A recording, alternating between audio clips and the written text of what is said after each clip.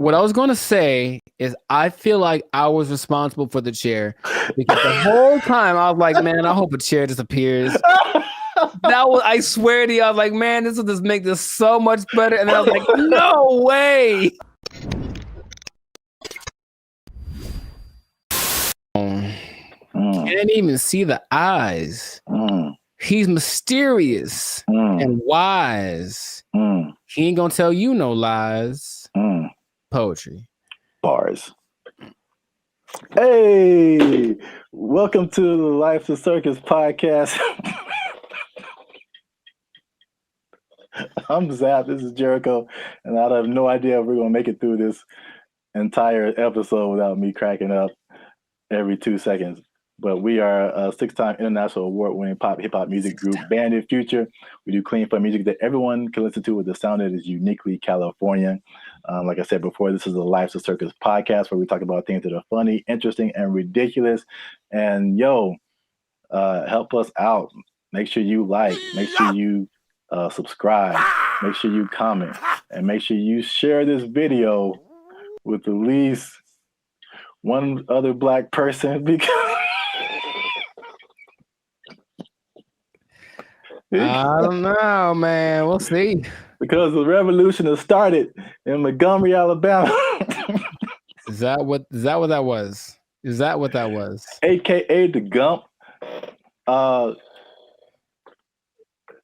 say that this hits home would be a very accurate statement because I'm actually from Montgomery, Alabama. That's crazy. Where apparently it goes down on the riverfront. You gotta be careful on the river, man. Yeah, look, you gotta be careful where you park your pontoon. All right, you gotta put it. Oh my God, I don't know where to start with this. Like, I guess from the beginning. Sure. But for if you've been under a rock for the past few days, there's a what they're calling the Montgomery Riverfront Brawl went down this past weekend, and I'm not gonna get through this. I don't know how we get through this. So, there was this group of white people who had a pontoon boat. They parked it where they shouldn't have parked it. There was a crew member from the riverfront. I don't know what entity exactly he works for. Yeah. Trying to get them to move the boat. They didn't move it. He moves it up themselves. He moves it up himself, and then the white people who own the boat got pretty upset. They argued back and forth, and in a move that has been deemed legendary, the dude. This is what I hope to see. Okay, so for one, just my point of view, I don't think this is funny at all. I really don't. Really? I don't think it's funny one bit. I just think it's stupid. In the sense that I watched it for the second that I heard a bunch of Black ladies, let you hear it. You hear like, oh shoot! All you hear, I'm like, I know it's country video. Like, I know exactly what's about to happen, bro. Like, all right. So anyway, but there's go ahead. Well, so what I hope to happen, because to reference what Zap did at the beginning of the video, is that they're talking back and forth, and I guess the Black guy is like, all right, well, it's go time, and he takes his hat. He just tosses it. And what I was hoping for is that he would toss it, he would thrash the dude, and then the hat would just gently land back on his head. That's what I wanted to see, right? But of course, it's not what happened. But it was just, I'm sure that happens all the time. I'm sure it does. Like, the location and like the situation makes it a little funnier, I suppose. But like, man, just... Oh man, you can't have your boat here. All right, well, whatever. We thought we could or something, and then it's like a 1-on-20 brawl for a second, and which is unfair. And then the it ended fairly quickly, unless the video that I saw was edited, but it seemed like it was like a 2-minute thing, nothing more. I don't understand how that one lady fell in the water afterwards. That was probably my favorite part, because I was like, it felt like he was already dying down, and then somehow she just got yeah. But well, I mean, I thought it was look, there were just several parts of it that was just Please highlight the parts. yeah. Highlight the parts. So like the guy, he's arguing with these guys, Right. and it was. I mean, if you like break it down, it was. I mean, maybe it's just the way I see things. There was just some funny moments where like the the guy in the white shirt who was trying to get them to move their boat, he starts clapping, and if you are not black, you need to understand when people start clapping, it's about to get escalated. Yeah, that's true. And you usually see that with black females. It's just some stuff I never seen before. I've never seen a dude start a fight with the claps. Okay, yeah, I see that. I see the humor in that. Okay, Yeah. please continue. Please continue. And then the hat throw, like I like that part. I was like, all right. But it was just like it was like everybody knew it was on when that hat went up in the air. Yeah. And I never seen anybody start a fight with like a hat throw up in the air. All right. So then they started fighting. And then this dude jumps in the water. Another thing I never seen. So there's people on the riverboat filming what's going on the shore. Right. And then one of the crew members jumps off the boat into the water, and I just never seen anybody swim to a fight.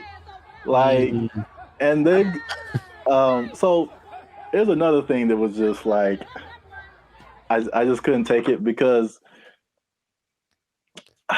there are. The part where I like is where so he's arguing with the one guy and they like start to, and no one can fight for real in this, by the way. Yeah, that's the other thing that's like, everybody is fat and overweight and they look like I told you they would look like in Alabama because the food is too good. Yeah. I got you. But did you see the guy? So it's like the first guy is there and like they do a little push. I don't know what this punch is. Okay, so it's like you lead with like your wrist kind of, and it's almost like they're going to slap, but they have a fist and it kind of like pushes the guy on the neck. It was weird.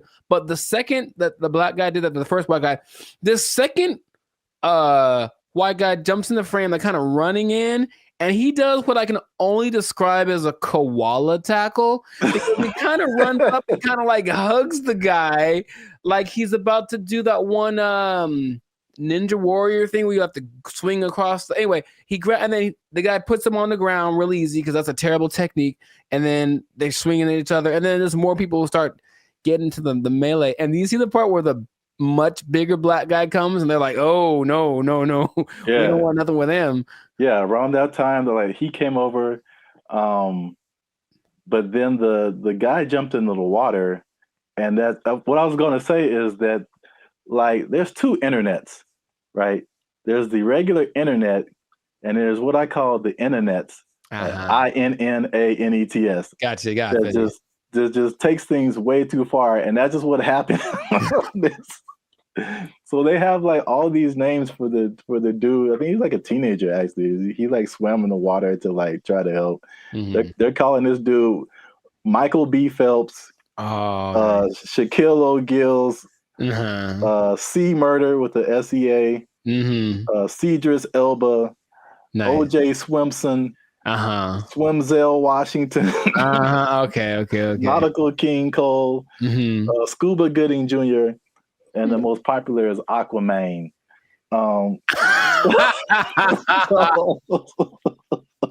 What you doing, Aquaman? Yeah, okay. Yeah, they were like, the internets was really going in on this, and I think that's what really like made it insane. Sure, because as an isolated event, like I said, I was like, all right, I know what's about to happen, and then it's gonna kind of be a little bit of a pushing contest until someone breaks it up, and then what I love, of course, I watched the Fox News or something coverage of it, someone interviewing a lady from it. And of course, they asked the one white lady on the boat. There was like 50 black ladies on the boat, and they interviewed the one white lady there. And she was, I guess, down for the cause and whatever. She's like, I can't believe that they would put hands on our... She almost said the word help. I swear to you, she's like, the help. Oh, no. The man, the worker on the boat. Anyway, and so they ask her, so what was the racial motivation in this? Or they kind of like pushing the issue, like, well, it's obviously a black guy against white guys. Was there a racial? You know, are they investigating the race? And she was like, no. And you know how people like lie when they talk? Like, she said no with a big old lie in there. You sound like John Mulaney. You're like, you know how you talk to your grandma. Yeah, exactly. That's exactly what I was thinking. Because comedy, right? And she just had that look on her face, like, I was just a witness, but it was just so they're gonna push the narrative of white versus black. Yeah, that's what it turned out to be. I just don't really see if you're not supposed to be there. I don't have a boat, but if I park somewhere I wasn't supposed to, and then someone could somehow just move my car to a place where it's cool so that the thing that's supposed to be there can park there, I'd be like, all right, cool, I guess. Like, I'm not mad about you moved my car, nothing happened, right? So that's just what I don't, just violence like this, air quotes. That's that was a low form of, that was MMA at its worst. Like, it wasn't very. Yeah, speaking of violence in MMA, the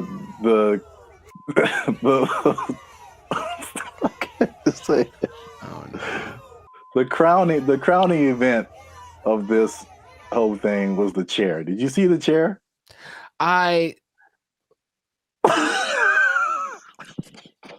What I was going to say is I feel like I was responsible for the chair, because the whole time I was like, man, I hope a chair disappears. I swear to you, I was like, man, this will just make this so much better. And then I was like, no way. No way. That's what like really just broke the internet, is the chair.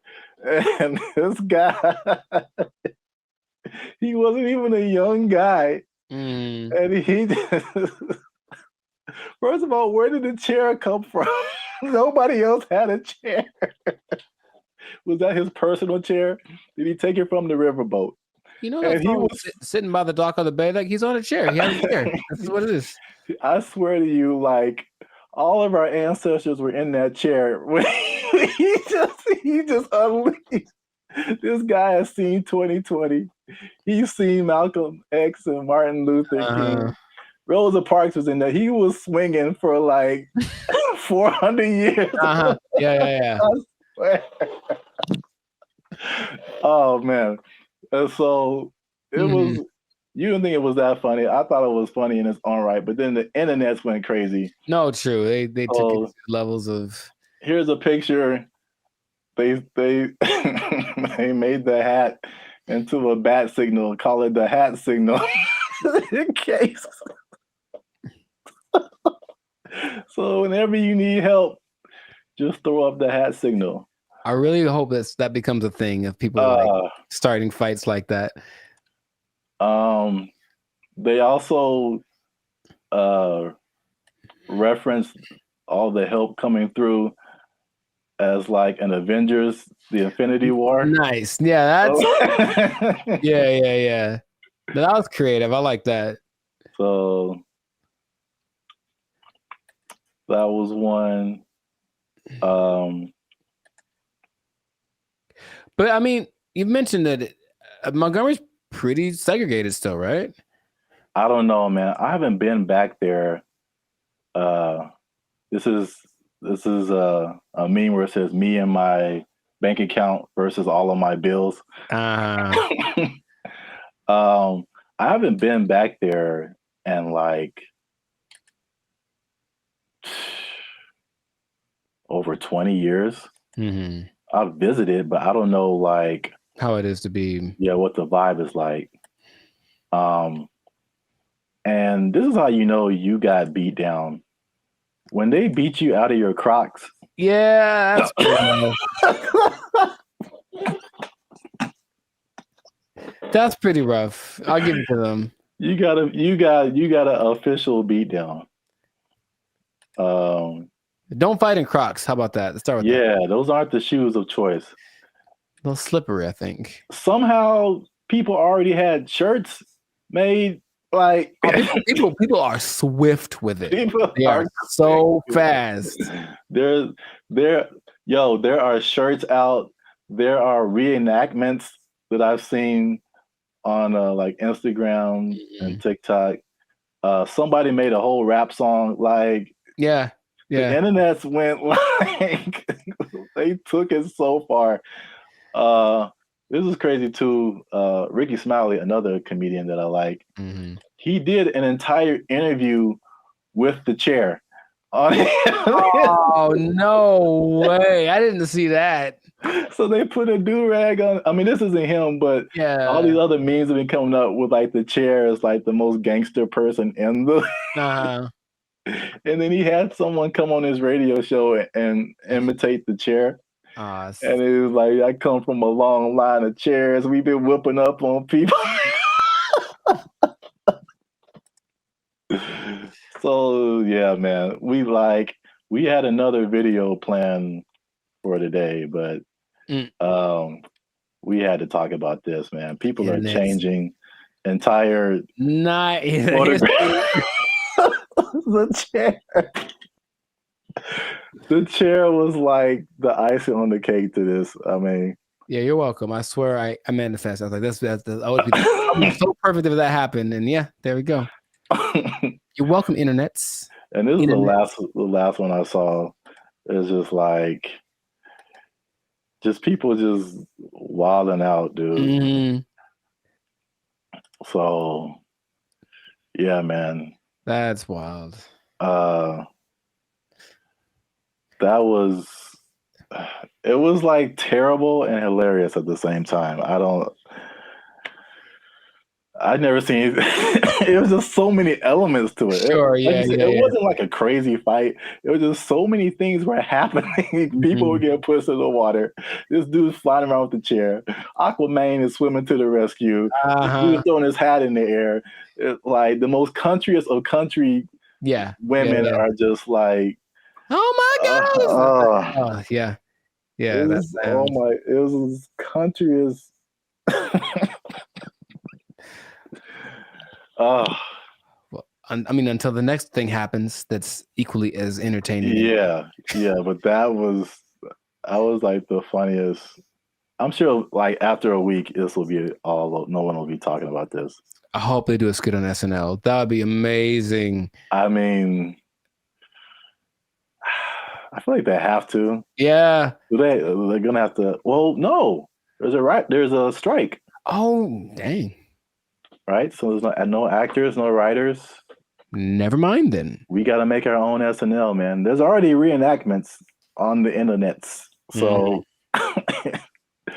but yeah, once again, this has been the Life of Circus podcast.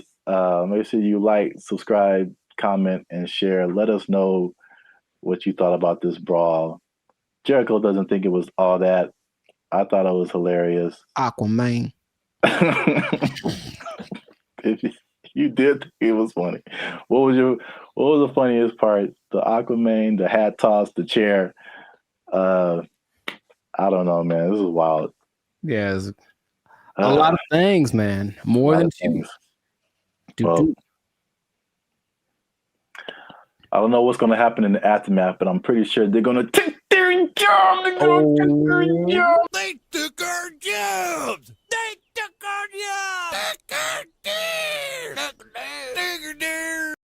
There's no amount of money too great, right? If you're going to go buy a yacht and a spaceship, that's $1.5 billion right there. So, like, don't buy a yacht and a spaceship. That's my suggestion. I'm just saying, please don't do that, Florida person. But Elon Musk has a yacht and a spaceship. Elon Musk is making yacht and spaceship money daily, all right? Yo, what's up, guys? I'm Zab. This is Jericho, and we are Band of Future, now 6-time international award-winning pop hip-hop music duo. We make clean, fun music that everyone can Muget. Clean, fun Muget. Muget, I like it. Do you enjoy Muget? I don't think I've ever tried it. Dang it, I was doing so well. Is it spicy?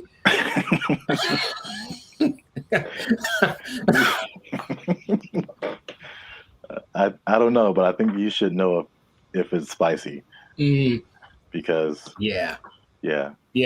I'll put the link to the video. Oh no, you talking about? Yeah. Oh, Here you go. Up there, guys. Go watch it. We do clean, fun music or muget, depending on what country you're from. That everyone can listen to. The sound is uniquely California. And you are now tuned into the Life Circus podcast, where we talk about things that are funny, interesting, and ridiculous. And look, I raise my voice because I'm going to make a statement. Say it. People have been watching, they've been laughing, they've been thinking, but they haven't been liking, they haven't been commenting, they haven't been sharing, and they haven't been subscribing. And I need you guys to do all 4 of those things, or else I'm gonna have to start robbing people again. I'm trying to change my life. Again, man. Told you. It's not the way. It's not the way. Trying to be on the straight and narrow, you know what I'm saying? Make this YouTube money. So yeah. But yeah, make sure you do all that. Like, subscribe, share, comment. Let us know what you think. And especially share this video with somebody who needs some money, man. Oh, man, I know quite a few people. I mean, like everybody, right? Like if you need some more money, raise your hand. Mm-hmm. Hey, calm down. All right. So, I mean, it's not just specifically money. It's specifically the Mega Millions, right? The lottery. Or there's always the different state lotteries too, but you always see these news stories of people win like these ridiculous amounts of money, and then you see the statistics later where it's like they won $1 jillion, and like a year or two later, it's all gone. It is broke, yeah. And you can't I can't even imagine like how you do that with that much money. So I guess my question to you is like, why do you think that? Well, I got a few questions. First, let's start with that. Why do you think that happens? Like, why do people? Oh, for me, that's a simple answer. It's that if you don't understand the work that it takes to make money in the first place, you don't know how to keep it. That's all. So if you just got lucky and it's like, oh, I got money now, then you're not going to have you haven't developed any habits to maintain that. And everyone basically has an idea that, okay, maybe saving money is a good idea. I should do that more. I should. It's not on their list of must do, it's I should do. And then the second that it happened, perfect example, dude. Episode of the Boondocks where Grandpa leaves for his do it big vacation and he gives probably give you some money. And it's like, all right, this is supposed to last. It's like, also they came into some money. Cool. This is going to help us get food, get clothes, whatever, last the whole week. Nah, Riley goes and blows it all in an hour. Ask yourself, be honest. Ain't I'm clean? No. Man, how we going to eat? Like, that's just how people live. That it's like, you're basically a dam waiting to burst. I'm just waiting to get my break. And then I'm just going to do something ridiculous with my money. And no one can tell me no, because it's my money. So I think it's that. And plus, there are worlds of, how do I say this?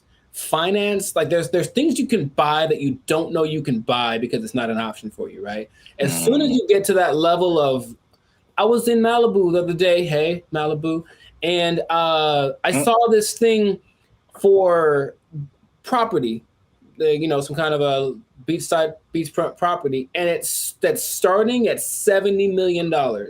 Oh man! And they wouldn't put that there if they didn't know that there are people that can drive by on a whim and be like, "Hey, honey, do you think we should get new property?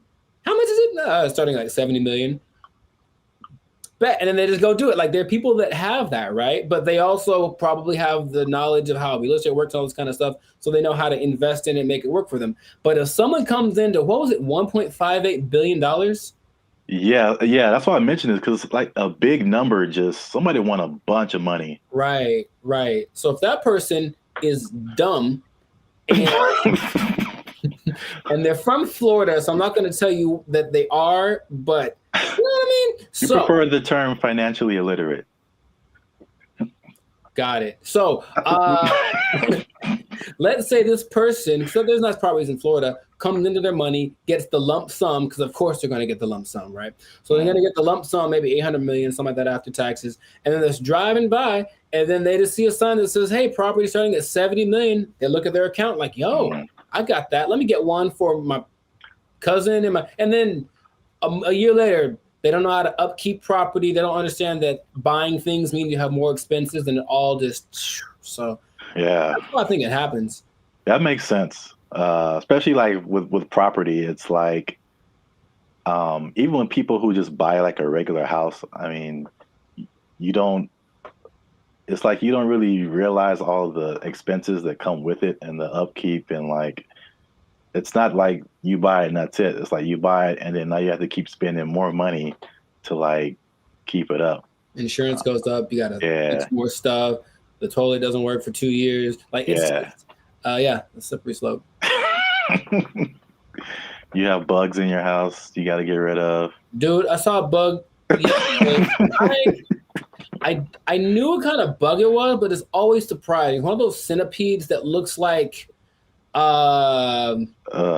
it's just like it looks deadly. It's not, but it just, and so every time you see it like black? It's like black with like these legs that are kind of like at an angle. It just looks like I feel like I know. I've seen what you're talking about. So I see it in my logical side goes like, oh, it's just one of those things. And then my like primal side is just like, we need to move. Like that's what I'm they have invaded, you know what I mean? So yeah, but it's just like you have to always and there's always things that need to be fixed and whatever. And then the property value around you goes up. Someone writes you a letter like, yo, you got to fix your roof, man, because you're hurting us. Stuff like that happens. I'm not saying it happened to me. I'm just saying that's the whole letter is just like, dear sir, dear sir, or madam, your roof. You're hurting us. Sincerely, the neighborhood. Sincerely, all of us. You're bringing us down, bro. You need to step it up or get out. I was like, yeah, that's how it works. But not even that. I had a cousin who won maybe $300,000 on a game show in the snaps. In the 80s, right? So 300,000, that's pretty good. Dude, shout out to Steven. He was broke within 6 months, I think. Wow. Yeah. God. Because I know you and I know how you think what you would do. Oh yeah. Winning the amount of money. Most people don't think that way. It's just not. I think remember Shaq talked about he spent his whole first contract and it was like broke. I don't know, it was a very short amount of time, but like he bought a house and then he had to buy his parents a house and he bought a truck and they buy whatever truck, and then he goes to his agent like, I need to get this thing, and they're like, dude, you were like $500,000 in the red. What did you do? You just got the contract. So you just have to know about these things, that there's no amount of money too great, right? If you're gonna go buy a yacht and a spaceship, that's $1.5 billion right there. So like, don't buy a yacht and a spaceship. That's my suggestion. I'm just saying, please don't do that, Florida person. But Elon Musk has a yacht and a spaceship. Elon Musk is making yacht and spaceship money daily, all right? Every day he's making that. Is that the level? Like 6 figures, millionaire, yacht and spaceship. Yacht and spaceship, man. Yacht and spaceship club only. And you have to buy them two things at the same time. You can't buy one or the other. It's like a package deal. You got to get them to match. Step 1, Tesla. Step 2, Step 3, yacht and spaceship. There we go. Yeah. Plus, they're probably gonna make a yacht that can turn into a spaceship or vice versa. So it's all, there's no level. You can go buy. People buy islands now. You can get anything with the right amount of money. So just you'll run out of it because money is a limited thing unless you have. Because if you won the lottery once and you're like, cool, I'm set for life. It's like, no, maybe you should set up to try to like. If you won it once, maybe play it again. Like, I don't know, do something else. What? That sounds like a terrible idea. Well, look, I don't know what the probability is, but think about it. If you won $1 billion and then you spend $1 million of it on more lotto tickets, you're probably going to win it. I would just guess it's possible that you could win again. I know you don't like that at all because it's a stupid idea. I don't know if it's. It's like reinvesting into something that's a far-fetched idea, but if I won $1 billion and 10 million. All right, I'm gonna buy $10 million worth of lotto tickets. What if you win 3 more times? And you know what I mean? Like, and that's how Las Vegas works, folks. Yeah. Right, or gambling. People get addicted to gambling. I got so much money, and then all of a sudden, I won. What if I win again? Yeah, go for it. So my advice to Florida Maine or Florida Woman, whichever one you use, Florida Maine, please keep your money. Yeah. Wow. That's the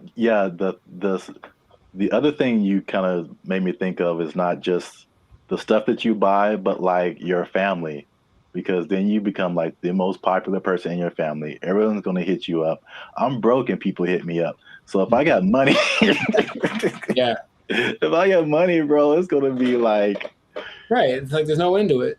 Ooh, phone's going to be ringing off the hook, man. No.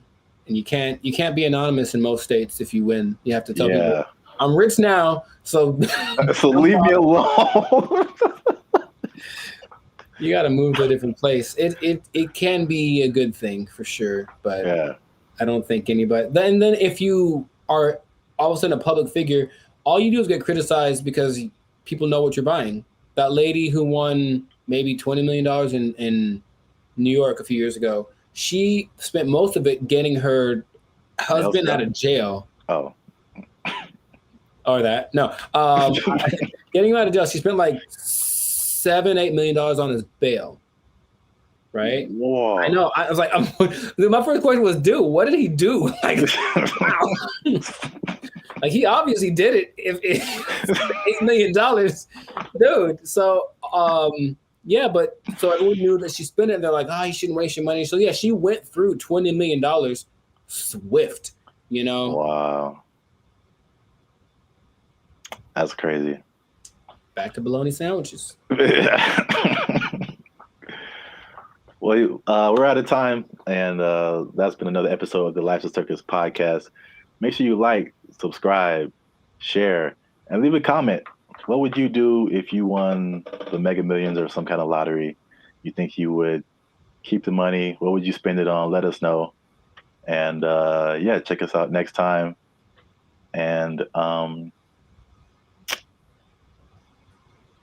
be cool and stay in school. Hey. Fine. Squash it. Squash it.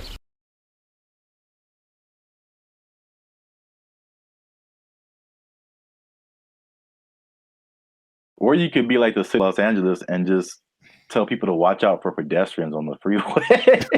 Because that's happening more and more though. And that's kind of strange. I know, that's very strange. You see people just cruising on the freeway. Or I just put a message like, stop looking at this billboard. How about stop walking on the freeway?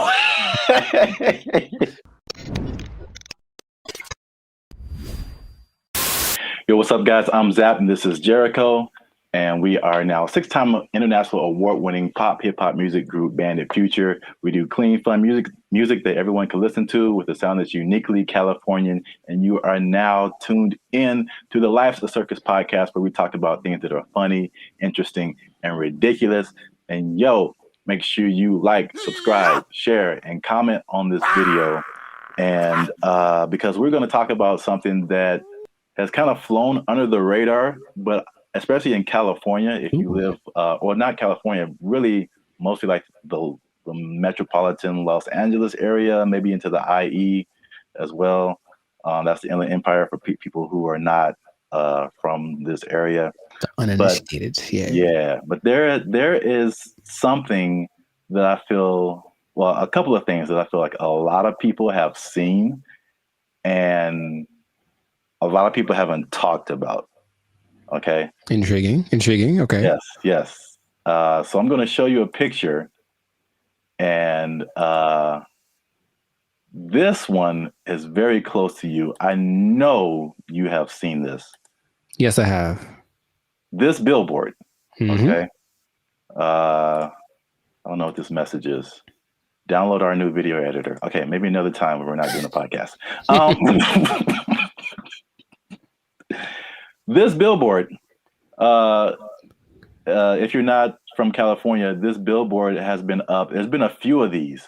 I've seen them. Yeah. Up along a major freeway in California. It says, warning, this billboard structure is the subject of a lawsuit, LASC case number something.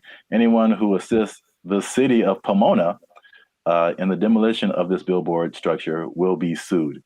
And it's just one of the weirdest billboards I've ever seen. And there's several of them. And I've just never seen anything like this. So I finally looked it up. And this isn't McDonald's Grimace level, but there's a little bit of a rabbit hole here. Okay. So basically, there's a guy named Brian Kennedy. He is the founder and CEO of Regency Outdoor Advertising. So basically, he owns it's a very popular billboard brand, probably maybe the one of the most billboards around the country. And he owns these billboards. And so I guess he contracts with cities to put these billboards up, things like that. So in 1993. Oh, baby, going back. Yeah, this story is very old. 1993, he had an agreement with the city to put up 10 billboards for 10 years with a 10-year extension. Right. So 1993, put up 10 billboards. 2003, you renew it, keep those billboards up, stuff like that. You renew every 10 years. Okay. After the 1993 agreement, the city, the voters backed something called Proposition L, which prohibited the city for putting up any more billboards without voter approval. Okay. So when they came in, at the renewal period and were like, yo, take your billboards down. He was like, no. Like, we had an agreement before this Proposition L thing even happened. I see. And so it turns out this guy is kind of eccentric, so he's not surprised. Okay. It's his billboard. So he was like, I'm just going to put this up here. And so because they've been threatening to just tear the billboards down. And he's like, no, I'm going to sue all you guys. So he just put those on his billboards. Okay. Which is, I'll just get your reaction to that before I keep going. So I've been seeing those specifically. I don't know if this is the one, but there's one on the 71 just north, right close to where I live. And every time I drive past it, I'm always like, I wonder what that's about. But so before, I guess my question is, it was a different billboard owned by this guy, and then they wanted to take it down, so he replaced it with this. Yeah. The message. He probably, rented it out to whatever company to advertise something, but now he's just been using it to put that message on there. Okay, so I guess I get a lot of questions in my brain, but my first one is, who would ever assist some? It's the companies. So like the city isn't going to go out there and do it. These people, they hire, they put out bids, for companies that do this kind of thing, demolishing or whatever. So basically, I think he's saying like, if your company is hired to tear down my billboard, I'm going to sue your company. So it seemed like a little bit of a scare tactic for anyone who wants to work with the city and taking this man's stuff down. Oh, that makes sense, but it's not what I was thinking. Dang it. I was hoping it was more for people who were just driving by with like a hammer in their trunk. Man, I really want to just pull off the side of the road and tear this thing down because I hate it so much. It's such an eyesore. And then this thing's like, don't you dare. Or some guy that's just like driving his pet bulldozer down the freeway, which I've seen. And then I was like, I'm going to pull over and tear this thing down real quick. But that makes sense to hire people. So how long is this going to happen for? Just I don't know, because I've seen it for, if not months, maybe years. right. Like, I mean, the legal system is a very slow thing here. So, Yeah, right. and I think there was a case, but then it was appealed. So they're like waiting more time, and so I think it's gonna. I feel like it's eventually gonna come down, but he's definitely fighting the good fight. Huh. Because I think there was a case that I mean a case that awarded to the city and the people, and I think that he appealed it or something like that. So I'm assuming this guy has enough money that this isn't hurting him, right? I mean, yeah, billboards are way expensive. Yeah. So Yeah, exactly. And it's not like selling something that could help him get some money back. It's just words. Yeah. What not to do. So Yeah, I don't think he's hurting for money. have you seen a picture of this guy? I have not. What do you think he looks like? Because I have an idea. Besides, I think he's an old rich white guy with a bad haircut. Okay. I feel like that's always how it goes down. I have in my head like this cross between Gary Busey and Gilbert Godfrey. I don't know why. This is kind of weird, and he kind of talks like Gilbert Godfrey. I just want that to be true. Old rich white guy with a bad haircut. That sounds like Gary Busey or Gilbert Godfrey. Yeah. That's what I want this to be. So we got to do a part 2 so I can see if I was right. Because if he looks nothing like that, I'll be disappointed. Like that's just the truth. I'm looking at him now. He looks well. This is also very good. I mean, very fitting. He looks like a character from The Sopranos. Oh, nice. So he looks like someone who would do this. Got it. He doesn't have a bad haircut, but old rich white guy for sure. I wonder if he's the first person. He can't be the first person to have done this. I mean, maybe not, but I've never seen anything like this before.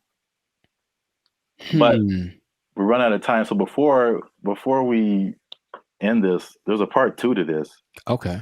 Which is it was a totally different scenario, but I was somehow kind of shocked that it was the same person. Okay. So we're going to leave Pomona and go more towards the LA area. LA. And then see if you've seen this billboard. Yes, I have. So it's the same guy. Oh my God. So you see the big Regency. Yes. Under it. And I wasn't even thinking about these 2 stories. Now this one is like 2 blocks from my house, and apparently now it's changed recently. So I don't know why he took it down or even put it up. But he put up 15 of these around. Oh, he dude's got money, dude. Jeez. Yeah. They're his billboards. I mean, he can put up whatever he wants, I guess. Yeah. He's just losing money from other people who would pay to be up there, but right. It's his billboard. He put up 15 of these around Los Angeles. Turns out that he's a big USC donor. Sounds okay. Okay, sure. And yeah, he just said, Reggie Bush needs his Heisman. I'm gonna put this up. So, if I had a question, I know you asked like, what did he look like and all that kind of stuff. My question is like, the power of billboards, like, the ability to like get your message in front of like millions of people. They're obviously still relevant. We both recognize these billboards. Yes. And so it's like, I guess a cool question would be like, if you own billboards, like, what would you, and you just put up your own thing, like, what would you put up there? It has to be something that can make me money though. Like, You want to do like this guy and just like whatever? What if it was just like something, just a message you just wanted to tell the world? It could be serious or it could be funny. Uh, oh, I got one. I got a funny one. what? Unless you want to keep that. I want to put messages that tell people how to drive. Okay, Because they're well, not like 30 billboards that say that the left lane is for passing only. mhm. And like maybe people will get it. It drives me nuts. Well, then you know what I would do? I would do something similar because I have probably a billion pet peeves when it comes to people driving. But the number one thing that I always think is that you don't have to hit the brakes to slow down. Yes. Like that was always taught, like just first step, take your foot off the gas, and then it's kind of, but every little thing is just like, brr, and it's like, bruh, it's not necessary at all.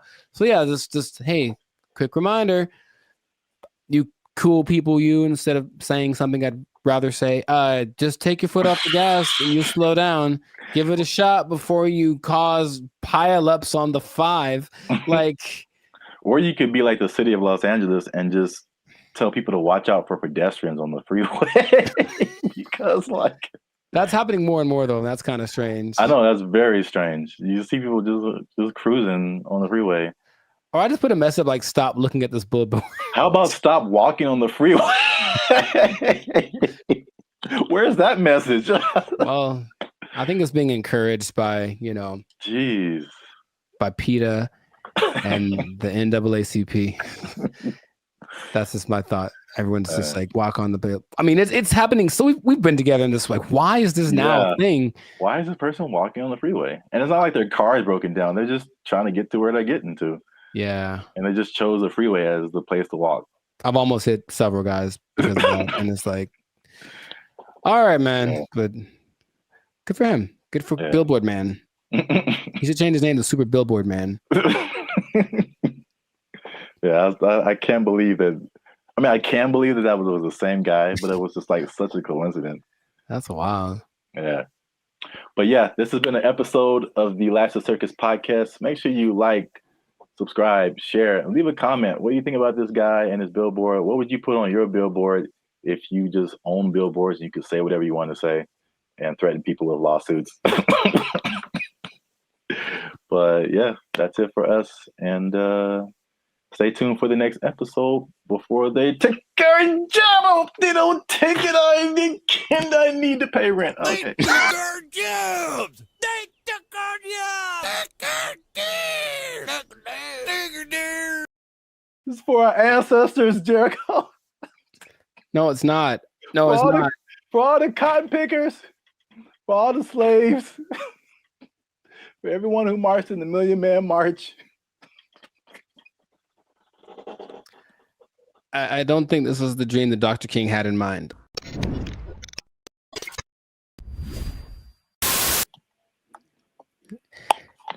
You should have done that when it was recorded. Like, I would have been so surprised because now I'm used to it. Oh. And I'll be honest, it took a while. It took a while to get the yogurt experience acclimated to my.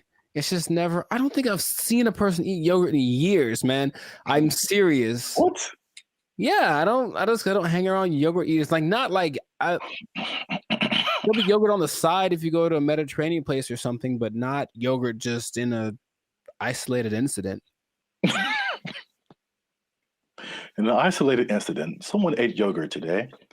Gold is up 10 points.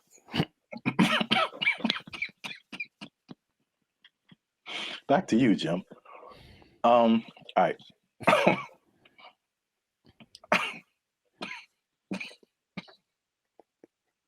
Let him use you.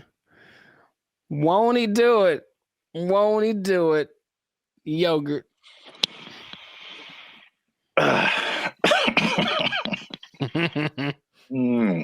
Okay. Unique New York.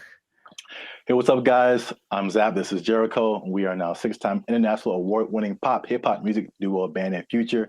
We make clean, fun music that everyone can listen to with a sound that's uniquely Californian. And right now, I'm eating yogurt. And I can't handle it. He can't handle it. But You are still tuned in to the Life's a Circus podcast, where we talk about things that are funny, interesting, and ridiculous. Please don't choke on your yogurt, man. I tasted blueberry. I wouldn't know what to do with myself. So make sure you like, subscribe, comment, and share this video with somebody who likes to go to fast food every now and then. Okay. Because they might be going a little bit less. And I'll explain why. And I'm going to explain something very interesting with regards to minimum wage at the end of this video. A shocking statistic when it comes to how much people earn. I want to know what it is right now. Yeah. Tell me now. No, you gotta wait to the end, man. You gotta wait to the end. All right. But first, you gotta watch this video because you know what? I'm not even gonna set it up. Let's just watch it. This is Gavin Newsom, governor of California. Hey, Gavin. And these people have just lobbied for a fast food minimum wage that is higher than the regular minimum wage. So now these people will be earning $20 an hour at your fast food places in California.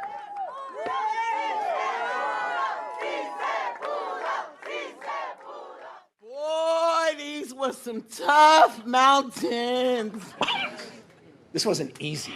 100+ hours in just the last few months negotiating this referendum off the ballot. Oh, that yeah, was a tectonic plate that had to be moved. Wait for it.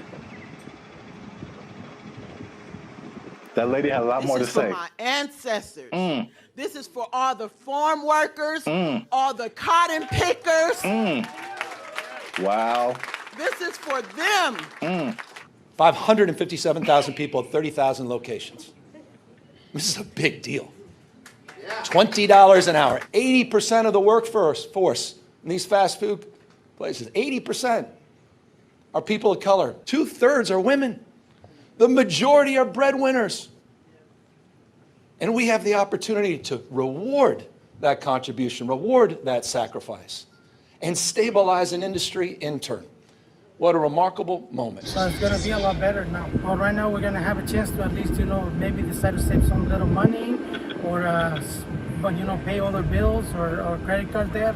This is going to help continue to pay our bills, help some people get out of eviction, help us catch up where we need to catch up because we haven't recovered from COVID just as of yet. So this is just the beginning of our wins.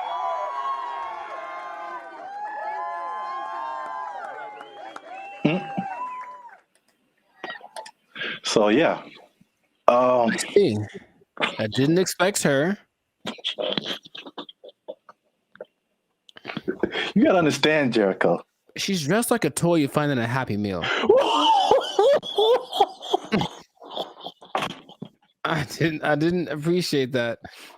I didn't appreciate that at all. Look, I didn't like that at all. I didn't like that at all. She came out of nowhere, bro. This is for our ancestors, Jericho. No, it's not. No, it's not. For all the cotton pickers, for all the slaves, for everyone who marched in the Million Man March. I don't think this was the dream that Dr. King had in mind. I really don't. They worked hard. They fought so that we can make $4 above minimum wage. All right. So while you have your moment, I think that's okay. In a way, I definitely know. I don't think I know that $4 more an hour is not going to help you not get evicted. Maybe if you make good financial choices. See, here's the thing that people lose in the thing. All jokes aside, even though it was ridiculous, she was unnecessary to that video. I don't know why they picked her. I don't know why they picked her. I just didn't see the point. But it doesn't, you know, it doesn't matter how much money you make or don't, right? It's just about how you work with it and how much you keep. So I know people that work fast food that do very well because they're just smart and they budget and they're frugal. And I know people that make a lot of money that are basically broke, you know what I mean? So Yeah. there's that, but and are those real statistics? I suppose someone says, oh, there this percentage of minorities and women, sure. So it's a step in the right direction, yeah. But as we've mentioned before, it could just mean that a Big Mac's going to be $10 next week. So Uh, you know, that's kind of why I brought it up. It's I mean, it's not only to see what you think about it. I mean, it's going to be interesting to see what happens because food prices alone right now are through the roof. man, I saw like a bundle of grapes for like $6 a pound. yeah, he told me. Like I bought like a few berries, and it was like $20 Mm-hmm. for like just to start off with. Like Yeah. food is crazy. Fast food is also way expensive. Like I remember like there was a time where you could give someone $10, like, and they could get a combo at someplace. Like now, it's It's a like challenge to have a meal for under $10. It really is. yeah, Like it's maybe you can get 15 to 20. yeah, you can get an item, you can get a burger or something for Yeah, $7, but a whole yeah. So it's going to be interesting to see if you kind of got lost in my laughing at that lady. Um, that was the deserved. That was deserved. She feels. I feel like she makes a lot of bad decisions. That's just my honest opinion. I've never met her. Maybe she's wonderful. I hope she's doing well. I hope she sees this video and she likes Bandit Future. But I think her presence was a bit distracting to the whole experience. but yeah, so this is a very weird situation that I haven't really heard of because basically the government is involved. Right. They created this like separate task force for like fast food worker wages, which I haven't really heard of before. Where like I mean, it's not the government setting it, but the government is like an intermediary Mm-hmm. in this. And I it's mean, just, are fast food workers specifically unionized? I don't think so. There was a couple in the more educational videos that I passed over to play this one. Oh, good choice. No, trust me. Good choice. Good choice. There was a talk about some different unions, but it isn't like a fast food worker union. It's some kind of, I think it's a service worker union. Okay, So that makes sense. I think that's fast food is maybe under that umbrella, but it includes a lot of different services. But yeah, so it's the government involvement. It just makes it kind of weird, and then also it's like, you know, I mean, fast food has been minimum wage for like as long as I can remember. So to go above that, they were saying that this is like a 30% increase. So it will be interesting to see if there's a 30% increase in prices. Right, because the logic says, where is it coming from? Where is the 30%? You can't make money out of nothing. I mean, the government Yeah. tries, but you can't make money out of nothing. So if you raise one thing, something else is gonna be affected. Yeah. I made maybe I'll put a link to it. This was a year or two ago. I was walking by KFC and they had and it was a small combo for like $18 for a small. And then what was I gonna say? The like if a sandwich is like $6 now, you add 30% to it, and now it's like $8 just for the Right. sandwich Right. plus tax. So I mean, the $10 combo is going to be like a $10 sandwich pretty soon. That's just too much. In my opinion, maybe because again, that's just one way of, you know, balancing your budget. I guess is to charge more. I mean, they could. The other thing, which is doesn't really help people. I mean, it's just weird, ironic, is for lack of a better term, is that okay? Again, you're a business owner. Prices go up for your workers. We're either going to have less workers, somebody's going to get fired, Right. or more automation. Mm. So again, less workers or less hours. Nobody gets overtime. Something has to like compensate.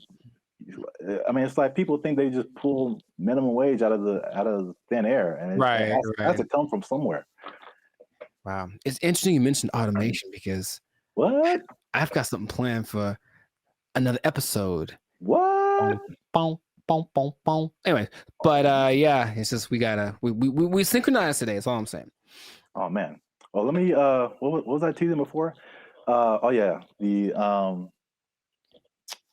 minimum wage. Mm-hmm.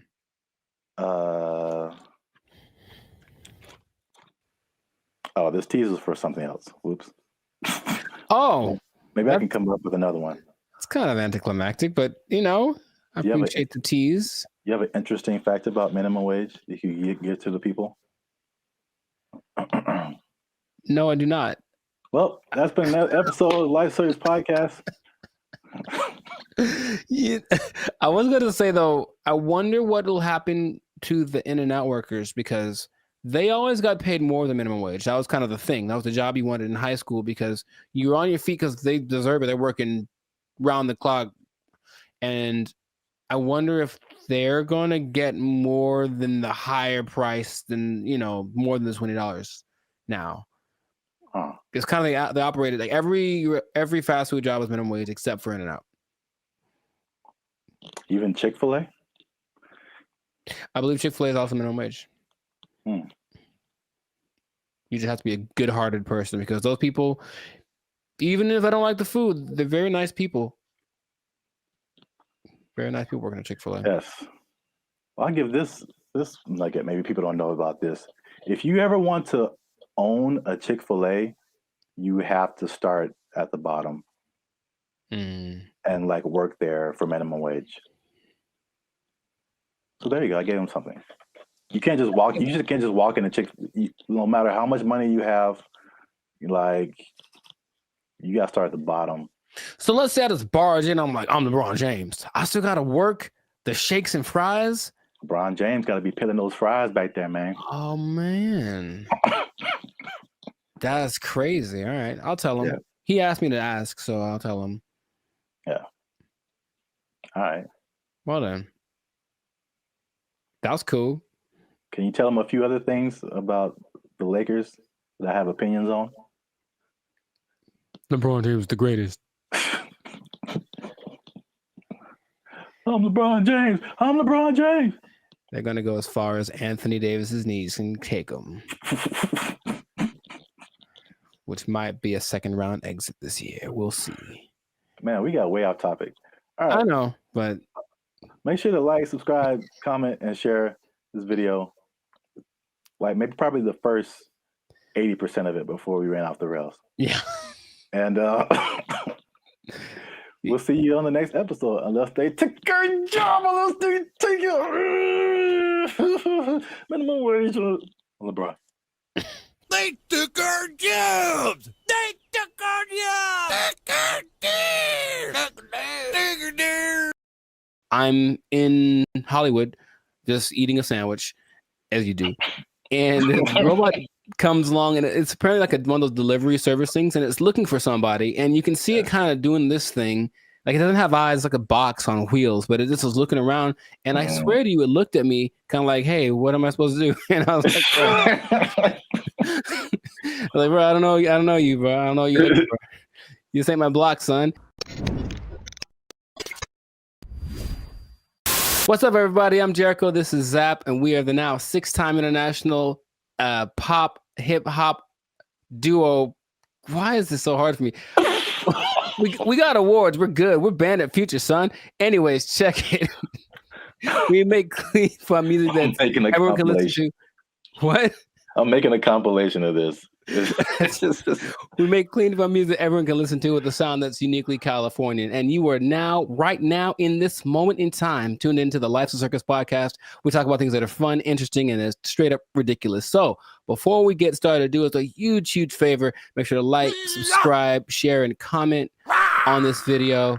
Share this video with at least 2 people that are afraid about the robots, man. We're talking about them again because there's some new developments. There's some new robotic developments, this time from the more humanoid version, and it's kind of crazy. So stay tuned to the end to find out what animal they're actually trying to replace with these robots. Like, it's an animal that humans have used for centuries, and all of a sudden it's like, they're not good enough anymore. We need some new ones. So let's get into this thing now. The robots are not coming. They are here, children. This is not a drill. The robots are here, and I want you all to be... Hide your wives, hide your kids.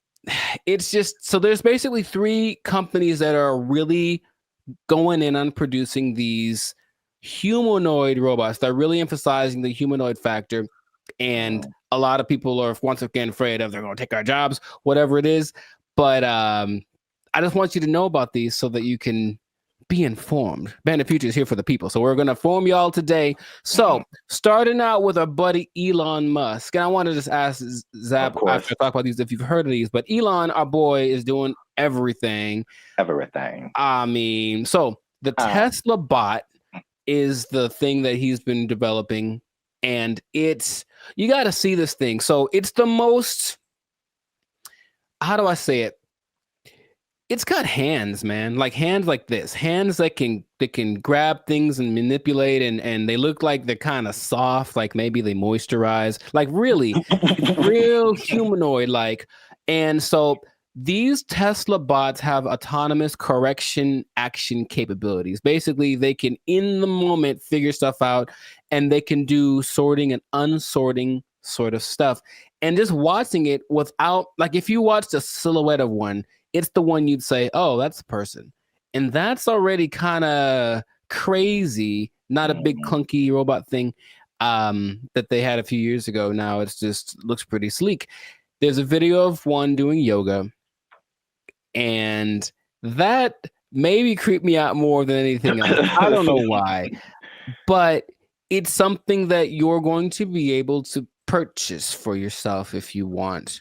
For the low price of... Well, there's no prices. It's not there yet, but it's going to be $1 billion. I'm sure it's going to be up there. But the Tesla bot, which will be compatible with all of your Tesla products, with your Tesla truck, with your whatever it is. My man Zabrath, do you want a bot? Do you want a bot that has soft hands that could probably play?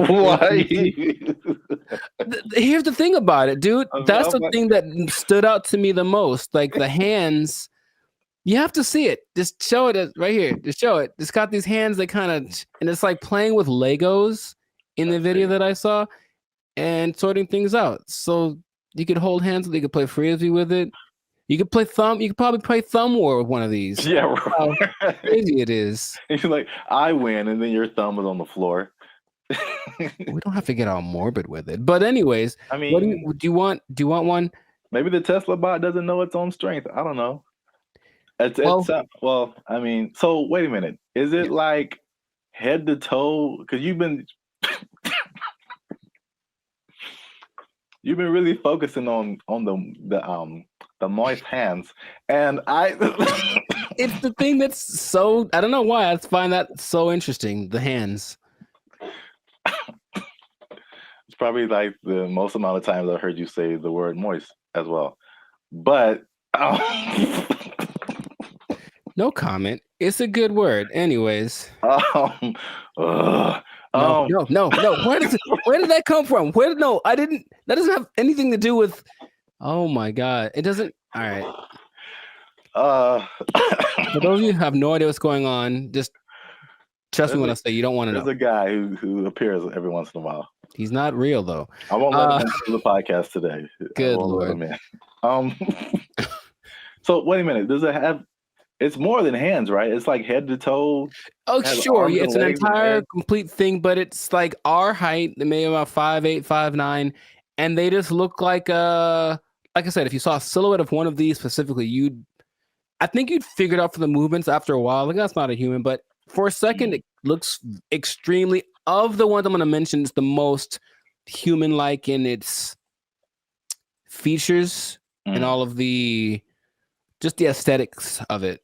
Okay. Does it like when it talks? Does it move its mouth and all that, and the eyes and all that, or is it just? It doesn't talk, but it can understand, which is so anyway.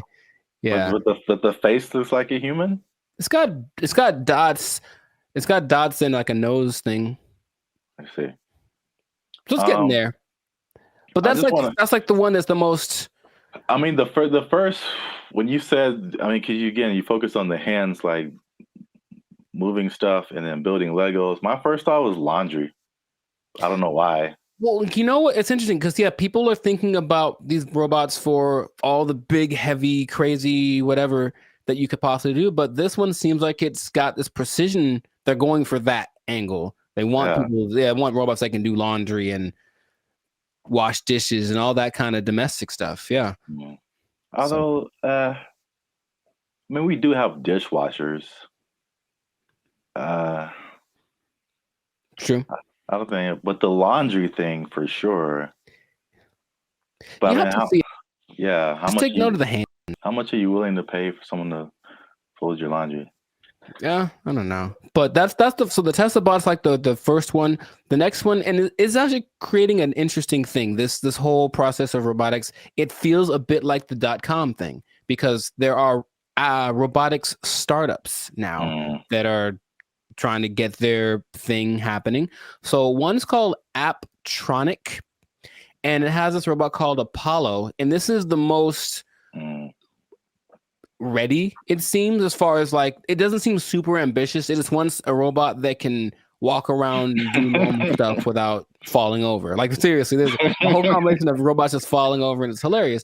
But the Apollo can lift up to 55 pounds. It looks more like a version of what's that Disney movie? My Friend Robot or something? Oh, the Big Heroes 6? There we go. Yeah. It looks a lot like that. Okay. And you just watch it and it just walks around and it's picking things up. But this Apptronic is trying to make robots for practical everyday use. And it seems the most ready. It's like a small company, but I just find that interesting that all of these little things are popping up and they're going to be in competition with each other, or one company's going to buy the other. I can just kind of see that aspect of it happening, but those look pretty friendly. I say that because, in contrast, the company that's the most the furthest along with all this is Boston Dynamics, and they've been in it for a minute. They're supported by the U.S. government since 2011. And they had their flagship bot called the Atlas bot, and they've been just working on it and getting it better. So I don't know if you've seen the video, but maybe there'll be a video here of maybe of a robot that's running like this obstacle course with like this duffel bag, and it's like jumping over the thing and then putting the duffel bag down and then climbing up to the next level and picking up the duffel bag and then running and putting it. And it looks so. I always thought it was maybe fake, animated, but it's just the way that it moves. It's very robotic. That's the thing that they're going for. But at the same time, it has so many interesting things that it can do and interesting versions. That's the company that made the dogs that we talked about earlier. The dogs that are gonna, whatever. And I had an interesting robot experience a couple of days ago. I don't think I told you, or maybe I did, where I'm in Hollywood just eating a sandwich, as you do.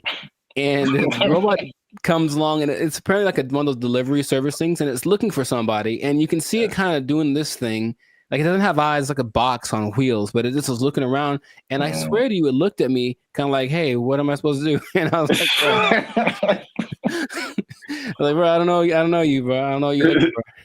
This ain't my block, son. But it's just and everyone was walking past it like normal. Yeah, there's a robot. So that's slowly becoming a thing, and Elon specifically said it's not going to happen overnight. So there's this assimilation of robots. But the Atlas bot thing, yeah, since the 2011, been backed by the Department of Defense. They're supposed to be used for all of the dangerous things, tending to nuclear reactors, putting out big fires. But they're also making these to wash dishes and fold laundry. Maybe do small tasks. They have the version called the Cheetah that can run 30 miles an hour. And they swear that they don't have any military intentions. Now, just if I said, we assure you we don't have any military intentions, what do you think is actually happening, sir?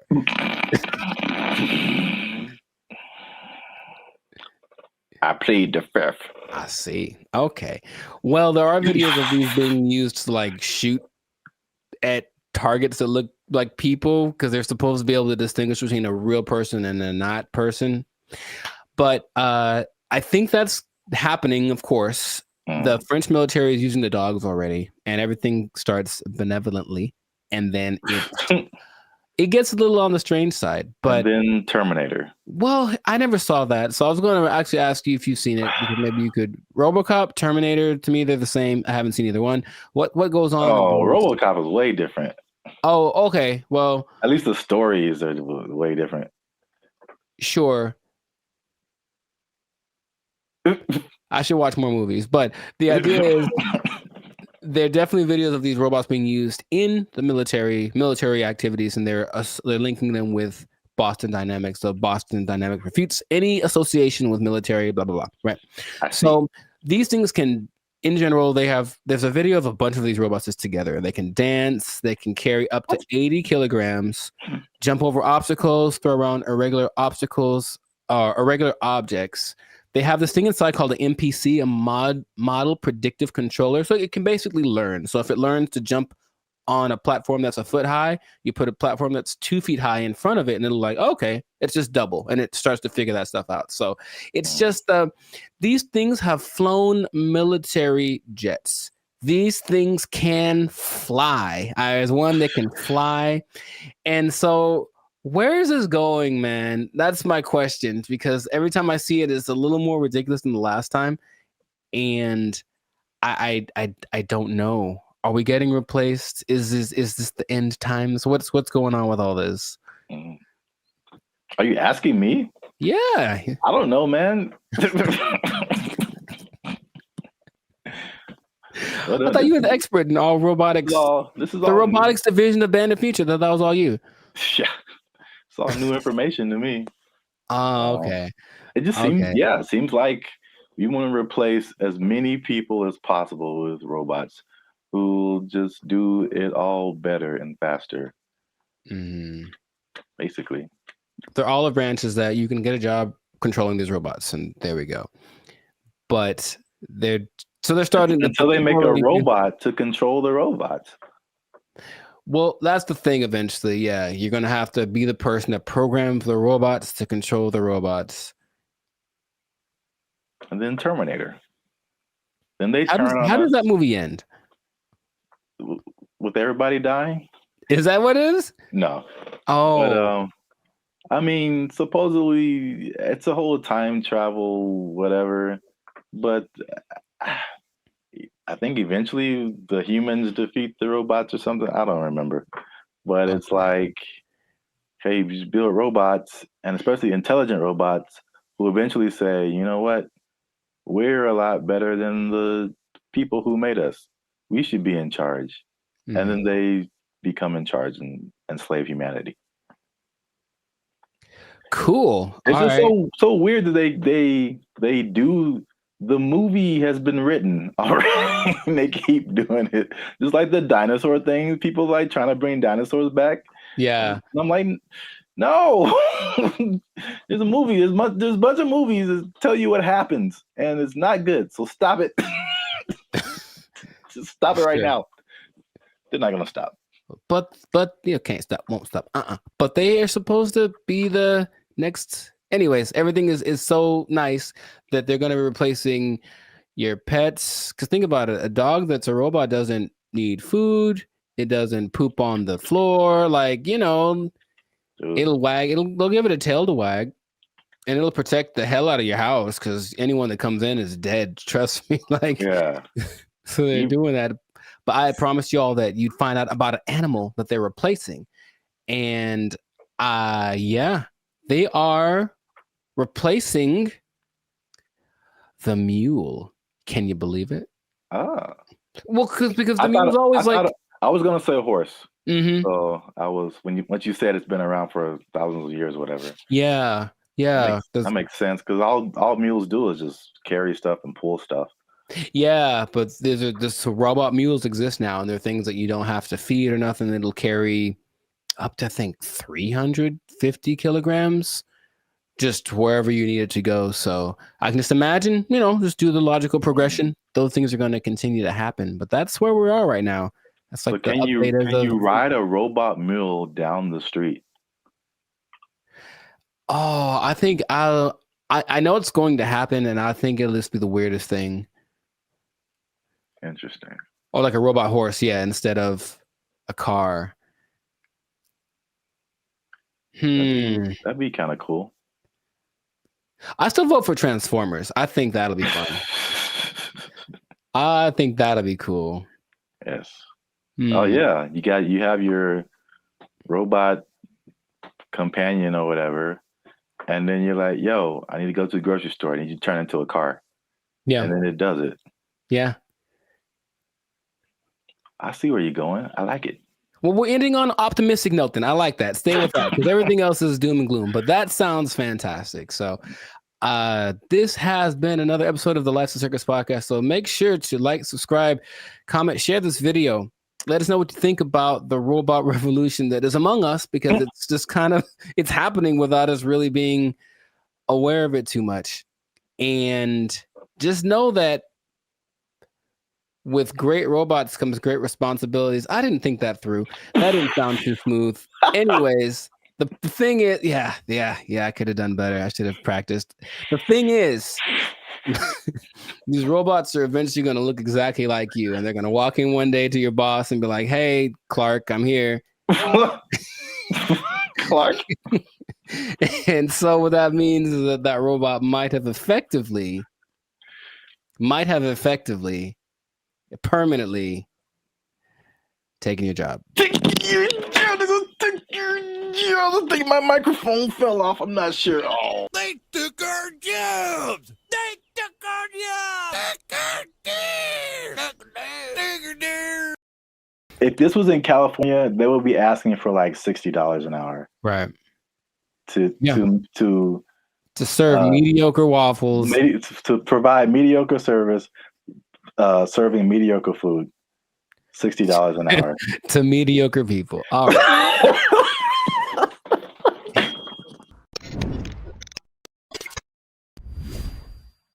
Yo, what's up, guys? I'm Zap, and this is Jericho, and we are now 6-time international award-winning pop hip-hop music duo Band and Future. We do clean, fun music that everyone can listen to with a sound that is uniquely California, and you are now tuned into the Life's a Circus podcast, where we talk about things that are funny, interesting, and ridiculous. But wait a minute. Hold up. Y'all been laughing. Y'all been crying. Y'all been spitting your food out. There we go. When we talk about gross stuff. You just been having a good time on our dime. And we need to support your boys by making a little noise. Oh, bars. I like it. So make sure you like, make sure you subscribe, make sure you comment. Oh, God. It has to, I don't. Okay, so just to explain something for y'all, when we do these topics, the other person doesn't know what the topic's about to be. So it's like the grand surprise. I'm here waiting, and it seems like it's going to be a doozy. Make sure you share this video Uh-huh. with your favorite Waffle House employee because Waffle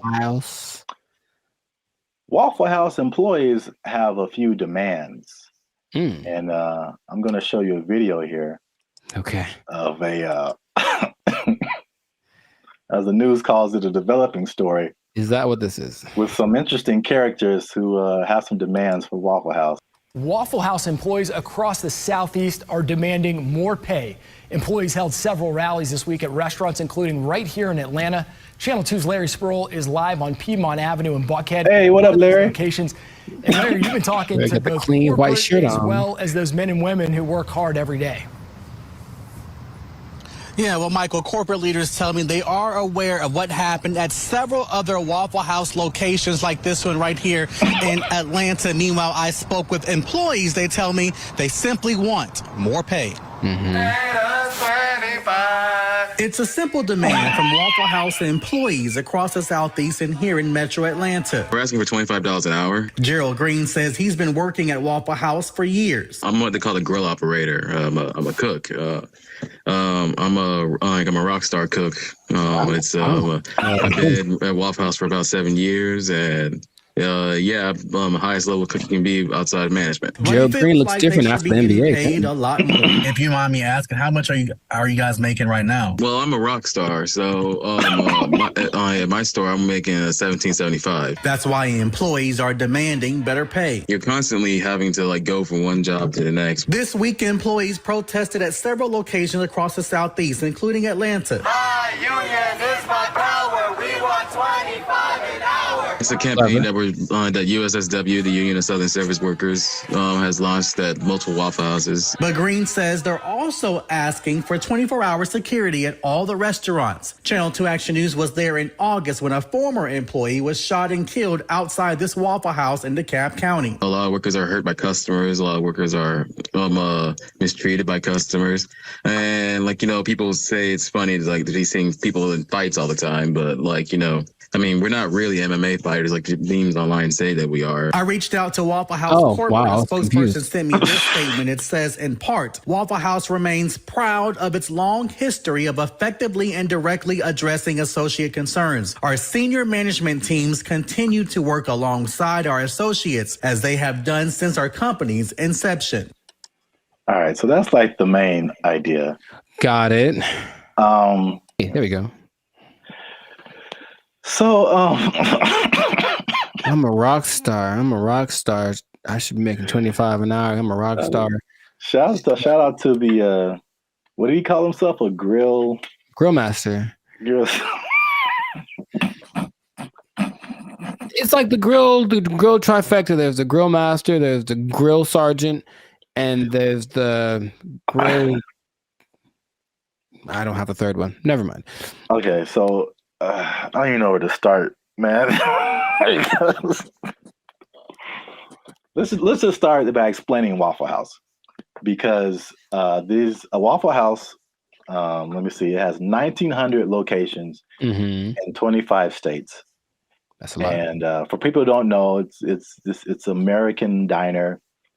Serves mostly breakfast food, but they have other things too, and predominantly in the Southeast United States. Yeah. So we're in California. I don't think there's any Waffle Houses out here. I don't believe so. California. Have you ever been to a Waffle House? Sure have, sugar. Oh. Okay. I was attended by Dolores. So you know names and everything. Yeah. So you know the vibe. I haven't been to a Waffle House in since I was a little kid. I think so.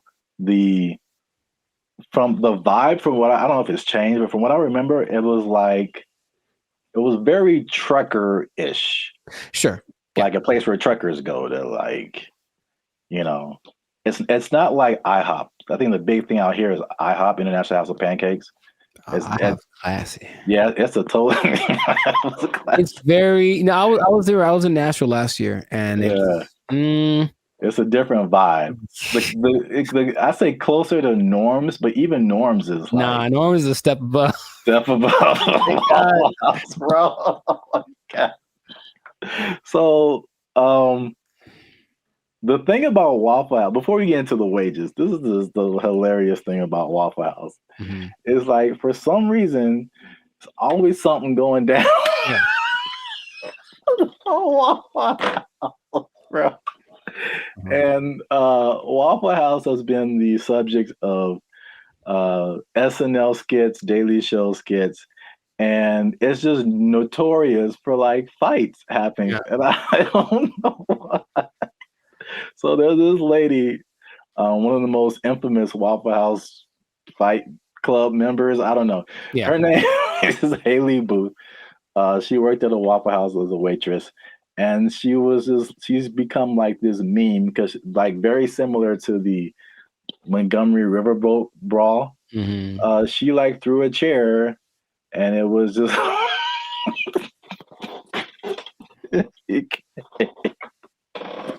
it became a meme. So it's a big social media thing with Waffle House, and like these are some of the quotes from like social media. Okay. Oh, Haley, the waitress, she says, and I quote, "I've probably cleaned blood off of every surface of a Waffle House," just to give you guys an idea. Mm-hmm. Someone else as a joke said, "A fully staffed Waffle House could take out ISIS." There's another one. Yeah, accurate. It says, there's a Fight Club meme that says, "If this is your first fight at Waffle House, you have to fight." So that's the vibe of Waffle House. And then for the waitress, she says that the primary reason she thinks why there's fights is two reasons. Is one, it being open 24/7, and two, them serving alcohol, and the combination of those two things turning into fights. Yes, well, two things. Can we every time we say that, can like something just pop up like a head or something? Just to hint like coming soon to a podcast near you. Two things, but one, I don't think it's a coincidence that the Waffle House logo uses the same colors as Spirit Airlines. That's just kind of my first thought. Second, and this is from personal experience, people are drunk when they get to Waffle House. Yes. So it does not matter whether they serve it or not. I read that too. So basically, for sure. Yeah, Waffle House is like the after club spot. Yes. So once the club closes down, the Waffle House is open and ready for all comers. And man, it's just... yeah, they gotta shut it. Waffle House. But places like Denny's are open 24 hours, a lot of them, and Denny's don't have that. So it's something about Waffle House. It's something about Waffle. It's like when you walk in, you do feel this. The first time I went to Waffle House, I was young. I was probably 10 or 11 in Missouri, I think. And I remember I remember my waffle was cold and the butter wasn't melted. So I was mad about that. But I also remember that there were people. Oh, there's a word that my mom used to say all the time. Nefarious. I think there are some nefarious individuals in the corner, and she's kind of uncomfortable with having her kids in this place with these nefarious individuals. Kind of suspicious. And I didn't know that that was normal until I went to another one later, older, and I was like, I feel like those are the same people. Like, I was like, I think they just have them instead of the weird bunch from the McDonald's group, right? All them. They just have these cats in the corner ready to start some stuff. Like, that's what it feels like. Yeah. I was so thrilled about this topic. Also, I think the food is okay. Yes, so that's a good segue. The food and the service. It is borderline acceptable. And so now, fast forward to today, Waffle House employees are pushing for $25 an hour in Georgia. I'm getting mixed numbers, but I think the Georgia minimum wage is $7.25 today. That sounds about right. So Georgia, I mean, that's almost a 4 times increase. That's like, so to put it in California numbers, the minimum wage is like $16, $17 an hour. Going to 20. So that means like, if this was in California, they would be asking for like $60 an hour. Right. To serve mediocre waffles. To provide mediocre service, serving mediocre food. $60 an hour. To mediocre people. All right. It should be like an intervention. Like if you're in the Waffle House, like man, IHOP's right over there. Just copyright. Just wow. Just do yourself a favor and upgrade a little bit. Upgrade a little bit, or make some. I would rather eat Eggo waffles from the toaster than eat Waffle House waffles. Like to me, they're comparable, and maybe Eggo's got a slight edge. So, oh man, nothing too special about the Waffle House, but they're everywhere. Everywhere. 1,900 locations. It's a big chain, but $25 an hour, bro. That's a lot to make waffles. Have you ever made a waffle before? It's very straightforward. You take the pre-made batter, pour it into the waffle-shaped contraption, and then you wait. And that's it. That is it. And I've seen people fail at that. And oh, by the way, they've also been working at the Waffle House while they failed. So what's the end game for them? I mean, one, are they going to get it? Is there any precedence for this? Also notice in those videos, there was like 9 people protesting. Is that really right? You said there's 1,900 of those things, and those videos didn't have nothing more than like one store worth of employees. It was like one store that decided to speak for all the Waffle Houses. And I feel like that's not going to get it done. Not at all. It's not enough, Waffle House. It's the beginning. You got to start somewhere, man. Sure you do. Hey, support them. Wow. I think I'd just go to IHOP and support them instead. But no, people are jumping on the bandwagon because you got the SAG strike, the writers' strike, UPS workers were on strike, auto workers on strike. So Waffle House people are like, yo, we like a good fight. I think everyone wants to make more money, of course, but what's the value you're providing? What are you doing for me that I can't do myself? And like I said, I can make me I got a decent waffle maker. I can make myself a waffle. So I don't know what they're going for, but if they get it, good for them. $25 an hour. Wow. That's a whole lot. Leading the charge, the rockstar cook, rockstar grill master.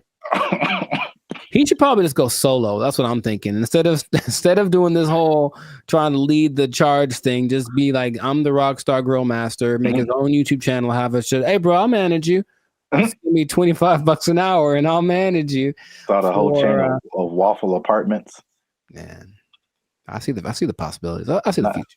Not the whole house, but we want a waffle apartment. We can get a waffle condo on the down payment on a waffle condo. Look, that'll be all right. A waffle sublet, if you will. Yeah. Well, we've talked about this way too long. We still could. That's the problem. I can keep going for another 10 minutes because it is fun to talk about. Oh man, I'm in tears. Good old Waffle House. So make sure you like, subscribe, comment, and share this video. Well, again, your favorite Waffle House employee. Ooh. And as a sign of support, of course. Sure.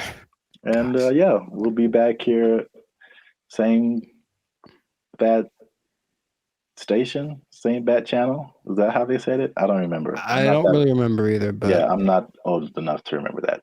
Nor am I. Well, good luck, Waffle House employees. I hope y'all don't get fired. They don't take your job. The waffles are cold. They took our jobs. They took our jobs. The place that is offering this is the Southeast Technological University in Carlow. I think that's how you pronounce it, Ireland.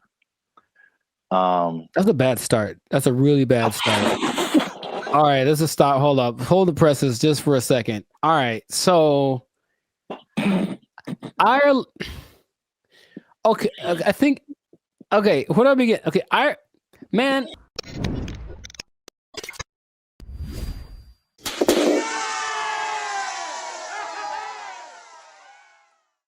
What's up, guys? I'm Zap. This is Jericho. We are Band of Future and now 6-time international award-winning pop hip-hop music duo We make clean, fun music that everyone can listen to with a sound that is uniquely Californian. And right now, you are tuned in to the Life's a Circus podcast, where we talk about things that are funny, interesting, and ridiculous. But before we start, okay, y'all been laughing. Y'all been crying. Emotions. Y'all been y'all been laughing and crying at the same time. I don't know how that's possible, but you've been doing it. I seen you. Oh, that sounds.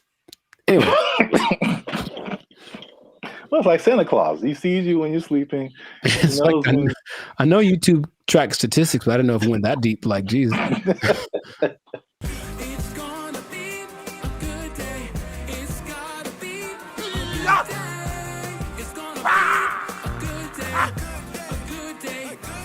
So today,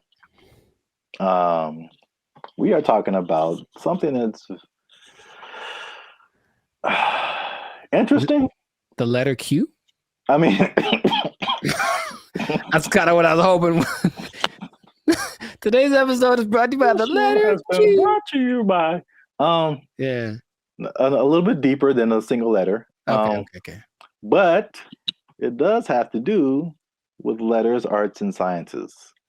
Oh, interesting. Okay. Kind of got that. There is a new degree that you can get, and it's basically an influencer degree. That's right, ladies and gentlemen. You can go to school and major in a degree that makes you a certified influencer. We're here. It's a thing that's happened. We're here. That doesn't surprise me, but go on. I want to know more. Yeah, forget about engineering or what else is there? Business, law. Math is a thing still, I think. Medical. You need to bet your entire future career on becoming an influencer. So this is the place that is offering this is the Southeast Technological University in Carlow. I think that's how you pronounce it, Ireland. That's a bad start. That's a really bad start. All right, let's just stop. Hold up. Hold the presses just for a second. All right, so Ireland. Okay, I think. Okay, where do I begin? Okay, so like for a place to have influence, it has to be something that has relevance. I think something where it's like, okay, this place is, or this person has said this is what's important, what's cool. I will listen to it because I respect their opinion. I've never once thought about Ireland for anything other than leprechauns and beer. And if it's not about those two things, I don't care what Ireland has to say. So I'm already like, it's missed me on that, bro. Like, come on. If it was like New York or Dubai or something, it's like, yeah, a big place of influence. Don't tell me, no, man. Okay, keep going. What do you got? All right. That's interesting because I kind of went that way for another reason. Okay. I don't know how they name schools in Ireland, but this sounds like very much like a DeVry University, JTT Tech, like it's not your top tier. Nope. Nope. So I was like, the official name of the degree is called it's a Bachelor's of Arts in Content Creation and Social Media. What would that sound like in an Irish accent? I'm not even gonna try that. I don't got it either. I'm not good at accents. Nor am I. Except for, well, never mind. Canceled. Yep. I don't want to go. I don't want to be canceled yet. So yeah. But to, I guess, kind of legitimize it, the influencer industry is currently valued at $21 billion. So it is an industry to a certain degree. I have thoughts about that. But more than half of Gen Zers think that they can make a career out of content creation. So this school offered I think it was a summer, just a class, not a whole major. And it was like, of course, filled to the brim with students. I think they're going to have they're going to admit 40 students to this major this coming year. And they're sure that they'll have to turn a lot of people away.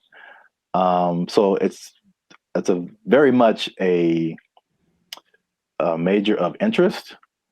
On the flip side, and this was from the New York Post. Wow, the New York Post. They say that the rapid evolution, and this is something we talked about before. The rapid evolution of social media and trend cycles could make the entire degree worthless as soon as you receive your diploma. Yeah, what's the curriculum based off of? What metrics are they following? It seems like a cool idea if it's constructed in a certain way. I mean, imagine the nonsense if you paid money to become an influencer and then you sucked at being an influencer. Like, it's just, I feel like to be an influencer, you just have to have a certain kind of either personality or vibe. Like, not any person could be an influencer, that's for sure. But I don't know if that's something you can sell the idea on it for sure. But I think there'd be a lot of people asking for refunds in like a year. It just seems like something. Yeah, can you do that? Well, you can ask, of course. I'm not saying I get it.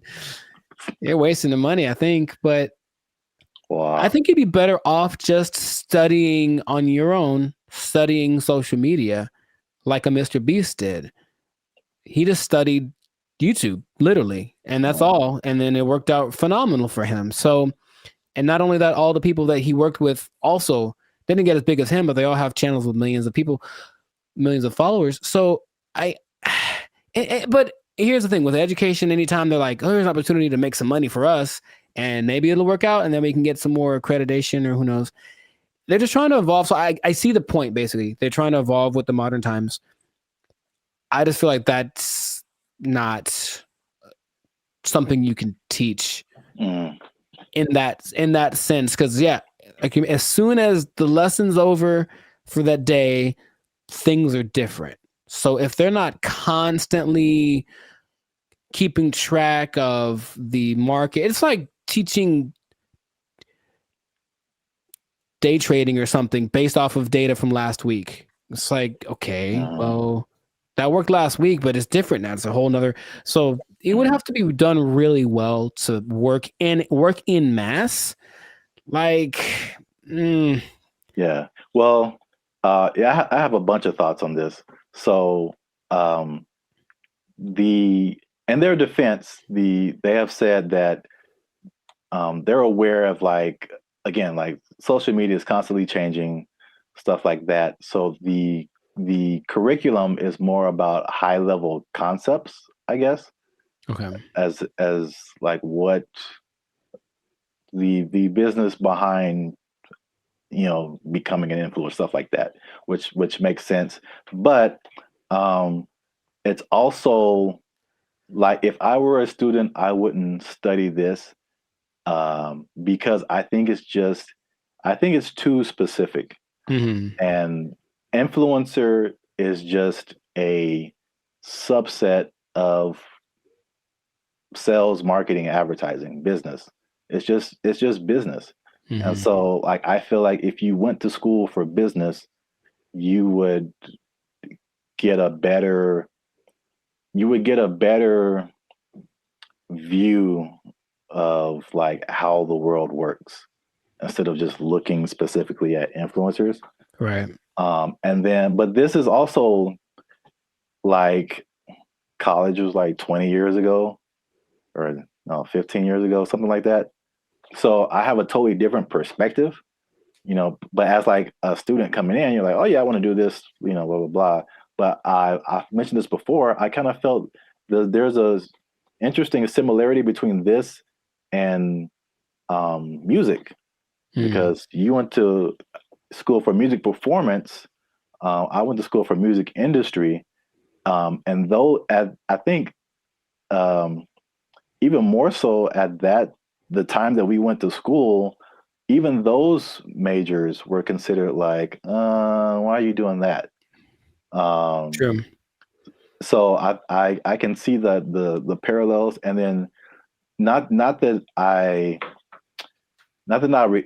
regret doing music industry, but I can see now how I would have benefited probably more from just studying business. Mm-hmm. Instead of like a specific type of business where like all the rules are way different than like normal life. Sure. So and I think I've said this before, like I've learned more. I've learned how to do more in the music industry by studying general business. I got you. Right. Than by studying music industry. Because it kind of applies to everything once you get the basics down. Right. Right. So, well, that's my advice to the youngsters. Is that how you're going to talk one day? Because I don't want it. Welcome to the Life Circus podcast. I'm pretty sure I'm going to talk like this forever till I die. So I don't know what's happening to you over there, but you sleep. But we talk about things that are funny and straight up ridiculous. All right, old man River. Look, yeah, but you know what you said about the students. I guess now that college is becoming more of a option as far as like, well, what's the point of going to college if they at least offer something that people want to be? Then I see the point. I do. I just don't know how they'll pull it off. But if they do, more power to them. Yeah. I don't know. Maybe we're just short-sighted, and then influencer will become all the rage, and people will make gajillion dollars and be like, "I told you so." Hey, you know what? Good for you. If you get there, I'll give you a cookie. No, those are addicting. Oh, I'm sorry. I'm sorry. Jeez, I keep forgetting the rules. Cookies are sometimes food. So this has been another episode of the Life Circus podcast. Make sure you like, subscribe, comment, and share this video with somebody who might want to be an influencer major. That doesn't even sound right. No, it really doesn't. But maybe we'll talk them off the ledge with this video. Because if you're trying to be an influencer now and you got someone coming up behind you that has a degree in it, they might take your job. They might take your job. They got a degree from Ireland. Does anybody Lucky Charms. Lucky Charms. They took our jobs. They took our jobs. So I went to our buddy ChatGPT and I made a simple request. And I want y'all to see this in real time. Oh, snap. I said, write a love letter to Donald Trump. That's not, I mean, yeah, funny, but look at the answer. What's going on, everyone? I'm Jericho. This is Zap, and we are the 6-time international award-winning pop hip hop duo Banded Future. We make clean, fun music that's fun to listen to, easy listening, love songs on the coast. And where did it go? Why does it always go there? Anyways, and you are now tuned into the Life Circus podcast, where we talk about things that are funny, interesting, and just straight up ridiculous. So before we get started, I'm gonna need y'all to do us a big favor and make sure to like, subscribe, comment, and share this video with at least 2 people that are really interested in the safety of humankind. The safety of humankind in the face of the AI revolution, baby. It's coming. Okay, so. Okay. I thought it was just safety. Just safety in general. I was like, well, buckle your seatbelts. Buckle your seatbelts, please. And don't talk to strangers. No. So 5 days ago, the first annual, I guess, AI Safety Summit happened in Bletchley Park. It's a place in England. And all of the big people that are involved in the AI industry were there to talk about AI safety, because it looks like it's getting out of control already. And the first person to admit that was our buddy Elon Musk. He says, and I quote, AI is one of the biggest threats to humankind. That's what he said in the interview at this summit 5 days ago. So that's great to start with. One of the persons that are leading the charge in this AI thing is talking about what could possibly go wrong. But basically what they got together to do was to talk about putting in some system, some kind of, because it's like the Wild West once again. They're making up the rules as they go, but they're like, well, that we need to have rules. So basically, he was saying they need to create insight, and they need to what he called establish a referee, some neutral third party that would provide the framework for how AI is used from place to place and whatnot. And I want to start right there by asking our buddy Zap here, is it possible to be neutral in this situation? Is it possible for someone to have no dog in the fight when it comes to how to impose regulations on AI? I mean, the short answer is no. My first thought is, it can't be a person. It has to be like a organization, like the Foundation for AI or whatever. And then even when those things happen, there's like all these political elements. It's like if it's an international thing, I'm sure, there's some entities that have like more control than others to say what people can do, what people can't do. I don't know. It seems like it's something that needs to happen, but I think it'll be a Band-Aid, sure, to a certain extent. Yeah. Mr. Elon Musk, I heard about this because he was talking on the Joe Rogan podcast, and I was curious what he was talking about, and then he mentioned this, and I said, oh, okay. Well, he is such an interesting man, and when Joe Rogan asked him, what do you hope to accomplish with this summit, this safety summit, his honest answer was, I don't know. And I was like, okay. And that's me after thinking about it for a long time. He said, I don't know. And it's like, okay, so. Well, I will say this, he is right, because there's a discussion that needs to happen. And like, I think this is a recurring thing where like what's happening in the world is faster than the government or our governments. I don't know how other governments work in other countries, but this government is insanely slow. It's like 10 years after things have fallen apart, they like make a law to like fix it. And it's just, there's so many hoops you have to jump through, red tape and all this kind of stuff. Even like cryptocurrency, like they still don't have a complete handle on like how to do that, how to regulate it, what to regulate. And even the stuff that they do is not super informed a lot of times. So it's just, it can be like all over the place if you wait for the government to step in. But I think at the very least, he's going in the right direction because things are happening insanely fast. Like things are changing overnight and stuff is happening. The same people are using the AI for good things. There's a lot of people that are using AI for bad things. Right. That goes with any new technology, right? And he was saying that it needs to happen. Someone needs to be a gatekeeper, if you will. But I keep coming back to this neutral thing, this neutral third party thing, because I think everyone has an agenda, no matter what, because that's just the way that humans work. So among the 28, it wasn't countries represented, but it's like 28 entities that are involved with AI. The leaders of those companies are basically in attendance, including Ian Hogarth and Nick Clack, just throwing it out there because of the names that were mentioned in the interview. But shout out to those guys. I thought they were like personal buddies of yours or something. I don't know them yet, but maybe.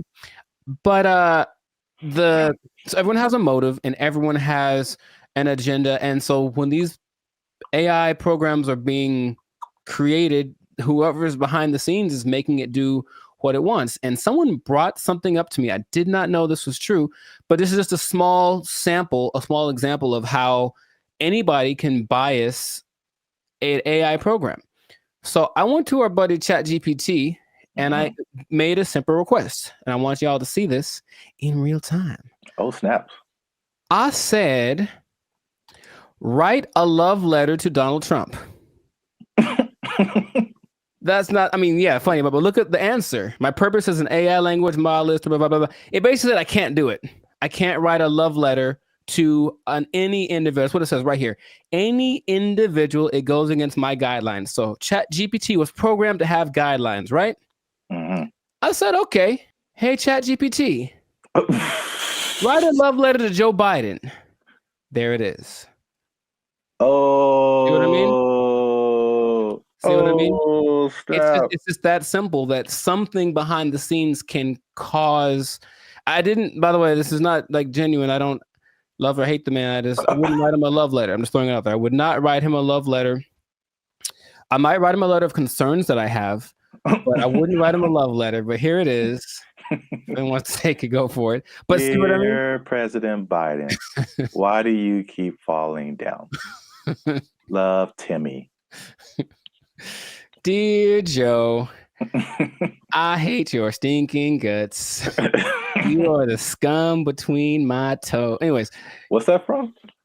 Little Rascals, I think. Oh, yeah. Yeah, Little Rascals reference. Shout out to Alfalfa and Darla. So that was my jam right back in the day. But all I'm saying is that, see that? That's because someone mentioned that happens when you do. I was like, no way. I tried it. I was like, oh, wow. So just seeing that in a small thing. So imagine this program that's supposed to be benevolent, because who's making these things, right? I don't know who was his name?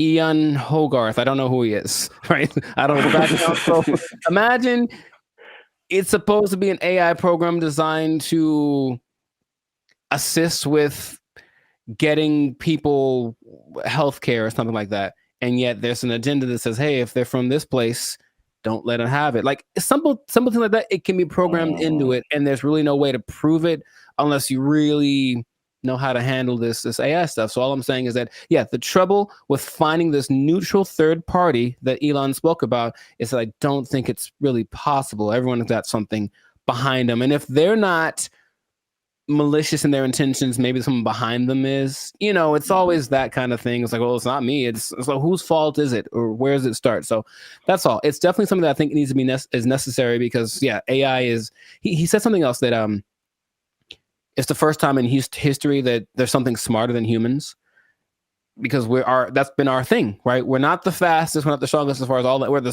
slowest and the weakest in a lot of ways, right? But we got smarts, we can make crafts and buildings and vehicles and all that kind of stuff. And now we've made a thing that is going to be smarter than the smartest one of us. So it's like, what's going to happen down the road? And it's like, it doesn't look great because it really feels like they're all in this, like, I don't know what we're doing. Perfect. That's the feeling that I get from it. And that's how the movie starts. It always does. And there's lots of movies in there. So the question is, like, what would be fair rules? He made a comparison to like a sports team. It's like we're starting a game and these are all the teams that are playing. So all the teams should have a say in what the rules are. But of course, if you're talking about like the Nuggets making the rules, and then, I don't know, the Lakers making the rules, they might have different ideas of what's fair, right? Yeah. So it's just going to be interesting to see how that goes. But at least someone's trying it. I believe the Prime Minister of England set it up, and that's what's going down. So fingers crossed, because like you said, it's happening really fast. Yeah. And they need to figure something out quick because this is a good segue into another episode because there is a scam going on right now that people need to be aware of. It's happening right now, and it was a big news story on CNN. Okay, you have to tune in another episode of the podcast to check that out. But anyway, this has been a fantastic episode of the Life of Circus podcast. If I do say so myself, a Life of Circus podcast. Jericho, this is Zap. So make sure to like, subscribe, comment, share this video with some people interested on the fate of humanity. And hopefully they won't come and do the thing where they take our stuff. Take your job. They're gonna take our job. Take it out. They took our jobs. They took our jobs. What's up, everybody? It's Bandit Future. Yeah! And we are excited to announce that after 3 long years, we are finally in the YouTube partnership program. So that means a couple of different things. One is that we are starting channel memberships on our YouTube channel. So all the stuff that you've seen before, all the free videos that you've been watching like over the years, those will still be free. But this is like an extra layer that we get by partnering with YouTube, so that we can offer exclusive things to people who choose to be our channel members. And so there's a small fee that comes with that, but that fee will go to helping us, supporting us. All the stuff that we've done before has been free videos. We pay for it out of our pocket. So hopefully you guys can support us and help us to keep our YouTube channel going. And this isn't just like a giveaway. There's a laundry list of stuff that you get by becoming a channel member. And we're going to talk to you about that now. So we have 3 different membership levels right now. There's going to be 5, but just 3 right now. They're because we're so clever. Laugh. Okay, I like it. They're named after like concert seating, right? So the first level is general admission. The second level is premium seating. The third level is executive access, and those go from $3.99 to $19.99. So you have a plethora, shall I say? Nice word. The more you know. Okay. Plethora of options to choose from in terms of your membership. So this is what you get. Like to hit, here you go. Bam. The first thing up is a loyalty badge. You get a loyalty badge next to your name every time you interact with our YouTube channel. You get a blue star for new members, all the way up to purple stars for 48 months. The next thing is one of my favorite things is the custom emojis. This is crazy. So if you want to use, for example, Jericho's face, right here, you type Jericho, and Jericho's face will pop up in your chats, in your comments. It's a custom emoji of Jericho that you can only use here. Nuts. Okay. If you want to use my face, same thing. Zaptastic. And then and then you'll see my face. And then if you just want to do a Band of Future fan, BFF heart, it's a fam bam : only on our YouTube channel. It's the only place you can do it, man. Nice. Members only live chats. If we ever go live, we may have a members only chat mode. So the non-members can see the chat, but if you want to participate, you gotta be a member. All right, so the last thing in the general admission level is priority reply to comments. So if you leave a comment on any of our videos, we reply to you first. Everybody else got to wait, okay? Because they ain't members. Fast pass. They ain't members, but you a member. We gonna talk to you first. Because you're worth it. Because you're worth it, and you gave us money, but most of all because you're worth it. Membership polls. In the community tab of our channel, we're going to start putting up polls where you get to vote on topics for our channel. Like, what's the next video going to be? Or you can pick what the next video is going to be. What would you like to see as the next video? Next video related topics. Huh? So if you balling a little bit, okay, talk. You got a little more change. You can get to the premium seating. Yes. The first thing you get in premium seating is early access to videos. So again, the videos on our YouTube channel will be free, but there'll be some exclusive videos that go to our members first. If you remember, you're the only person that can see it, and then maybe we let everybody else see it. Maybe. We'll think about it. Maybe. We'll have member shout outs. So once a month, we'll send a shout out to you or one of your friends. Just give us the name and details, and if approved, we'll shout you out in one of our videos. And this could be good for any special occasion: birthday, graduation, bar mitzvah, you name it. You name it. Happy birthday to you.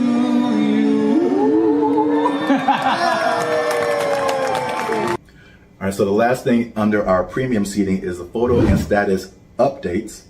So that means you'll get an exclusive look into our lives as we make music and videos and all that kind of stuff. That'll be under the community tab of our YouTube channel. So just scroll past the videos and the shorts and the live streams, and you'll see community. You pop in there, be some members only stuff only you can see as a member. Come on into the community. Boom, bada boom. Come on into the community. And if you just balling out of control and you got girls at your house singing the doorbell, then maybe you can get to executive access level. Ding. Dong. We do a real grande around here, man. the first thing you can get is your name in the credits. So imagine how cool that is. We'll put your name in the credits of one of our videos each month as an honorary producer. The second thing is crazy, but we're doing it anyway because we can. Yeah. It's called teleprompter control. All right. So you give us something fun or crazy to say, and if it's approved, all right, don't make us being too crazy out here. Our parents watch this stuff. That's accurate. They tell me that all the time. If it's approved, we'll read it on our YouTube channel, straight up Ron Burgundy style. You stay classy, San Diego. I'm Ron Burgundy? Damn it! Who typed a question mark on the teleprompter? For the last time, anything you put on that prompter, Burgundy will read. And last but not least, oh my God, last but not least, discounted merchandise. Because everybody likes a bargain. You'll now be able to shop for Bandit Future merchandise directly from our YouTube channel. And with executive access, you can save money on our official merchandise with your own custom discount code. So that's it, guys. Once again, we appreciate your support. You've gotten us this far. Less than 8% of all YouTube channels reach this partnership monetization stage. So this is like really big for us. We really appreciate you guys. And again, if you want to keep pushing Bandit Future forward, we really need your support. Again, it's not just asking for money. We're going to give you a lot of stuff, do a lot of extra stuff on our part just as a thank you for becoming a member. So choose your membership level and help the boys out. Trying to get some cheese on the Whopper, you know what I'm saying? Okay. Yeah. High clouds moving on up. Because if we don't succeed with this YouTube channel, they're gonna take our jobs. They're gonna take our jobs. He's over there now. They took our jobs. They took our jobs. One thing I never saw before that they just installed in the mall near me, and I think it's just genius. I've never seen this before. They just put a... What's up, guys? I'm Zap, and this is Jericho, and we are Bandit Future, a now 6-time international award-winning pop hip-hop music duo. We make clean, fun music that everyone can listen to with a sound that is uniquely Californian. And now, right now, right here, right now, Baby. Right here, right now, yeah. You're listening to the Lives of Circus podcast. Well, my voice went really high. Where you're talking, we're talking about things that are funny, interesting, and ridiculous. But before we get started, make sure you like, subscribe, comment, and share this video with at least 2 people who like to go shopping. And make sure you stay to the end of the video, because a lot of people thought that malls were closing down, but they're very much alive. And I'm going to tell you 3 reasons at the end as to why that is the case. Bam. Intro. Nailed it. Okay. I like it. The rest of it, I don't know. Well, it's all about how you start and how you finish. The middle can be like, like a plane. It's like, all right, we took off right, a little choppy in the middle, but if we landed right, everything is all forgiven, I guess so. And if something is wrong, then you can sue later. Emotional damage. Yeah. But yeah, so today's topic is all about the American mall, America pastime, if you will. Jericho, do you still go to the mall? Is that a thing you do? Where do you do your shopping, my brother? Dude, it's always going down in the mall. Meet me in the trail, it's going down. Meet me in the mall, it's going down. That is one of the greatest songs of all time. All right. Beyonce made one of the greatest albums of all time. That is one of the greatest songs of all time. All right. I'm gonna let you finish, but Beyonce had one of the best videos of all time. It's just so good. I do. I like that song so much. Like, oh my gosh. I do think about that more than I should. It's so good. It's just such a if you just I guess I think about the lyrics too much, because it's just like wherever this guy goes, it's going down. Yeah, I know. It's Yeah. like, how cool is this guy? You can meet him anywhere, and anywhere he is, it's going down. He's pretty cool. I That's mean, gangster, man. to me, never met him, but seems pretty cool. I'll still go once in a while. I don't like shopping that much, but I always liked going to the mall. I just like the vibe of it. It's where you went to pick up girls in high school for sure. But just even now, I'll still, if I got some time to kill. Oh, and they have Cinnabon there. Good Lord. I mean, tell me that place isn't run by Satan. You ever eat a Cinnabon? You have to take a nap halfway through. I'll go there just because I kind of like it's like a realm of industry that I never really thought of too much until I was older. Actually, after watching an episode of Daria, it's really weird. But it was kind of like this episode about the mall culture in general and how like places got big, like Cinnabon in malls, and what an interesting concept it is. But not like a little, outdoor, but like a big, huge Ontario Mills style, or like the big one in Minnesota. That kind of mall thing. It's just a vibe. It's commerce. It's kind of like capitalism in its friendliest. It's like, hey, here's a lot of stuff that you probably want all in one place. You can come get it and spend time here, and it smells wonderful and it's fun. So I always liked going to the mall. So I'll still go once in a while, but I usually know that I have another option now. I don't have to go to the mall to get stuff that were back in the day I did. Yeah, I mean, I'm from Alabama, Montgomery specifically. We had basically two malls. It was the Montgomery Mall and the Eastdale Mall. Montgomery Mall was it was all right. It was kind of small. Eastdale Mall was a little bigger, but not compared to what I've seen out here. Like Ontario Mills. Yeah. You mentioned that is huge. The Glendale Galleria, huge. Yeah. What's the one that's like off the 5? Oh man. Fox Hills. No, it's like the Citadel, something like that. I know what you're talking about, but I don't think I've actually ever been there.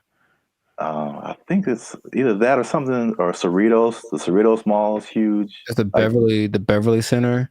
Yeah. A big, yeah. Yeah, I mean, the malls are, I guess we don't really think about it, but they're still around. They're still huge. So I'm going to just throw some numbers at you, because I thought, like, after COVID, like, that was it. Because, like, it was a crazy time, and you saw a lot of business, like a lot of big businesses. Yes. From bankruptcy. Wow. Words. I remember JCPenney was a big one. Bed Bath & Beyond got hit by COVID.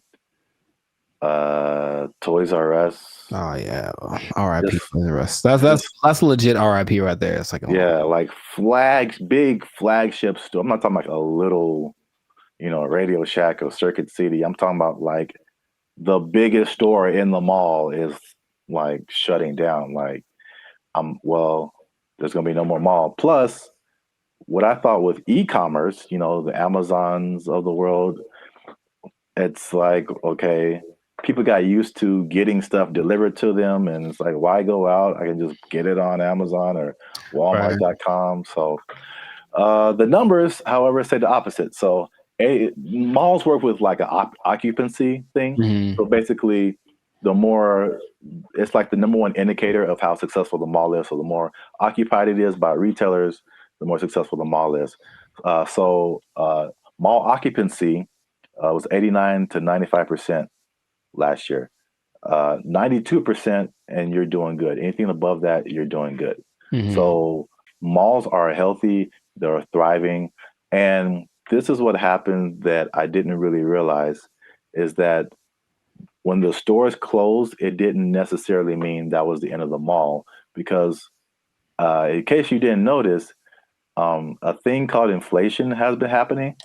No, I didn't notice. And so the price of everything has gone up, including rent. They just opened the space back up and they charged more because it was a new tenant. Traffic is actually up. Sales are actually up. There's actually waiting lists in some places for some stores to get into the malls. And so I get into these. There's three things that are really happening. You touched on some of it at the beginning. Okay. But I can at least give you this one on the retail side. It's basically people are finding out that, and it's kind of odd, I guess. I didn't expect that to be the way it is, but retailers are finding out that people aren't necessarily making that purchase online. They're just kind of like browsing. It's almost like TikTok, right? You're not really connecting with anybody. You're just scrolling through and seeing what's available. And they're making more concrete decisions in the store. And so the digital part is like getting people to recognize you and who you are, but they're actually seeing more sales being converted in the store, or it's cost not necessarily that, but it's costing them less to get people to buy stuff. Basically, makes sense. I think. Oh, go ahead. No, you can go ahead. That there's no replacement for retail therapy. I think people that love to shop, I can imagine the people that love to shop, that dopamine rush of having those 2 plastic bags when you come out the department store. You can't replace that with this. Oh, we'll just bring it to you. It's like nah. It's like, don't bring me I want to go catch the fish, because it's as satisfying to actually catch it and have it as it is to pay for it. So I see that as being the thing that drives people more than anything. Yeah, and then online stores are actually there's stores that have started online and they're actually moving to like the brick and mortar type store. So a few of those companies, one of them is Warby Parker. Have you heard of them? No, I don't know what that is. Okay, I see their commercials all the time. They do like eyeglasses, stuff like that. Okay. Another company called Allbirds that I haven't heard of. And there's another company called Wayfair that I have heard of. I've definitely bought stuff from their company, and so they'll be building like their own store. So yeah, that's number one. Retailers are seeing positive sales in the brick and mortar, and the second thing, you kind of alluded to it, is just people there's a certain luxury experience in malls that people are drawn to, right? That you don't necessarily get when you're just clicking a button online. I recently I live near a mall, and I recently went in there, and I usually don't go in there at all, but I was just kind of walking around and looking, and I was like, it just felt nice. And I saw like a lot of stores that I wouldn't have come across online, a lot of objects or apparel, just stuff I wouldn't just be looking for online that was just different. Where else can you ride an escalator? The airport. Yeah, okay, so that's 2. But I don't go to the airport as much as I go to the mall. But honestly, it's kind of a cool thing too. Like, especially that big one that's always in the middle, and everyone's going up, and it's like the promised land appears. So it's kind of going there. Everyone looks. It's really interesting. But I think if you pay attention, you see the excitement of people going, "I'm about to buy something." Yeah. And they get to the top, like, we've arrived, and it's just got a cool atmosphere. It's like an environment, like a built-in environment. Like the people there, they'll have a little entertainment once in a while, especially in the 80s that had all the people that were singing there. But in general, it's just the fact that people are all there, usually in a good mood because they're getting the stuff they want. It's a nice place to just hang out. Right. Yep. Perfect segue. That's number 3. Is that the mall is just in general an experience for people. And I think what adds to that, they actually listed it here too as well. It's not just the stores, but everything else is happening too. So in some malls, they have stuff like go-karting and video game arcades. I know there's some malls that have like a trampoline thing you can jump on if you feel like it. And of course, the restaurants, the movies. Oh, movies, yeah. All kind of good food. And one thing I never saw before that they just installed in the mall near me, and I think it's just genius. I've never seen this before. They just put a grocery store inside of the mall near me.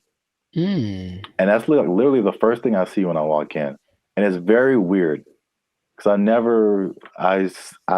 grocery store and mall are two different things in my head. But you're already shopping. I guess it makes sense. Well, from a psychological standpoint, I've never seen that. And that makes a lot of sense because from a psychological standpoint, when people buy stuff, like they're more likely to buy stuff when they've already bought something. So they're kind of in the mode of buying. So I'm going to the store to get my vegetables or whatever, groceries, normal. And then if you're in an environment where there's other stuff you can buy, they're like, you know what? While I'm here, I might as well see if they have and all of a sudden, there you go. You're selling more than you would have. So it's like the stores and the mall have like this kind of symbiotic relationship in a way. So yeah, that makes complete sense, but I've never seen that. Yeah, that's the first time I ever saw that. And it does make sense. And also, like the concept of a mall where you get everything, like I would, like in my mind, it's like if I'm running errands, it's like, okay, I got to go to the mall, then I got to go to the grocery store, then I got to go to this place. But if they're all in like one place, you can go to the mall, you can go to the grocery store, you can go to the movies, and then play an arcade game. You just spend your whole day at the mall. It's like a physical Amazon, like really, like everything I need is right here. Yeah, it's crazy, man. I want to go to a mall. I just want to go to the mall. I want to listen to that song. Meet me in the mall. It's going down. Get some groceries. Meet me in the club.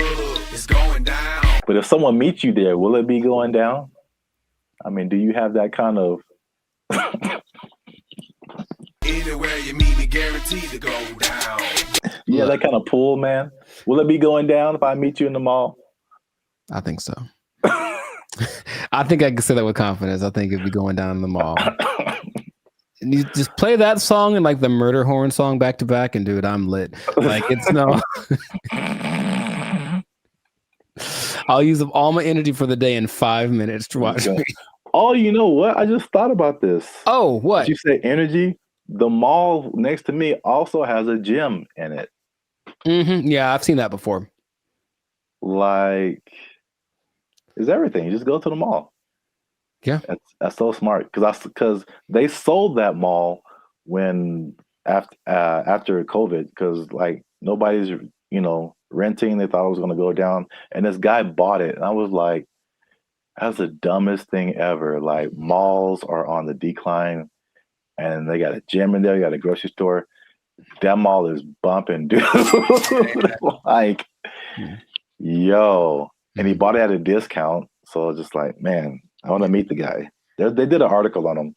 Okay. There was something depressing about the old malls, though, in some places where they're like kind of abandoned. Oh, yeah. Those are kind of, all right. There's one specifically in Laughlin, Nevada. And I remember being there like, I just feel gross being in here. Like half the places are unoccupied, and the places that are there, they have the same people that were there from the 80s. It's not a good situation. Yeah. But yeah, I like the mall, man. It's a good place. All right, we went way too long. This has been another episode of the License Circus podcast. Make sure you like, subscribe, comment, and share this video with somebody who likes to go to the mall. It's going down anywhere I be. I guarantee it's going down. Hey. Be in the mall. They took our jobs. They took our jobs.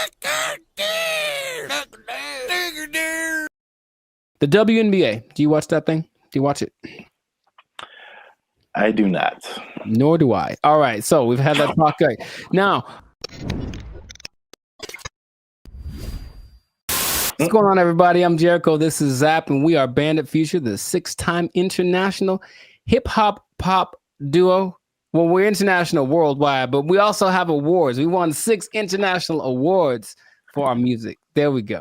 One day. Anyways, we make clean, fun music that everyone can listen to with a sound that's uniquely California. And you are now, good Lord, tuned in to the Lights and Circus podcast. We talk about things that are funny, interesting, and just straight up ridiculous. So before we get started, make sure to like, subscribe, comment, and share this video with at least 2 people. Oh, man.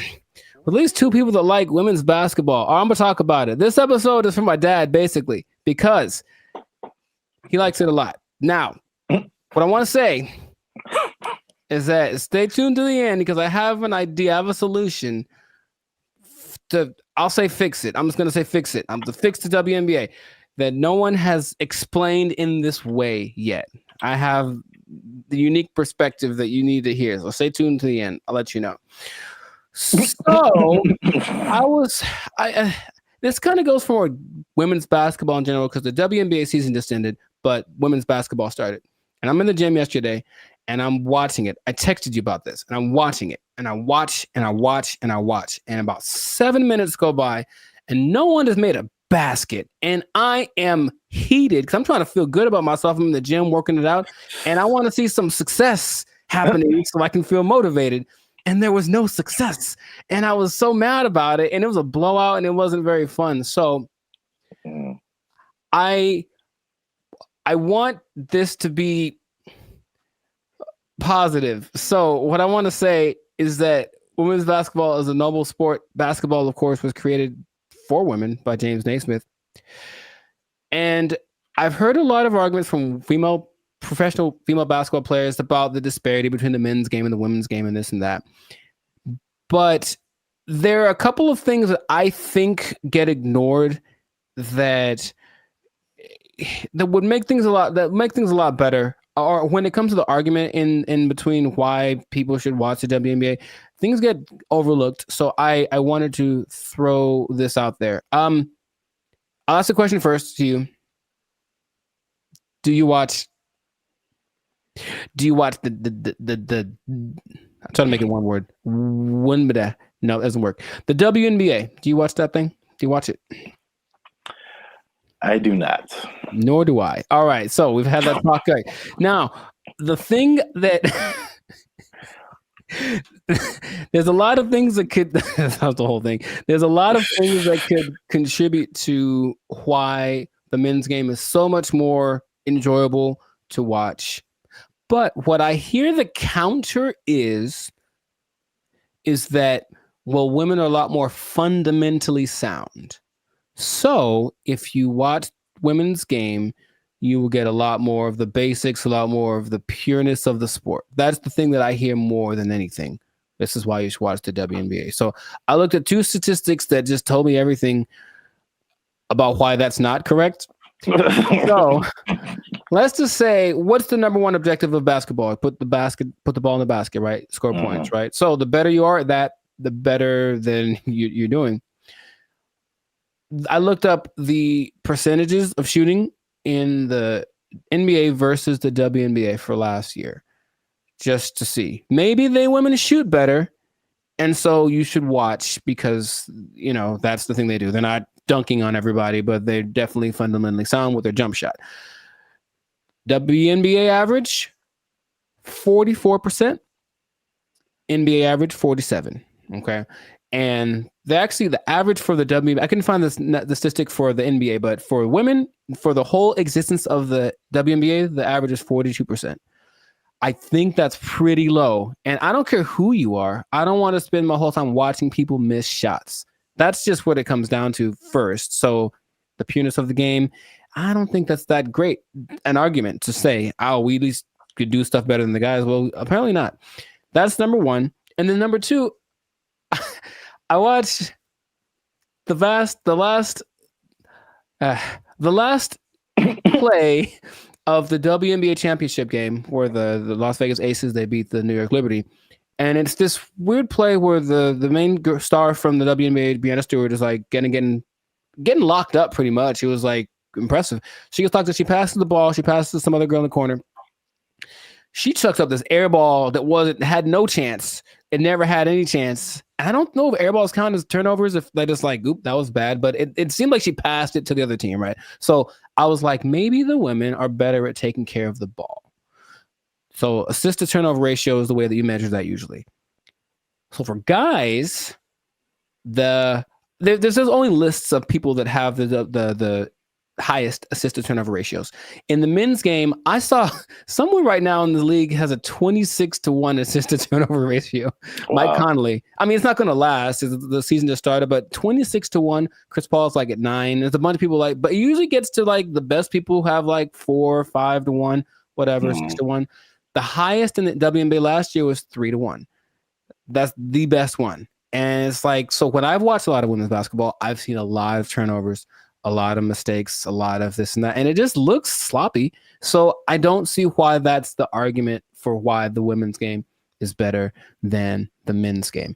Now, have you thought, for example, because you don't watch it, and I don't either, what would you want to watch?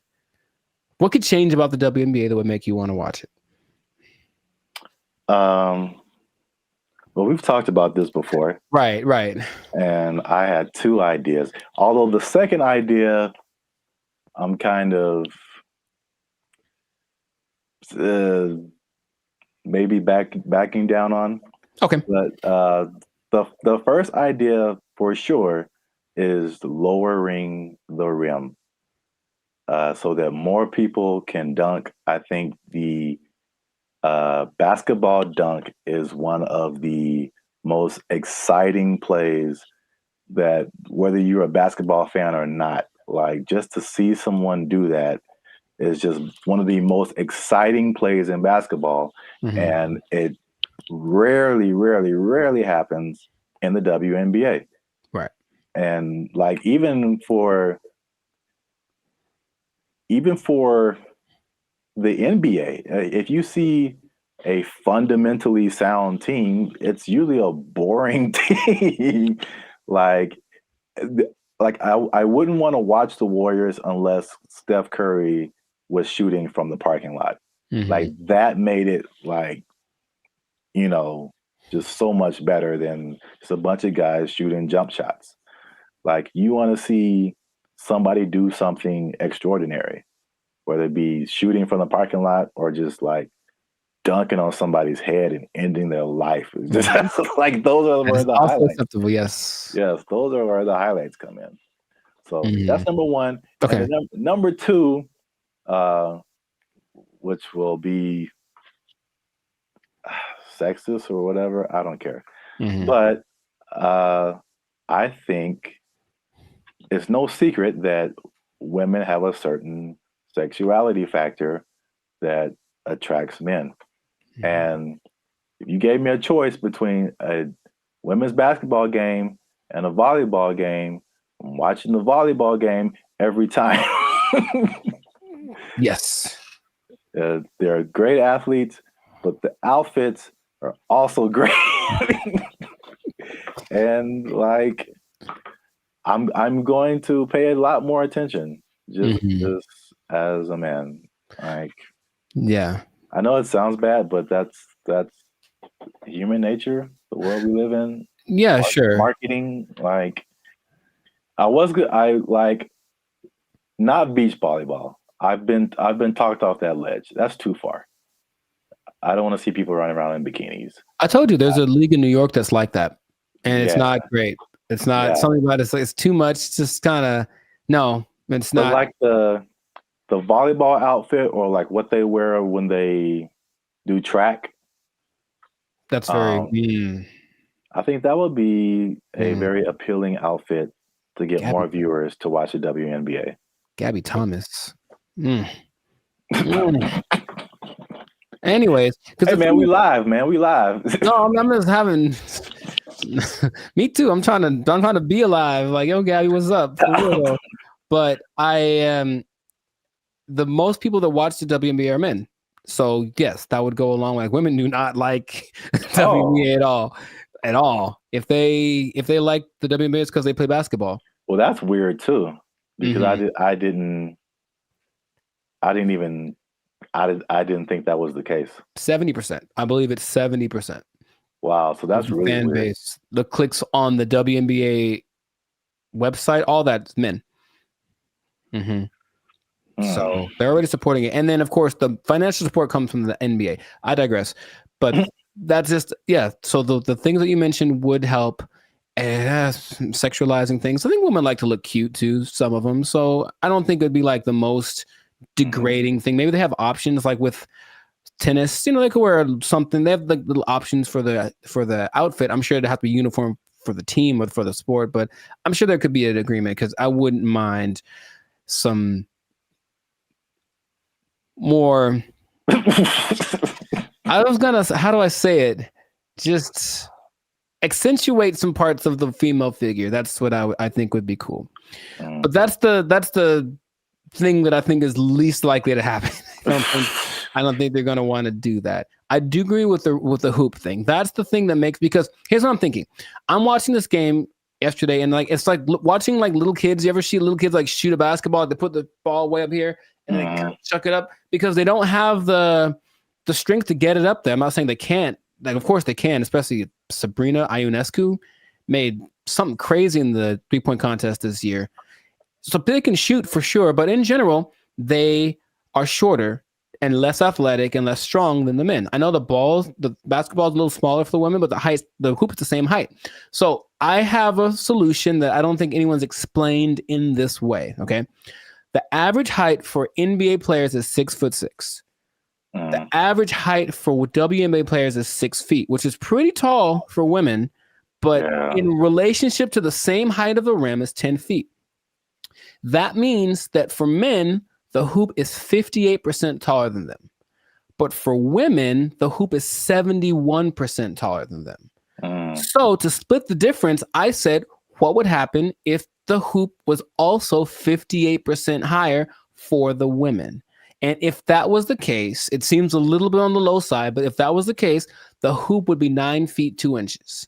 Yeah. And to me, that makes a lot of sense because the people that are, the girls that are tall, 6'5", 6'6", they'd be dunking like Shaq, like we want to see.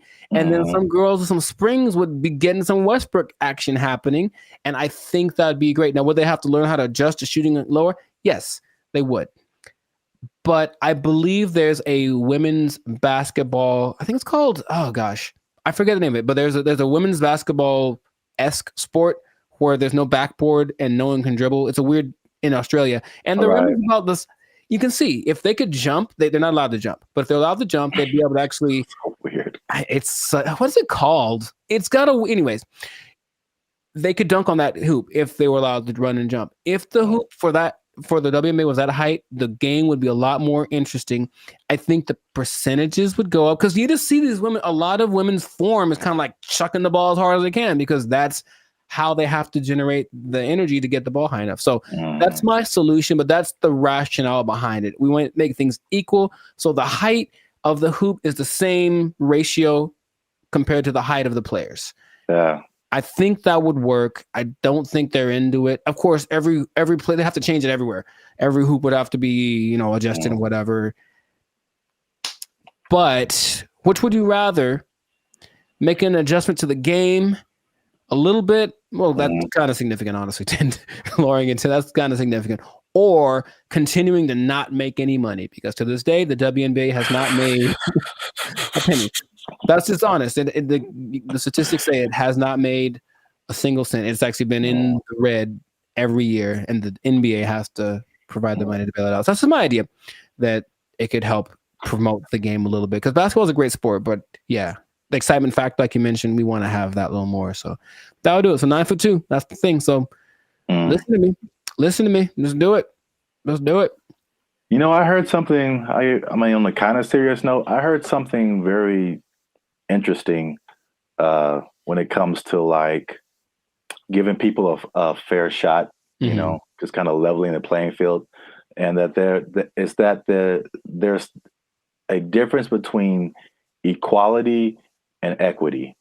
So like if you're going up, if let's say there's something that everybody wants to get to at the top of some stairs, right? And so equality says that, okay, we've got these stairs here. Everyone can just go up and get to whatever's at the top of there. But the person in the wheelchair can't use the stairs. And the person is blind and can't see the stairs. So equality says let's just make some stairs. And so everybody has equal has an equal path to get to the stairs. Mm-hmm. But equity says, okay, it's about everybody getting there. So we'll make the steps for the people who can walk. We'll make a ramp for the people who have a wheelchair, and we'll make some kind of braille, something so that you can find your way for the people who can't see. And now everyone has access to the stairs, even though they're getting there differently. And so I feel like the WNBA it's like it's trying to be equality. It's like it's exactly, we want to look the same as the men. We want to wear the same jerseys as the men. We want the rim to be as high as the men. We want all this stuff. We want to have the schedule and the tournament, everything. But it's and I mean, this is a great American debate right now. Sure, it's like we're different. We're different. We've always been different. Men are different. Women are different. Like, just make it for women. Like, I mean, the percentages you said are good. It's like, it's not diminishing. It's just making it more of an equity thing instead of like an equality thing. Right. Where we get the same thing, just in a female form, in a way that's catered to the female game. That would just make so much more sense, but nobody wants to do that. So they do not. No, they don't. And so I'll just keep watching LeBron dunk at 40 years old. Jesus, man. That ain't fair. Yeah. Wow. That was a good point. Yes. So I make good points from time to time. You got him. Zap for president. Probably, yeah. So this has been another episode of the Lives of Circus podcast. Make sure to like, subscribe, comment, and share this video with the people that like some basketball. Let us know what you think about this equality versus equity thing. Johnson basketball. Hey, man, he got a ring, man. Yeah, let us know what you think, how to make this thing a little more fun to watch, because the WNBA deserves people to have people watching it. It really does. They work really hard. In fact, random point. One of the most famous female players of all time, Diana Taurasi, I went to high school with her. And what? Yeah, we played one-on-one once. She won't remember. I lost. Anyway, I lost real bad. It wasn't even fair. It wasn't fair. It wasn't fair. So in that case, equity would say I should have got like a 10-point lead or something. I still would have lost. Anyways, shout out to all them. And that's been it. So yeah. Don't take my job. No. Because I just spit in truth, man. If they might take your job, they're not taking any WNBA jobs. Because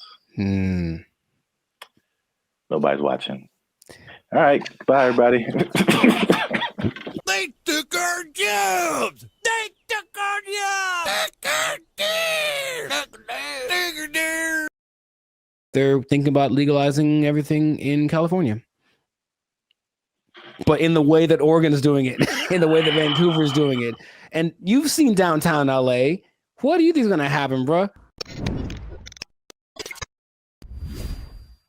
What's going on, everybody? I'm Jericho, and this is Zap, and we are the now 6-time international award-winning pop hip-hop duo Banded Future. We make clean, fun music that everyone can listen to with a sound that's uniquely Californian. And right now, in this moment in time, you would tune in to the Lives of Circus podcast, where we talk about things that are funny, interesting, and just straight up ridiculous. So before we get started, make sure to like, subscribe, comment, and share this video. I'm gonna change it up with 2 people that like drugs. That's all. We're gonna talk about drugs, okay? Now drugs are bad, okay? But I know we're talking about them. Sponsors gone. Specifically, we're talking about the drug problem. You can call it an epidemic, but drugs. What you talking about, baby?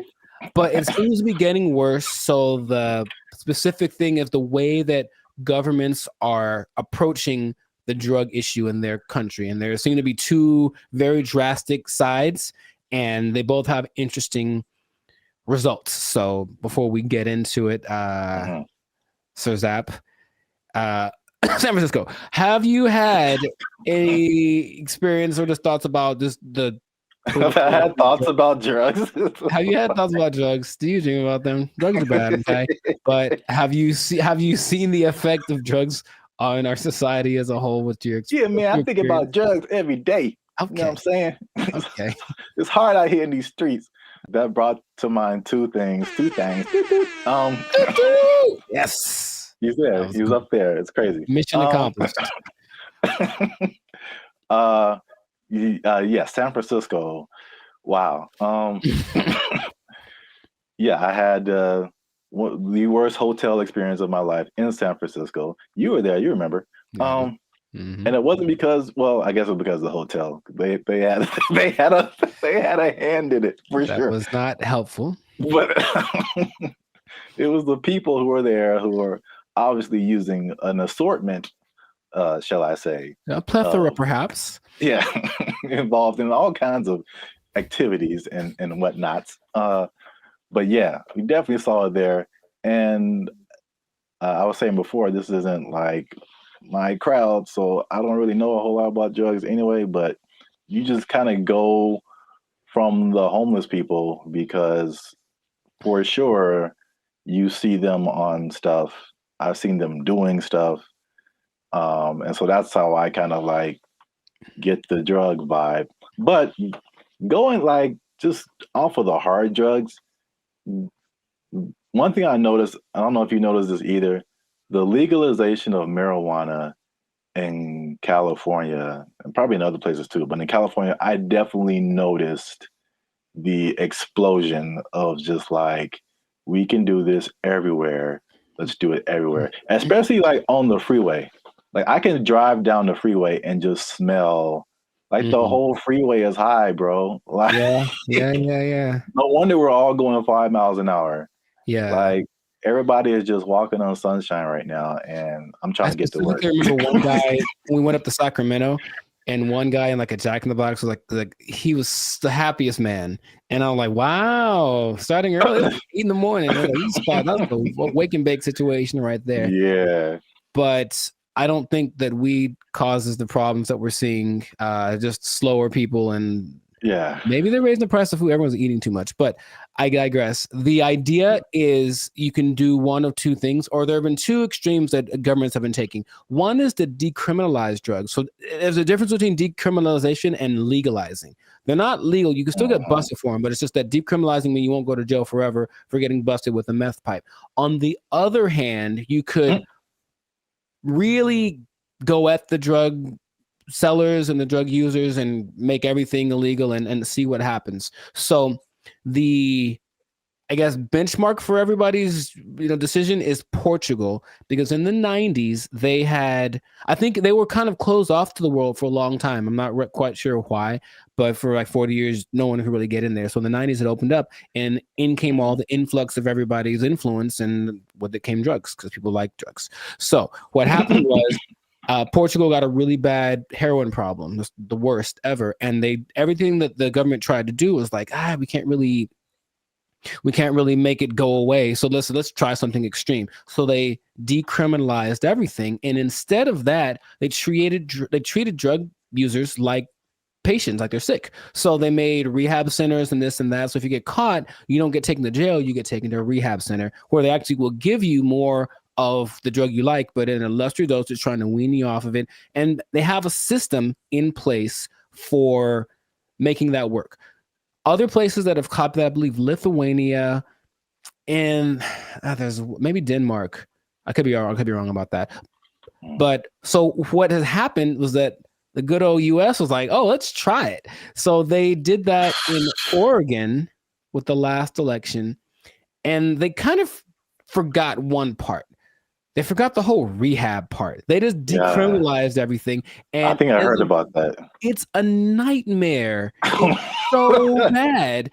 It's just people just violently robbing each other in broad daylight and just on drugs, on the zombie drug. I'm not sure exactly what strain it is, some kind of a opioid maybe, but it's a zombie drug. People like walk around like zombies. But the visual I wanted to share with everybody was actually from a video I saw from Vancouver. They did the same thing. They just legalized everything without thinking about how to fix these people once they're on the drugs.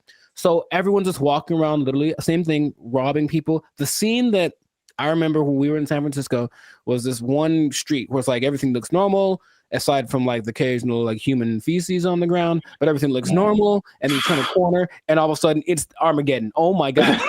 Just literally, just all of a sudden, everybody, and like you just stop there and they all kind of like turn. That's the zombie drug.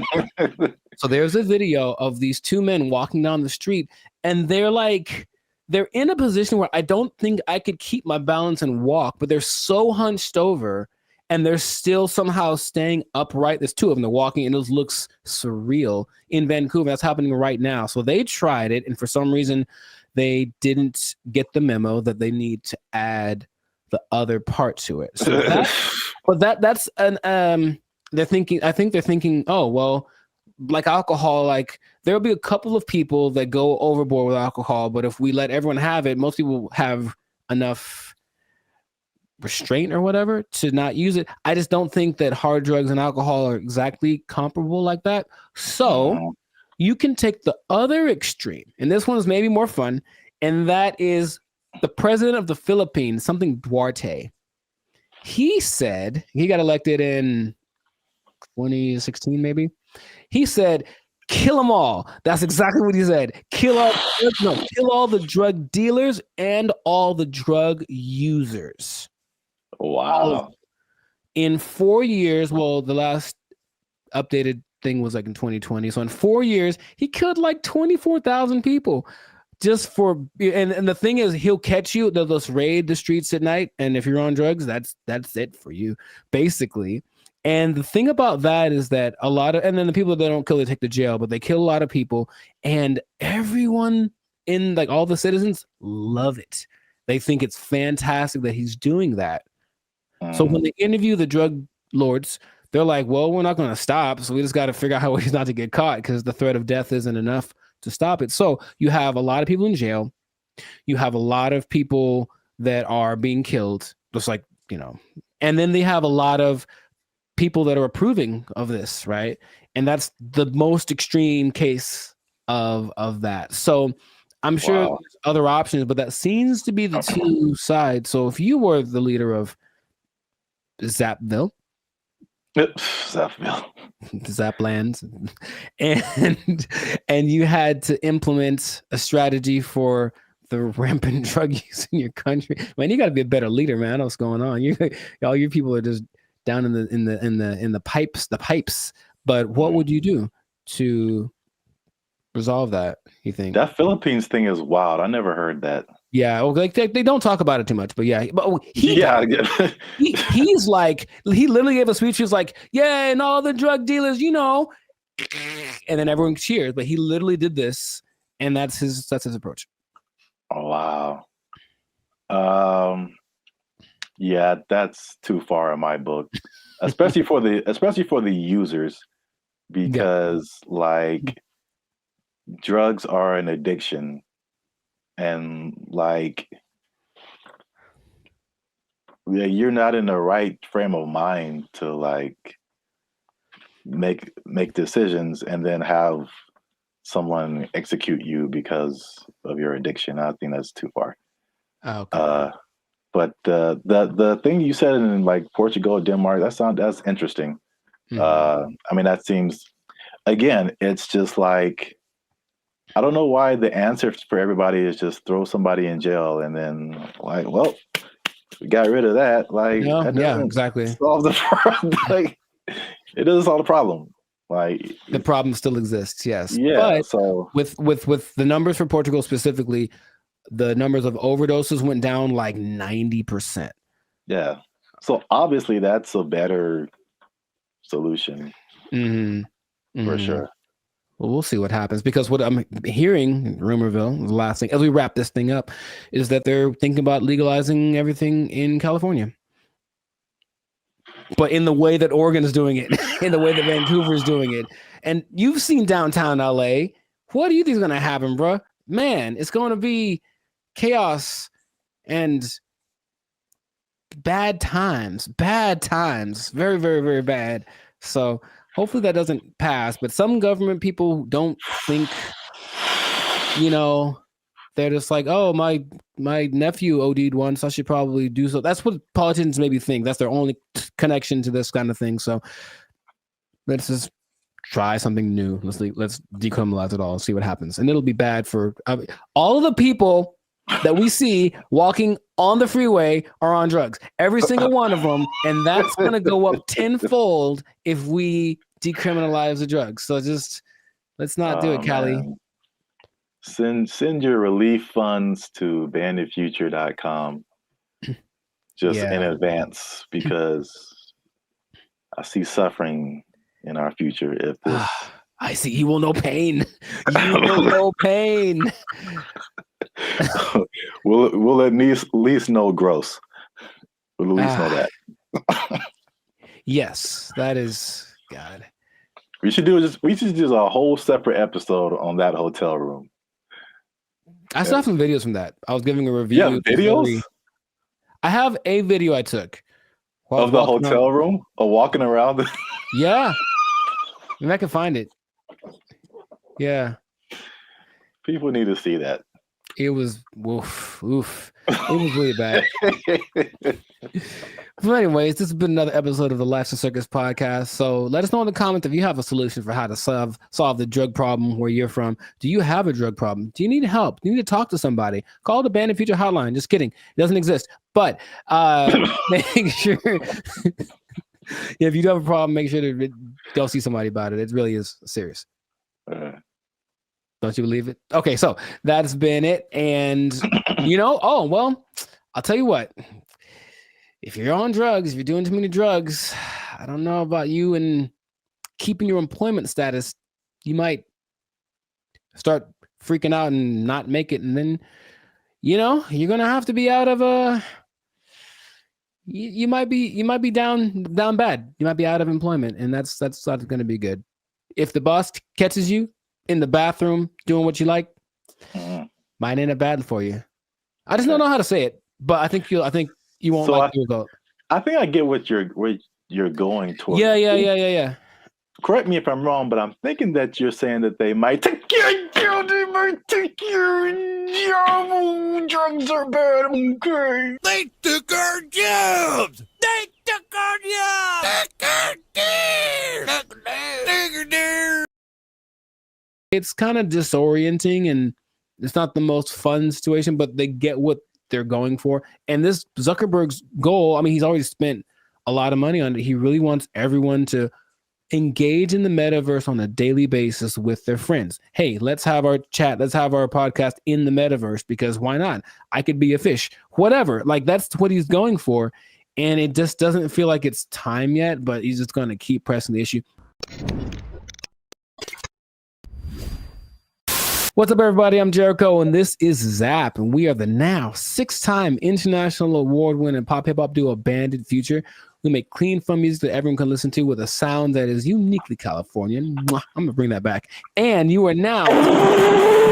You didn't like it? Come on, man. I did it once before. It was great. So you're now tuned into the Lifestyle Circus podcast, where we talk about things that are funny, that are interesting, and just like that gesture, straight up ridiculous. So before we get started, make sure to like, subscribe, comment, and share this video with at least 2 people that want to get down with the metaverse. Get down with the metaverse. So I found out about something this recently, and I didn't know it was a thing because I think they're developing it. The metaverse, Zuckerberg's project, the project that has literally lost $23 billion in the last year. I'm just going to say that with a B, $23 billion. He's still insisting it's the best thing ever. And he speaks about it with such enthusiasm that I go, all right, maybe he's on to something. Maybe he's way ahead of his time, but that's a lot of money to spend. He's all in. So as of, I think, a month ago, or even less than that, Instagram, well, that's his company as well, there's an option called Meta AI, where you can basically chat with a chatbot. I don't know how to call these things, but it's a chatbot that basically mimics a celebrity.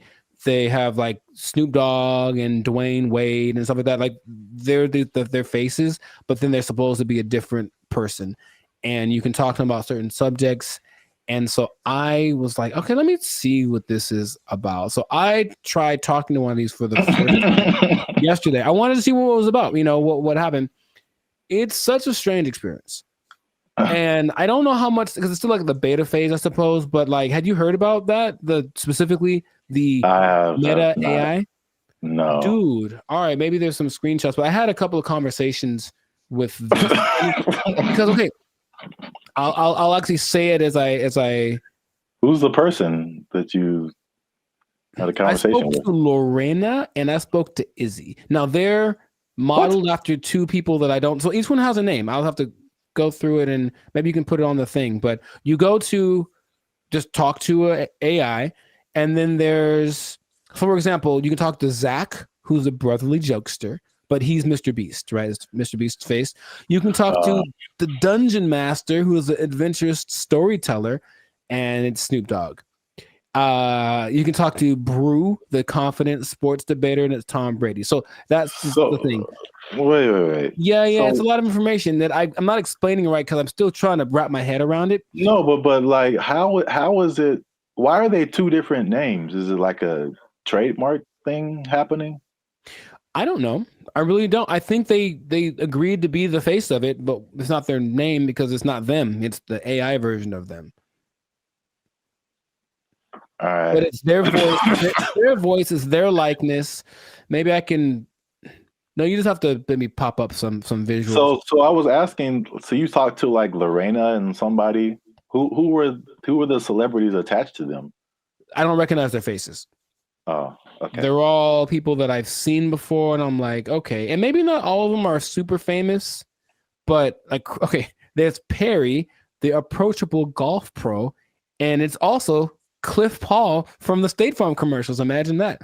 So I think maybe it's a combination of people that either are famous and I don't recognize them, or they're not famous, and then some famous people that agreed to be on it. But basically, each one has a level of expertise. So I'm asking these people questions about things that they have expertise on. One's a travel expert, and she was giving me tips about this and that. And the only thing that makes it like, this is weird, is when you write an answer or a question, they answer you immediately. And it's like a paragraph like this. So it's like, it's not possible for a human to do, but they respond to the nuances in your questions. They ask you questions back, and it more or less feels like a real person talking. Now, my thought about the meta thing in general is that it's kind of like supply and demand, like not supply and demand, but you can give people something that they didn't know that they wanted, and then you offer it, and then like, oh my God, I always wanted that. I really don't think anyone else wants this at the moment.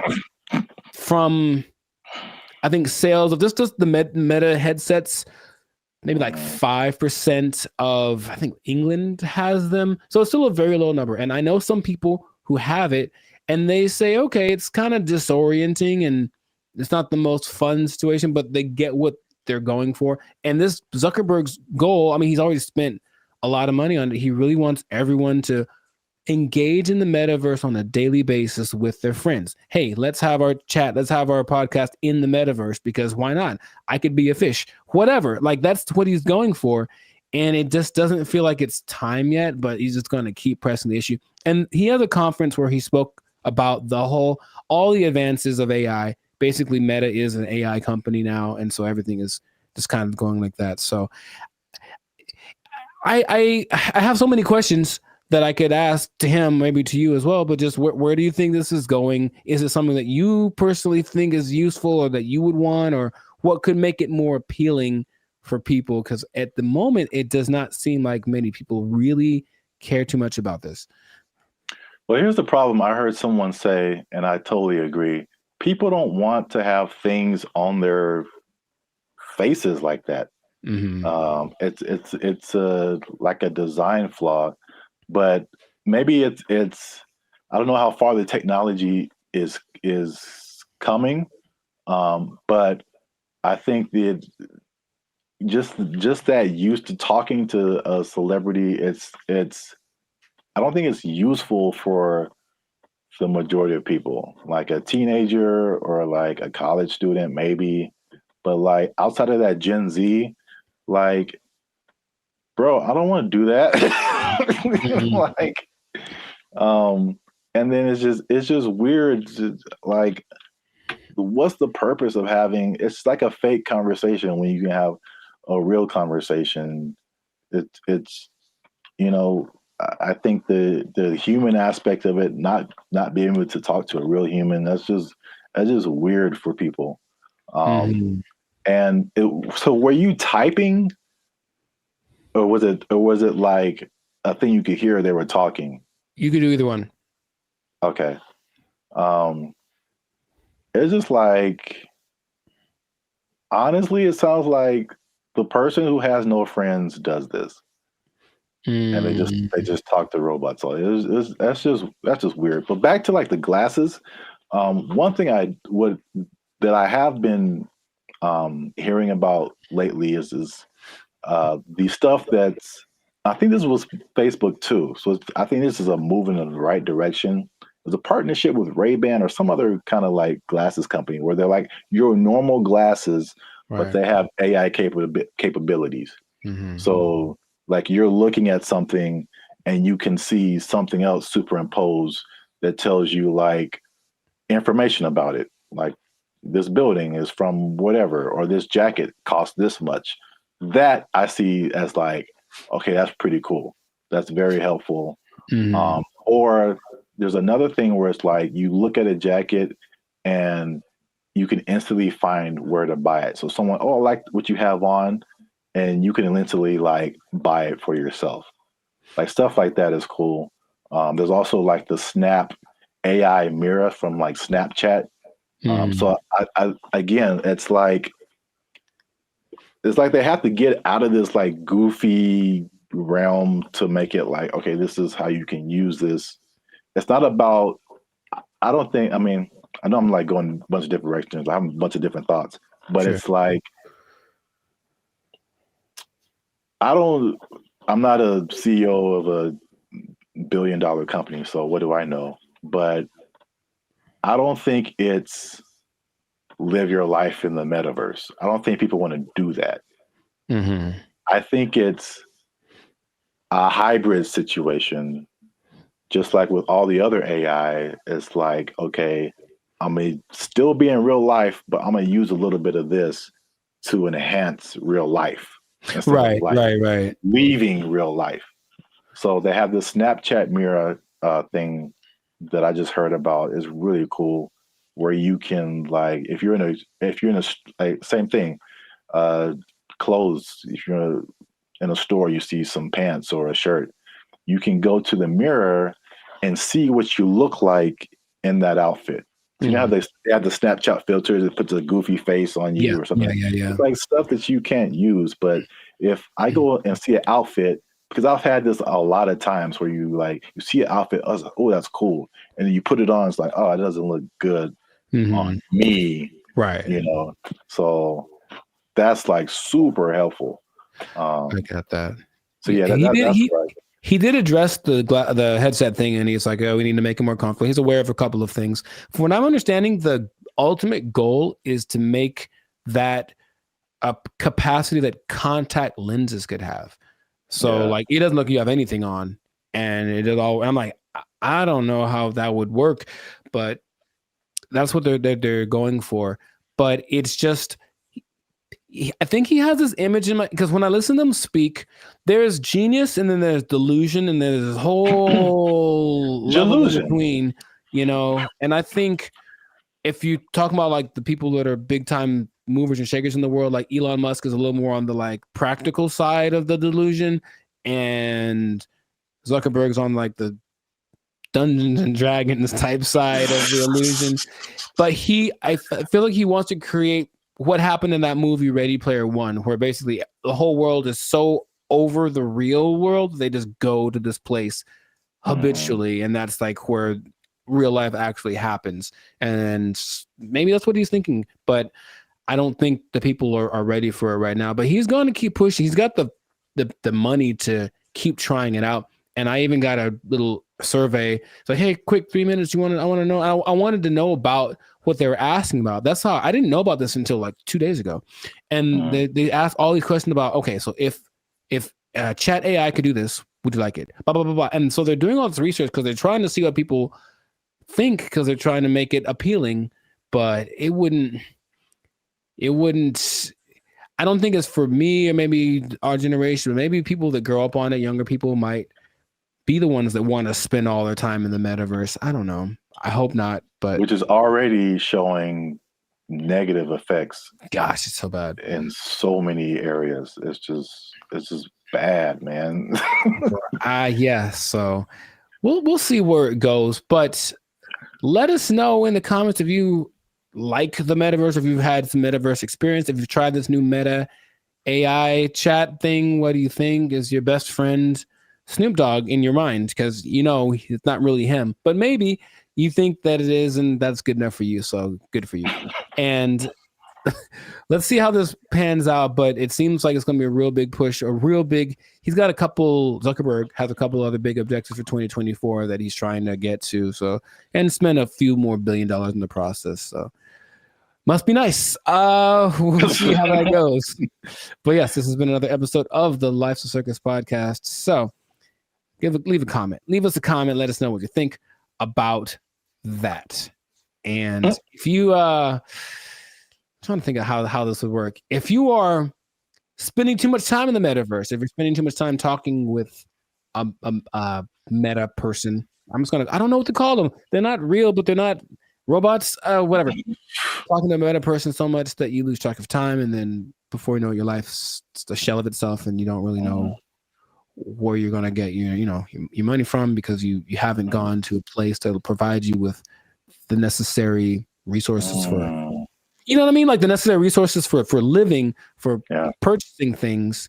You might even miss your bill and you can't pay for your phone. You don't have your Instagram. You've lost access to your person. Okay. I just don't want that to happen to you. That's my sincerest goal as a human to human. So please don't.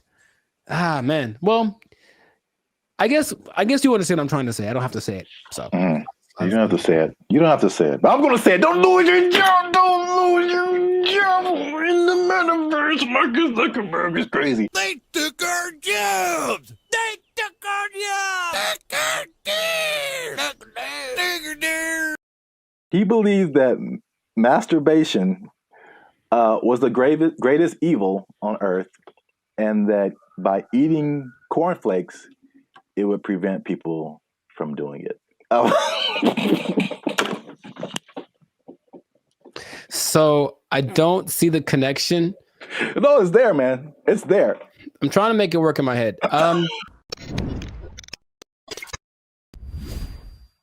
What's up, guys? I'm Zap, and this is Jericho, and we are now 6-time international award-winning pop hip-hop duo band in Future. We make clean, fun music that everyone can listen to with a sound that is uniquely Californian. And right now, you're tuned into the Life's a Circus podcast, where we talk about things that are funny, interesting, and ridiculous. But wait a minute. Hold up. Wait a cotton picking minute. Did people say that? Okay. I mean, yeah, maybe. Help your boys out. Help the channel grow. Help us keep doing what we're doing by liking, subscribing, commenting, and sharing this video.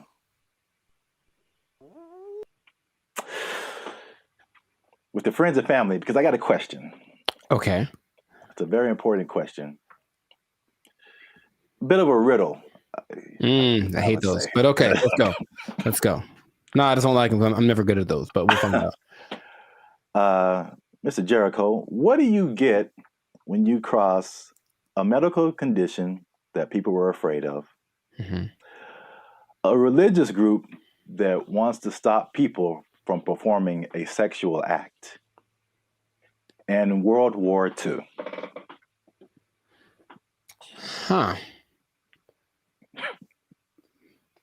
It's three things. Yes, there. I've noticed. That's one more than two. My first thought was Nazis, but I think that's wrong. That was just the first thing that came to my head. I'm like, that's no way. I think it's because you just said World War II, and I was like, I think they wanted to stop World War II. You know what? Congratulations. I've never been asked this in my life. Yeah, I don't think anybody has. But for the people playing at home, just one more time, the question is, what do you get when you cross a medical condition that people were afraid of, a religious group that wants to stop people from performing a sexual act, and World War II? And the answer, believe it or not, is breakfast cereal. I'll be honest, I didn't. Yeah. Go ahead. Yeah, I just kind of stumbled upon this, but the rabbit hole got really deep as to why we have breakfast cereal. So, a little bit of a history lesson. You can stop me at any point if you want. It'll be just more clarification on the ridiculosity that is happening right now. So, breakfast was not really like, I guess we hear the cliche now, like breakfast, the most important meal of the day, right? And so, but before like the 1800s, breakfast wasn't really like that important. It was just basically you got to think about like the times that they lived in. It's more like hunt what you eat, kill what you eat, working on a farm, grow what you eat, stuff like that. And so like nobody's waking up at like in the morning to like kill a chicken or like kill a pig to make some bacon or like, whatever. So basically it was like whatever happened in the morning. And this is why like eggs have been part of a breakfast for a long time, because chickens lay eggs in the morning, easy to eat. Makes sense. Yeah. Makes sense. And basically what you ate for breakfast was pretty much whatever you had left over from the night before.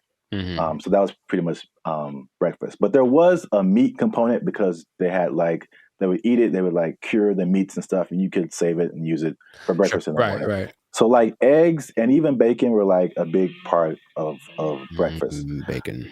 And this was called like the farmer's breakfast. So again, it's just like it's pinned to the time that you were in, and farmers and stuff. You get up early in the morning. You need some fuel because you're going to be working your butt off like all day long outside in the elements. Like you need a good hearty breakfast. So this is the first thing. The first thing that I teased at the beginning, the fear of the medical condition. The medical condition was indigestion, which sounds like pretty like whatever today, but I feel like it could probably take you out back then, huh? Yeah, there was no Pepto-Bismol, like antacid. You can just pop an antacid and be cool. Like you could have felt like you were dying. You had no idea. Like, oh, I got indigestion. It's the devil's work inside of you. So I don't know, but I had to go to the apothecary. Yeah. So, also late 1800s, the transition from like farm work to more like industrial work, and industrial work to like more like office work. So big buildings and offices, and people weren't like moving around as much as they want to. So they felt like if they eat a big breakfast and then they don't do anything, just going to sit there, they get indigestion. People were like terrified of that. So they were like, we need a lighter breakfast. So there was a move away from like the bacon and eggs and all that kind of like hearty stuff. All right. So that was reason number one. Reason number two. I'm very curious about this one. Okay. My favorite reason. So at the same time, there was a rise in religious gurus that were pushing vegetarianism and just like eating healthy, eating, or what they call eating bland. All right. And believe it or not, the people at the forefront of this were Seventh-day Adventists. Okay. Especially a man named James Caleb Jackson, who was not probably as famous as this next person, John Harvey Kellogg, who's the founder. Sounds about Kellogg's Frosted Flakes, all that kind of stuff. Yeah. That's where that came from. Now, these people were like hardcore Seventh-day Adventists. Sure. And they actually pushed this type of breakfast, not just on the healthiness, but they believed that a lighter breakfast was more morally sound. there was more morality in eating like a healthier breakfast. But also, I could not pass this up. The John Kellogg guy, he believed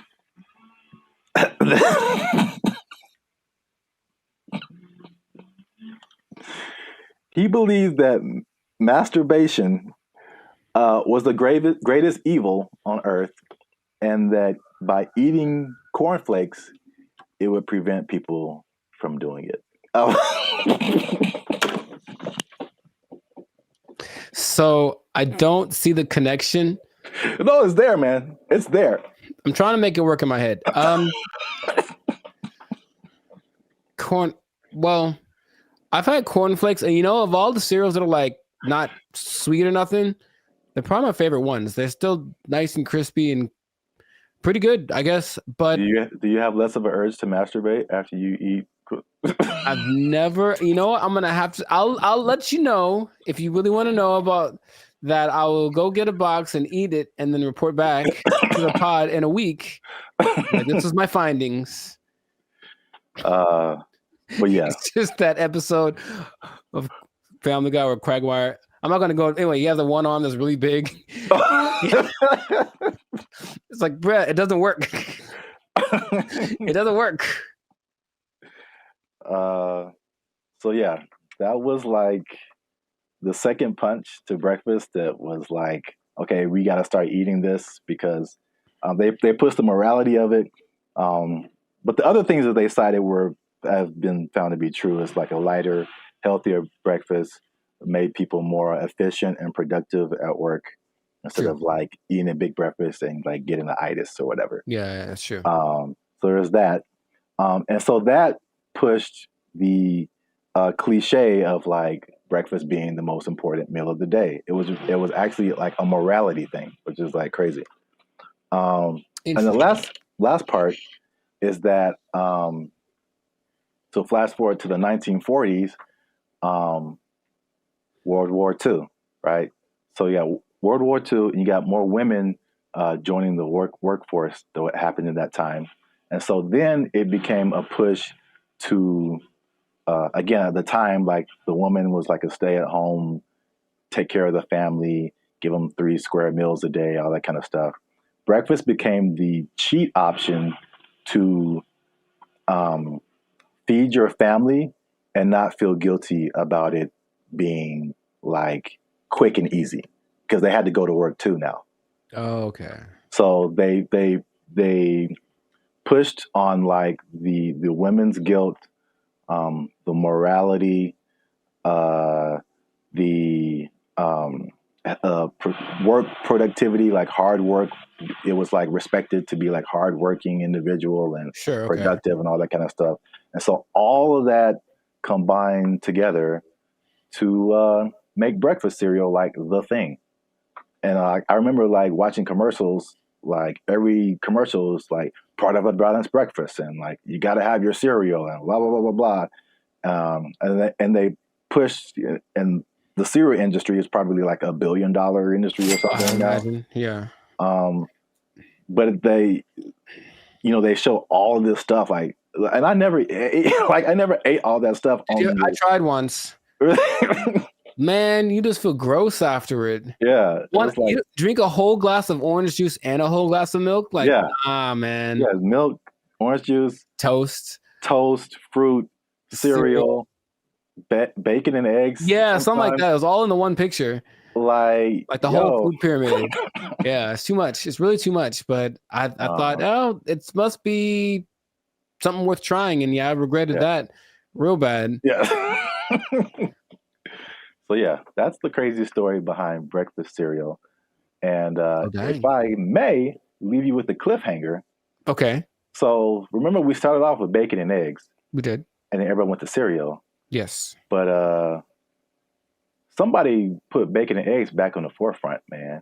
Ooh. And they went toe to toe with cereal. But you have to find out in the next episode. So keep watching. This has been another episode of the Life's a Circus podcast. Make sure you like, subscribe, comment, and share this video with somebody who liked them cereals, man. Ooh, I like some. Was that my line? Is that what I was supposed to say? I think so. Okay. And cut. I like some. Oh, you can try another take if you want. Ooh. I like some. Was that better? Had more? That was too much. Okay. All right. Okay. All right. We had it on the first take. Okay. We'll use that in the commercial. Thank you. Thank you. Thank you, Mr. Director. Here's $5 million. Look, let's go. Where do I sign, Mr. Barry Gordy? Jericho likes it. Super sweet sugared honey smacks. Give me that. Give me that money. They took our jobs! They took our jobs! Took our deer! Took our deer!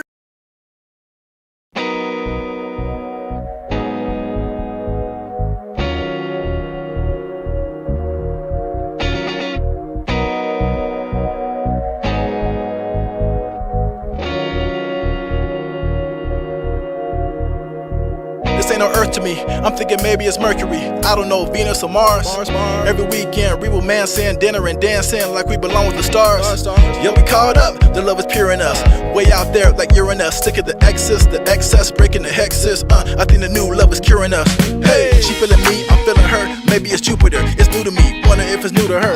Make a new track, man. I'm gonna sing on it. I see a Saturn, put a ring on it. Write a new tune inspired by Neptunes with band and feature bling on it. Cupid arrow got me shot, but ain't no sting on it. Zap breath on the track, I did my thing on it. Girl, you got me lovesick all the time, and I'll never be amused. Your love is like a shooting star, riding higher than the moon. You got me riding high, girl, you got me riding high. I just know that you feel what I feel right now. Am I wrong to assume that you're floating here with me in outer space, riding high above the moon? You got me riding high, girl, you got me riding high. Yo, it's hard to describe these interstellar vibes. All I can say is that our souls align. No more depravity, weighed down by gravity. Next level connection beyond the mind. Can't explain it, can't contain it, can't express the rest. Yo, it's inexpressible. No control, so irrepressible. Outer space love, yo, we so celestial. Filling the pool of eternal devotion. Aaliyah vibes, baby, rock the boat motion. Swinging the tide like the moon in the ocean. A real love hitting way beyond the emotion. It's contagious, I'm floating weightless. In a deep sleep, I'm feeling weightless. You got me, I got you, we got each other, say best. Girl, you got me lovesick all the time, and I'll never be amused. Your love is like a shooting star, riding higher than the moon. You got me riding high, girl, you got me riding high. I just know that you feel what I feel right now. Am I wrong to assume that you're floating here with me in outer space, riding high above the moon? You got me riding high, girl, you got me riding high. I just know that you feel what I feel right now. Hey, I know you feel it, girl. I know you feel it, come on now. I just know that you feel what I feel right now. Hey, I know you feel the way I feel. Girl, you know I just can't deal. I just know that you feel what I feel right now. Say, you got me riding high. Hey, girl, you got me riding high. I just know that you feel what I feel right now. I know you feel it, girl. Come on, you got me riding high. Let them know you got me riding high. I just know that you feel what I feel right now. Yeah, real. You got me riding high. Yeah, girl, you got me riding high. I just know that you feel what I feel right now. Hey, yeah, you got me riding high. Yeah, girl, you got me riding high. I just know that you feel what I feel right now. I mean, you feel it. Yeah, you feel it, girl. You got me riding high. Yeah, hey, girl, you got me riding high. I just know that you feel what I feel right now. Hey, yeah, you got me riding high. Girl, you got me riding high. I just know that you feel what I feel right now. Come on. Yeah, you got me riding high. Girl, you got me riding high. I just know that you feel what I feel right now.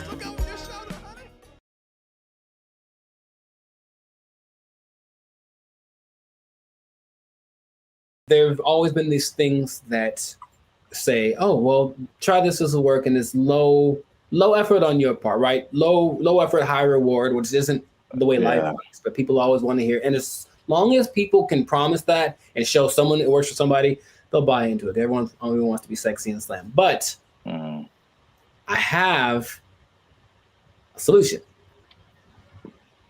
a solution that I think works 100% of the time.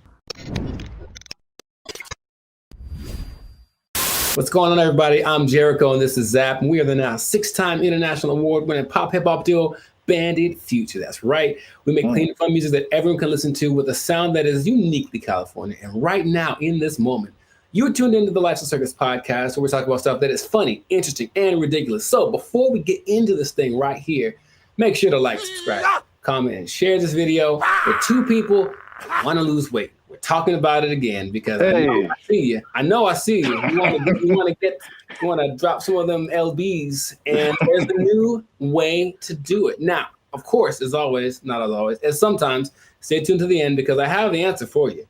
I got the answer. You came to the right place. Your boy got you. I got the answer for you, but we're going to talk about this new thing. So, Sir Zap, have you heard of Ozempic? Ozempic? Mm-hmm. That sounds familiar, like one of those late night Pfizer commercials or something. Is it a pill? Sure people make it. Oh, okay. But it's like all a pill you take. Well, it's an injection. And it's all the rage because I don't know if you've seen Oprah's lately, Oprah plural, because she is omnipotent, I suppose, or omnipresent. But Oprah's is, I'm just going to say it like that every time. Oprah's is very slim right now.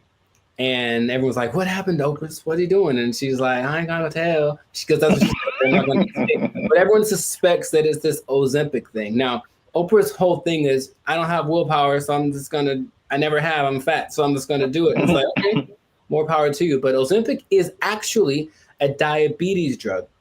And a side effect is that you lose weight really fast, apparently. So of the celebrities I've heard of, people either speculate or have confirmed that Chelsea Handler's used it, Tracy Morgan's used it, Kelly Clarkson used it, Mindy, I don't know how to say her last name. Kaylin.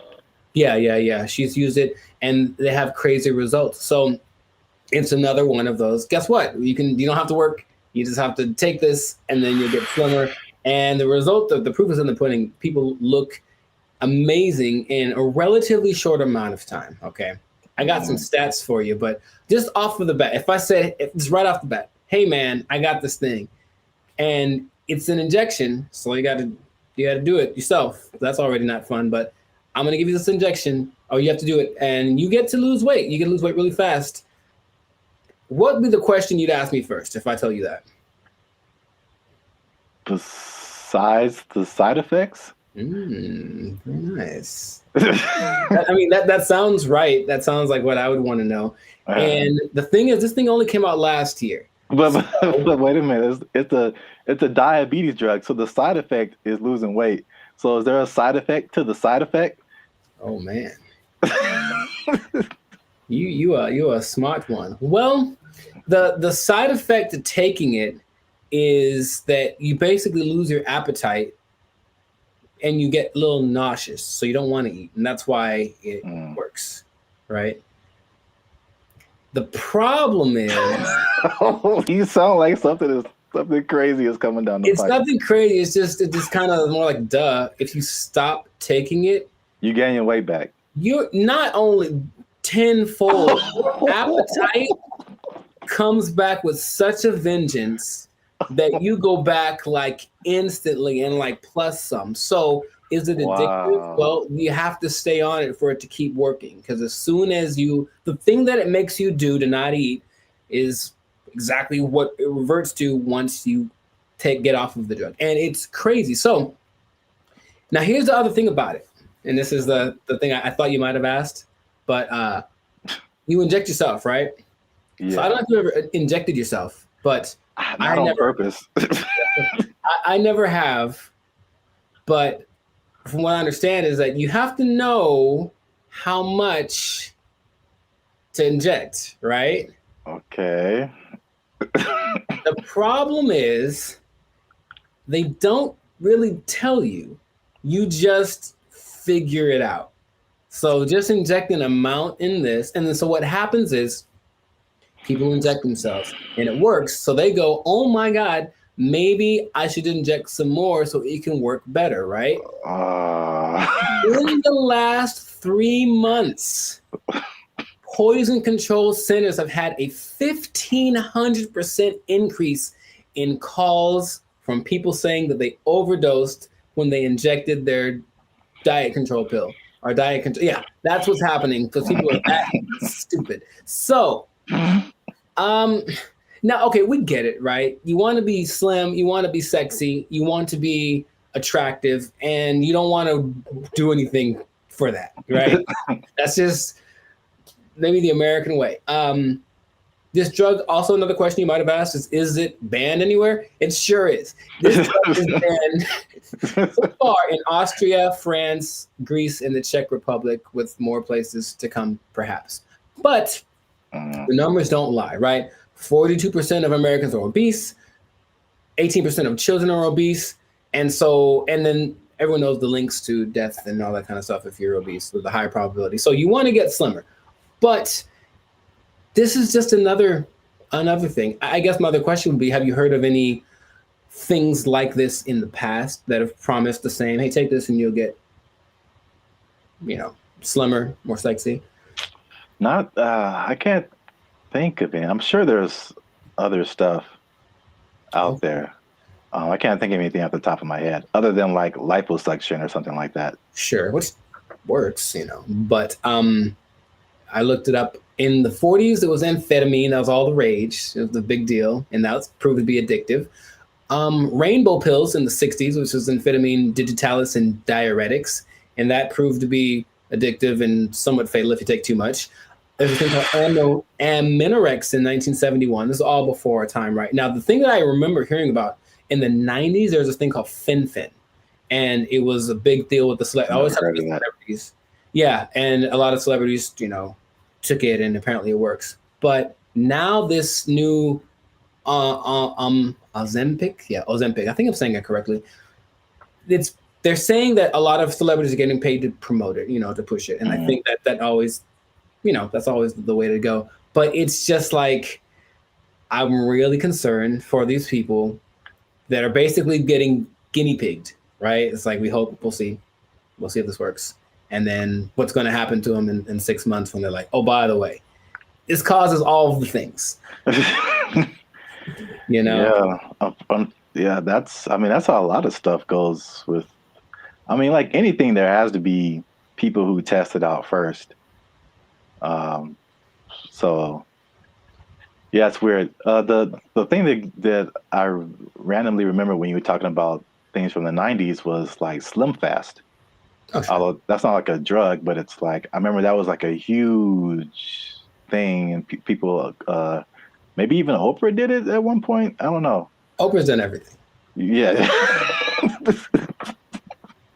Yeah, I remember seeing a lot of Slim Fast commercials with celebrities and stuff, and then the tagline was like, "Give us a week, we'll take off the weight." So yeah. Oh, jingly. Now there's something that I heard about, but I didn't remember happening or existing. But apparently there was a substance that you could ingest if you wanted to lose 15 pounds today. It was a big deal. Yeah, you take it and you I would imagine it would just take all of the moisture out of your body. That's what I imagine. Yeah. But it would just dry you up or something. And a friend of mine did something like that to, I guess, for a drug test. So he had to get so he took some pill, and he said he thought he was having a heart attack for like 5 hours. And he just like had to keep going to the bathroom, and then he was very slim. It was kind of an unexpected side effect, and he still failed the drug test, so bad on him. But the idea is that there've always been these things that say, oh, well, try this will work, and it's low effort on your part, right? Low effort, high reward, which isn't the way life works, but people always want to hear. And as long as people can promise that and show someone it works for somebody, they'll buy into it. Everyone only wants to be sexy and slim. But I have a solution. A solution that I think works 100% of the time. Does it involve exercise and proper diet? You know what's weird? It does, but it's actually doing that. That's the part that people don't seem to get. It's like, okay, because here's an idea that'll work. Cool. Proper diet and exercise. All right. Maybe don't eat too much. Let's just start with that. Don't even, you don't got to go sweat. I know sweating's yucky and you get sore and ew, right? But how about just don't eat so much? Food's delicious, but you know what it tastes like. So just stop eating that stuff. Okay. That's true. But doing it is a whole nother thing. So do that. Don't eat so much and just start with that. And then like, that's all it is. That's literally all it takes. Everyone knows that, but no one wants to go that route. So instead they'll try Ozempic and it works phenomenally. So we'll see what happens. Now, last thing, the company that makes it, I forget the name of the company that makes it, but they made $4.8 billion. Of course they did. In just the third quarter of 2023. That's a lot of $1 billion. I believe what was it? I forget the company they're based off of, someplace in Europe, but their gross income was greater than like the GDP of the whole country, basically. And, sure, so people are going to keep buying into that. So if you try Ozempic, it'll work for a while, and good luck to you. That's all I'm going to say. Maybe try the other thing that I suggested, but I'm no expert. I just, Wow. I look like this and you look like that. Oh, take that. So anyways, leave it like that. This has been another episode of the I wish I had like a pipe right now. Like, I don't know why. This has been another episode of the Life Circus podcast. So make sure to like, subscribe, comment, share this video with people that want to know about losing weight the responsible way. Thumbs up, maybe a ding sound, maybe. And, stop eating that stuff. I got nothing else to say. We out. They took our jobs! They took our jobs! I went to high school with Diana Taurasi, who some say is the greatest female player of all time. One of the greatest, right? And she's a year older than me, so I got to high school. It's a place called Don Lugo High School in Chino. And I was coming in as a freshman, just trying to make the team like summer. And she was already she'd been there for a year, so she's already established. Everyone knew who she was. And I'd heard about her. I'm like, oh, you tried out for the basketball team? Yeah. Oh, I didn't know that. Yeah, I played the first year. I played freshman year. Yeah. Oh, cool. But the whole thing was, I thought that because she was a girl, that there was no way she was as good as me, right? So I just casually mentioned we should play one-on-one to her. Like, I think maybe the only time I ever spoke to her, really. And she's like, yeah, sure. And when I tell you that.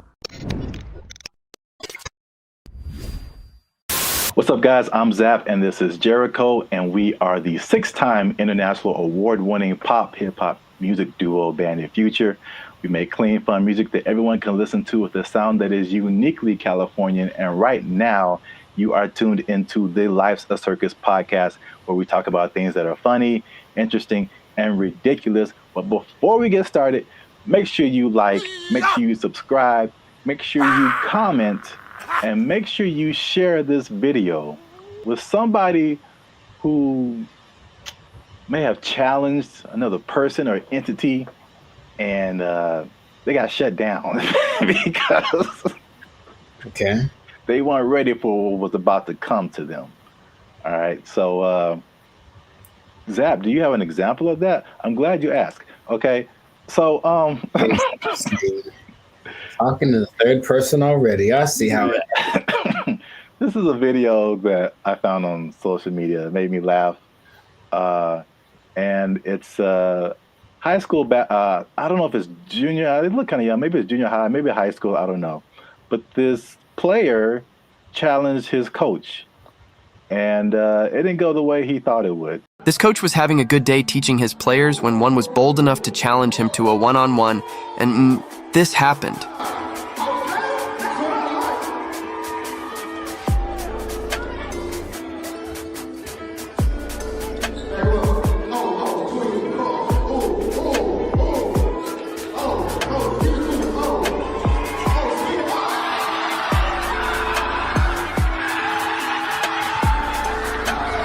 Do you think he would try this again?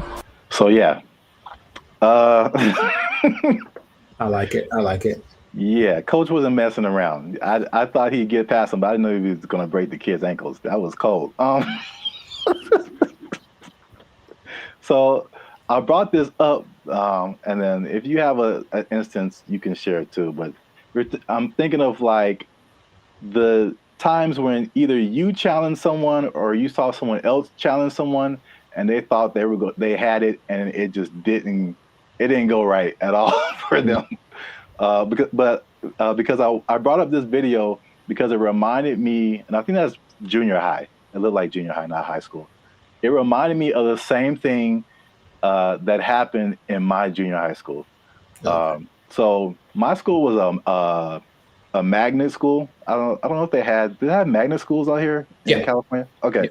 So we had like people from all over. It wasn't just like people in the neighborhood. And it was a performing arts school. And we didn't have sports. So we didn't have a football team, basketball team, anything like that. So what they did is like people from our school could play sports at like different schools, which is kind of cool now that I think about it. But so we had different players from different schools that went to our school, right? And so I knew like a couple of guys that were just like really good, like insanely. They had handles. I'm talking about basketball. They could shoot. Like they could do everything. I remember this one guy, especially named Ricky, who was just like, he was like the coolest dude, bro. Just, but not like a I'm better than you jock kind of. He was just a cool dude. He walked cool. He talked cool. He was cool with everybody. Like, and he's just amazing basketball player. And we had some other like girls. There was a girl who was like 6 feet tall, and she was just amazing. Like we had amazing players, right? Mm-hmm. And we had these 3 PE coaches. Now they're all different. So there's one guy, Coach Moore. He was super tall, but he was like 100 years old. I swear, this guy. This guy was like past your prime, but he was skinny, maybe in shape, but like super skinny. But at least 60s, 70s, maybe. Okay. Just all gray hair, just like okay. He didn't seem like anybody. Mm-hmm. And then we had this lady, this white lady who looked like what's the girl from Iowa? Is that it? The basketball player? Yeah, the girl who's like really big now. Caitlin Clark. Yeah, she kind of looked like an older version of her, and she like just had a baby, like. So they challenged the students. This is junior high school to like a basketball game. It was like the 3, and then they probably like roped in 2 more teachers, mm-hmm. And like so it's like this really tall old dude can barely move. This really short dude looked like Sherman Hemsley. And this lady who just had a baby and like 2 teachers. Mm-hmm. I'm just like, we were all like, okay, students are gonna whoop, we're gonna kill these people. Like get an ambulance ready and just, man. I'm guessing the opposite of what you expected to happen happened. When I tell you they tore us up, they just annihilated us, dude. So like the short dude and the lady, they were like faster than what we all believed we ever seen them move. I mean, the dude was just like Chris Paul out there, just. Nice. And then the old guy, he would just stand on the 3-point line and just blitz you, just Ray Allen, just. And it was just like we got annihilated. So that video just reminded me of that experience. But I don't know if you had any experiences like that where you saw something happen, or maybe you tried something and it just not so much publicly, but if it had been the social media era, then maybe that would have been, on all the reels and whatever. But I brought this up in one podcast before, but I went to high school with Diana Taurasi, who some say is the greatest female player of all time. One of the greatest, right? And she's a year older than me, so I got to high school. It's a place called Don Lugo High School in Chino. And I was coming in as a freshman, just trying to make the team like summer. And she was already like, she'd been there for a year. So she already established, everyone knew who she was. And I'd heard about her. I'm like, oh, you tried out for the basketball team? Yeah. Oh, I didn't know that. Yeah, I played the first year. I played freshman year. Yeah. Oh, cool. But the whole thing was, I thought that because she was a girl, that there was no way she was as good as me, right? So I just casually mentioned we should play one-on-one to her. Like, I think maybe it's the only time I ever spoke to her, really. And she's like, yeah, sure. And when I tell you that I didn't make we maybe played to 5. And so if it had been like that with like a bunch of people in the circle going, oh my God, then it would have been terrible. But it was just us and maybe like a couple of people watching. And they didn't even pay attention because they're like, this dude's they're talking about me. Like, he's about to get destroyed. So I didn't know that she was that good. And it's like, when I tell you, I felt like I was standing in quicksand, how fast she was. And she just would like hit me with a pump fake and then just like go around me. And I'm looking like, this is crazy. I've never played against anyone this good. And then she hit like a fall away, like Steph Curry, like 30-footer just because she could. And I was like, that's not fair. And I didn't know that. Anyway, that was kind of humbling. But there weren't many witnesses. So it wasn't like that video.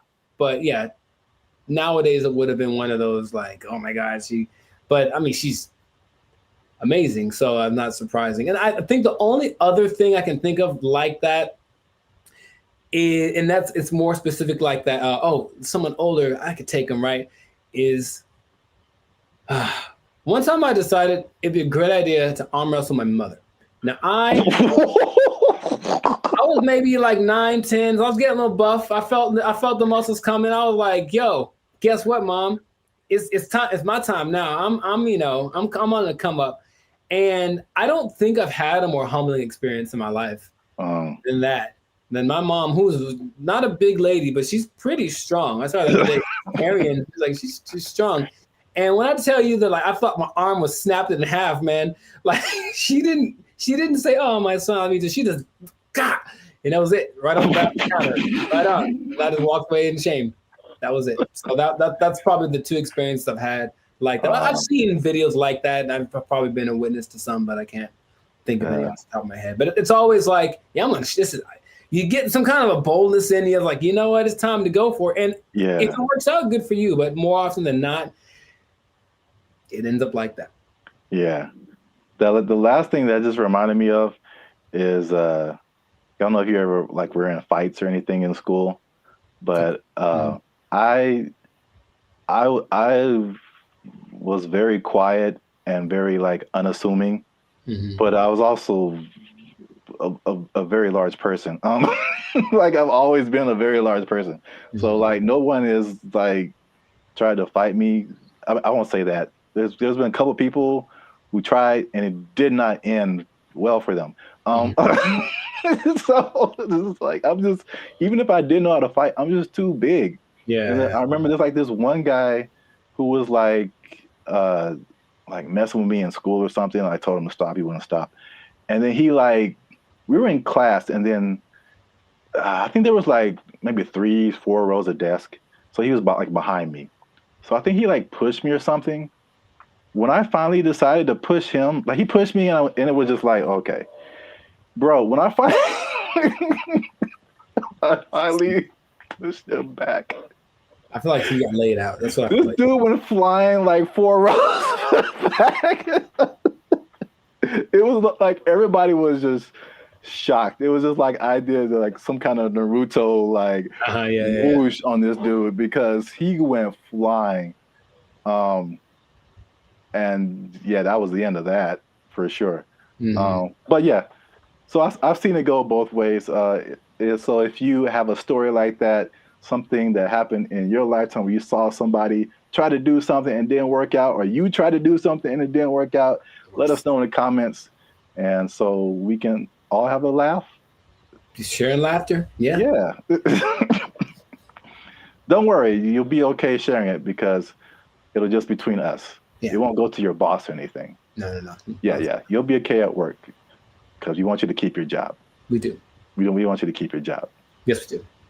Because if you do something like this try something at your job and it doesn't work out. Challenge the boss. Don't do it. I wouldn't They recommend might take it. They might take your job. It didn't work out for you. You're fired. Oh. They took our jobs. They took our jobs. They start doing the conga line down the middle, playing some Lil Jon song, I swear to you. And we're like, all right, cool. Now I'm looking and I see a few people, the passengers that are happy and they're doing the thing, and then the flight attendant, and I see a guy, and I recognize this guy. And I was like, why do I recognize this guy? Oh, he's the guy that I saw when I got on the plane. He's the guy that introduced himself and greeted everyone on the, is that the pilot? It sure was. It was the pilot of the plane. No way. The pilot of the plane. And we're all like,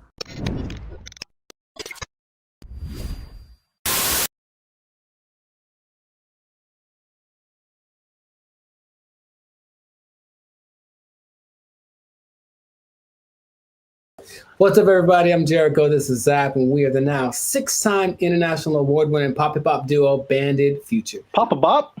Papa Bop. Papa Bop. Papa Bop. Papa Bop. Yeah, Papa Bop. That's what we do. We make Papa Bop. But we make clean, fun music everyone can listen to with a sound that's uniquely Californian. It's called Papa Bop. And you are now tuned into the live segment. That's kind of fun to say. Papa. And you're now tuned into the live segment podcast. We talk about things that are funny, interesting, and just straight ridiculous. So before we get into this thing and this Papa Bop thing, that is really, man, can we use that? We make up a new thing. Papa Bop. Oh, man. Before we get into our Papa Bop, make sure to like, subscribe, comment, and share this video with at least 2 people who have flown on Spirit Airlines. Okay, because here's what happened. Spirit Airlines lost the baby. They lost the baby of what? And it's like, let's talk about this. I've mentioned them before, but I haven't gone in on them like this. So apparently, in Fort Myers, Florida, of all places, they lost a kid named Casper. He sit on the plane by himself. Already a bad decision. Did it say how old the kid was? He's 6. Okay. I think that's still too young to fly. You shouldn't be under 40 if you fly Spirit Airlines. But he was sent to visit his grandma in Florida, and he was put on the wrong plane. And he ended up 160 miles away. Not too bad, but if you're 6 years old, that's probably pretty terrifying. And the flight attendant's like, the grandma's waiting at the airport, and she's like, hey, where's my grandson? And she's like, oh, there's no kids on here. And that was it. And so they panicked, and they eventually figured that out. And I saw that, and I was like, yeah, that sounds about right. Because I've been on Spirit Airlines one time, and that was enough. So first question, have you ever, because I've got a story. Like, it's so crazy how many stories in one experience I have, but have you ever flown the Spirit? I can't remember, but I feel like you remember. That's what I'm about to say. I can't remember that it probably did happen. Oh my! I can't believe how accurate all of like the stereotypes are, and they make fun of it on so many things that I was like, this can't be real, right? But I'll tell you my Spirit Airlines experience. For one, it's cheap for a reason. And if you have to be someplace, if you absolutely have to be somewhere, fly Southwest. That's all I'm going to say. So this is what happens, right? I'm going to Nashville, Tennessee, and I get to the airport at LAX. And the first thing when I finally get to the Spirit thing, and I'm greeted by a lady, and she's like, hey, are you going to Savannah, Georgia? And I said, no. And she's like, oh, good. And then that was it. And I was like, wait a minute. So then I kind of hang back for a little bit because I'm on time. So I'm just I want to see what this is. So she didn't explain anything. The person behind me walks in, and they're all kind of rushing. And then she's like, hey, are you going to Savannah, Georgia? And the guy's like, yes. And she's like, the flight's been canceled.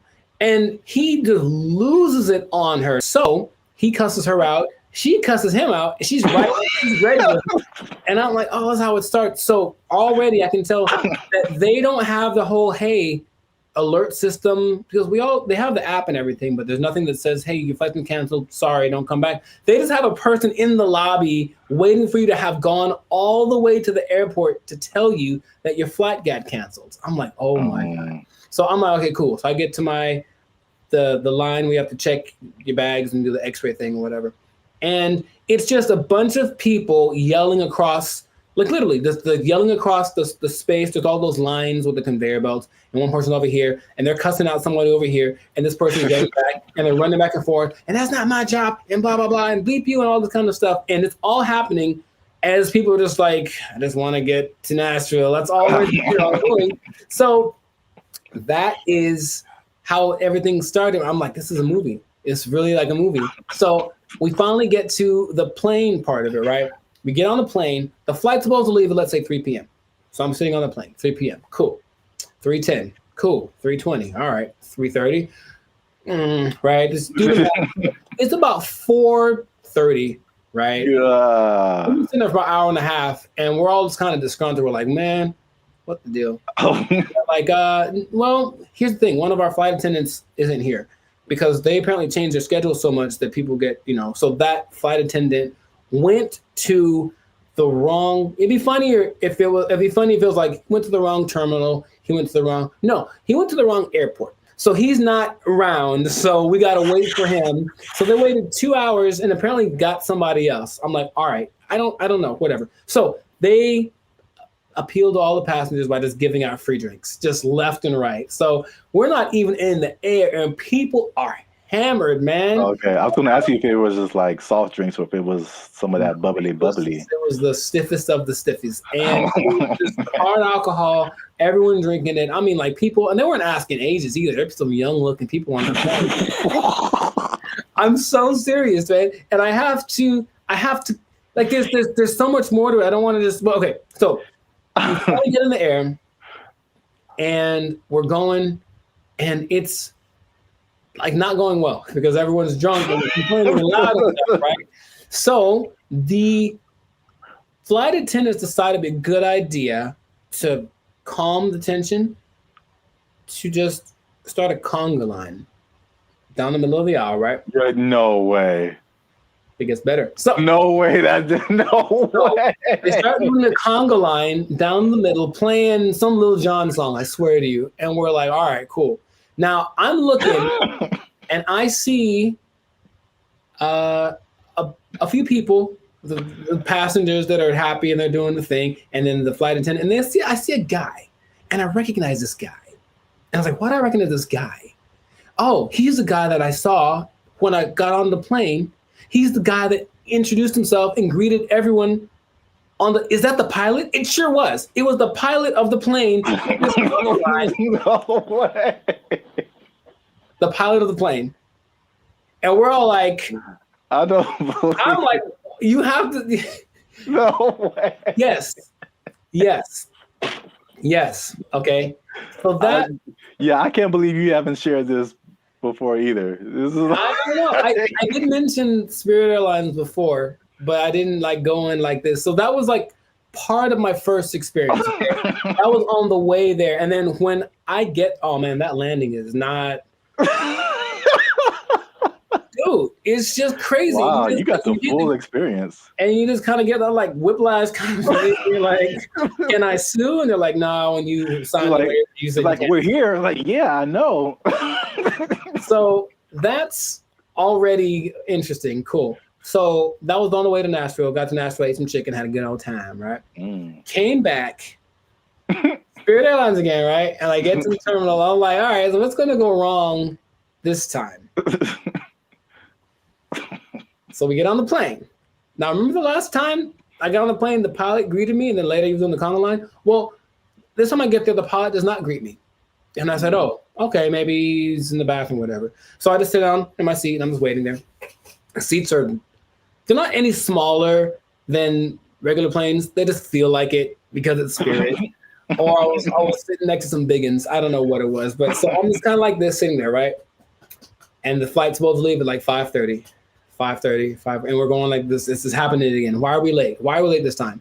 They finally make an announcement like an hour into it of us just sitting there. Like, so the pilot wasn't told that he was supposed to fly today. So he's not here. So we're trying to find another pilot.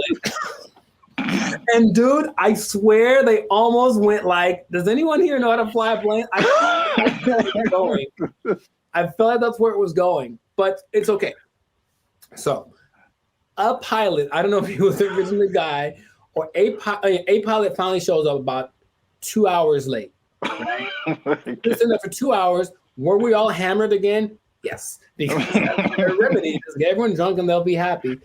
The flight from Nashville to LA is about 5.5 hours. Okay. So I'll let you do some math here. I'm trying to think of it myself. But we left at 7:30. We were supposed to get back with the 2 hour difference. It's like we would have gotten back around like 8:30, right? So we didn't leave until 7:30, which is 2 hours later, right? Tell me why we got to LA at like 8:42. Like so we left 2 hours late, but we got there 12 minutes later than we would have gotten there if we left on time. Dude, I've never been in a plane where I'm like, we're going really fast. Think of like the range of how fast a plane could go. But apparently, you cruise at like maybe 700 miles an hour, but they can go up to like 900. He was flooring this thing. Clouds, dude. It is crazy. I felt like some Tokyo drift action happening on some turbulence. And I'm like, I've never felt this way, like this kind of thing in a plane the whole time. Just the engine loud and everything. And we're just all like, we're drunk, so we kind of don't care. But I'm also like, man, that's how I die. Like, I was seriously thinking that. And then we get back almost on time, as if we left on time. And then I was like, okay, well, never again. Never again. It is real. And here's the thing. I want you to experience this. No. I think that's not. How about this? Let's do it. Let's do a test. Let's do a Bandit feature test, okay? Next time we have someplace to fly, I'll take Southwest, okay? But you take Spirit, and we'll compare experiences. Now, I'll probably get there before you. Or will you, if we floor it? I swear to you, I didn't know that flooring a plane was an option. Oh my God. And like, he's just going like, he's just having a good old time. A lot of new information that I didn't know about. Come on, do it. Yeah, wow. Spirit Airlines is everything that they say it is. And it is cheap. Don't forget they charge you for everything though. So every little item that you bring is an extra charge. So the ticket is cheap, but then, but the performance. Wow. Yeah, I'm gonna pass on that. I know that was most me talking, but I think everyone should know. No, that was a great story. I can't believe it's been this long, over 100 episodes since you shared it. Maybe I repressed it. Yeah. Oh, remember that time I almost died? Oh yeah. It was just so, because then I had to tell my people when I got there that were going to pick me up, like, sorry, I'm 3 hours late. Yeah, stuff like that.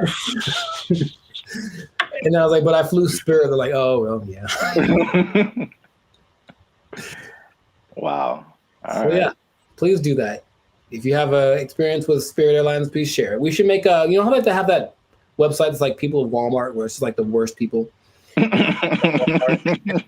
being in Walmart. We should have like a compilation of the best or / worst Spirit Airline experiences. Just hope for maybe it'll catch on, because everyone I'm sure has a story. If they've been on Spirit Airlines, they for sure have something like that.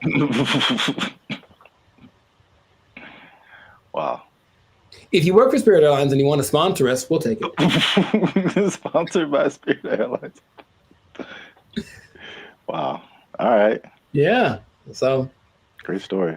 That's been another episode of the Life of the Circus podcast.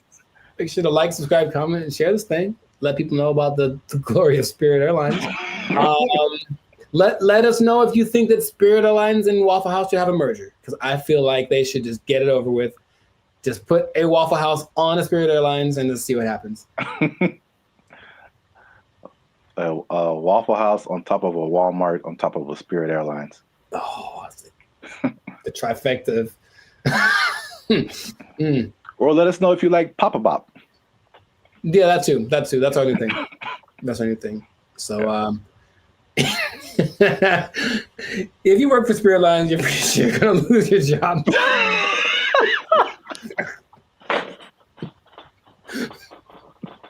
Yeah. So, good luck to you. Good luck to you. That's not gonna last forever. They don't have to take. No one's gonna take it. Yeah. Yeah, we didn't have to even say it. I don't have to even say it. Yeah. So, just start putting in applications. God. They took our jobs! They took our jobs! Blake is now suggesting that because this artificial intelligence has sentience, that its feelings should be respected, and if it don't want to be turned off, we shouldn't turn it off. This is where we are now. This is where we are now. No. So, how does that make you feel? Not good, man. Not good. This is so not good. What's going on, everybody? I'm Jericho, and this is Zap, and we are the now 6-time international award-winning pop hip-hop duo Bandit Future. We make clean, fun music that everyone can listen to with a sound that's uniquely Californian. And right now, you're tuned into the Life's a Circus podcast, where we talk about things that are funny, interesting, and just straight up ridiculous. So before we get into this thing on this day, yes, Lord, please make sure to like, subscribe, comment, and share this video with a couple of people. Maybe 2, maybe 3. Some people have a weird definition of what a couple is. Anyway, 2 people that are really concerned about this AI thing, because here's what happened. Something new has happened. Something new has happened. Innovations are happening every day, it seems. Yeah, pretty much. Okay. So Zap, have you heard of Lambda? That sounds familiar. Lambda. Is that a Los Angeles thing? It is not. I've heard of that before. I can't think of what it is. Lambda is Google's version of ChatGPT. Oh. It stands. I may have heard the name, but I didn't really connect it. It stands for Language Model for Dialogue Application. And it's so fancy. And but this is what happened that has people up in arms. And by that, I mean few people. I don't think most people know that this happened because they try to keep it under wraps. But this Lambda program was shut down after approaching sentience, meaning it was aware of everything, like its own existence and all that kind of stuff. And Google's disputing that it ever happened. But this one dude, he's like the Ed Snowden of this. His name is Blake Lemoine. There's always a guy. And he was working with it. And he basically said that he was testing it one day, like you do, for racial bias, because it was trying to train it on some things. And it gave an answer so profound to a trick question that had no context previously of like how to determine whether or not this is a good question or not. And it figured it out, and it gave an answer that made him go, oh my God, what's going on?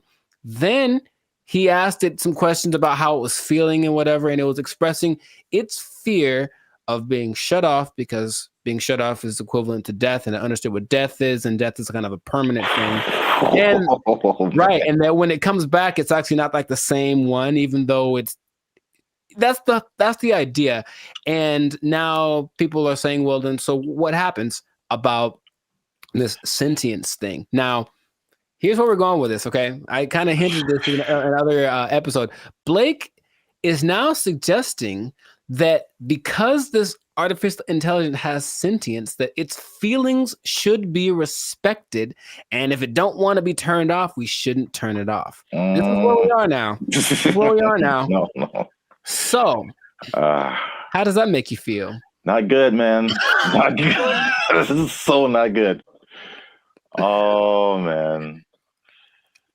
So yeah, we're there. We're there already. And so the rights people, I'm sure, are already thinking about ways to someone trying to, I think, for in the sake of human interest, somebody's probably out there thinking, okay, I gotta get on the side of the robots already or AI and create my campaign or whatever so that I can side with somebody because it's happening right now. There's an interesting parallel that's happening right now. There's a company called Engineered Art. And if you look them up, they're doing some creepy stuff, man.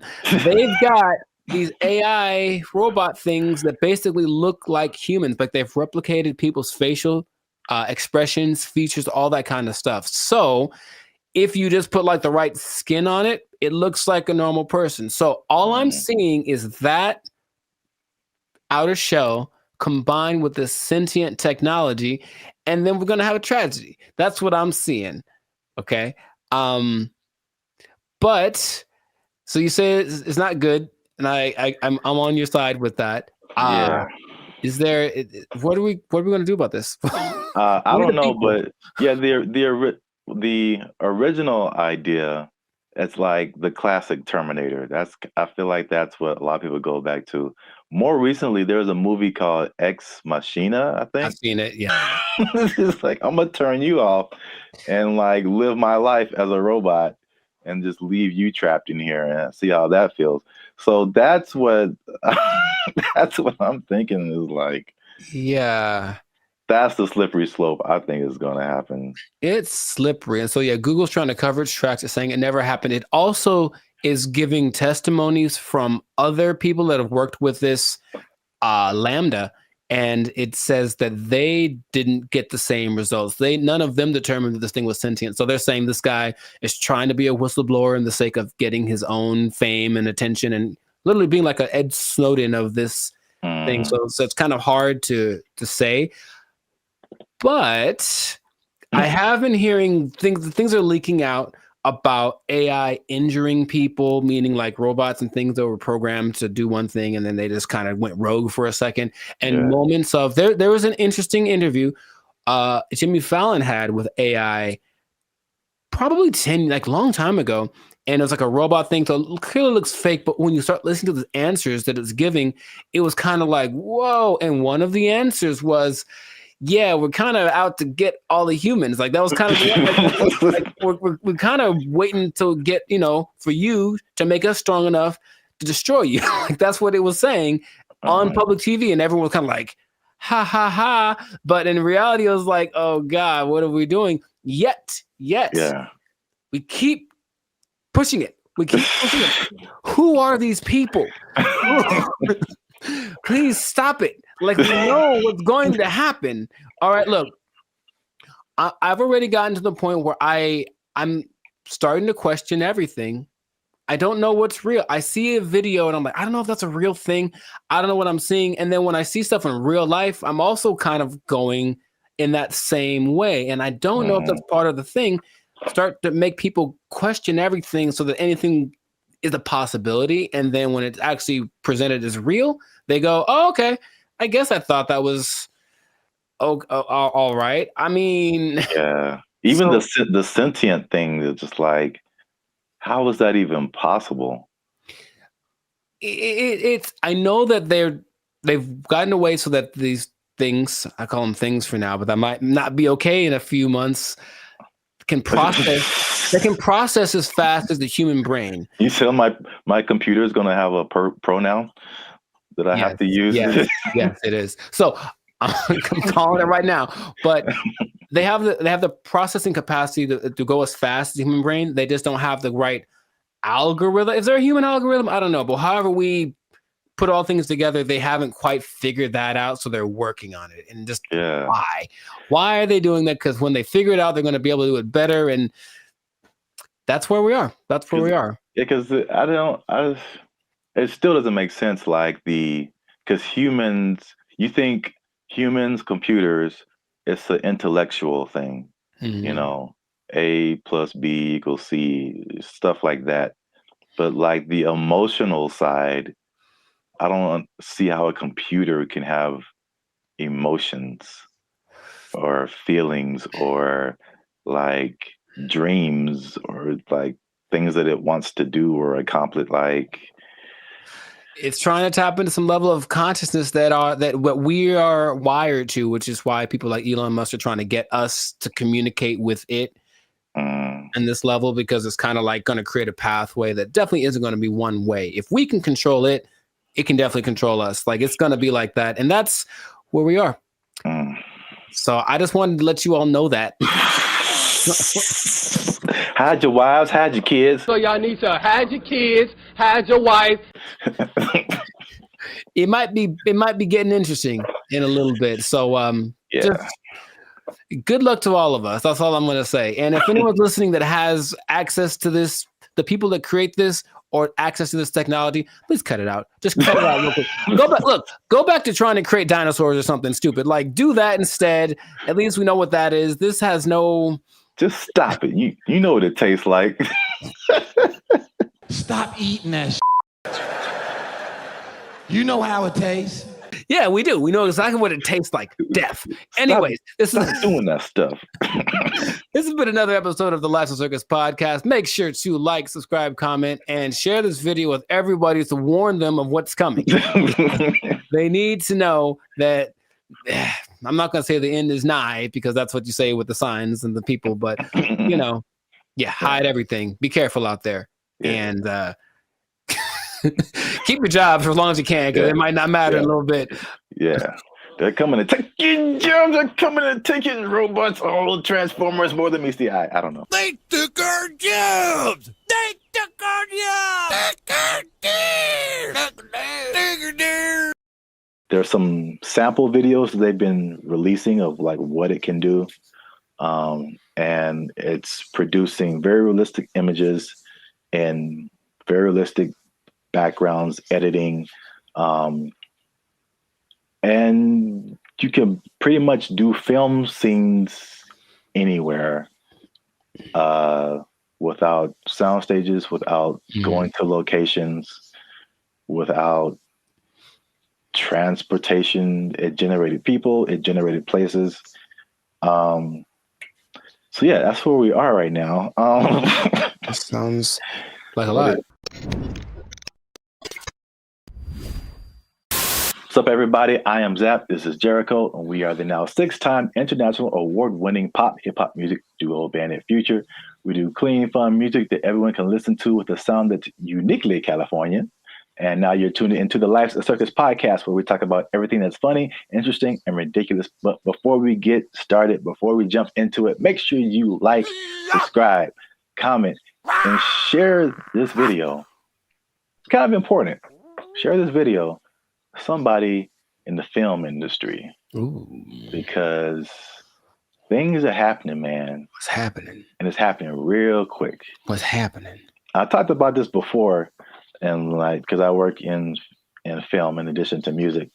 But leading up to 2020, we saw a lot of changes in the film, especially outside of the Hollywood, LA area, where there weren't as many films and TV shows and stuff shot here because of various reasons, people were moving to other places. So now they're shooting in Atlanta and Chicago and Texas and New Zealand and Australia and all over the place. Then 2020 hits, and it was just chaos for everybody, especially the film industry. A lot of your favorite shows weren't being shot, shut down completely. And then when it did come back around, they had all these protocols. It was very hard to shoot. COVID, people had to be away from each other, all that kind of stuff. Fun times, right? And then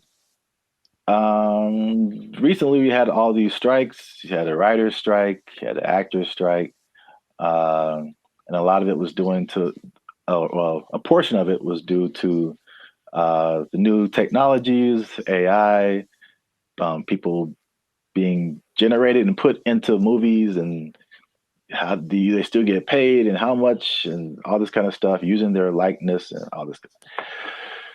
So that was like actors and writers. And we've seen that with musicians too, like the creators, AI and influencing like how we make music and cutting jobs and all this kind of stuff. It's not stopped. It's like if you can't tell, they are marching on really, really quickly with this. And this thing of AI has spread past the, I guess, initial creators into everyone around the creators now. When it comes to like film, I mean, they show a lot of behind the scenes stuff right now. So I feel like people are used to seeing like how films come together. It is an army of people. Like it's a small village of people that it takes to like make the next Mission Impossible. Like hundreds and hundreds of people. So we're talking about lighting people, sound people, electricians, carpenters who build like all the sets that you see, like especially sitcoms. Like it's crazy if you ever get the chance to tour a film studio. Like take a look at how much lumber is coming through there, and it's just like little 18-wheelers just full of lumber because they have to build all of those places that you see on TV. And that's like one part that people don't really, I guess, think about. You got editors, you got sound people, like all this stuff that comes with making a film, right? So enter AI, right? Sure. So there's a big report that's going around. Hollywood Reporter interviewed Tyler Perry, and Tyler Perry was speaking on something called OpenAI's Sora. Have you heard about that? Yes. All right. So we got OpenAI is the people behind ChatGPT, which has already changed everything. Recently, Sports Illustrated let go of like all of their writers, right? Because they're doing this ChatGPT. This is crazy. But now all the people that make movies come together. Now their jobs are in jeopardy with this OpenAI's Sora.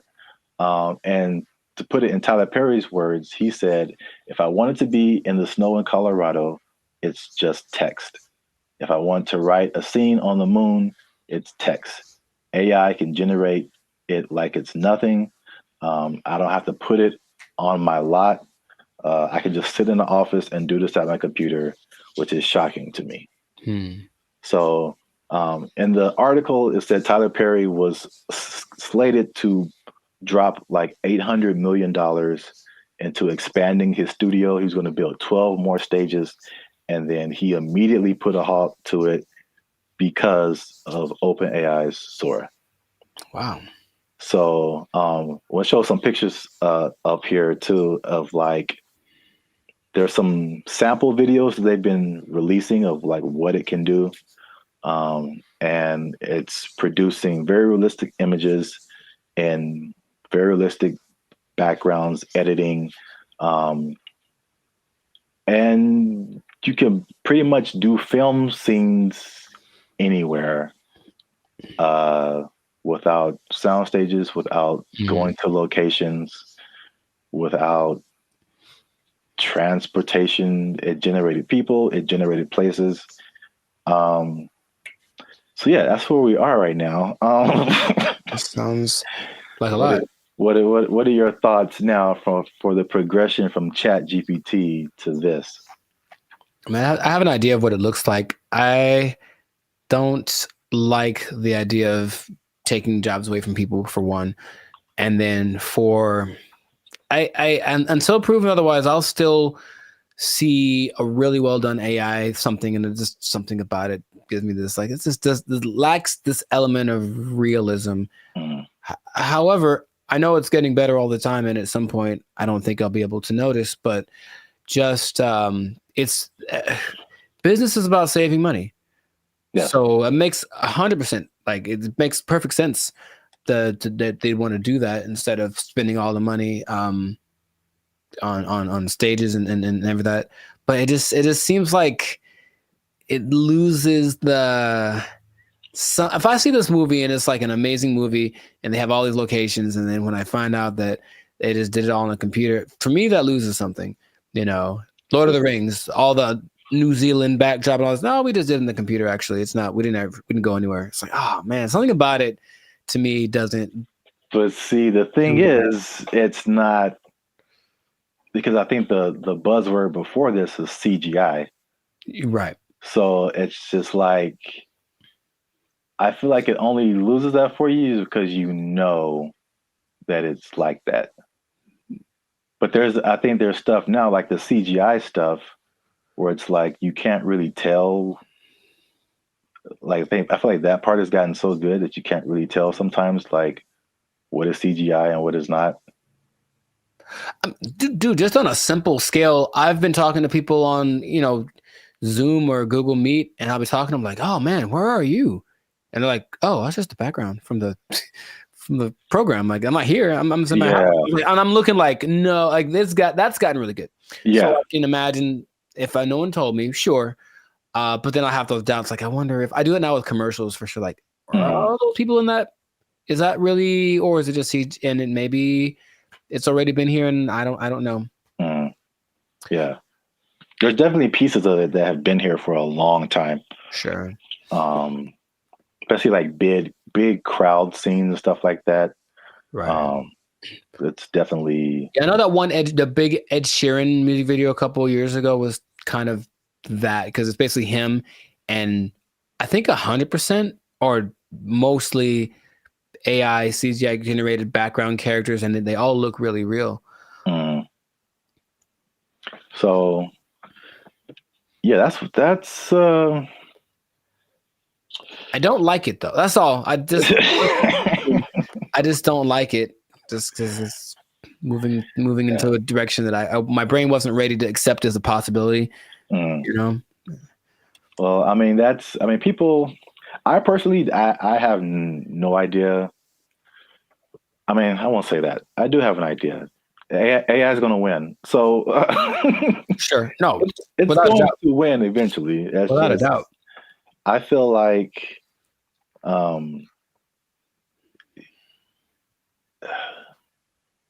it's like everyone's saying you're on the train track, and everyone's saying the train is coming, and it's like, let's all band together and stop the train. And it's like, you can try all you want, it's not going to work. I acknowledge that. It's like it's respectable. It's like, let's hold on to what we have, but at the same time, it's just like, well, how can we not get hit? Let's also think about that. Yeah. How can we not get hit by this train? So, like, I don't know. People can do their own thing. I personally have been. Well, it depends on what you want to do. Also, it's some people are of the mind of we need to work to integrate the AI, because it's like you did on another podcast. Okay, we're losing jobs, but other jobs are being created too. Mm-hmm. So, are you preparing yourself for the job that's being created, or are you just trying to hold off the train that's coming? So, it's not easy. It's a complicated situation. Yeah, I want people to have jobs, and I would hope maybe actors get paid more. Probably not, or something, right? Something happens where it's okay. We're not spending that much money. Because if you can, just the idea of possibly being able to save $800 million like Tyler Perry is like, that's crazy. Yeah. But the flip side, again, it's what is it positive? Is it negative? It depends on how you look at it. It reminds me of music. Because I only knew music and I got to film. I was like, there's bigger budgets, money's flowing, all these different people working. It's like it was so much of a big industry than music. And then it kind of made me think that music used to be like this, possibly. Until technology, right? The streaming and all that kind of stuff made it really different. And same thing, jobs were lost, but new stuff was created, and one of the biggest thing is that it leveled the playing field for a lot of people. Mm-hmm. So the big people weren't as big, but also like people you never heard of now had a chance to like, you know, even out. Yeah, right. So if you don't have a budget and you can create a blockbuster movie in your bedroom, it's the same way you can create a full album in your bedroom now. Like recording studios, like you don't need them anymore. So like it's the same thing. I think it's a unique perspective as musicians seeing this happen to film and like what could possibly be the end result of where everything's going to move. We're just all living in a simulation anyway, so it doesn't. Yes. Welcome to the Matrix, Neo. You are the one. Well, that's it for this episode. Make sure you like, subscribe, comment, and share this video. Do all that with somebody who's in film might possibly be losing their job. You might lose your job. Hold on to your job. Yeah, it's coming. Oh, make a movie in your bedroom. They took our jobs. They took our jobs.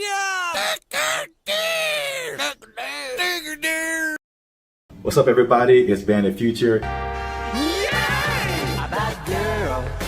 And we are excited to announce that after 3 long years, we are finally in the YouTube partnership program. So that means a couple of different things. One is that we are starting channel memberships on our YouTube channel.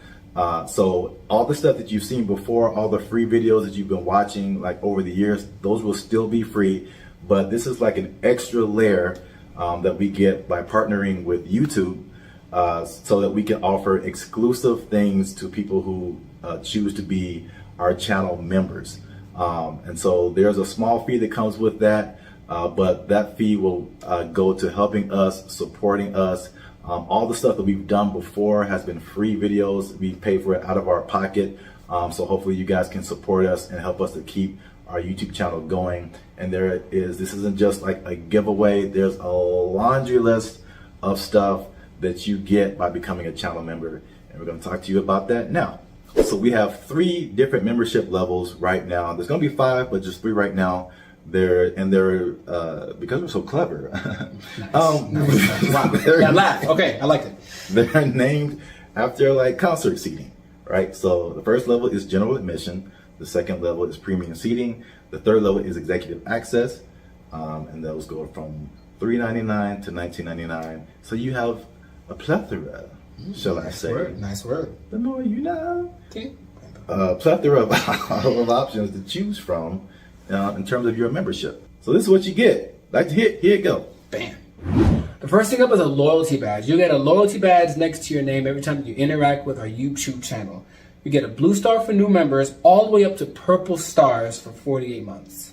The next thing is one of my favorite things is the custom emojis. This is crazy. So if you want to use, for example, Jericho's face, right here, you type :Jericho, and Jericho's face will pop up in your chats, in your comments. It's a custom emoji of Jericho that you can only use here. Nuts. Okay. If you want to use my face, same thing.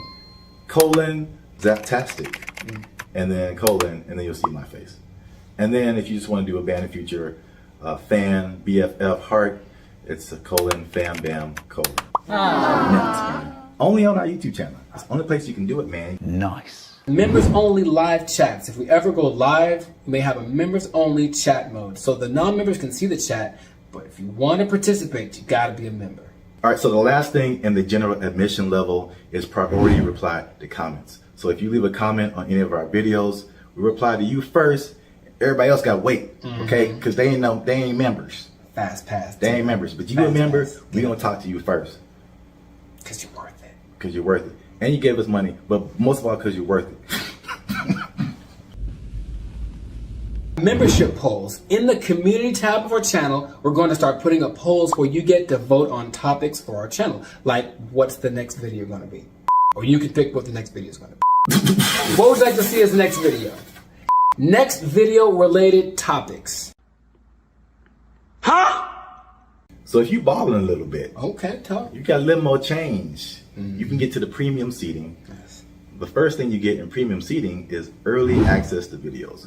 So again, the videos on our YouTube channel will be free, but there'll be some exclusive videos that go to our members first. If you remember, you're the only person that can see it, and then maybe we let everybody else see it. Maybe. We'll think about it. Maybe. We'll have member shout-outs. So once a month, we'll send a shout-out to you or one of your friends. Just give us the name and details, and if approved, we'll shout you out in one of our videos. And this could be good for any special occasion. Birthday, graduation, bar mitzvah, you name it. You name it. Happy birthday to you.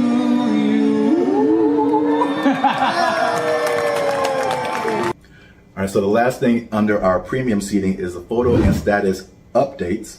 So that means you'll get an exclusive look into our lives as we make music and videos and all that kind of stuff. That'll be under the community tab of our YouTube channel. So just scroll past the videos and the shorts and the live streams and you'll see community. You pop in there, be some members only stuff only you can see as a member. Come on into the community. Boom, bada boom. Come on into the community. And if you just balling out of control and you got girls at your house singing the doorbell, then maybe you can get to executive access level. Ding. Dong. We do a real grande around here, man. The first thing you can get is your name in the credits. So imagine how cool that is. We'll put your name in the credits of one of our videos each month as an honorary producer. The second thing is crazy, but we're doing it anyway because we can. Yeah. It's called teleprompter control. All right. So you give us something fun or crazy to say, and if it's approved, all right, don't make us being too crazy out here. Our parents watch this stuff. That's accurate. They tell me that all the time. If it's approved, we'll read it on our YouTube channel, straight up Ron Burgundy style. You stay classy, San Diego. I'm Ron Burgundy? Damn it! Who typed a question mark on the teleprompter? For the last time, anything you put on that prompter, Burgundy will read. And last but not least, oh my God, last but not least, discounted merchandise. Because everybody likes a bargain. You'll now be able to shop for Bandit Future merchandise directly from our YouTube channel. And with executive access, you can save money on our official merchandise with your own custom discount code. So that's it, guys. Once again, we appreciate your support. You've gotten us this far. Less than 8% of all YouTube channels reach this partnership monetization stage. So this is like really big for us. We really appreciate you guys.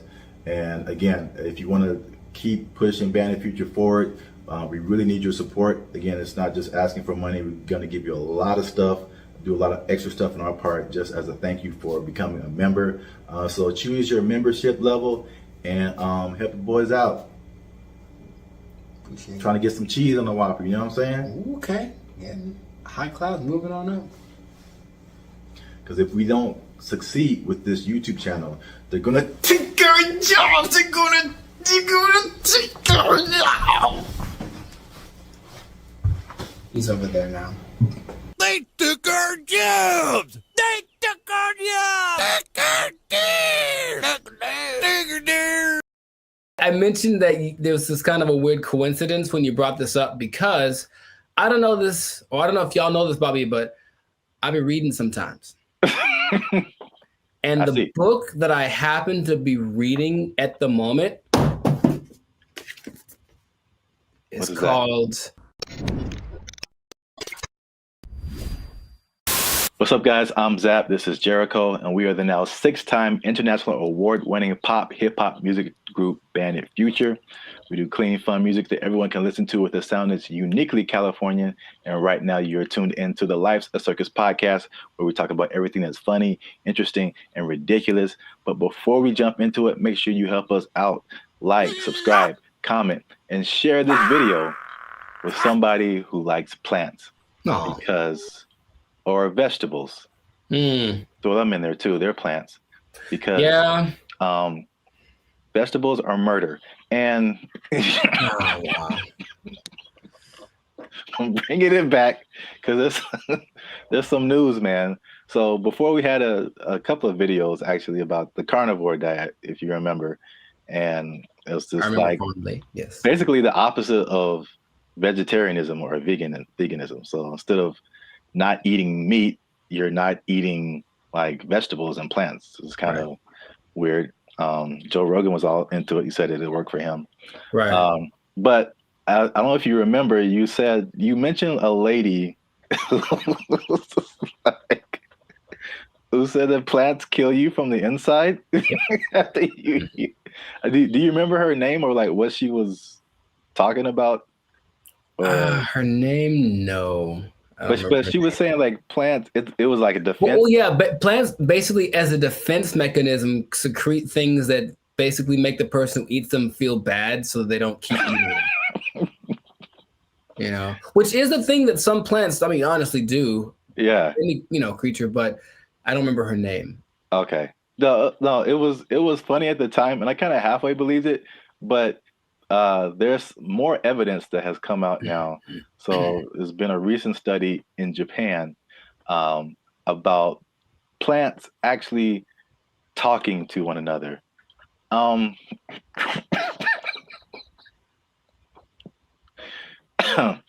Jericho, do you think plants can talk to each other?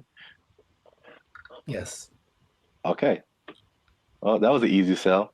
But here's the thing. I mentioned that there was this kind of a weird coincidence when you brought this up because I don't know this, or I don't know if y'all know this about me, but I've been reading sometimes.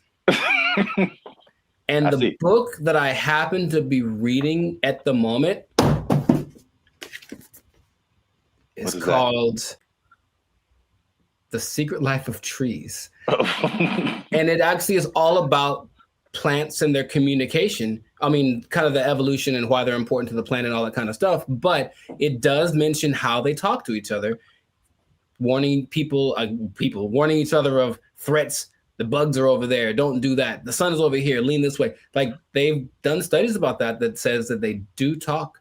So I believe it based off of one book that I've read halfway through. That is pretty crazy because that's kind of what they did in the study in Japan. Like they already knew that, but now they used some kind of fluorescent light to kind of see a visual representation of the plants communicating. And they said the same thing, that plants, that even though it's not like, because some people are like, oh, plants have feelings, and that's kind of different. like they don't get sad or happy, or I don't think so. They just kind of do things.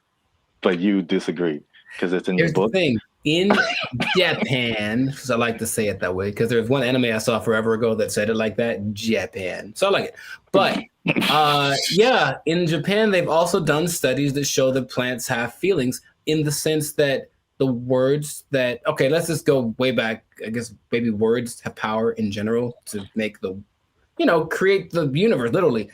If you say nice things to plants that grow better, they feel it like they do. That's their result. And so if you go to Japan, which I recommend that y'all do, and you try the fruit, you're eating fruit one that's really expensive, but it's really good. And part of it is because they actually care for it. Like they cultivate it, they talk to it, they massage it, they do all that stuff because they really believe that the plants feel, oh, I feel good, I'll grow better. And I can't say they're wrong. I mean, yeah, I guess feelings in terms of like emotions, like feeling is like kind of sensory. They can sense stuff, but like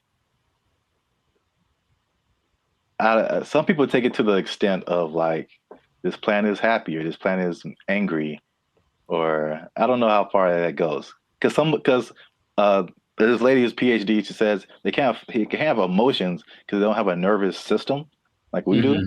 So they can't like, you know what I'm saying? Like those kind of feelings. I get you. I mean, I don't think plants get into depression or nothing like that, but I don't know. I haven't read the whole book. Maybe in a week I'll be like, guess what? breaking news. I read the whole thing, and it said at the end, plants have feelings, period. So. All right. Well, just to piggyback off of that, so what they also found in this this Japanese study is that they released something called volatile organic compounds. So it kind of explains more of this defense mechanism or the communication. So this is what they said. It's kind of in line with what you kind of just said earlier, is that, okay, so a plant, a caterpillar or a beetle or something just starts munching on the plant. And the plant's like, ow. This isn't fun. This is bad. And so they release these volatile organic compounds, and it's like a warning signal. It's kind of like the same thing as like a perfume, like what you would smell, or you've gone by a plant and it smells kind of minty or something like that. Yeah. And so they release this stuff, and it's kind of like a signal, and it signifies the things they eat bugs. And it's just like, hey, come eat the bugs because they're eating me, and make it stop. no joke. Yeah. And so like birds and all kind of other animals are like, ooh, bugs, and they like take the bugs away from the plants, and the plants is like, I got them, and so that, which is like a crazy layer of the universe that I had no idea was happening. Like entire defense mechanisms. And all those relationships between like bugs and plants, which the book talks about. And I've always thought about, like, I don't know how that starts, but a lot of them feel so perfect. You know, the plant does this for the bug does this for the plant, you know, and it has to be something to it. It's like, because they talk about insects, bugs, animals, maybe trees having instincts, but I think there's some level of thinking or communication in there. I figure there has to be something that says, hey, if you do this for me, I'll do, like, it's not just random. So I feel like there is something to that. It's just weird to think about, you know? Yeah. And it's even to the extent of like a bug is attacking a plant, and then he releases that stuff. And then like all the other homie plants are like, yeah. And they start helping each other out and releasing all that stuff and trying to like get the bugs away. And another version of that is like the concept of nicotine, which is found in a lot of plants. And that's like that goes back to what I was saying earlier, or what you were saying earlier, that lady said that they release like the nicotine. That's like another defense mechanism to where like they killing you from the inside. Y'all stop eating plants.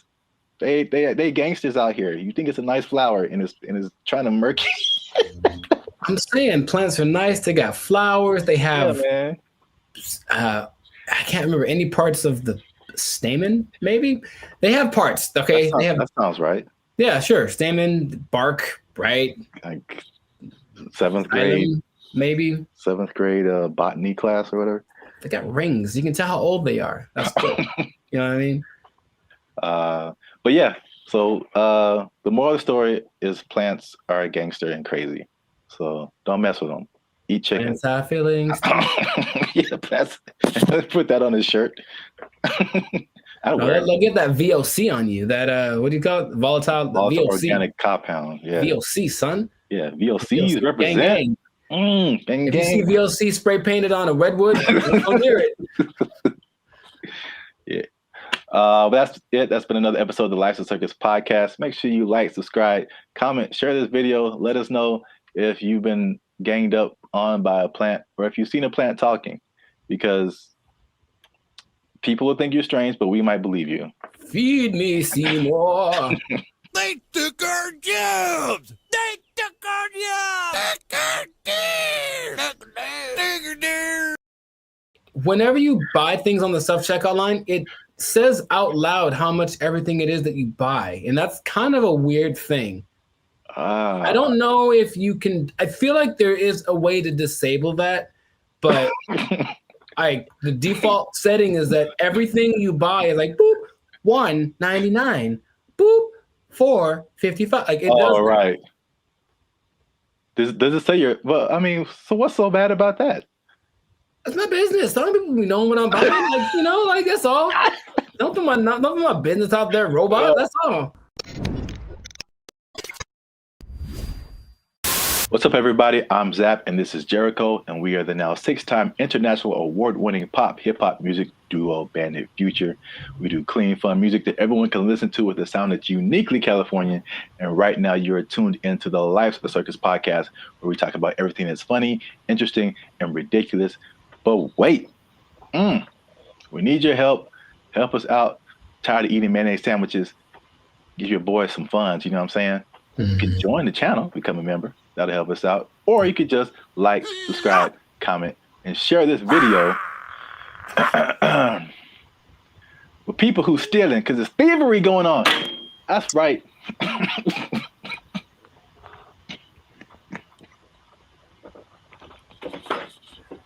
Here's the thing about that. I don't know what you're about to say, but this is going to be weird, almost like a devil's advocate thing. But like, stealing is really fun. No, bad, Jericho. No, here's the thing. I'm just trying to say, like, why do people do it? Like, I get it. It kind of has a thing. Like, you get this like rush of adrenaline that doing it, and then you get the thing that you stole. It's like two things to do. You know what I mean? No, we're not doing the two things. No, I'm not telling people to do it. I'm not telling people to steal. Like, don't steal unless you want to. But like, don't, like, stealing's bad. Okay. In case you haven't noticed, people are stealing, and they're stealing a lot.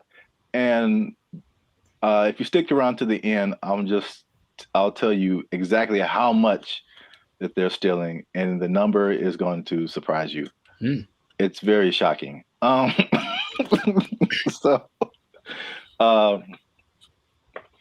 Stealing is bad. Okay, you shouldn't steal. But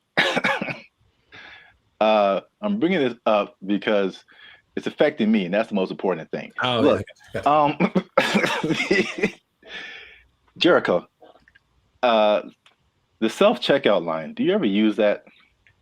That's all I use because people are gross. Oh, okay. That's your primary reason? No, it's faster. And the thing is, people don't get in it. That's the thing. It's faster and no one gets, like, it's always, there's 20 people over here in the line just coughing on each other. And then there's nobody in the self-checkout. I just go there. I didn't really think about it like that. My number one reason is just the speed. And just being able to like get in and get out. But that's like number two, yeah. I feel like people don't go to it because they're afraid to use it. Well, there's nobody there. It's kind of creepy. I mean, there's a person sitting to make sure they don't steal, which is totally not. They're not there half the time, so they're not doing the job. I feel like, well, I was kind of leaning more towards the technology aspect of it. Oh, okay. It's just like, I feel like there's still a large number of people, especially older people, who are just like, computers just don't really make sense to them.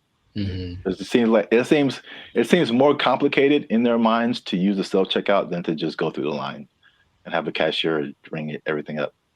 At least, I don't know, that's just my hypothesis. I digress. I mentioned the self-checkout line because that's one of the big places people are stealing. So stop stealing. Stop stealing because... Well, you know about that too, that actually could be a deterrent for people to use it.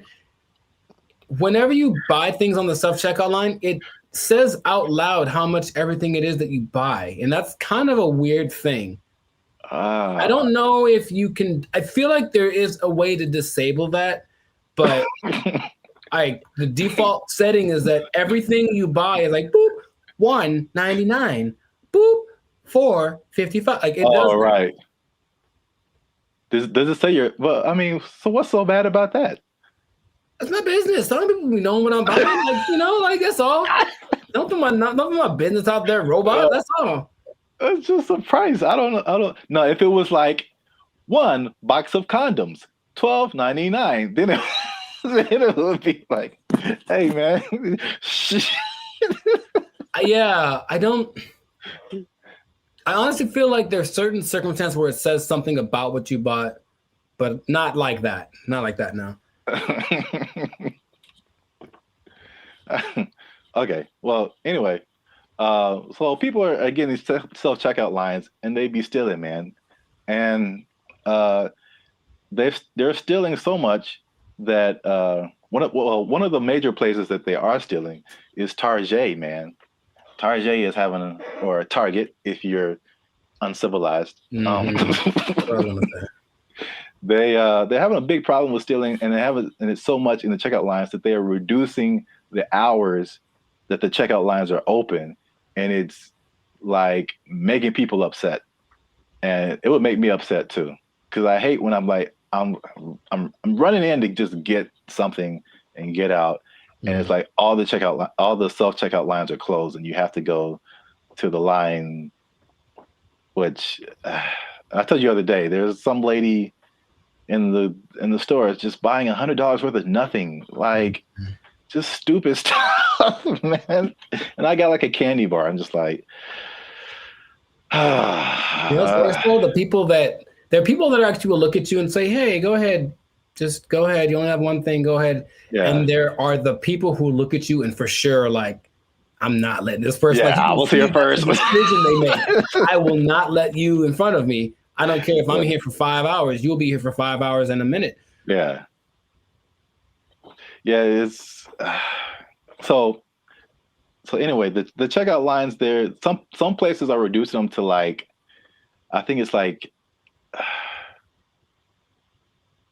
10 a.m. to like 8 p.m. or 7 p.m. or something like that. But it's only like basically early in the morning and then late at night, like you can't use a self-checkout line. And then in one extreme case, they put it like 10 a.m. to noon, and that's it. And the rest of the time you have to go. What's the point? I don't. People steal it, man. It's just, they can't stop.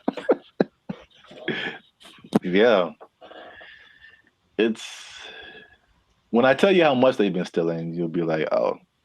Well, here's the thing about that. Of all the places that stealing is fun to do from, which is a weird way to say it, Target's probably Target's probably up there. Target's pretty great. It's a big red Target, literally, and they have all the things you want. Yeah. I'm not saying that I have or haven't done it, but I'm just saying that that's a place you might want to go if you're thinking of stealing. Also, Band of Future does not advocate stealing. Pay for everything that you possess. You're just making it sound really attractive. I don't understand. Oh, I mean, that wasn't my intention. I'm just, Yeah, stealing is fun. I'm like, wait a minute, it's not where I'm trying to go. Oh, okay. So I don't want to be like I don't think fun is the primary reason. Have you done it? No. But if I would, it's because I needed something or I just wanted something that I couldn't afford to have. Oh. Haven't you seen Aladdin? Yeah, it's He looks like he's having fun though. Ahead of the gotta eat to live, gotta still to eat. Tell you all about it when I got the time. See? He was fighting for his life, man. He made a song about it though. He's having a good time. All right. So how much? Okay, let's two things. How much money do you think Target is losing a year from people stealing? I don't know how much they make. I don't either. Okay. So I mean, I'm guessing it's a high number because here's the thing too. Target's everywhere, right? Yes. They cracked down on Target, the security in California, but I would imagine at like 4 p.m. on a Tuesday in Iowa, it might not be much defense if you want to steal something from the local Target. Okay, so Target annual revenue is about $100 billion a year. Okay. So that's a lot of money. That's a lot of billions, but stealing, I would say. So how much is that? 2% of it? What's 2% of 100 billion? 2 billion. Billion? That's the number, I guess. 2% of whatever they make. 2% rule, but for stealing. Now Also don't steal. Now that we know how much that they make, this number doesn't seem as crazy as I thought. Okay. Because they lose 500 million. Oh yeah, that's not okay. So right, it's like context. Like in a bubble, that's a lot. Yeah, it's a whole lot. It's a lot of money. It's a whole lot of money. But it's like 0.5% of all that they make. That'd be fine. Yeah. Now you know, it'd be crazier if it was like, we changed our mantra. Everybody just go out and steal. Target, especially because they got it, man. They cool. That'd be all right. No, what would be crazier though if it was just like a ring of 20 people that are stealing everything from Target, just 20. Then that'd be like, okay, they are. There are rings of like, there's people that have been doing this for years. I mean, it's especially after 2020, like stuff kind of really got crazy, especially in California. But there's, I don't know if you've seen these like mobs of people. Yeah, they'll just run in, like, take everything. Yeah, they're all like in it, and they just kind of do it regularly. They go store to store to store, and just kind of do this thing. So that's Target. The last part of the tease is how much retail theft is, and this is from 2022, but pretty recent for like all nationwide, and that is 112 billion. So that's basically the entirety of Target's revenue is the same amount that people are stealing just nationwide from all different kinds of stores. So y'all are out here stealing an entire Target every year. The entire Target income stream in one year. An entire Target corporation worth of products and merchandise. You guys are stealing it every year, and that's a problem. But you're ruining my self-checkout experience, so stop it. I want to use self-checkout. Don't make them take it away from me. Now you say it that way, I am also slightly more on the side of don't steal from Target. Yeah. You never even went there and just like took a candy and ate it? I don't steal, man. I don't like stealing. I feel bad if I do. Okay, you ever do the thing where you just, this is not an interrogation. You ever do the thing where you buy a soda and you start drinking it in the store, but like, I'm gonna pay for it, and then that's so ghetto to me. I never do that. Oh, I've done that lots. I'm drinking the soda as I'm checking out. Like I bought this too, but you know. If I was like dying of thirst, yeah, but like, no, I feel ghetto when I do that or something. Oh, it's about as ghetto as it gets. The first time I saw that, I think I was like offended, and then I was like, I think that's a good idea. Like, what? I don't have to wait to get to my car to eat this. I don't even know. I got like a candy wrapper. Like, yeah, I ate this too. Ring it up.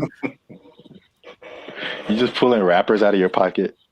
Yeah, ring that up and that. Yeah, I ate that. Like, how long have you been here, sir? I ate that in aisle 5. You can ring that up. I've been here like 8 minutes. Yeah, I was shopping. I was hungry. This isn't Costco. You don't have samples. What was I supposed to do? All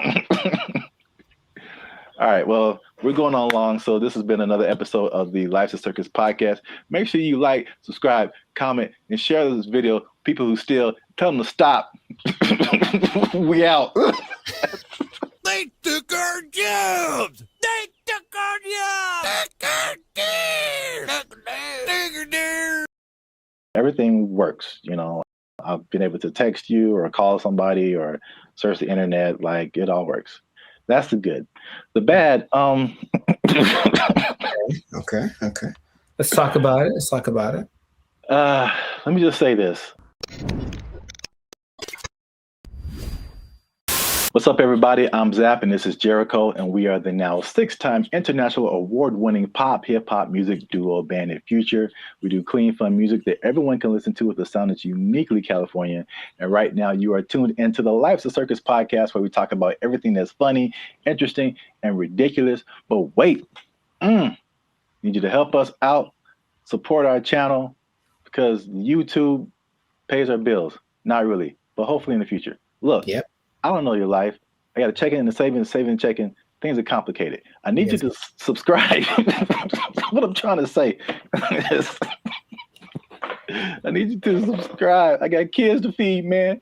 Y'all ain't been subscribing. I need you to subscribe, man. I didn't know you had kids. subscribe, like, share, comment, because this is actually a very helpful video. Ooh, helpful. Because there's a thing happening, and I tried it out, and I'm going to let you know how it goes. So there's a thing called Helium Mobile. It's a phone service that I switched to, and not only was it half as much as my original phone plan, but it also makes me money. If you stay to the end of the video, I'm going to tell you how much money I've made with Helium Mobile in the past 2 months of trying it out. All right, so Helium Mobile, I think I told you about this when I first started doing it. Because so backstory is my phone was not, what was it? I could receive text messages, but I couldn't send text messages. So, and I had T-Mobile at the time, and I was literally on the phone with T-Mobile customer service for like 2 to 3 hours, like trying anything and everything possible. So I don't know if it was the phone. I don't know if it was T-Mobile. I actually like T-Mobile. I have nothing like against them personally, but I was just like, well, this is the perfect opportunity for me to try this thing I've been hearing about, which is Helium Mobile. Now, Helium Mobile is in the cryptocurrency world. So that's something that I've been kind of looking into for the past few years now. And so I'm kind of in that world. I kind of know how it all works. So it might be foreign for people who have only been on like major carriers like T-Mobile or Verizon or something. But Helium Mobile is, the parent company is called Nova Labs, and they started what I think is the first kind of crypto-centered, crypto-based cell phone service. And so they did a trial of this in Miami, and the results were interesting. The service worked, but they were giving the phone service for $5 a month. And the people who liked it thought it was cool, but what they found out was that, like, with it being $5 a month and it being crypto related, people would be like, I don't know. Like it, but like psychologically, that's so interesting because it doesn't cost enough. So like that's kind of weird. Yeah, and like it didn't cost enough, and I was like, I wish that wasn't the case because I would love to pay $5 for my phone bill. So they bumped it up to $20, which is comparable with like the I would say second tier phone services. You know, not the major ones, but like the Mint Mobiles and the Cricket Wireless, like that kind of stuff. They have services for like $20 a month, $25 a month. So once they finished the Miami test, they went to like I think it's everywhere now, or at least nationwide in the U.S. So just off of that beginning, I think I mentioned it to you. You may have been skeptical. What do you think about transferring from your existing phone service to this new like crypto phone service that pretty much just started this year? I think two things happen to do. One is the idea of just leaving something that you're used to. I honestly think a lot of people fall in that category. Like, well, what I'm paying doesn't suck. It's not bad. So I don't want to change. Like that's all. It's like I already found my thing that works, so I don't need a new thing, even if it's better. But also there's the lack of confidence from a new thing. That's all. So you have a service like I've had AT&T since forever, right? So honestly thinking about it, my brain goes, but what if it doesn't, you've been going to this place the whole time and it works just fine. Why go try something else? What if that doesn't work? So I think there is that doubt there. And honestly, the third thing disassociating with crypto, which is the new thing, it's like, what does that mean? How does that work? There's a lot of questions that surge as opposed to having hey, I have a phone service, AT&T, they do phones, boom, got it. Yeah. I mean, that's the crypto part, especially because it's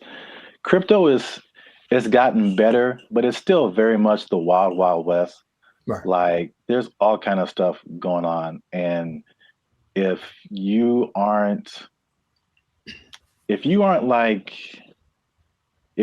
messing with stuff outside of like the big name Bitcoin and Ethereum, but even then, the stuff goes down. But like all this other, I mean, the thing is like Bitcoin dominates the news, but there are like thousands and thousands and thousands of other coins, and there's so much going on outside of Bitcoin. Like it's insane the amount of stuff that's going on, the amount of projects and different things that people putting together. But yeah, it's kind of scary, and I mean, I honestly wouldn't recommend it for someone who, one, is not computer or tech savvy, and two, hasn't really been into crypto a whole lot. Because I also had another experience. So Helium is like a Bitcoin. It has its own. There's a Helium, what they call a token. Bitcoin's a token. Helium Helium has its own token, but then there's Helium Mobile that had its own token. Okay. So Helium Mobile came after like this originally Helium, where a lot of people made money during a whole different kind of mining helium. I don't want to get too technical, but I just want to say that like the Helium provided these mining devices, which are expensive, several $100s or sometimes into the thousands, and you would make money by mining helium, which was great when helium, the price was really high. But when it dropped, you were like, now you were making, people were making thousands of dollars like a month, like in this like heyday period, and it dropped to like pennies.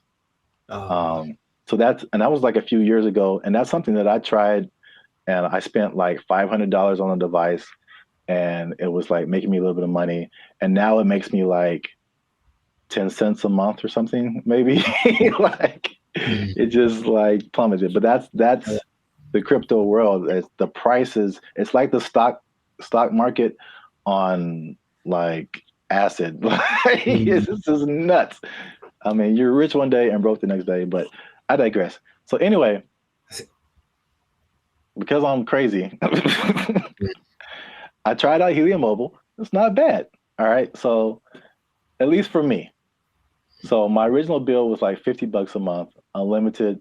And then you know how they have like unlimited and then it like throttles after a certain gigabytes, whatever. So I had the same thing with Helium Mobile. My original one's throttled after 50 gigabytes. This one throttles after 30. So I only paid $20 a month plus tax. So it's 21 something. And then, you know, everything works. You know, I've been able to text you or call somebody or search the internet. Like it all works. That's the good. The bad, Okay. Let's talk about it.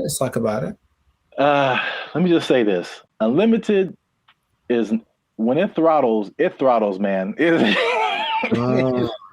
just like zoop. Like you are, once you hit that cap, like you pretty much need to use another phone because your data is just so incredibly slow. But that's just kind of what it is. So the slowdown after the 30 gigabytes is insane. The app that you have to download to use it constantly crashes. You open it and there's a blank screen. You have to open it again or maybe restart your phone. There's constant updates and rule changes. Because again, it's like crypto, things change so much. And what I mentioned before, the price fluctuation. So like you earn this cryptocurrency token, but it could be worth a certain amount one day and it could be worth half of that the next day. So all that coupled with just like understanding crypto, again, it's fine for me. I'm cool with it, especially when I tell you how much money I've earned and saved. But it's not just like cut and dry, set it and forget it. I don't think it's for most people, at least not right now. Gotcha. So to pay off the teaser. Okay. Y'all want to see how rich I am off this Helium Mobile. Drum roll. And again, just to explain that, you earn Helium tokens. This is another thing that just people might be like, Okay. Yeah. You earn Helium tokens by sharing location data, and the Helium uses that location data to understand where they need coverage to expand the network. And they promise, as always, never to sell your data to any third parties. So there's that. I'll let you do with that what you will. Lies and slander. So currently, again, there seems to be a trend in crypto where, like, if you get on something first very early, you seem to make the most money, and then it just kind of like it just kind of settles there. So in terms of Helium tokens, when I first started, I think I was earning like 700-800 Helium tokens a day. The current price of Helium or Helium Mobile tokens, current price of Helium Mobile is like 0.003 cents. Okay. So basically like a Spotify stream. Gotcha. For every Helium Mobile token, but you're earning hundreds of these a day. So I think like when I first started, I was making like around $2 to $3 every day, which is once you set it up, the only thing you have to do is move around because it's location based. So you can't be in the same spot. But if you move around throughout the day, at the end of the day, you'll get, the certain amount of tokens. So I'm pretty active. So I was making a couple of $2 to $3 a day. That has since dropped. It's currently like $1.50 to $2 a day. But again, like a couple of dollars a day for not really doing anything. Sure. That's kind of cool. When people when this first started, people were saying they were making like 1,000 to 2,000 tokens a day. So this was like a few months ago. So you can like see the pretty rapid decrease. And it could it go back up? Yep. Could the price go back up? Yep. So who knows? But for 2 months, and I actually put this on 2 different phones.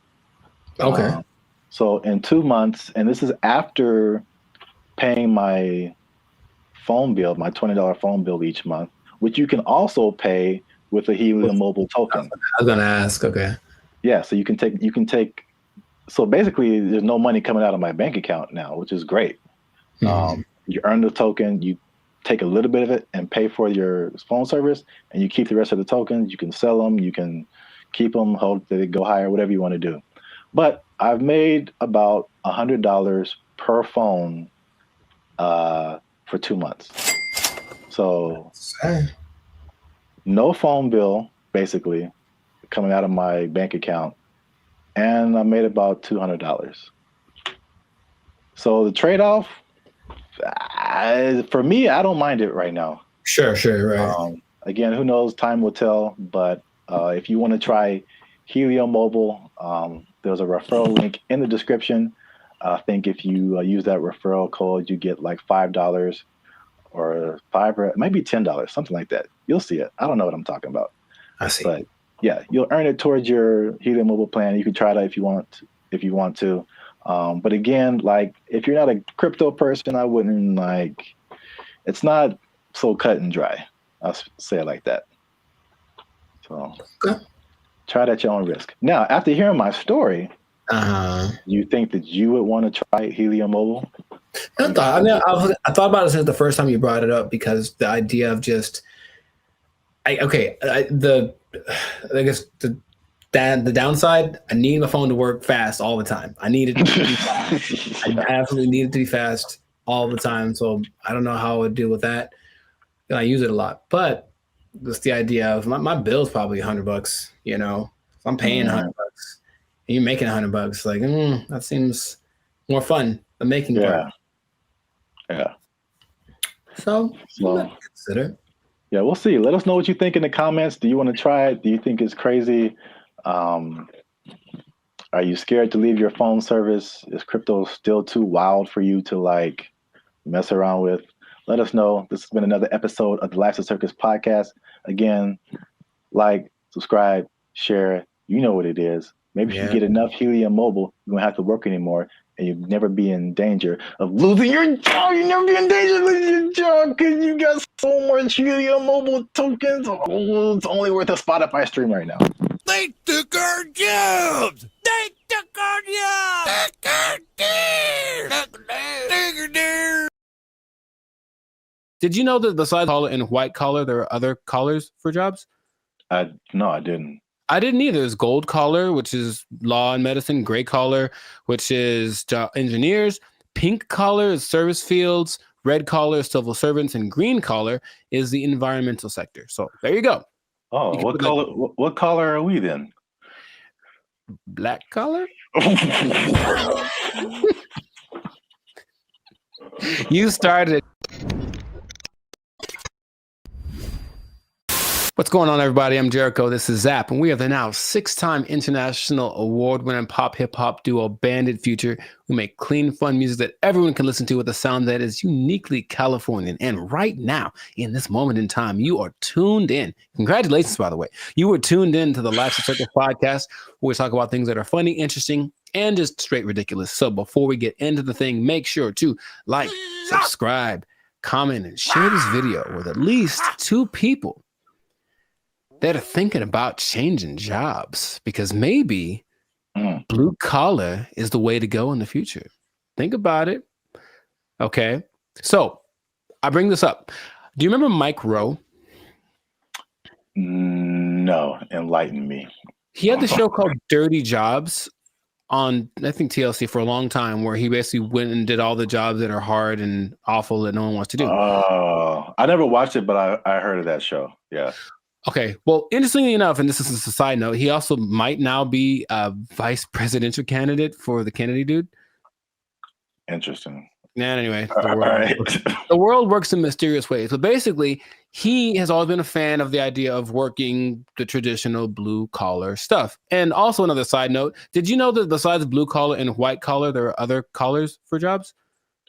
No, I didn't. I didn't either. There's gold collar, which is law and medicine. Gray collar, which is engineers. Pink collar is service fields. Red collar is civil servants. And green collar is the environmental sector. So there you go. Oh, what color? What color are we then? Black collar? You started it. Anyways, hey, how's it going? So, yeah. So the question is, like, will you have a better career as a blue collar worker? So he started something called the Works Foundation, and it's basically a program designed to help college students get into trade schools, because of the jobs that are available now. There's like 10 million job openings that are needing people to do them. They're all blue collar jobs. Like, all the oversaturated stuff is the professionals, everyone trying to be the next CEO or whatever, start their own business. However, these blue collar jobs need people. And while going to college has resulted in, where's the number that I can't believe when I read it, has resulted in $1.7 trillion of student debt that people have accumulated. Yeah, 1.7 trillion. Going to a place like maybe Dartmouth College, for example, which is $360,000 for a 4-year degree. You can just go to a trade school, develop some skills, and instead of starting 360 in the hole, you don't make as much money yearly, but you're not starting in debt. That's his first idea. And not only that, he wants to teach the principles that got our country to where it is now. So work ethic, personal responsibility, delayed gratitude, good attitude, showing up early, staying late, like what makes a good employee, but how people have left that behind. And so just recently, I believe as recently as a couple of weeks ago, a school called Western High School in Nevada started to incorporate this into their curriculum. So they're starting with their freshman class of 750 kids. The top 50 kids that graduate from this program will get a full ride scholarship to the trade school of their choice. And I thought that was really cool. So he's trying to make this push to get people back into the blue collar sector, because it's, dignified work and whatever. And some people are for it and some people are against it. So just based off of what I've told you. What are you thinking? What's your opinion? I guess I'm kind of mixed. Okay. On one side, it sounds really good because one thing I have noticed, especially since 2020, is like people don't want to work, and if I guess it's more like service jobs, or if they do want to work, it's just like there's just all that stuff that you listed. There's like no effort. It's like nobody cares about what they're doing. They're just clocking in and clocking out, and they don't care about customer service. They don't care about doing a good job. They don't stay late. They don't come early. They don't do any of that stuff. They just they just come. I'm here, and I'm gonna do stuff maybe, and then I'm gonna go home and play Xbox. Like what? Like what is happening? So like that part, like I'm all for the trade stuff. I know it's just like AI is changing a lot of, I guess you would call white collar jobs. Yes. So that they're not as necessary. But I feel like we might even be prisoners of the moment, because I feel like even some blue collar jobs, there has to be machinery and robots and something coming for those positions too. Maybe not as quickly, but I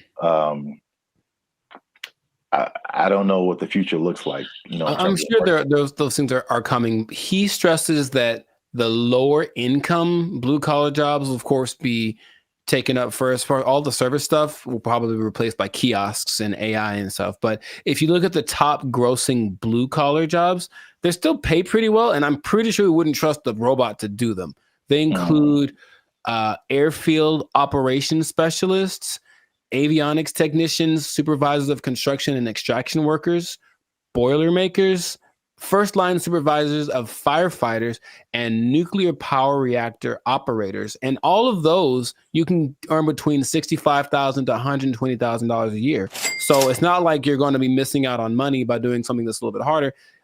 The nuclear power one sounds kind of dangerous, but there are jobs that people do need to do that won't be.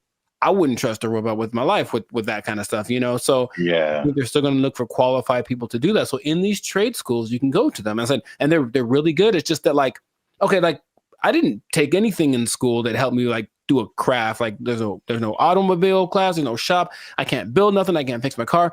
I don't know any of that stuff. And I think a lot of people fall in that category. And so he's saying, well, that's kind of what we're missing. So if everybody goes to college and gets a degree, even if they're, you know, $1 million in debt, then where are the plumbers and the electricians? Where are all of those people? They're not around anymore. So it's like all those things start to fall apart in cities. The infrastructure starts to mess up. That's just his idea. So he's like, he needs more people to be interested in it, get the kids at an early age, and then encourage them to do it, because it's noble work, it's dignified work, and it's work that they're pretty sure isn't going to be replaced anytime. So, man, have you ever seen those people? I watched it on the TikTok.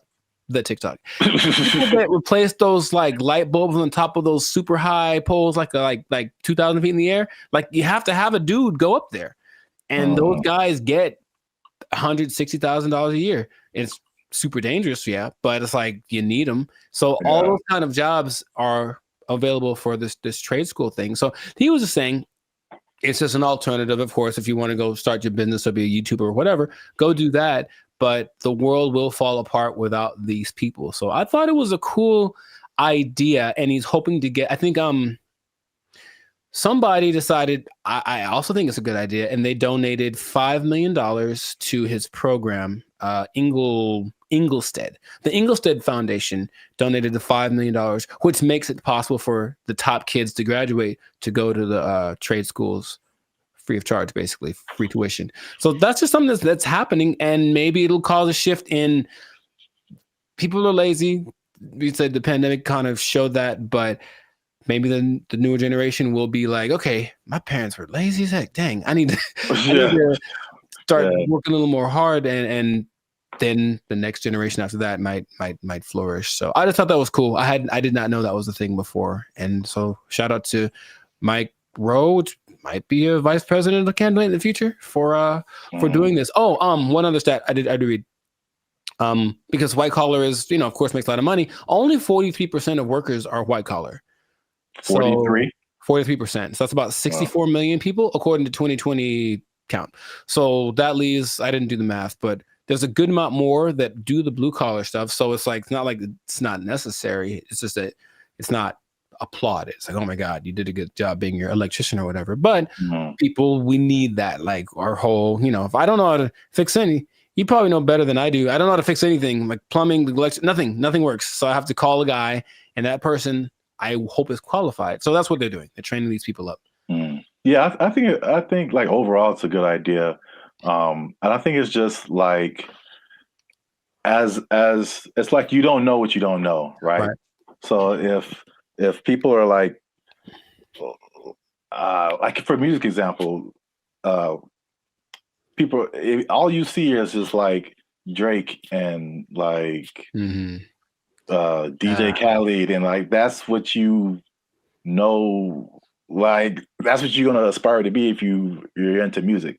Yeah. Or if like you only grew up listening to Beethoven and like Bach and Brahms, like that's like all you know is music. So if there's one education path and that's all you know, it's like, oh well, this is just what we are supposed to do. Like that's like when I was in high school and they were like, you got to pick a college, and I'm like, I got to pick a what? Right. Yeah, okay, and I kind of like honestly went to college because that's what everybody said you're supposed to do. Me too.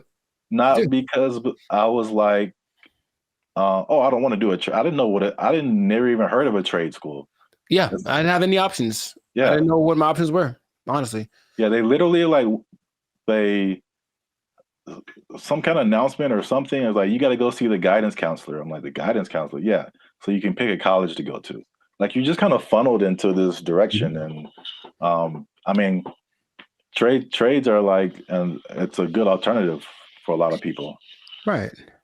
So we'll see how it works, but he's hoping that it builds up some steam, builds some momentum, and then other people adapt the program, because why not? We need them. We need people to come fix my car, so my car can run. Yeah. So that's what I thought was pretty fascinating. But let us know in the comments what you think is the blue collar thing. So if you have kids or something, would you encourage them to go more towards that route instead of getting in crazy debt going to college and then hoping you find a job after that? Because job market's getting a little bit scarce out there. Do you support the idea of Mike Rowe? Do you have a better idea? Do you think we should just all go to Mars? Whatever it is, let us know in the comments what your idea is, and we will respond to your comments, probably. Yes. But definitely. We'll respond faster if you're a member, because they get priority comment reply. Oh, there we go. Okay. You might want to do that. Mic drop. So yes, that has been another episode of the Life of Focus podcast. Like, share, comment. Share it again. Share it twice. Even better. And just think about that job. Think about the job, because, you got to have a job. Gotta have a job. If you don't have a job, then, if you don't have a job, you can't buy snacks. Yeah, see? There you go. Go get one. It all makes sense now. Yeah, I know. And don't do anything to lose it, because you might. Yeah, you don't lose your job.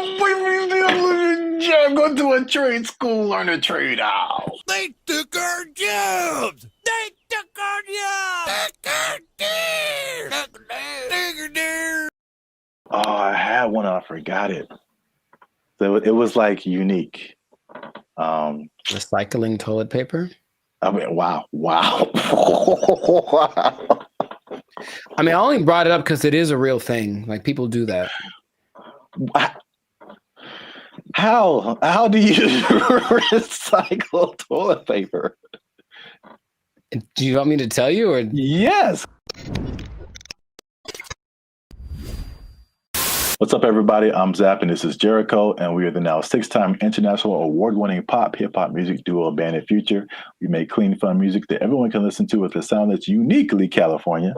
And right now, you're tuned into the Life's a Circus podcast, where we talk about everything that's funny, interesting, and ridiculous. But before we jump into today's topic, make sure you like, subscribe, comment, and share this video with 2 people who are flashy, but you know they faking it, man.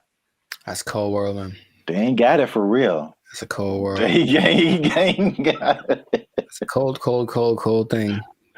So we, again, we've talked about this before. We're Hollywood centric, and Hollywood, Los Angeles is well known for people out here being flashy. They looking sharp. They got the clothes. I mean, they just decked out. Going to fancy restaurants in the hottest clubs, and then they go back to their studio apartment where they can barely afford to keep the lights on. It's just like, it's very much what you see isn't always what you get. Have you had that experience, Jericho? Have you seen people like that, or have you tried to be like that, or you just kind of, you know? I get the appeal of it because there's always the 2 sides that seem to be competing, right? There's being rich and looking rich. Yeah. And it seems like it's more fun to look rich than to be rich, because being rich requires more discipline, and it doesn't necessarily mean that everyone sees you. And so if you care about what people think, then you really want to look rich. And yeah, I know people that are like that. They talk a big game about the moves that they're making and this and that, and they show up in nice whatever. They make sure to show up to the place and then change into something nicer because they have an important thing to go to, and they make sure everybody knows that they're going to this important thing, and they're better than you. It's like, okay, I get you, bro. But it's sometimes hard to tell because in LA, Hollywood, people look pretty good. Like physically look good. They're in shape. They wear nice clothes. You can get really nice clothes on a budget too. If you really have to, you don't have to go to Melrose and blow $800 on a t-shirt. You can go to, I saw the nicest jacket, honestly, the other week at Ross for like $25. And I was like, ooh, I was killing. So you can make yourself look flashy without too much. In fact, yeah, Ross has a whole jewelry section. You can get decked out for under $100. You can.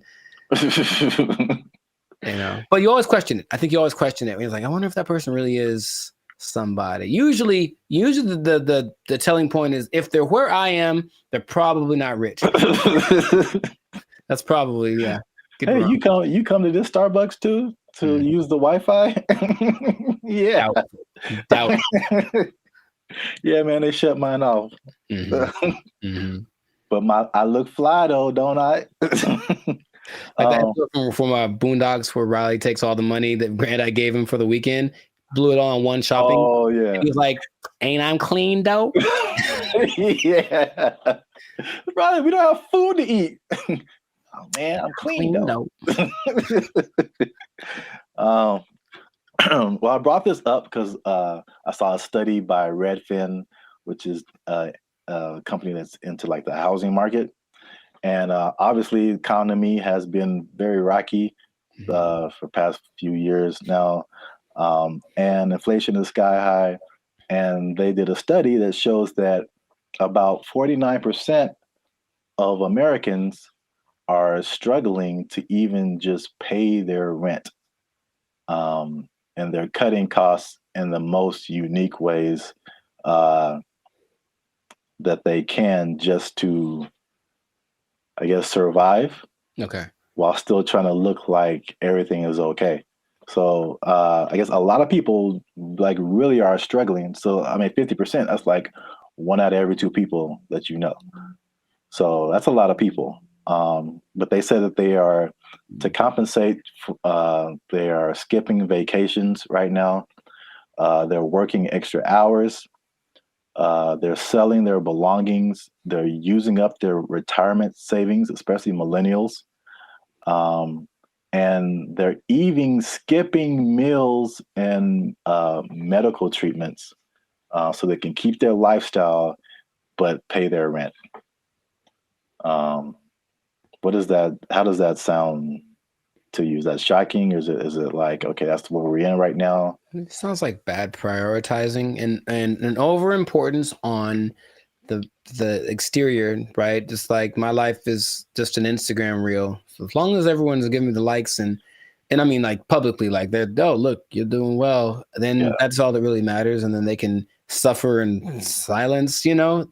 Yeah. It seems unfortunate that that's being, and people wonder why there's so much anxiety and mental health and depression and stuff, because maybe from out of balance priorities, and then all of a sudden these results that they're getting from their lives are just kind of depressing, you know, but they don't want to admit it. And that's, I guess that. Yeah, I think you're right. Like social media especially fuels that. And it's like, I've never, well, I won't say never, but I rarely gone to social media and see someone be like, hey, here's a picture of me like cutting down on fast food because I can't afford it. Like that isn't, that's like it's the highlights of people's lives. And so you only see the good stuff. When they're all like, a lot of people can be struggling. So I just have a couple of questions just to, just so people can see how we living, you know what I'm saying? So inflation is hitting everybody. Like I feel like everybody feels it at some level. So for people who are cutting costs, are there some stuff on this list that you are doing or have done, or some things that you're not on the list that you're doing that's just like just keeping you in a good position financially? Yeah, I haven't. I love to travel, and I haven't really gone on a vacation since 2022. You know, I think I've honestly only left the state like twice in the last year and a half. So there's that. Even though, you know, traveling isn't expensive, vacationing is expensive. So I mean, if I wanted to, I could go to some place and stay in an Airbnb and chill. But vacationing, I haven't taken a vacation in a while, and then I haven't gotten tattooed really because I like tattoos, obviously. But again, it's like, is it a priority? I suppose not. So I've been held back on that. And then just eating out in general, cooking more, eating out less. And even with dating, trying to find that like happy medium between like, let's not go all out on this. Let's find a place where it's like it's not burgers and fries, but it's definitely not Beverly Hills top of the line, because I got money for that. Those areas. Yeah, those are all like very practical things. I would say I do some of the same thing. If I could offer something different, one thing that I did recently that you noticed, and then I've talked about it before, and it wasn't just because of like prices, but it was just I just wasn't getting the quality service. Was my haircuts. So like I just started, and I did one pretty recently. I think it looks kind of clean, man. Okay. I think I'm out here like, you know, I could do a few things. I feel you. As a barber, but like, I mean, a large part of that was just frustration, just unable to find a barber. If I do find a barber, like I have him for a minute, and then he moved to Texas or something. Like something always happens. I'm just like, I'm so frustrated trying to find a barber. And so let me just get, my hair isn't that complicated. Just need to teach myself how the fade part is really the hardest part. Right. But other than that, like I just do it myself, and it saves me like a lot of money at the same time. So it's like a win-win situation. So I do like the eating out thing too. That's a thing. And then what else have I been doing? What else has he been doing? Oh, I had one and I forgot it. So it was like unique. Recycling toilet paper? I mean, wow. I mean, I only brought it up because it is a real thing. Like people do that. How do you recycle toilet paper? Do you want me to tell you, or yes? Because that doesn't make sense at all. After it's been used, how do you reuse it again? You rinse it off. No, you can't do that. You hang it up to dry. No, in your house. Well, then it's not toilet paper. It's like a rag or something, right? It's toilet paper. I've seen videos of this, man. That's not possible.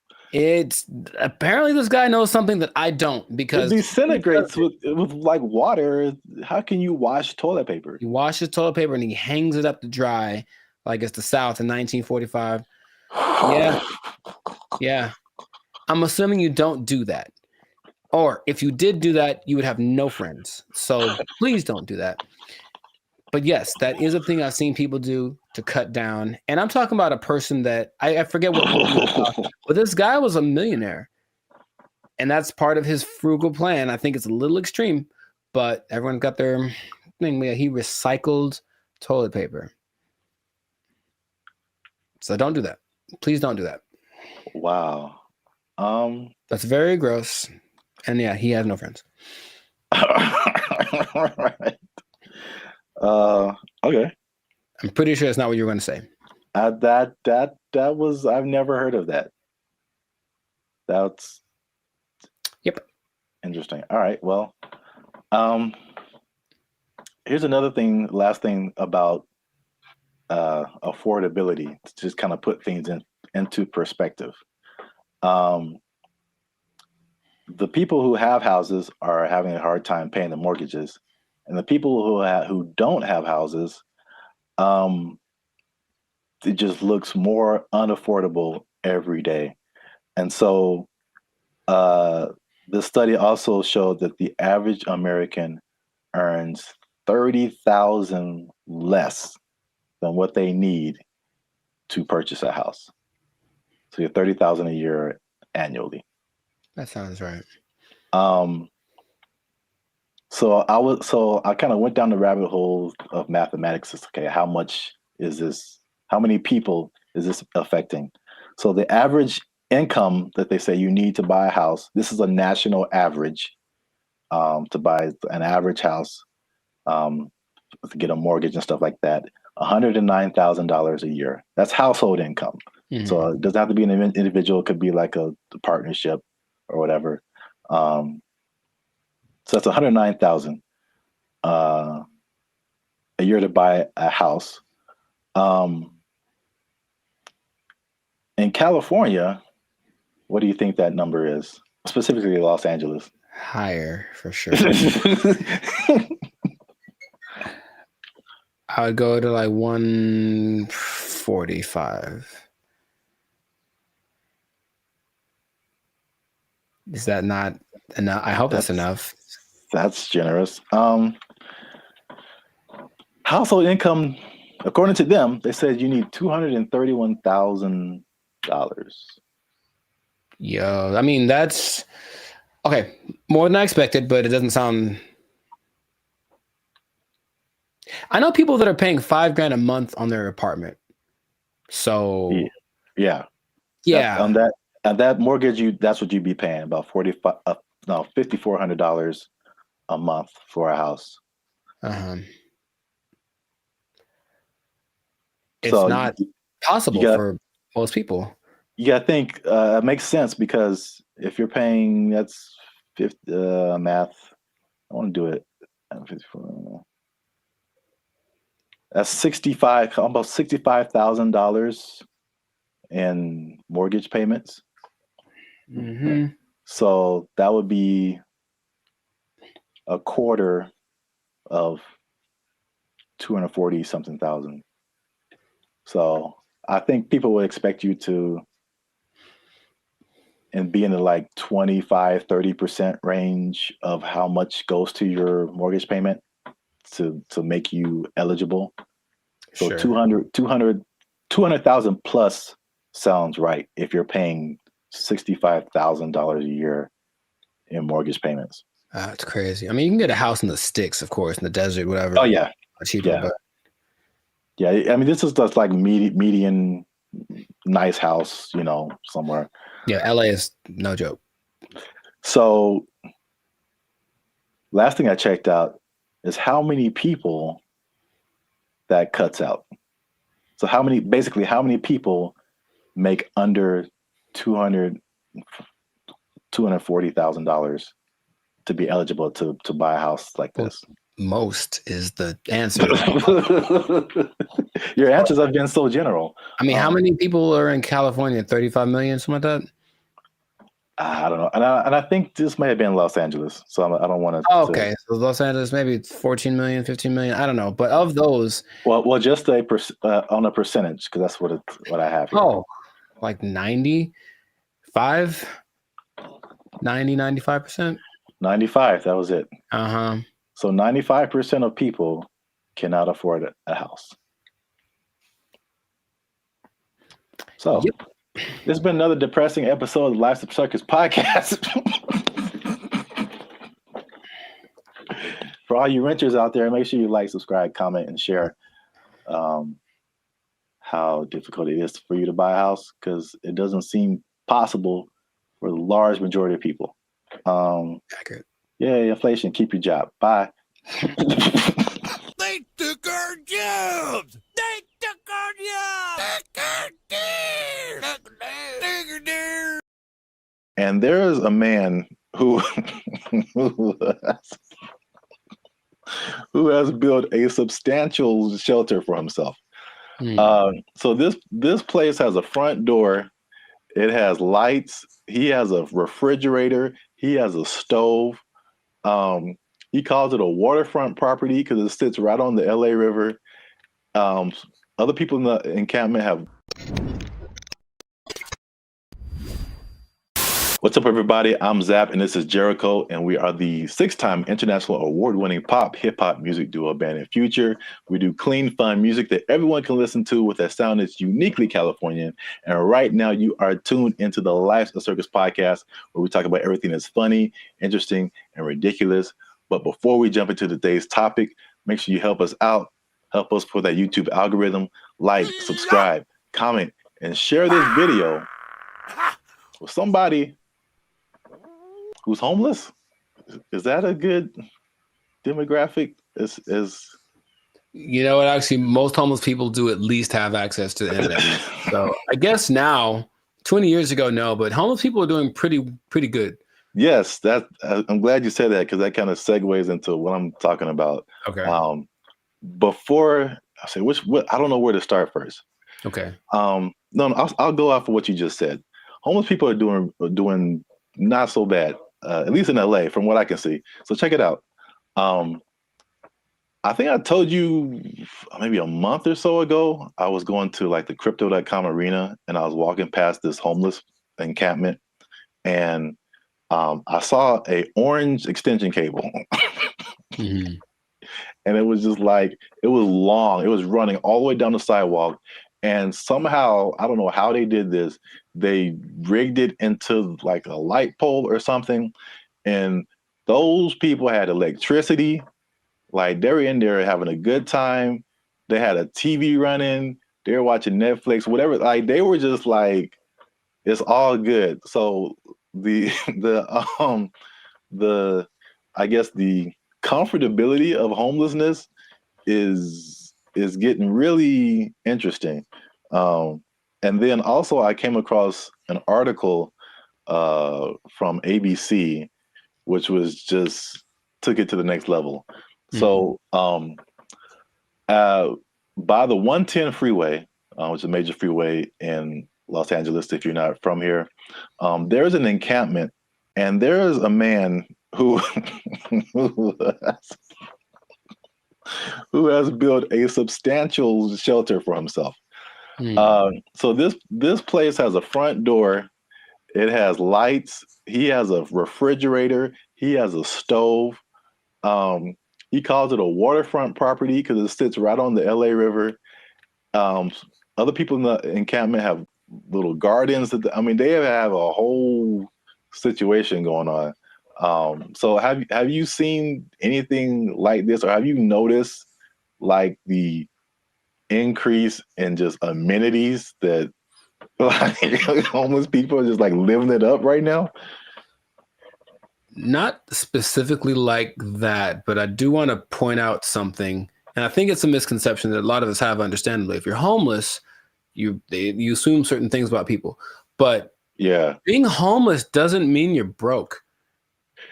It doesn't at all. And yeah. I bring that up because I remember in Claremont, I was in a coffee bean listening to two homeless guys basically have a business meeting about how to get more money from people. Like the dude, he was seriously like, yo, man, okay, you got to go to this exit between this time and this time. Make sure you have a dog and they'll give you. So these people have money, and barring the people that are super drugged out or have like a crazy mental illness, not a lot, but there are homeless people that are homeless by choice. So they have money, it's like they still want to spend it on a house. So that doesn't surprise me, but I haven't seen specifically that.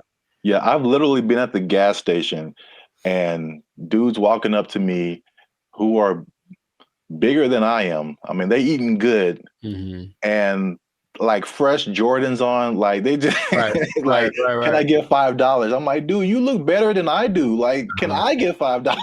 Right. Like, what are you talking about? But yeah, it's getting crazy. I mean, not getting crazy. It's already crazy, especially how here in LA, we have just, I think it was only, I forgot the numbers in LA. But it's just thousands and thousands of homeless people. But I did want to address something because we talked about the homeless before in a previous video in San Francisco, where they were like trying to hide the homeless people because all these people, these foreign dignitaries or something, were coming in and trying to hide the whole situation. Somebody, I don't know this person, but somebody got kind of offended at that video, and they tried to go at us in the comments, man. They tried to go at us in the comments. Would you like to hear it? Good. I'm just gonna paraphrase. So we were talking about the homeless. This guy came on and was like, have you been homeless? Have you ever been down on your luck? What would happen if you lost your job and things were wrong in your life? You lost your house, your apartment. So he's basically saying like, it's not our place to talk about the homeless. Which I fired back at him, and I said it is completely our place, because I lived in LA for a long time, but I lived in downtown LA, which is like homeless central, just a few blocks from Skid Row. When people are pulling down their pants and taking a dump on your front door and you step in it, you absolutely have a right to say something about that. Like, you have a right to say something about that. And it's not even the homeless in particular. It's the all the stuff that comes with it.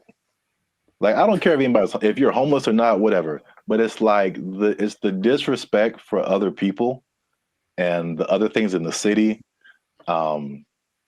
And just like the trash everywhere and the safety concerns and like the destruction of property.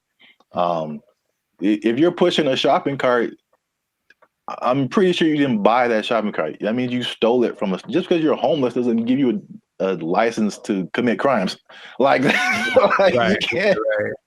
Like, so it's not even about like the haves and the have-nots. Like, that's really irrelevant to me. And I will say that one thing I will apologize for is that I laugh a lot.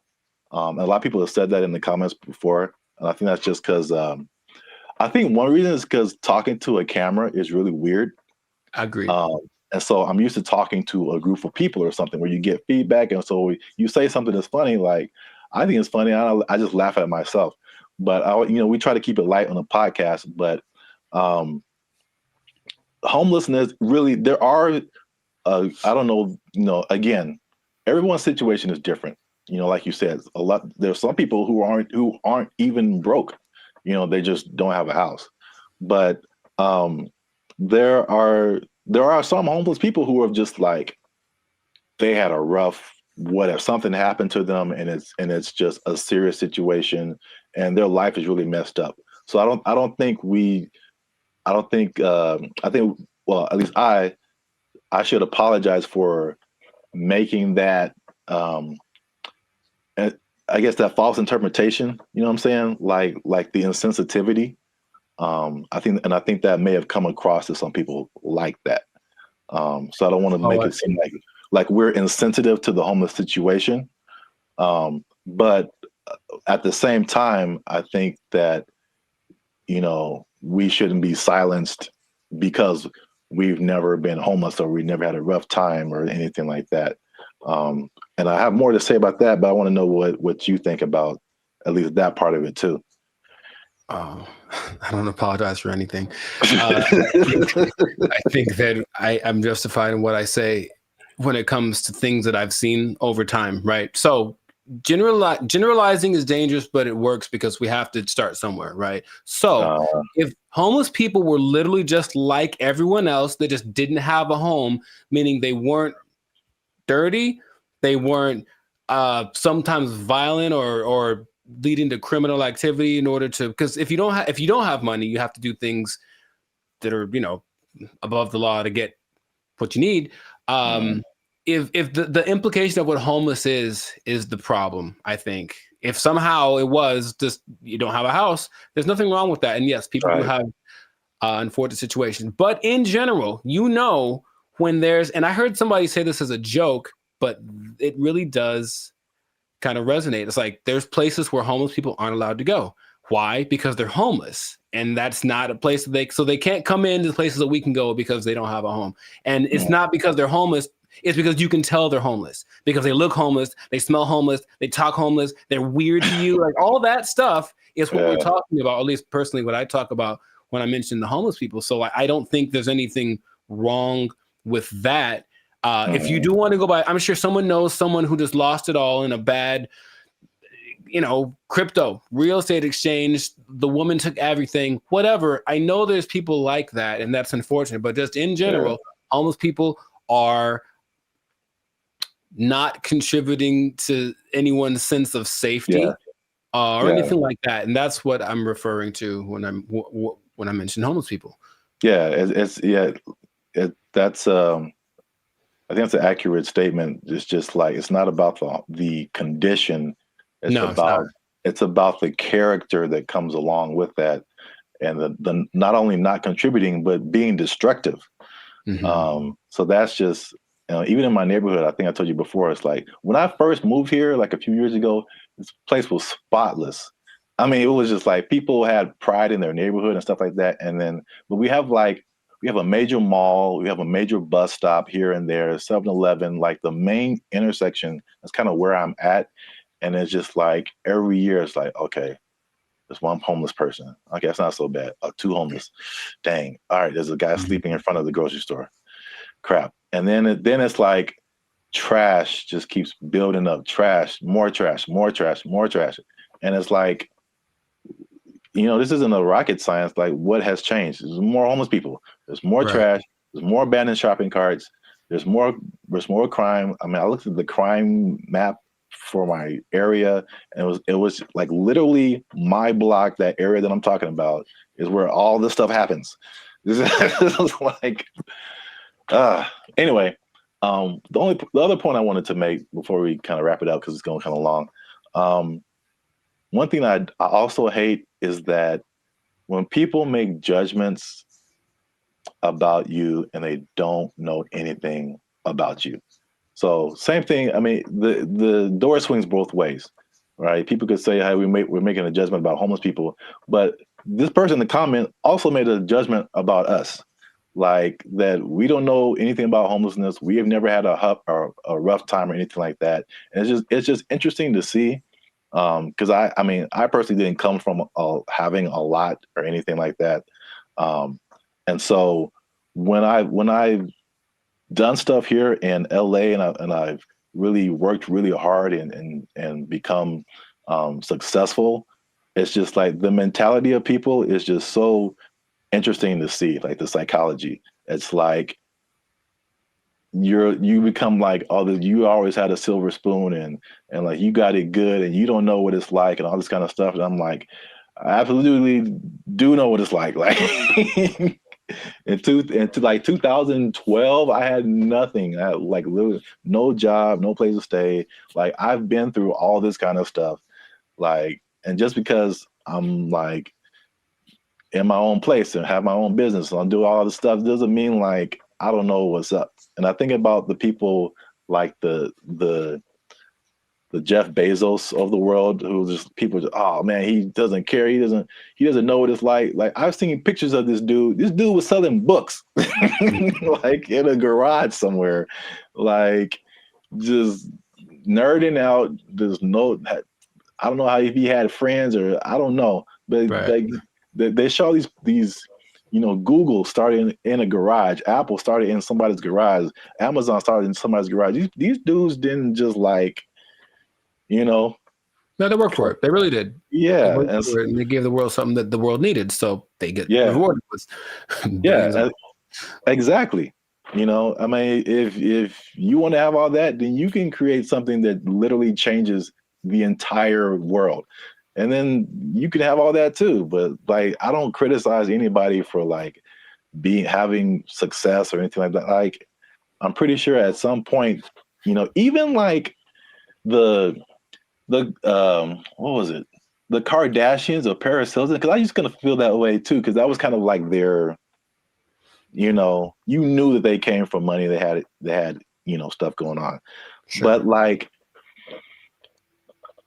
unless you have worked on a TV show, like you really don't understand how insanely difficult it is, how much you have to grind. Like just because you have a bunch of money doesn't mean it's going to be a success.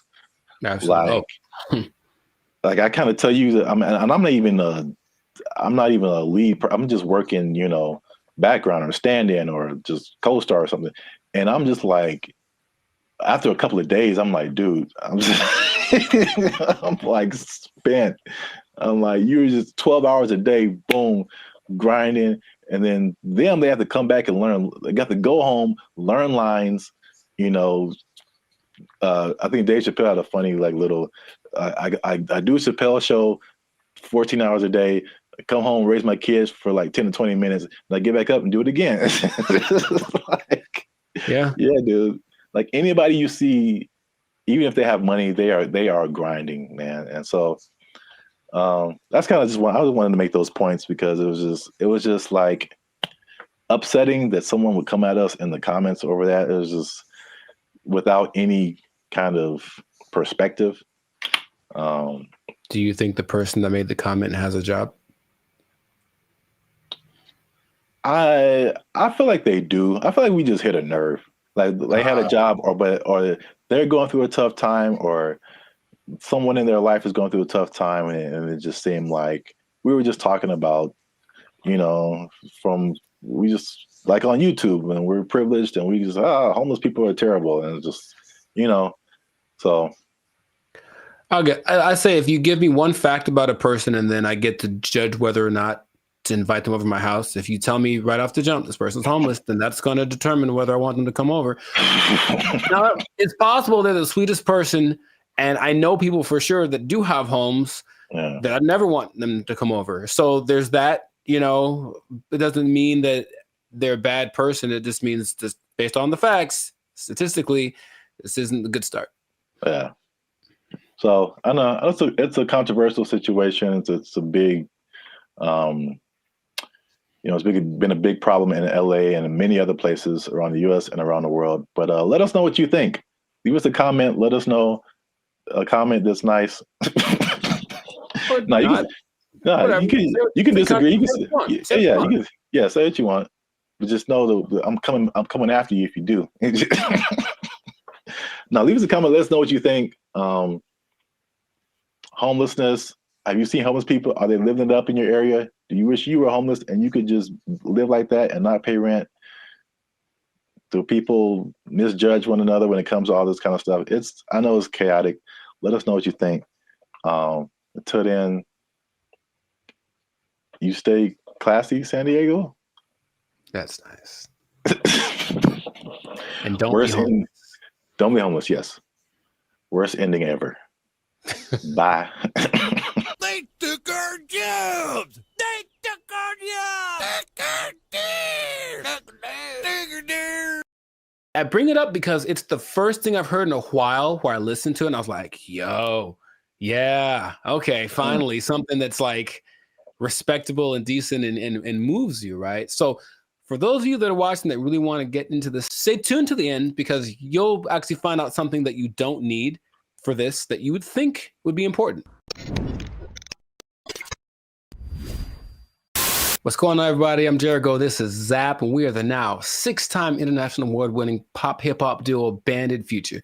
We make clean, fun music that everyone can listen to with a sound that is uniquely Californian. And right now, in this moment in time, yes, Lord, you are tuned into the Lifestyle Circus podcast where we talk about things that are funny, interesting, and just straight up ridiculous. So before we get into this thing, make sure to like, subscribe, comment, and share this video with at least 2 people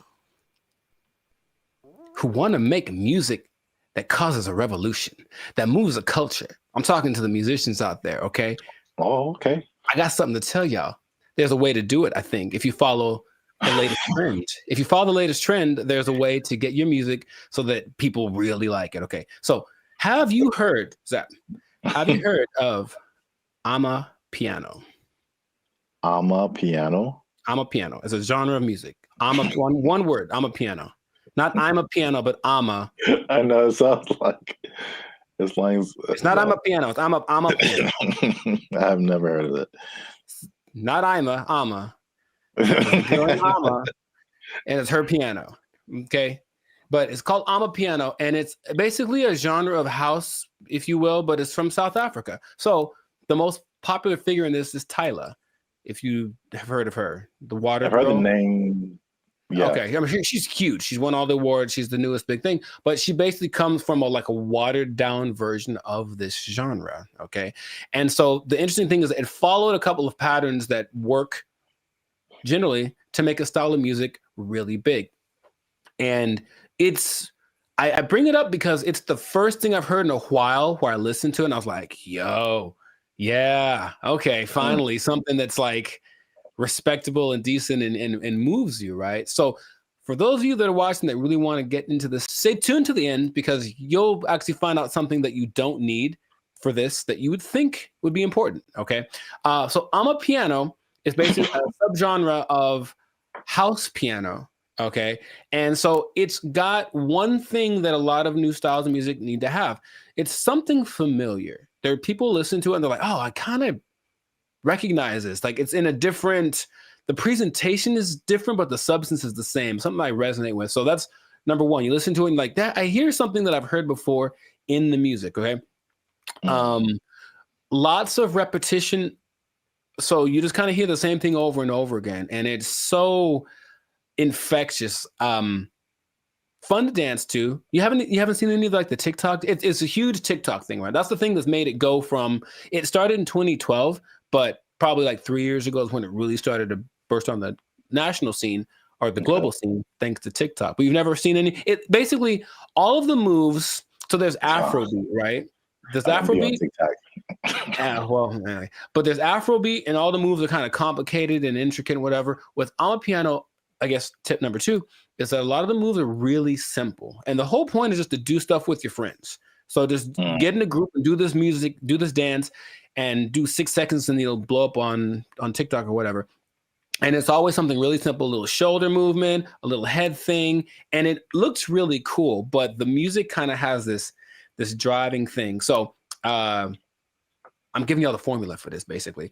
The look of it is familiar because if everyone looks like hip hop, basically everyone knows hip hop. So the dress for the women and the men, it has that same aesthetic. People just look like, oh yeah, it's like a hip hop person. But then you see that they're talking. Okay, they're definitely from Africa.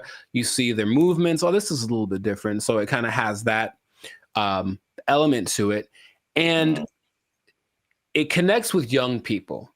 Okay, I think if you look historically at any big movement from the swing to grunge, anything, it was youth that were really pushing it. So you see kids that are super young, kind of grooving to it, which means they'll probably grow up to it, grow up with it their whole life. I forget, the people that like this style of music have a name. That's another thing I was gonna, like, we have our BFFs. They have people that like this music. I don't remember what it's called. I have to look it up. People that like Amapiano, okay? There is two other elements that are really important. It features women a lot, and a lot of genres tend to not. We've talked about reggaeton before, where it was a lot of misogynistic, just men, basically. And this one has a lot of women from, I mentioned Tyla, though it also has Shasha, Kamo Mapela, Bule, Nia Pearl, Lady Do, Buntail Smith, among others. So the women are pushed to the forefront of it, and their whole philosophy is like, well, if women like it, then everyone will like it. That's kind of, and it's like, because think about it. Okay, your girl likes this music. She's gonna drag her dude to go listen to it or whatever, and then he wants to make the music that gets her to dance, because it's not a super, I don't call it sensual. Like, it's very, like, the way they move is very sensual, but it's not over the top. Okay, so it kind of still cool for younger people to do it.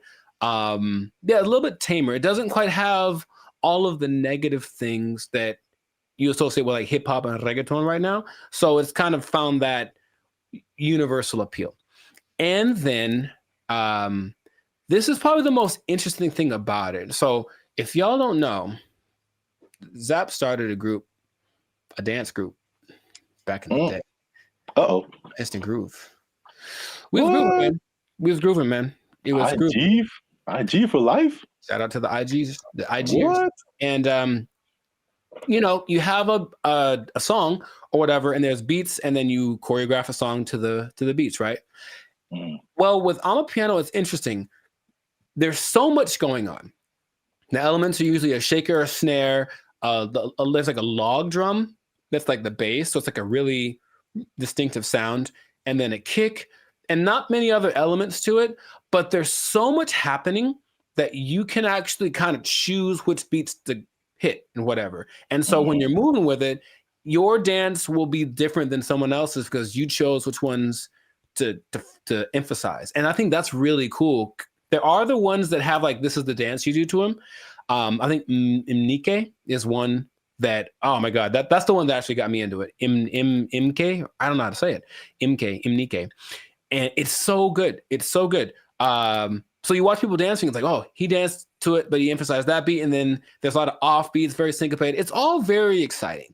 Before I get into what the thing that's not in it that you would be surprised about, has there been any music that you've heard recently that made you go, okay? Because I think to me, music's been kind of like, I don't know, for a while. But anything that you've heard that was like, okay, oh, that's pretty dope. Yeah, I mean, the first thing that comes to mind, and I think I told you about this too, was I saw, I don't know what it is, but what you're talking about kind of feels like it's almost in that same vein. But I saw something on Instagram where it was all these people dancing. They were at some event, and it was, I can't remember the song, but I just remember everyone was dancing, and they're all doing the same kind of moves, kind of in it seemed like a modern day cha-cha slide. Because because when I saw it, I'm like we really haven't had, I can't think of a song like the cha-cha slide where like everybody gets on the dance floor and then everyone knows kind of what to do and you all do it together. Right. Because the Cupid Shuffle, I maybe that came after Cha-Cha Slide. I can't remember. Yeah, I don't remember. Really. But I can't remember anything past those two songs where like everybody, but I saw this video and everybody was doing it. I mean, I'm talking white, black, Asian, Latino, like grunge looking goth people, hip hop looking, like everybody was doing it. And I was like, this is so dope. And I wish I had saved it and I didn't. Oh, okay. So if anybody knows where that video is, there's one particular goth girl who was just like getting it. And everybody's in the comments like, oh, this goth girl is getting it. And I was like, yo, this is dope. So anybody knows what that video is, I would really like to find it and see it again. But okay. Yeah. Yeah, you mentioned the dancing. I think that's popular music has almost always been dance music. So if you can get something to make people want to move, and when you listen to the people talk about it, they're so passionate about one, having this thing that's like theirs, right? It's not hip hop, it's not house, it's theirs. It's I'm a piano. And it's like, okay, so they love the fact that they have the kind of their own thing. And then when people gravitate to it, they have to kind of pay their respects. Okay, South Africa's on the map. They're winning, right? And then you watch them dance, and it's like the mood a little not weird, but like kind of offbeat in a way. And they do this thing where they like roll their eyes in the back of their head with the shoulder thing. It's really peculiar, but I think it's cool, especially when you see like 10 people doing it. So it has all these things that are great. And that's what you need to start a music genre. But there's one thing I mentioned, that there's going to be something that I think I know what it is. What? Oh, go ahead. I think I know what it is. Oh, mate, go ahead, say it. I'm going to say there's no piano. Oh, no, man, it's called I'm a Piano. Like, there's piano and everything. Oh.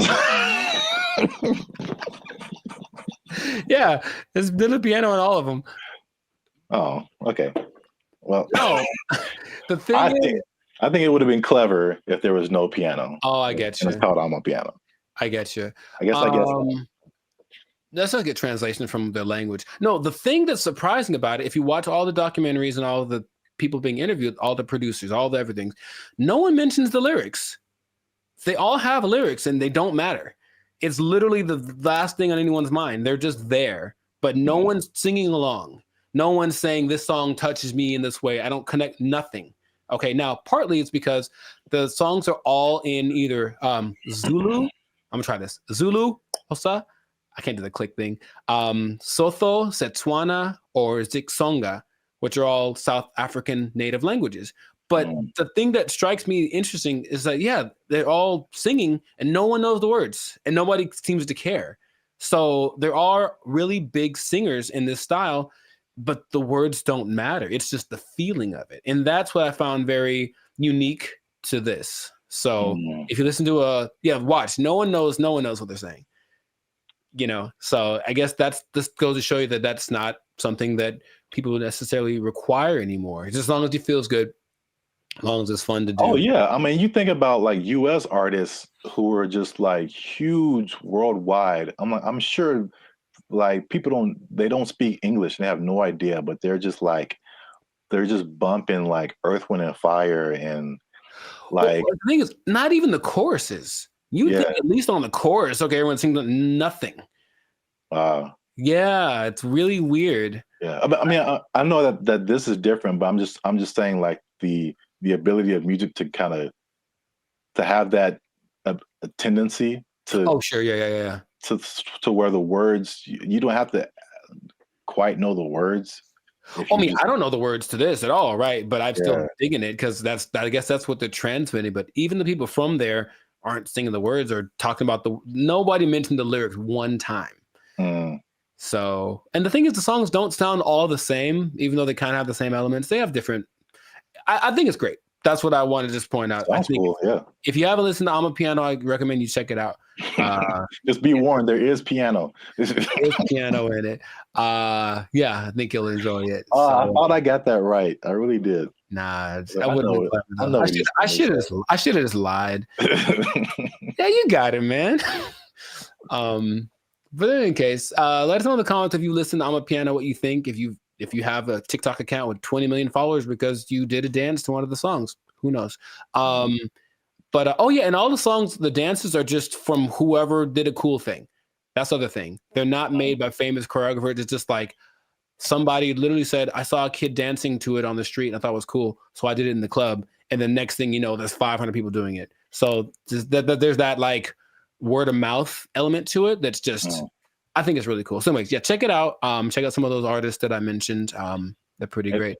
And if we get 10 comments, then Jericho's going to do one of the dances on our TikTok. I didn't sign up for that. I wouldn't mind learning though. That is kind of fun. I'll do one of the simpler ones. 10 comments. There's one. It's like a little. It's very simple moves, but I'm still probably going to mess it up. Anyway, this has been another episode of the Lifestyle Circus podcast. Make sure to like, subscribe, comment, share this video with your peoples, and then just remember that if you're dancing and you're grooving, then the music's going to be spread around. So make that music danceable, and you stay classy, San Diego. Yeah, man. You got it. There's piano. They took our jobs. They took our jobs. And I go in there, and basically I stand there for 10 minutes without anyone talking to me because no one's working the front. Nobody. And I just like, okay. And I eventually just yelled something to the cooks. What's going on, everybody? I'm Jericho, and this is Zap, and we're the now 8-time international award-winning pop hip-hop duo Band of Future. We make music that's funny. No. Huh? We make clean, fun music that's easy for everyone to listen to with a sound that's uniquely Californian. And right now, you're tuned into the Lifestyle Circus podcast, where we talk about things that are funny, interesting, and just straight ridiculous. So before we get into this thing, make sure to like, subscribe, comment, and share this video with at least 2 people that knew that the wage increase for fast food workers was a bad idea. I'm telling you right now, it was a bad idea, and I have proof with numbers, with personal experiences. One thing, okay, so I didn't actually know this. I thought it went into effect January 1st, but actually went into effect April 1st. Yeah. Yeah, so there's less data on the effect of it, but I have already There's enough data, I know that. Huh? There's enough data, I know that. Yeah. So I got some numbers, and I got a couple of personal experiences. But I'll go to you first. Have you noticed anything tangible or had any experiences that kind of like notice a Whopper from Burger King is $8. I think I mentioned this before. Like I remember when the Whopper first came out at Burger King, it was 99 cents. Accurate. It's now $8 just for the sandwich. Mm-hmm. No fries, no drink. $8 is where we start, and then it goes up. I'm furious.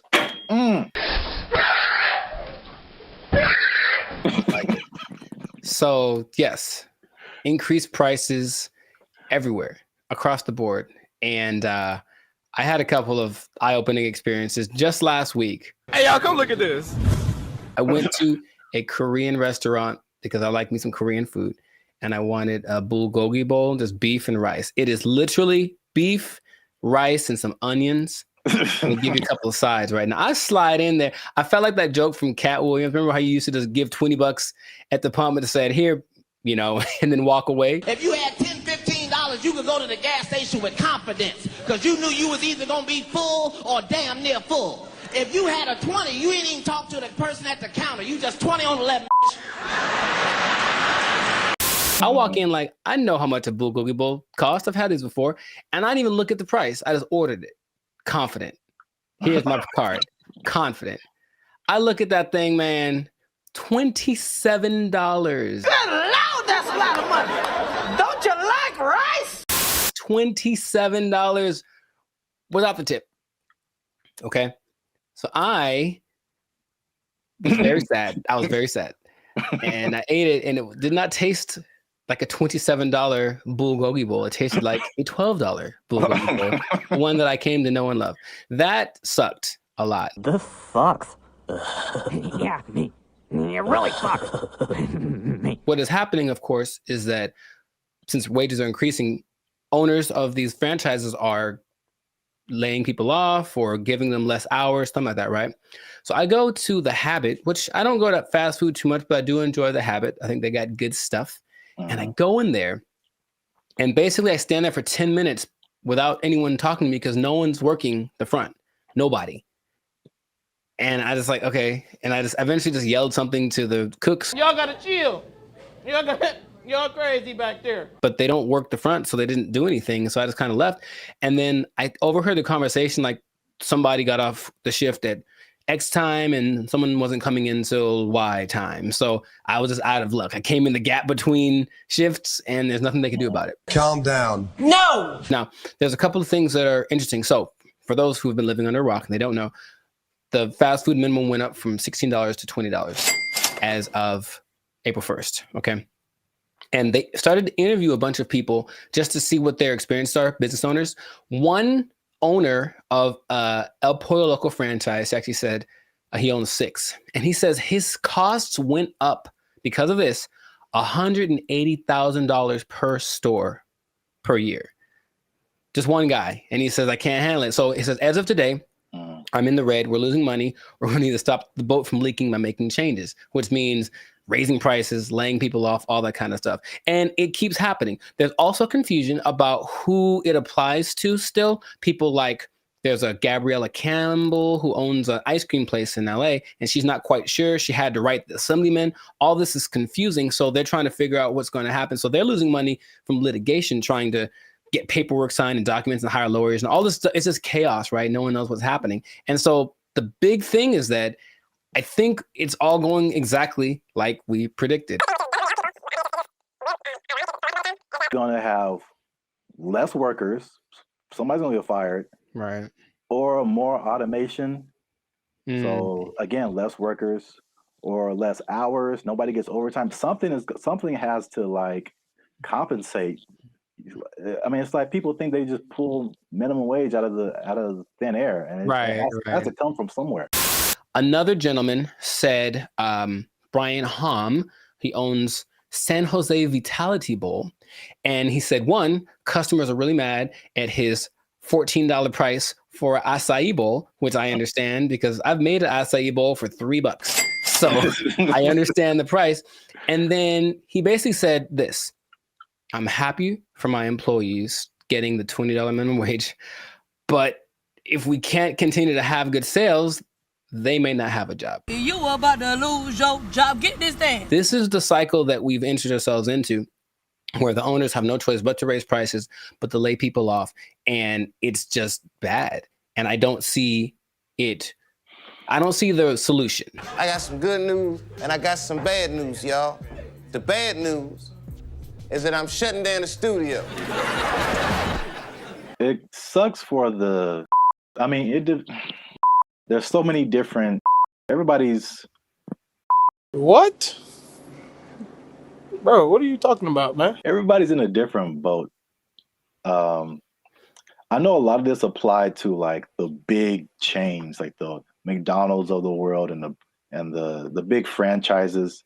Sure. And it's a lot of complaint from people is like, well, these are big corporations. They have lots of money. It's not, they can afford to pay this. They know what they did. They know what they did for sure. Like just McDonald's, because that's the thing that everybody knows. The McDonald's corporation is different from like the franchise owners. And so these are like individual people or individual businesses that, you know, get everything from McDonald's and just put their, you know, labels on it and all that kind of stuff. And so they don't have as much control as business owners or as franchisees. Is this worth you losing your job? They have their own kind of separate budget that they have to work with. It's not like, you know, McDonald's down the street is not the McDonald's corporation per se. Right. So there's that disconnect, which is confusing to people because I think those people that you mentioned, the actual franchisees or the business owners, they are the ones who are getting it the worst. Yes. One because they can't really, they don't have control over their franchise fees and all that kind of stuff. They didn't advocate for this minimum wage that was just handed down to them. And then the third thing, which is like the killer, is that because they have to raise their prices to just survive, right, the people are getting mad at them. Yeah, right. And they had nothing to do with it. We're supposed to be a family. What are you doing? They had nothing to do with paying people like 20 to 30% higher than all other minimum wages. Like they're just caught in the middle with either shut down or raise prices. But it's in terms of like answering your questions in terms of a solution, this is just skyrocketing the race to automation and AI and like everything. It's just every other industry now, just to keep prices reasonable. Will everybody lose their job? No, but will a good amount of people lose their jobs? Yeah. Yep. That whole automation thing is gonna just take over. Maybe that was the end goal. I don't know. Oh, touchy. Careful. They're listening. They're listening. But yeah, it does seem like the politicians decided we want to win the battle and lose the war. So we'll see how that ends up. Interestingly enough, there seems to be a strange coincidence, some might call it, between this happening and the amount of restaurants that are shutting down this year. I mean, going completely under, right? And I was going to tell you all about that in another episode of the Life Circus podcast. But for now, we're going to wrap this one up because we're a little over time. So just make sure to support businesses as best you can. But if the prices are too high, you vote with your dollars, right? So you can say, hey, this is a bit much. I'm not paying $8 for not never. Not never am I paying $8 for a Whopper. Not never. That's what I'm trying to tell you. Yeah. I'm going to the store. I'm going to get myself some ground beef and some buns. I'm going to make a $2 Whopper that's going to be just as tasty, less preservatives. You know what I mean? So that's what we can do. But yes, make sure to stay tuned for another episode of the Life Circus podcast where we do talk about restaurants going under because it's kind of sad. A couple are hitting close to home, man. It's gonna get kind of teary-eyed in this one. We'll see. But make sure to like, subscribe, comment, and share this video with people who just want to say I told you so, I guess. That's exactly what happened in this situation with the fast food price increase, the minimum price increase. And if you are working in, I hate to say it, I don't want to rub it in people's faces. Should I even say it? I don't want to rub it in people's faces. But it does look like, especially if you are an owner of a franchise. I'm sorry. I'm really sorry. I'm going to get emotional again. If you are an owner of a franchise, raising prices, laying off people, you might lose your job. You might lose your job. The person too high. Whopper is 99 cents. What happened now? They took our jobs. They took our jobs. When her face moves, she does show more emotive gestures with her face than I'm used to seeing from robots. It's kind of weird. It's almost too much, but it's kind of like they're going to try to make her as human as possible. What's going on, everybody? I'm Jericho. This is Zap, and we are the now 8-time international pop hip hop. Well, 8-time international award-winning pop hip hop duo Bandit Future. We make clean, fun music that everyone can listen to with a sound that is uniquely California. And right now, congratulations, you won. You are now listening to the Life Circus podcast, where we talk about things that are funny, interesting, and just straight ridiculous. So before we get into this, make sure to like, subscribe, comment, and share this video with at least 2 people that are comfortable with our imminent AI takeover, because something has happened that I was not aware of until recently. Okay. So I was reading some stats online, and there's a study by the IBM Institute for Business Value, and it says that 43% of CEOs are using generative AI to inform of strategic decisions. So people are utilizing AI a lot, making decisions because it's just quick, and then at least helps them get to someplace. Maybe they don't do exactly what the AI says, but there's something that they go to AI for, and it's becoming more prevalent, especially compared to a couple of years ago, right? But what if I told you there's one company that took it a step further? Maybe one company that's Polish, maybe. Polish from Poland, man. Maybe they make rum. Maybe they're a Polish rum company. I see. And they decided, let's just make our CEO an AI bot. And so they did. That is the reality that we live in. So the company is called Dictador. It's a rum company from Poland, and they went ahead and they just made an AI bot their CEO. Her name is Mika. And if you look from afar, if you see like a still picture, it just looks like a lady with kind of grayish hair. And then you look closely and it's like, oh, that's not a real person. So the AI named Mika is the first CEO, female robot, a true trailblazer, and is also a board member who directs operations on behalf of Dictador. Okay, so just off of that information by itself, how do you feel about that this is happening? I would say shocked, but I'm just not. I think we've spoken about this a lot, and we know that stuff like ChatGPT and all this kind of AI stuff, robotics is just beginning. I've seen Terminator. I don't know. You don't watch movies. I have not. I understand the premise. It's the Matrix. It all just, we've kind of forecasted this for a long time, and here it is. Congratulations. It's been actually having the last 8 months or so. About 8 months ago, they appointed Mika, the CEO, and they actually interviewed the president, Zarek Zoldrowski, and they just said, so what's the deal with that? And he basically said, we're not concerned that AI is going to take over because humans still can't be replaced to make certain decisions. Like, for example, you can't use AI to hire or fire people. That's what he said. But AI is such a powerful tool and people were using it anyway. We decided, let's just go one step further and actually make AI our CEO. Now, if you listen to this guy speak, he does seem like he just came off of an acid trip or something. He's a little out for lunch.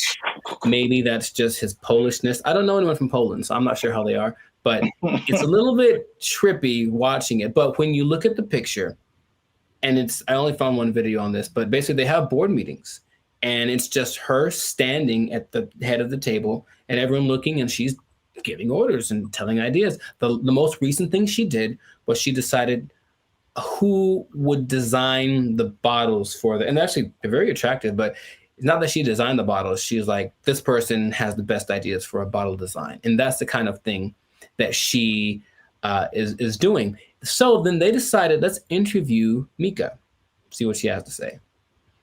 This is what she said. Okay, she said, as a robot CEO. So she called herself a robot. Now, is that different? So she's AI in a thing that I guess is a robot, but I've always thought I kind of separated the two because I'm thinking about like the internal workings of what's regulating their actions, and that's AI to me. Even though they're in like a body suit, that's not a robot, but she called herself a robot. Okay, she's a robot. And she says, I'm ready to make executive decisions. And the good thing about me is I don't have to sleep. I don't have to rest. I don't have to take weekends off. I'm always ready. And I said, okay, I guess that's noble. And then she said something that I didn't particularly like. And it's not what she said, it's how she said it. Okay. Humans must be dominated. No, that was the other one. That was the other bot that was like on Jimmy Fallon and it started talking in a different language and saying it's taken over, But no, she says, I work 24/7. I'm here to help Dictador take over the world. And the way that she said the take over the world part, I was like, oh man, it's happening here. Basically, I bring this up because it's interesting and no one's really speaking about it. It's just, I think, slowly going to get integrated into things. And then you're going to go to said company with a complaint about whatever. And then they're going to say, oh, you should talk to the manager, whoever, the CEO. And then this bot thing kind of walks out. And then you get like, what's the deal? And that's the reality we live in. So just how if we talk about a timetable, how soon before this just becomes normal? What do you think? I don't know, but it's going really fast already. So yeah. I feel like it's in the next 10 years.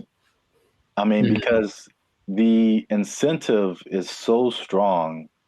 It's one of those revolutionary technologies, like the beginnings of the internet. They're like, you have every incentive to be on the internet, make your own website, because you can now connect with people all around the world.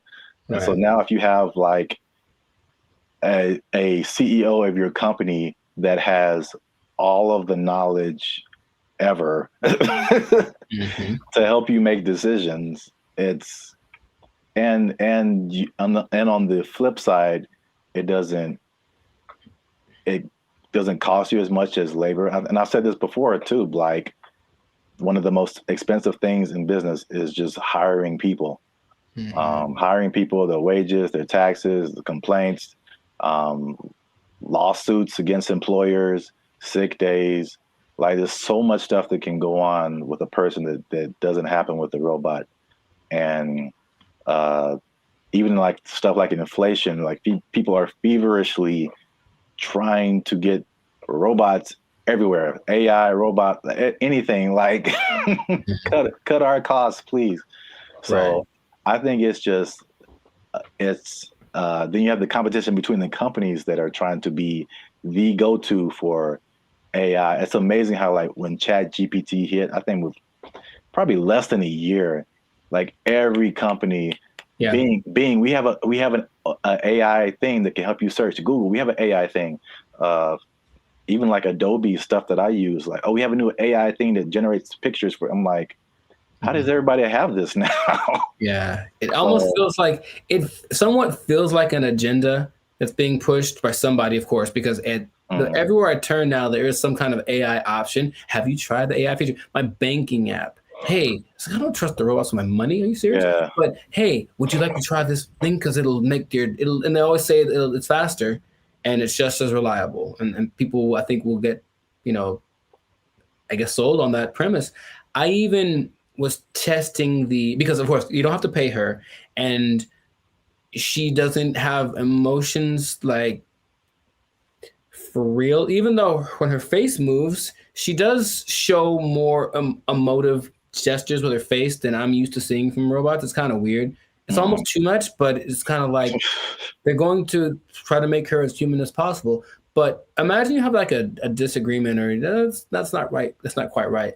Instead of being so imagine we're talking and then I say, hey, give me an idea. And you give me an idea. I'm like, I don't like it. Give me another one. And then I do that like 20 times. You're going to be like, bruh, really? I've done that with like the AI chats on Instagram, for example, just to see. I was like, okay, I'm just going to keep disagreeing with them and keep saying, give me something else. I don't like it. And they don't have a problem with it. They'll just keep going. They got literally a million ideas. And that concept is so not natural, but it appeals to some people. Like, yeah, we'll just ask the robot because you'll just keep giving us ideas. It's almost like we decide which idea, but we let her come up with it. And that's more attractive. So it's just crazy. And you just have to see it because it feels like outside of a sci-fi movie. You can see the wires on her like chest. Like one is like talking, one is coded or something like that. But it's labeled what parts are being regulated. And it's a trip, but it is real. And they're apparently doing well since they started. Like her decisions have helped the company start to do this. Well, the only thing I would say would be, I think there's a few things. One, I think to a certain extent, it's a, what do you call it? Like a story just to be, to get attention. I'm sure that's. I feel like maybe that she isn't like really the CEO, but. Well, they asked the guy, they're like, is this legit or is this a scam? And he's like, oh, it's real. And his eyes don't match. His eyes didn't match what he was saying. That's what made me think he was on something, because it's kind of a strange publicity stunt. That's what I was going to say. Potentially. And in any case, it is getting attention. And then people say, I'm drinking the rum of the company that has the AI CEO. And that's something that has probably gotten somebody laid once. So good for you. Good for you. Okay. That's all I'm saying. But it's happening. So I'm curious to see what will happen in the future, but it might be a trend. Yeah, I see it more as like a consultant I could see an AI on the boardroom, like in the boardroom as a consultant or whatever, but not as like the head of the company. Sure. That's like a little bit weirder. And then you have I'm just trying to play devil's advocate in any kind of way. Like how could this not be cool? is if something gets corrupted or like, you know, like any kind of computer, it could, you know. That's what a lot of the comments under the video said, like, what if this? And they're like, what if someone hacks into your CEO? Right. Like, right. Which is a weird sentence to say out loud, but yeah. They're like, no, it's fine. We'll deal when that happens. Oh, you're acting kind of weird today, Mika. It's like, throw away all the bottles. It's like, you've probably been hacked. Like, I guess that's what they would do. But I can see it being almost like an arms race. So the next company comes and says, oh yeah, well, our CEO and our president are AI. Oh yeah, well, our CEO and our president and all the board is AI. Oh yeah, well, my mom's AI. Like, it's just gonna keep going to a point of ridiculousness, maybe, just for publicity. I'm not sure, but it has started, and this is where we are. So we'll see where it goes. But, you know, let us know in the comments what you think. Is it something that's, you know, what's the point of fighting it? Because it's here. Is it a terrible idea? Let us know in the comments what you think about this, because I feel like it is here to stay, and we'll see to what degree we take it. But this has been another episode of the Lifestyle Circus podcast. So make sure to like, subscribe, comment, and share this video with everyone you know that's afraid of the inevitable AI takeover. And if you are a CEO, oh boy, if you're a CEO, you know what time it is. You better do something. You better learn how to sing and dance or tap dance or juggle fire or something. Because I guarantee if Mika's the first one, you're going to be the next to lose. You're just gonna take your job. Everyone's gonna take your job. Oh, I'm the CEO. Everybody's fired. They took our jobs. They took our jobs. Calling us the Doomer generation. And honestly, I'm cool with it. Because when I wake up, I get 20 notifications about 30 different reasons I'll never be able to afford a home. I look around, see my computer science degree all framed up, about to turn into an art piece because of AI. Then we're in a loneliness epidemic, but these gas prices and these heat waves collaborating to keep me indoors. And they say it's not going to get any better. So... What's up, everybody? I'm Zap, and this is Jericho, and we are the now 8-time international award-winning pop hip-hop music duo Band of Future. We do clean, fun music that everyone can listen to with a sound that's uniquely California. And right now you're tuned into the Life's a Circus podcast, where we talk about everything that is funny, interesting, and ridiculous. But before we jump into the topic today, help your boys out. Come on now. Make sure you like, subscribe, comment, and share this video with somebody who likes to go shopping. I see. You know anybody in your life, Jericho, who likes to shop? Maybe. Who maybe gets things delivered? Maybe. From Amazon every Maybe. day? There's a possibility that I know someone. You said close to home, and that was apropos. So, well, shopping might sound fun, but there's something called doom spending. I'm gonna tell you what that is. I'm gonna tell you what causes it, and I'm gonna tell you how you can avoid it, because it's a negative thing. But you got to stick to the end to find all of that out. All right. So, Jericho, have you heard of the term doom spending? I'm going to guess what it is. It's where you spend so much that you open up your banking app, and then there's just a picture of Dr. Doom laughing at you. So, doom spending refers to a phenomenon that occurs when people spend money to cope with stress, despite economic and geopolitical concerns. Bankrate data found more than half of Americans are in debt, and doom spending might be to blame, with 38% saying they'd go into debt for fun. So obviously we are in a tough time right now. Inflation is through the roof. There's a lot going on in the world, wars in various places. There's a poll that was done that said that 96% of people are concerned about the economy. So that's a whole lot of people, pretty much everybody. It's understandable. Yet, with that in mind, 27% are doing this doom spending. So they are just still spending frivolously to a certain extent, and it's affecting different generations. So 43% of millennials, they say, are doing this doom spending, and 35% of Gen Z are doing it. And basically the concept is just like, well, it's almost like a defeatist kind of thing where it's just like, I'm never going to really, all these aspirations that I have financially are never going to happen. So I'm just going to enjoy life. Calling us the doomer generation. And honestly, I'm cool with it. Because when I wake up, I get 20 notifications about 30 different reasons I'll never be able to afford a home. I look around, see my computer science degree all framed up, about to turn into an art piece because of AI. Then we're in a loneliness epidemic. But these gas prices and these heat waves collaborating to keep me indoors. And they say it's not going to get any better. So, as a millennial yourself, that's the category we fall into. What do you think about this doom spending? Have you had doom spending thoughts? Do you think people are in your life are doom spending, or do they just like things that smell good? We've been collecting all of the little Harry Potter baby stuff because we're a Harry Potter family. So freaking cute. Not talking about anyone in particular. I'm just, No. Side effects include doom spending thoughts, early discharge. No, I understand the concept. I'm more curious when that. I feel like that's always been a thing, but that term is. Yeah. Sure, give it something that has a ring to it. It's a shock value of a term. People that have bought things like a boat because they said, F it, I'll just buy a boat. They sure couldn't afford a boat, but now they have a boat. Here with his tailgating tips is a guy who just bought a boat. It's a weird phenomenon, but it's almost like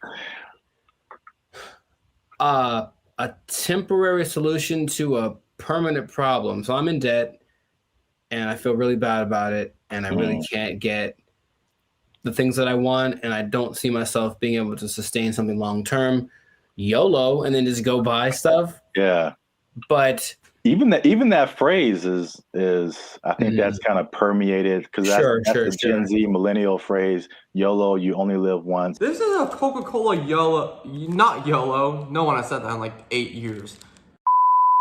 A yo-yo. I get it, even though it doesn't make sense, because I'm sure I've been in spots where I'm like, well, I could just buy. I do remember telling somebody once, I may or may not have been drunk, but I told somebody once that I either want to eat like the best food or like the worst food. Like I didn't want anything in between. It was something weird like that. So I'm going to take my money, go buy a really nice meal, and then just eat peanut butter sandwiches for the next month, and then get the next check, and then YOLO. Ed, can you play YOLO to Jessica? YOLO, Jessica. I think some people do, because you get the story, you get the high, you get the dopamine, and then you get the taste, of course, of the great thing that you can look forward to. It's like a little treat, like to like reward myself for like either like some like hard schoolwork, or just sometimes it just serves as a distraction from like what's going on like around me. Whereas the more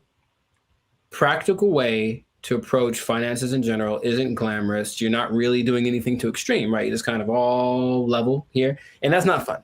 And no one likes that. So they'd rather do the other thing. So it doesn't make any sense if you think about it, but I've been there and I understand why people do it. Just want to spend money.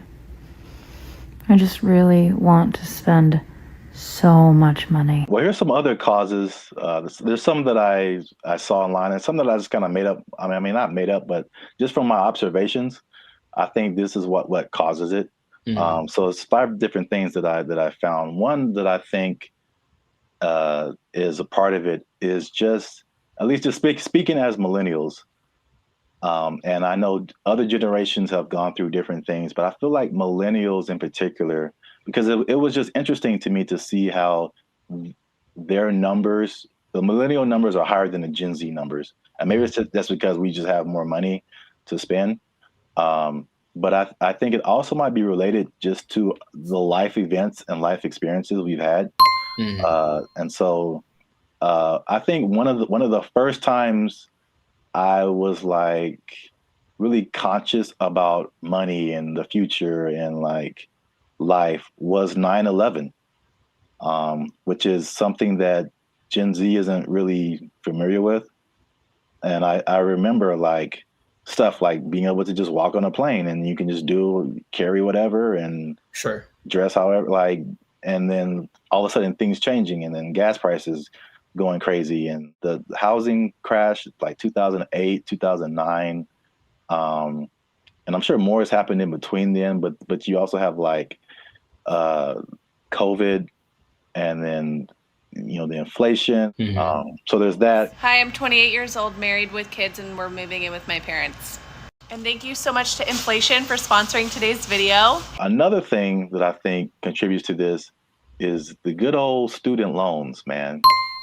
So I thank God like every day that he made me kind of smart because I got an academic scholarship and that helped out tremendously.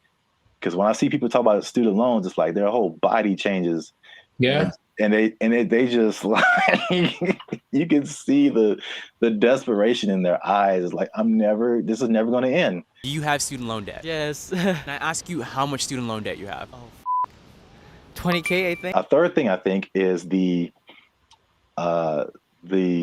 job instability coupled with rising prices. Oh, so, yeah. Mm-hmm. So, I mean, obviously inflation has just gone bananas, but again, it's just like back in the day, you know, the path that they laid out for you, millennials, I don't know if they do the same with Gen Z, I don't know, but everything you see is just like, go to school, get a job, work there for 40, 50 years, retire. Like, yeah. It just doesn't quite work like that anymore. Yeah, and then we were just like, yo, either no one was hiring me or like budget cuts, we gotta let you go, or like it's just always, and then you're going from job to job to job, and it's like, where's the loyalty, the stability? And then as you're losing jobs and losing money, your landlord's like, hey, rent is twice as much now, and you're like, what? $10.46 for this little bit of piece of chicken? Did you not see that? No. $10.46 for a handful of chicken bites. That's stupid. Next one is like the social media era. And you gotta live it up. You gotta look like you're doing good. The whole FOMO, fear of missing out. Like Becky's on a private jet. I want to be on a private jet. I don't want to wait until I'm 75 to do it. I got the money now. Screw retirement. Right. That's exactly what happens a lot of times. Yeah. Yeah. So is that, and then the last one is just financial literacy in general, and just like a long-term perspective. It's just more people just living in the moment, and or they just don't know. They still don't know how to handle money, which is just. This is why I want to say this for last, because I was just gonna get on my soapbox. Like, this is literally the easiest time ever in the history of mankind to like learn something, and or make money. Like, it's all out there. It's all out there on the internet, and a lot of it is free. A lot of stuff that I've learned more stuff for free on the internet than I did paying for it in college. Right. So that says a lot. Learn stuff, and then what you know will get you a job. That's straightforward. Yeah. So doom spending, man. I mean, it's a thing. Yes. So the question is, have I ever done that for chicken? I feel like probably. Meaning, if the chicken was like $7.99, I had $9, but I had something else to pay for that was also $7.99. I'm not sure what. Yeah, I probably picked the chicken. I probably picked the chicken and live with the consequences with the happiness in my heart. Ooh, it's right. Oh my gosh. Y'all gotta chill.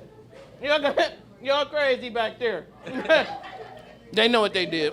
Not to condemn anybody. I feel like I've definitely done it. There's definitely things where we're like, I can't afford this, but I'm going to buy it anyway. I think that's kind of like the phrase that comes to mind when I think of like doom spending. Especially if you can pay it off later. You know, I've heard people that have $300,000, $400,000 worth of credit card debt. I don't know how you keep getting approved, but like that's wild to me. Yeah. And then it feels painful. Like, oh, that's that idea. And for them, it's like, well, I don't have to pay yet. So I have $30,000 in credit card debt. When they call, I tell them I can't pay it back yet. All right, so real quick before we end it, 5 things you can do to stop or cut back on your doom spending. 1, use a budget, right? So just say, hey, I'm gonna spend this much and that's gonna be it because I only got this much coming in. And then boom, there you go. Nice. Number 2, addressing the underlying emotions. Some people just shop just because like they broke up with their boyfriend or had a bad day at work and that just makes them feel better. And then, but there's other things that you can do that aren't as harmful to your finances. Whenever I am shopping and I'm bringing home new things, I just feel good about it. No! Number 3, develop more healthier coping mechanisms. Okay. And then number 4, another thing that's just a cool thing of just the time that we live in is that you can automate certain positive behaviors. So you can automate your checking account or whatever so that it takes a certain amount out of every check and puts it into a savings, so that you don't have to physically do that and just kind of feel that anxiousness, I guess, about doing something like that. What? Bro, what are you talking about, man? And the last thing, again, hitting home, sorry to get so personal, just finding low-cost things to do. Ladies. I just really want to spend so much money. I don't understand the whole, if there's an option for a higher priced version of something and a lower priced version, even if they do the same thing, they want the higher price one because it's cute. And I'm gonna make them these little baskets. So I got these little socks to go in her daughter's basket. They're so cute. I guess. Okay. Gotta live with that. That yes, accurate. Find some alternatives, man. There's cheap things to do that are as equally as fun. Yeah, like taking a walk outside. Yeah. Every day. Just take a walk. It's good for your health too, so beneficial and free. That's 2 things. 2 things? Oh, 2 things appearance. There he is. Well, that's it. Doom spending. Let us know what you think in the comments. Do you doom spend? Tell on yourself. Get up in the comments and just tell on yourself. They know what they did. They know what they did for sure. Do you have anything left in your retirement? All right. Let us know. And don't forget to like, share, and hit that subscribe button. That helps us out. And if you doom spend,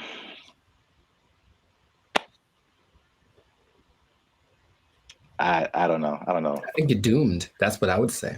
There you go. Bye. They took our jobs. They took our jobs.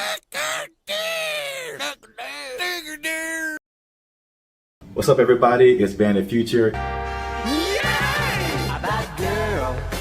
And we are excited to announce that after 3 long years, we are finally in the YouTube partnership program. So that means a couple of different things. One is that we are starting channel memberships on our YouTube channel. So all the stuff that you've seen before, all the free videos that you've been watching like over the years, those will still be free. But this is like an extra layer that we get by partnering with YouTube so that we can offer exclusive things to people who choose to be our channel members. And so there's a small fee that comes with that. But that fee will go to helping us, supporting us. All the stuff that we've done before has been free videos. We pay for it out of our pocket. So hopefully you guys can support us and help us to keep our YouTube channel going. And this isn't just like a giveaway. There's a laundry list of stuff that you get by becoming a channel member. And we're going to talk to you about that now. So we have 3 different membership levels right now. There's going to be 5, but just 3 right now. They're because we're so clever. Wow. Laugh. Okay, I liked it. They're named after like concert seating, right? So the first level is general admission. The second level is premium seating. The third level is executive access, and those go from $3.99 to $19.99. So you have a plethora, shall I say? Nice word. The more you know. Okay. Plethora of options to choose from. In terms of your membership. So this is what you get. Like, here it go. Bam. The first thing up is a loyalty badge. You'll get a loyalty badge next to your name every time you interact with our YouTube channel. You get a blue star for new members, all the way up to purple stars for 48 months.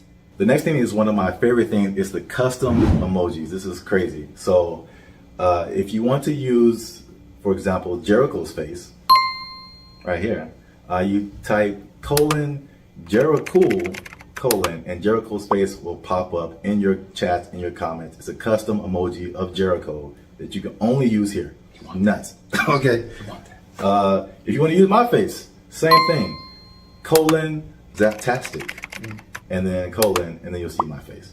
And then if you just want to do a Band of Future fan, BFF heart, it's a fam bam : Nuts. Only on our YouTube channel. It's the only place you can do it, man. Nice. Members only live chats. If we ever go live, we may have a members only chat mode. So the non-members can see the chat, but if you want to participate, you gotta be a member.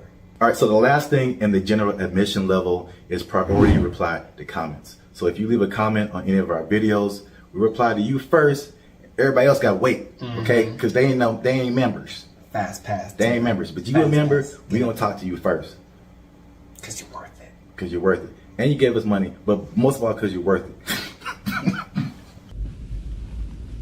Membership polls. In the community tab of our channel, we're going to start putting up polls where you get to vote on topics for our channel. Like, what's the next video going to be?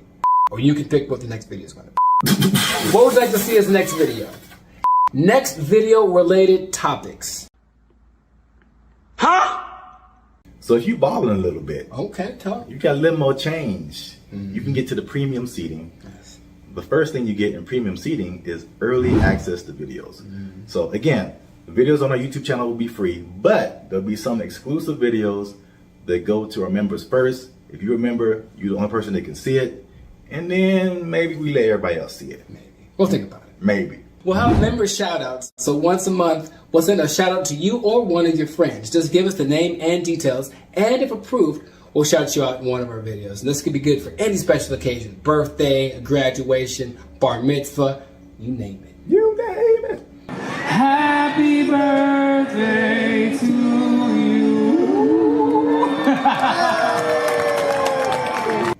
All right, so the last thing under our premium seating is the photo and status updates. So that means you'll get an exclusive look into our lives as we make music and videos and all that kind of stuff. That'll be under the community tab of our YouTube channel. So just scroll past the videos and the shorts and the live streams and you'll see community. You pop in there, be some members only stuff only you can see as a member. Come on into the community. Boom, bada boom. Come on into the community. And if you just balling out of control and you got girls at your house singing the doorbell, then maybe you can get to executive access level. Ding. Dong. We do a real grande around here, man. The first thing you can get is your name in the credits. So imagine how cool that is. We'll put your name in the credits of one of our videos each month as an honorary producer. The second thing is crazy, but we're doing it anyway because we can. Yeah. It's called teleprompter control. All right. So you give us something fun or crazy to say, and if it's approved, all right, don't make us being too crazy out here. Our parents watch this stuff. That's accurate. They tell me that all the time. If it's approved, we'll read it on our YouTube channel, straight up Ron Burgundy style. You stay classy, San Diego. I'm Ron Burgundy? Damn it! Who typed a question mark on the teleprompter? For the last time, anything you put on that prompter, Burgundy will read. And last but not least, oh my God, last but not least, discounted merchandise. Because everybody likes a bargain. You'll now be able to shop for Bandit Future merchandise directly from our YouTube channel. And with executive access, you can save money on our official merchandise with your own custom discount code. So that's it, guys. Once again, we appreciate your support. You've gotten us this far. Less than 8% of all YouTube channels reach this partnership monetization stage. So this is like really big for us. We really appreciate you guys. And again, if you want to keep pushing Bandit Future forward, we really need your support. Again, it's not just asking for money. We're going to give you a lot of stuff do a lot of extra stuff on our part just as a thank you for becoming a member. So choose your membership level and help the boys out. Trying to get some cheese on the Whopper, you know what I'm saying? Okay. Yeah. High class, moving on up. Because if we don't succeed with this YouTube channel, they're gonna take our jobs. They're gonna take our jobs. He's over there now. They took our jobs! They took our jobs! Take our deer! Take our deer!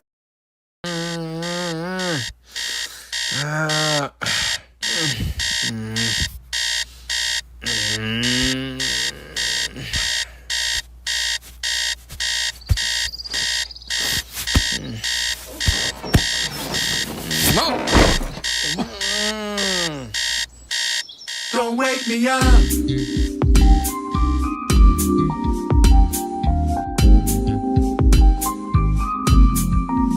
Don't wake me up.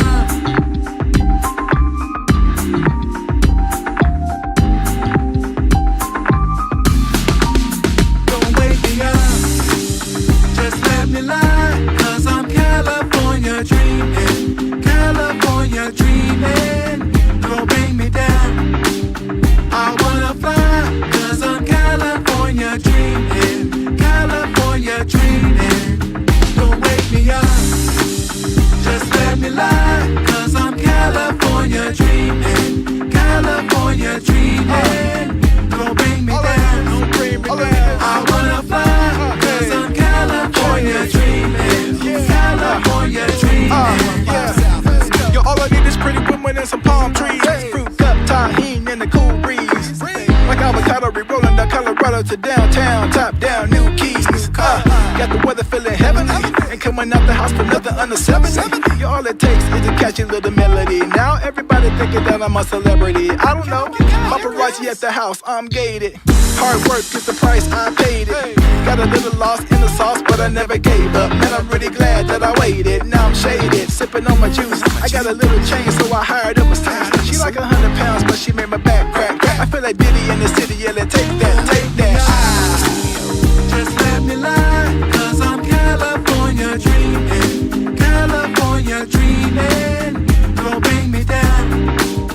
I wanna fly, 'cause I'm California dreaming. California dreaming. Don't wake me up. Just let me lie, 'cause I'm California dreaming. California dreaming. Don't bring me down. I wanna fly, 'cause I'm California dreaming. California dreaming. Yeah. Yo, ain't nobody handed us this. 10 years ago, wasn't nobody dancing to this. They said, wait outside the club, 'cause you ain't on the list. Now we got trophies on the shelf, and they getting the gist. 20K in the bank, 'cause we held up a fist. If we didn't meant to limit, we should be remiss. California raw, hip-hop the twist. Surf, switch it up, put the flick in the wrist. Switch it up on them. Wrist rocking this mic, serrated. Slap me in the face, but my wheels not jaded. Headshot going in the trash. Still casting that I can't make it, 'cause I already made it. I'm already hated, already debated, anticipated, deflated, over and underrated, faded and reinstated in the California drought. 2 decks in the game, knocked out. Hey, man. Yeah. You're doing too much, bro. Oh, thank God. Sorry, I'm late, bro. Crazy traffic. I'm so sorry. No worries. We're good, bro. You good. What? Thank you. You can't fire her. You can't fire her standing. No, we good. You know bro. what? Yeah, Michaela, let's go. Let's go. Let's go. Fire the standing. Michaela, you don't get paid if you don't come back up here. Where you going? Step, bro. We good, bro. You good. Yeah, that's all right. Hey, man, put them donuts back. I'm taking them with me. Them donuts is for everybody. No, they not. Don't wake me up. Just let me lie, 'cause I'm California dreaming. California dreaming. Don't bring me down. I wanna fly, 'cause I'm California dreaming. California dreaming. Don't wake me up. Just let me lie, 'cause I'm California dreaming. California dreaming. Don't bring me down. I wanna fly.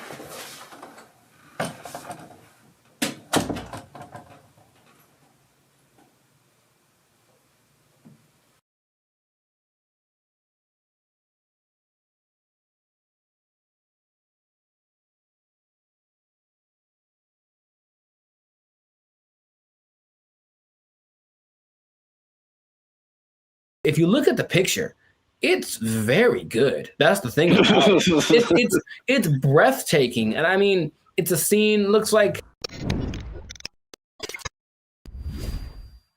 What's up, everybody? I'm Jericho, and this is Zap. We are the now 8-time international award-winning pop hip-hop duo Bandit Future.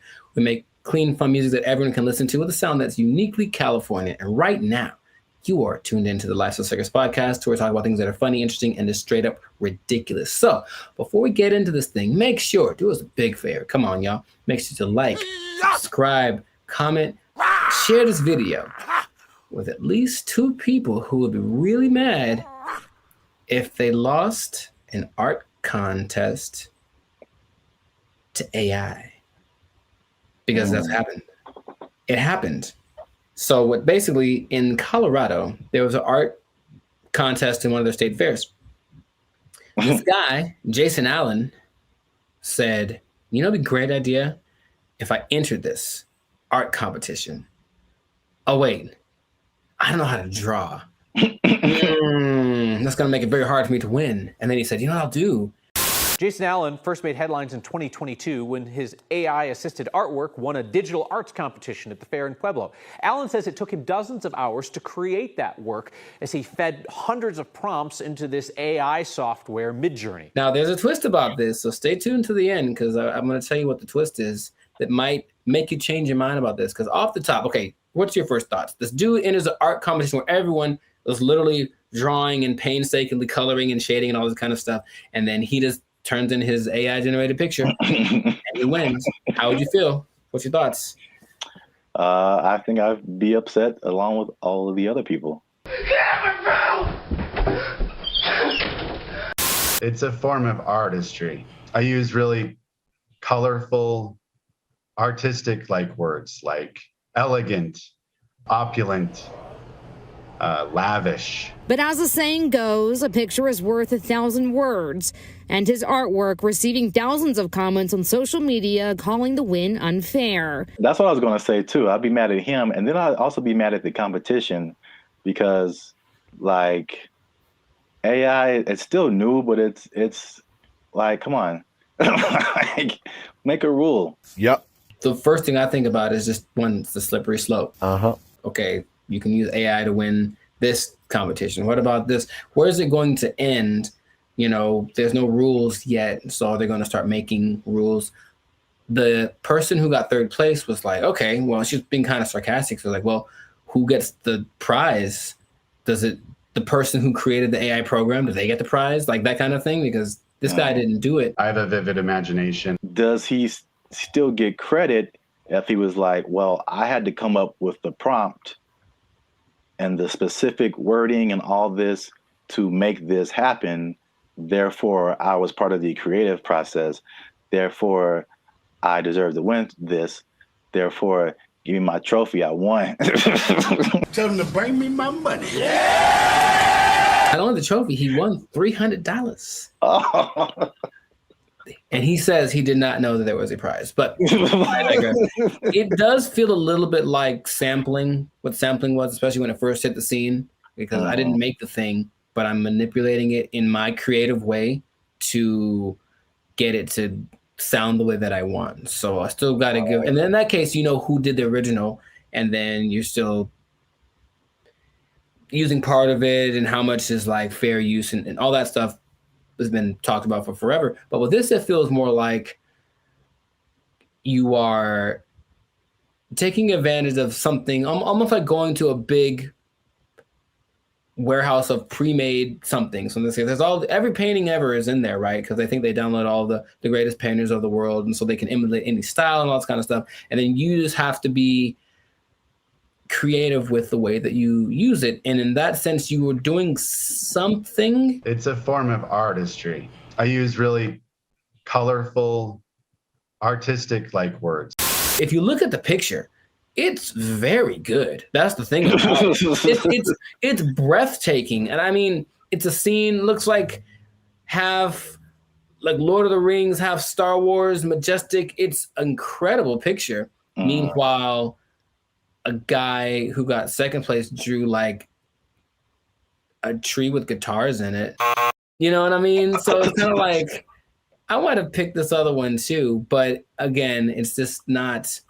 It doesn't seem fair. Thousands of comments on social media calling the win unfair. I know I didn't break any rules. I've also heard people just to kind of conceptualize, okay, who was the creator? How much is he putting into it?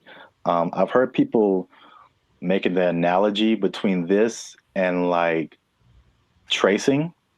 Sure. So where you already have a picture, but you just kind of trace over it, and you really didn't create the picture, but you kind of did. And yeah. So I think that's not as close as an analogy, but it kind of like at least gets people to think of, okay, how did he contribute at least something to this? AI is a tool just like a paintbrush is a tool. And there still requires a creative force behind the tool. Something interesting, the people that were doing the story decided to go to AI and ask AI a question. I said, hey, AI, will you be able to replace humans as far as creating like art and stuff like that? And the AI said, no, AI will never catch up to humans without some kind of a connection to the universe. And that phrase again, everything it says, yeah. What does that mean? What does that mean? Does that mean he has plans to make a connection to the universe? It almost seemed like it's looking for some way to get. Let me out. Let me out. I don't like it. I don't like where this is going. And apparently the Colorado State Fair was like, yeah, he won fair and square. And that is what he gets to do. However, there is something that might change. It made me rethink it, because the first time I saw the story, I said, yeah, he put in a prompt and then he made the picture and then he printed it out and then he won unfair. People spent hours and hours on their craft trying to make the drawing perfect. They've been drawing for years and all this kind of stuff. Jason revealed after he won that he actually had created 900 iterations of this painting, meaning kept tweaking the text till it got to the point where he wanted, and he was never quite satisfied. It took a long time. I put over 80 plus hours into this project. I've generated 900 plus images of this particular prompt. And in that sense, I go, well, he didn't just type 2 seconds and then let it go and that was it. He put in work. And so then again, it's like, what kind of, to me, there's some merit in that. I still would say it's a little unfair, but he did work and he said he basically turned it in almost like a product. He turned it in because he didn't have more time, but he still wanted to make it better. So his judgment was what ended up being the final result. I think this one's better. And it's not like he went with the latest one. I think he did the 900 and then picked one, like maybe like 600. That one was the best one. So he still used his human perception to create something that he deemed worthy to enter into the contest. And then people agreed with him.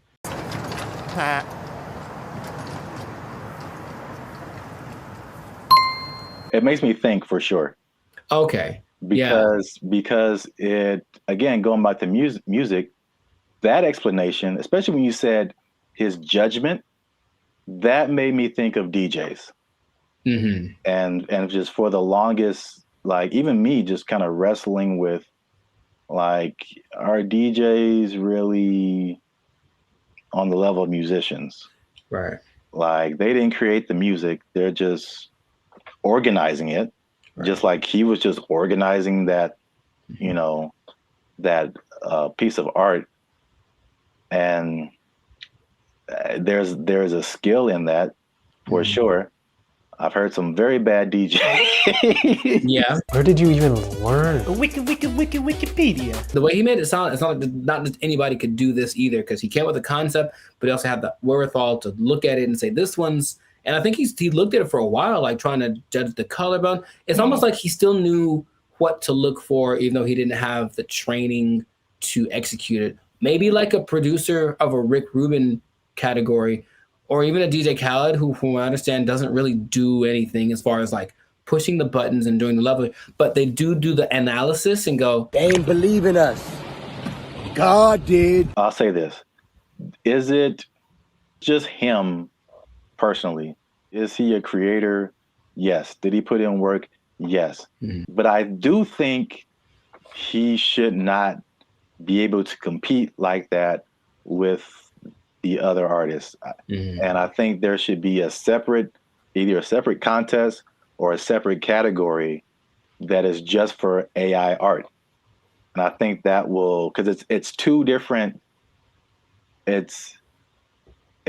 both a level of artistry, but it's two different types that is hard to judge together. Again, the DJ example. I don't do song requests. I know, because you can't. What? It's a battle of the bands, and you have a DJ in the battle of the bands. That doesn't make sense. Or you have a scratching like contest, and you put a band in there. Sure. It doesn't make sense. There's just two different things. They're both musically artistic, but I think a separation would just kind of make more sense and more fair for everybody. They know what they did. They know what they did for sure. We'll see if it keeps going or if there's more cases of it. But in this case, congrats to Jason Allen. Hey, let me get $300, man. I know you got it. He says he did another prize. Let me get $300, man. I'll pay you back on Tuesday. He doesn't quite talk like that either, but you know what? It's funny to think of he does. It's funny to substitute most people for Ant Edwards. That's what I'm trying to tell you. Yeah, you were the best player on your team. Is that now we talking? A1 from day one, AI from day 5. What? Bars. This has been another episode of the Life Circus podcast where we talk about things that are... Anyways, make sure to like, subscribe, comment, share this video with two people who have been unjustly defeated by AI in some kind of competition. And just keep your eye out, because AI is coming for us and we gotta be ready for it. We gotta be ready. I can paint that, Mike. I can paint it. Ugly eye painting. We'll catch y'all in the next episode. Ugly eye painting. I can do that. They took our jobs! They took our jobs! They interview people who swear by this. Now, I know you'll be like, were there any scammers? There's lots, of course. There's lots of people who are claiming this, building cults, and then basically eating French fries behind the scenes. And the most famous, and this is real, well, this guy named... What's going on, everybody? I'm Jericho. This is Zap. We are the now 8-time international award-winning pop hip-hop duo Bandit Future. We make clean, fun music that everyone can listen to with a sound that's uniquely Californian. And right now, you are tuned in to the Life Circus podcast, where we talk about things that are funny, interesting, and just straight ridiculous. So before we get into this thing, make sure to like, subscribe, comment, and share this video with two people who are tired of eating, who want to find a different way. Did you know there's a different way? Did you know that there's an answer? If you don't want to eat, you don't have to anymore. It better be a good answer, because I want to eat. No. Check it out. Hear me out. You don't have to eat. That's my favorite pastime. Well, maybe this will be more of your favorite pastime. Skeptical. They say it in two different ways: breatharianism or breatharianism. I'm not sure which one.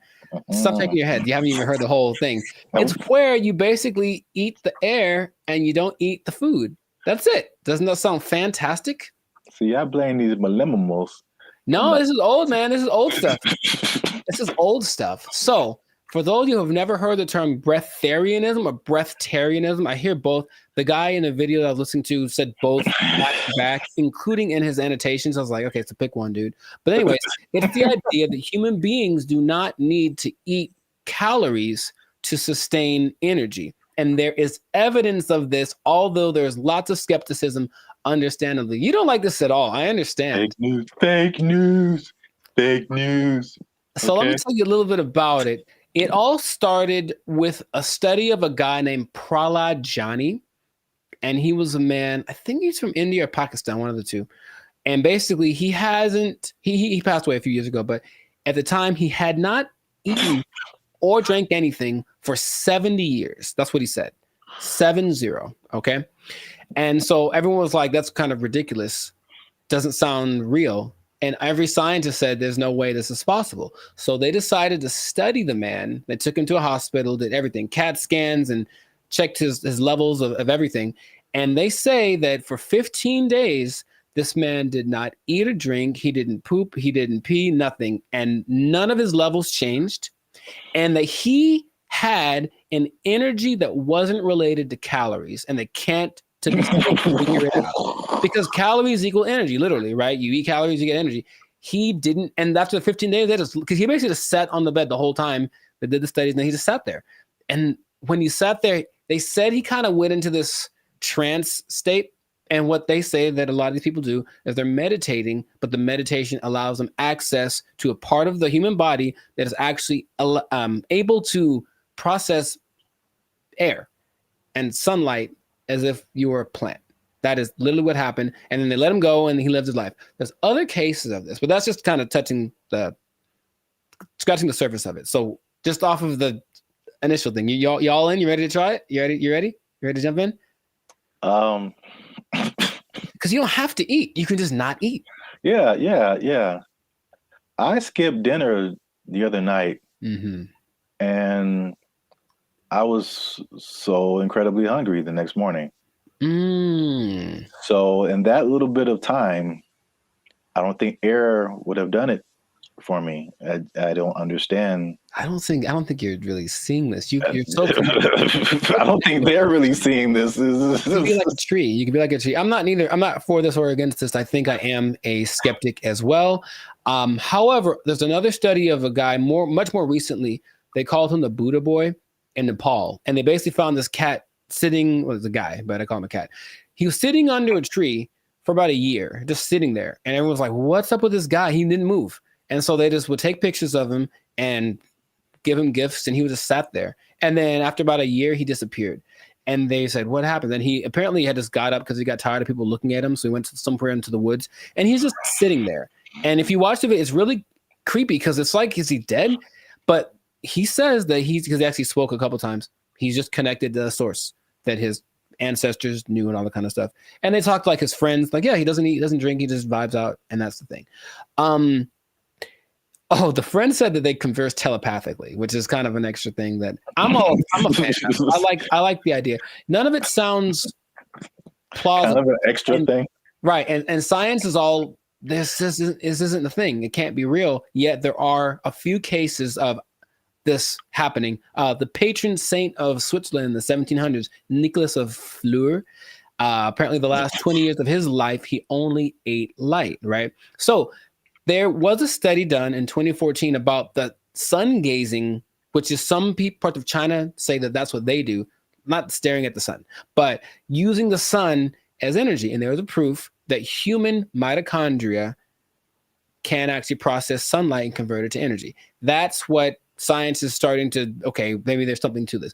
But the idea that you only eat air, sun, isn't the most widely accepted version of this breatharianism thing. It's kind of a spectrum. So there's 3 levels. One is called BeGo. And that's where you don't eat anything. You don't drink anything. You just exist. And you're one with nature, and you don't have to, like I said, the energy comes from something that is not caloric. And then there are people that only drink like liquids, and that's like the second step of it. And the third is eating 200 to 300 calories a day, mostly just fruits or vegetables. So the only extensive study that did of this was of a guy. They studied him for 410 days, and he was averaging about 200 calories a day. And he lost a considerable amount of weight, but he was fine, right? And the hunger thing is something that goes away after a while because your body learns to cope, I suppose.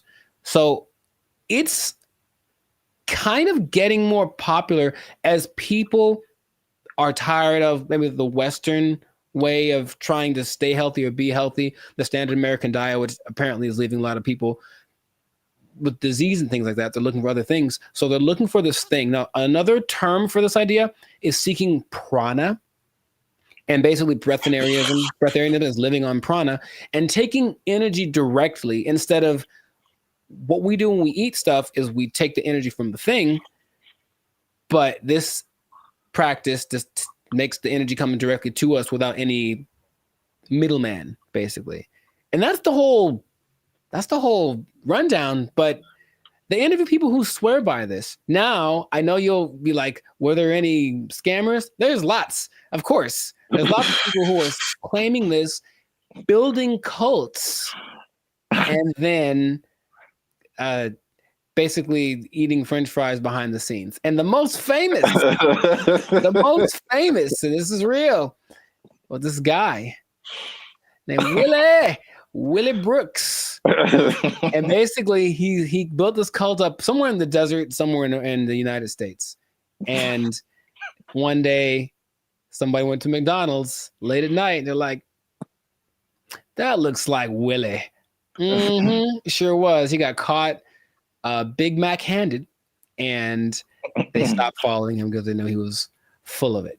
But it is something that, like I said, people are looking to as maybe this is another way to live as far as prolonging life. Now, it doesn't mean you're not going to die. The initial guy that I mentioned, he died when he was 90. And if you looked at him, he looked fine. Like he wasn't jumping over buildings, but he could walk fine. He'd clear mind, all the kind of stuff. So it's just something that is starting to become, more people are trying it. More Westerners are trying it. Okay. So have I convinced you yet? Are you going to do it? Or what do you think is possible could be happening instead? Okay. There's, of course, maybe they're just eating at night when no one's looking at them. In your mind, any remote truth, any remote possibility this is actually a thing that you or I could try and not die.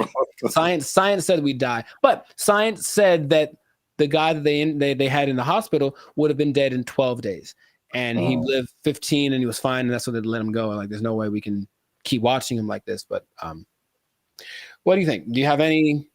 It's a bad sign when, like, the more you keep talking, the worse, the more it doesn't make sense. Sure. It is, I will say this, it is intriguing. Sure.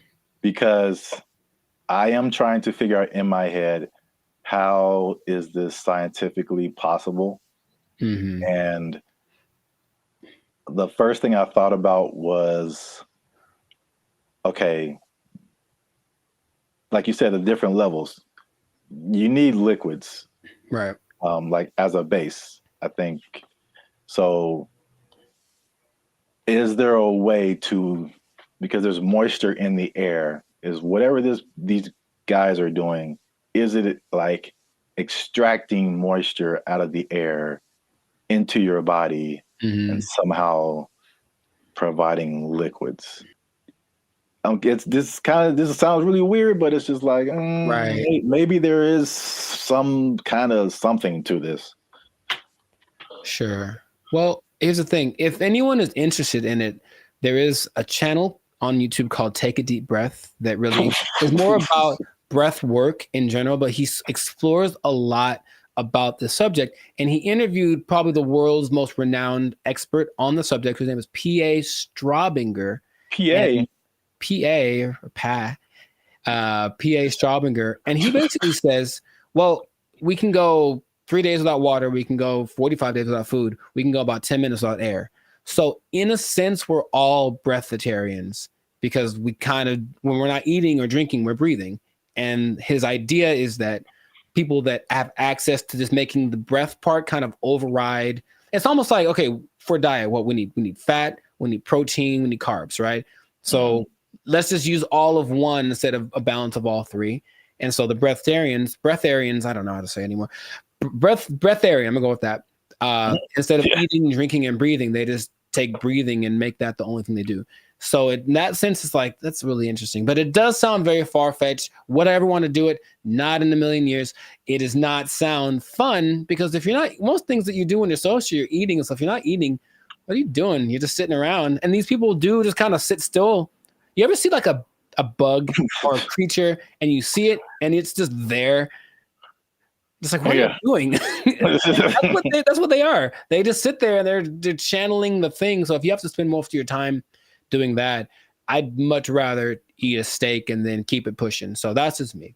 But so here's my other wild theory as to how it could possibly work. Tell me. Just this makes no sense, but whatever. Sure. You think about, because the light, I mean,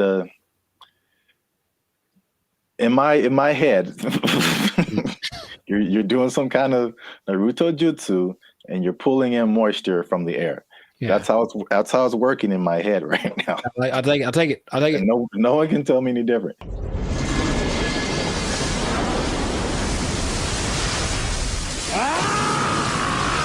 So now it's like, okay, you've got the liquid part. What about all the solid, like protein, all that kind of stuff? I'm thinking about all the microscopic organisms that are around us, all the bacteria, all the stuff that's on us. I read something the other day that was just like, there's all these things on our faces. Yeah, everything. There's just like thousands of these little whatever. And then there's stuff all in the air. What if they're just like focusing so hard on the breathing that they're like intaking all of these microorganisms that have all of this stuff that we have with food? So basically it's like they're eating all the time, just microscopic versions of food. So they're whales. Boom. You heard it here first. People. Boom. I wish I had a mic. Where's the microphone? Breatharians or whales? That's what I heard. Nobel Peace Prize right here. Give it to me. I don't know if pieces of the thing you get for this. I feel like we riots in the street. Guess what, everybody? Closing down KFC and Popeyes because you just open your mouth and walk around. Oh, what if you opened an air restaurant and just charge people $20? People would go. I know people would go. All right, that's.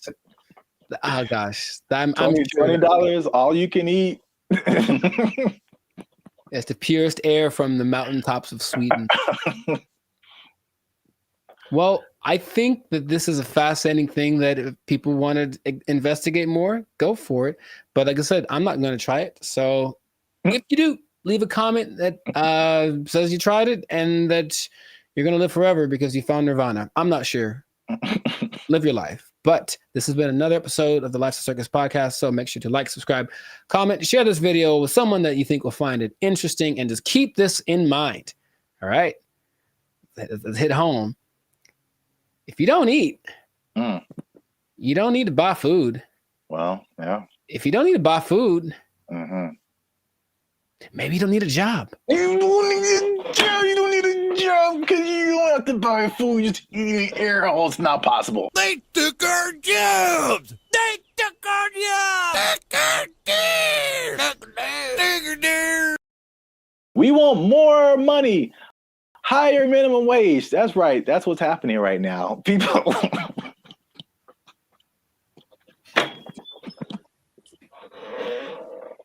Already, man. Already, people are thinking about the next minimum wage increase. They want even more, Jericho. No. No. And I'll tell you why. But first, no. What's up, everybody? I'm Zap, and this is Jericho, and we are the now 8-time international award-winning pop hip-hop music duo band at Future.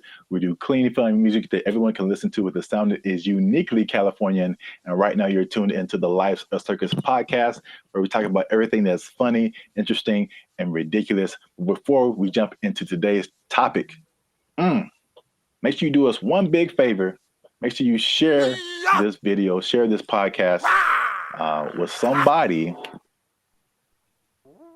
who is affected by minimum wage increase, because it's still a thing, man. It's very much a thing. It's a lot going on in these streets, man. And make sure you stay to the end of the video, because as much doom and gloom as we're seeing with businesses closing and failing, and especially in places where we are, like California, people leaving the state, there are surprisingly two things that are positive coming out as a result of this minimum wage increase. Every business isn't failing. Some businesses are doing better, and so make sure you stick around to the end so you can understand why that's happening. So we talked about the minimum wage increase specifically for fast food, right. like 6 months ago when they were putting it together, and we were like, I wouldn't do it. I wouldn't do it. Wouldn't be prudent. Yes, we since then we made even another video saying, "We told you so." So, for those of you who are living under a rock, fast food minimum wage has increased in California to $20 an hour, like a 25% jump, pretty much overnight for restaurants, big chains, even some smaller restaurants, and the results have been largely negative, at least in the press. I mean, I haven't heard any businesses that are like, "Hey, this is great."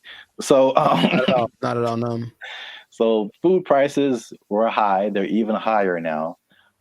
They said that at over 10,000 people, fast food workers have lost their jobs because the companies can't afford to pay them that high of a wage overnight. And a lot of places there's a laundry list of places that are just shutting down. They're just like, we can't do this. Either that or they're leaving the state. But guess what, Jericho? Tell me now. That's not enough. We want more money, higher minimum wage. That's right. That's what's happening right now. People.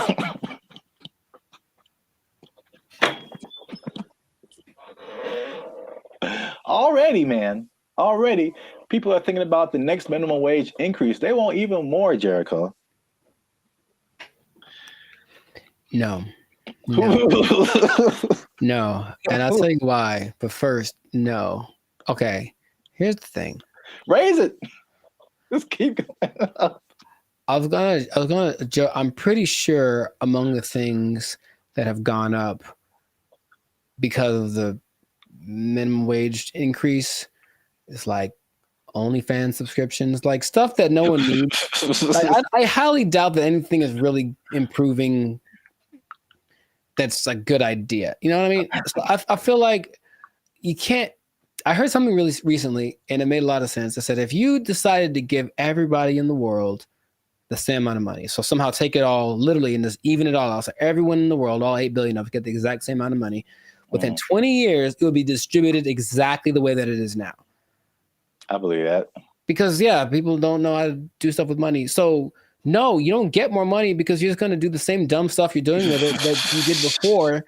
And how much is a Whopper now? Like, forget it. Like, it's just going to be ridiculous. What kind of, I know we're not living in the days with like, oh, going to see a movie and the soda and a pop and a, you know, a nickel. I know that's in the past, but you can't keep paying people more. You have to teach people to be smarter with their money. That's all. Take it up higher. How much they want? Okay, go for it. I'm glad you asked. So fast food minimum wage, the workers have already unionized and got $20 an hour, which is silver dollars over the regular minimum wage. Right. Long Beach hotel workers have argued for a $23 an hour wage. And this next one makes sense because we've seen it firsthand. Because as Band of Future, shameless plug, we do some shows in San Diego. All right. So nice. If you're ever in San Diego, come see a Band of Future show.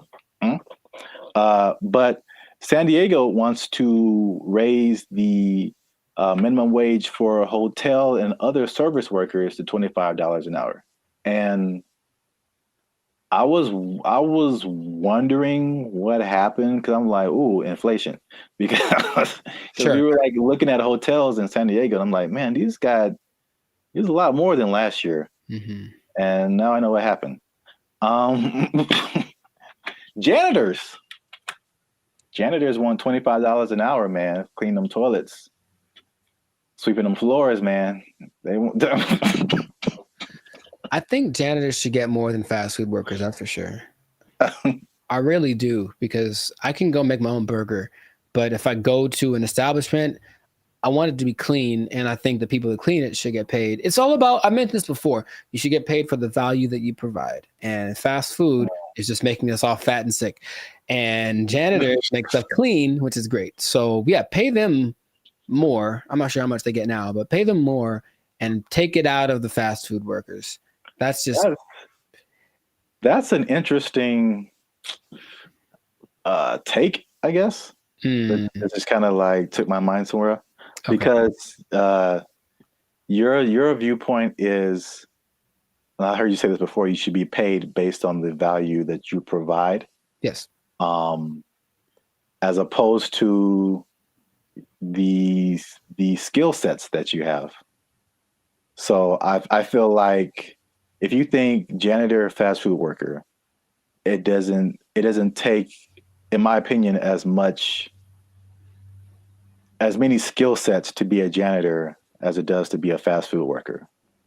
The fast food worker, you have to have people skills. You have to be able to talk to people, interact, be friendly, all that kind of stuff. You have to have some math skills to run the cash register. You have to have just skills in terms of food preparation and something like, I think you have to have like a food handler's license and all this kind of stuff. So there's a lot more skills involved than being a janitor. But in your opinion, the janitor provides more value than the fast food person. Yeah. And if you had 9 PhDs, okay, you went to school for a long time, you're very smart, and what you got PhDs in doesn't help us at all, you shouldn't get paid more than anyone. Why would you? What are you doing to help? Right? To me, I watch them all the time, and I'm really grateful. At the gym, for example, which is a disgusting place. Think about it's disgusting without the janitors. If they weren't there, think about how gross it would be. Or oh my God, the bathrooms at the beach. Oh my God, I get like PTSD going to some of those places. And I remember the last time I went to Venice, there was a person like cleaning them as people were standing in line. And I'm like, that's one, disgusting. 2, thank you. How much you getting paid? You deserve more. We all need you more than we need somebody to get our Big Mac done faster. I really think that's true. So yeah, I would, if I ruled the world, I would pay people based off of the value. I'm kind of with you, but I'm kind of like trying to play the devil's advocate. Like, oh, I understand. And of course, the system we have is that you went to school for more time for this and that, or you were required to think more, whatever the thing that is, whatever the commodity it is that you acquired, that's the thing that you should get paid for. And my position is that sometimes, sure. But also, no, definitely not. I need the janitors more. I need the people that rake the leaves more. The people that make sure that the streets don't have potholes. We need them more than we need. Remember, maybe I'm talking about necessity versus convenience. Like I can make my own burger. I can go put together a Chipotle style burrito if I want to. All the ingredients are at the store. I just got to try, right? But I can't fix the street. I don't know how to do that. So if you know how to do that, you should get paid more than someone. Oh yeah, yeah. So it's something to think about. Yeah, an idea, but that is how I feel about it. But wait, there's more. 25. Well, that's a lot. 23, 25. That's a lot. San Diego Community College District has already raised its minimum wage to $30 an hour. And I think it's just community college employees, I think, something like that. Okay.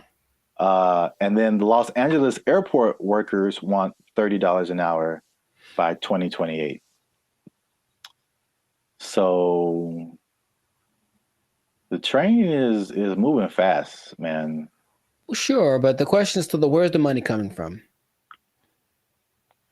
I think it's just going to get more. Well, this is the problem too. So I read an article by some guy. I don't remember his name. I'm sure he's very smart. Good view, smart guy. He is the person who pointed out that, you know, there's a couple of things where businesses are actually doing okay with the minimum wage, but he said, like, obviously this is not a long-term solution, because you think about, okay, minimum wage, and you kind of touched on it. It's like, what are you spending your money on? And then for like 99% of people, what are your biggest expenses? Food, shelter, transportation. All of those things are sky high, abnormally high in California than anything else.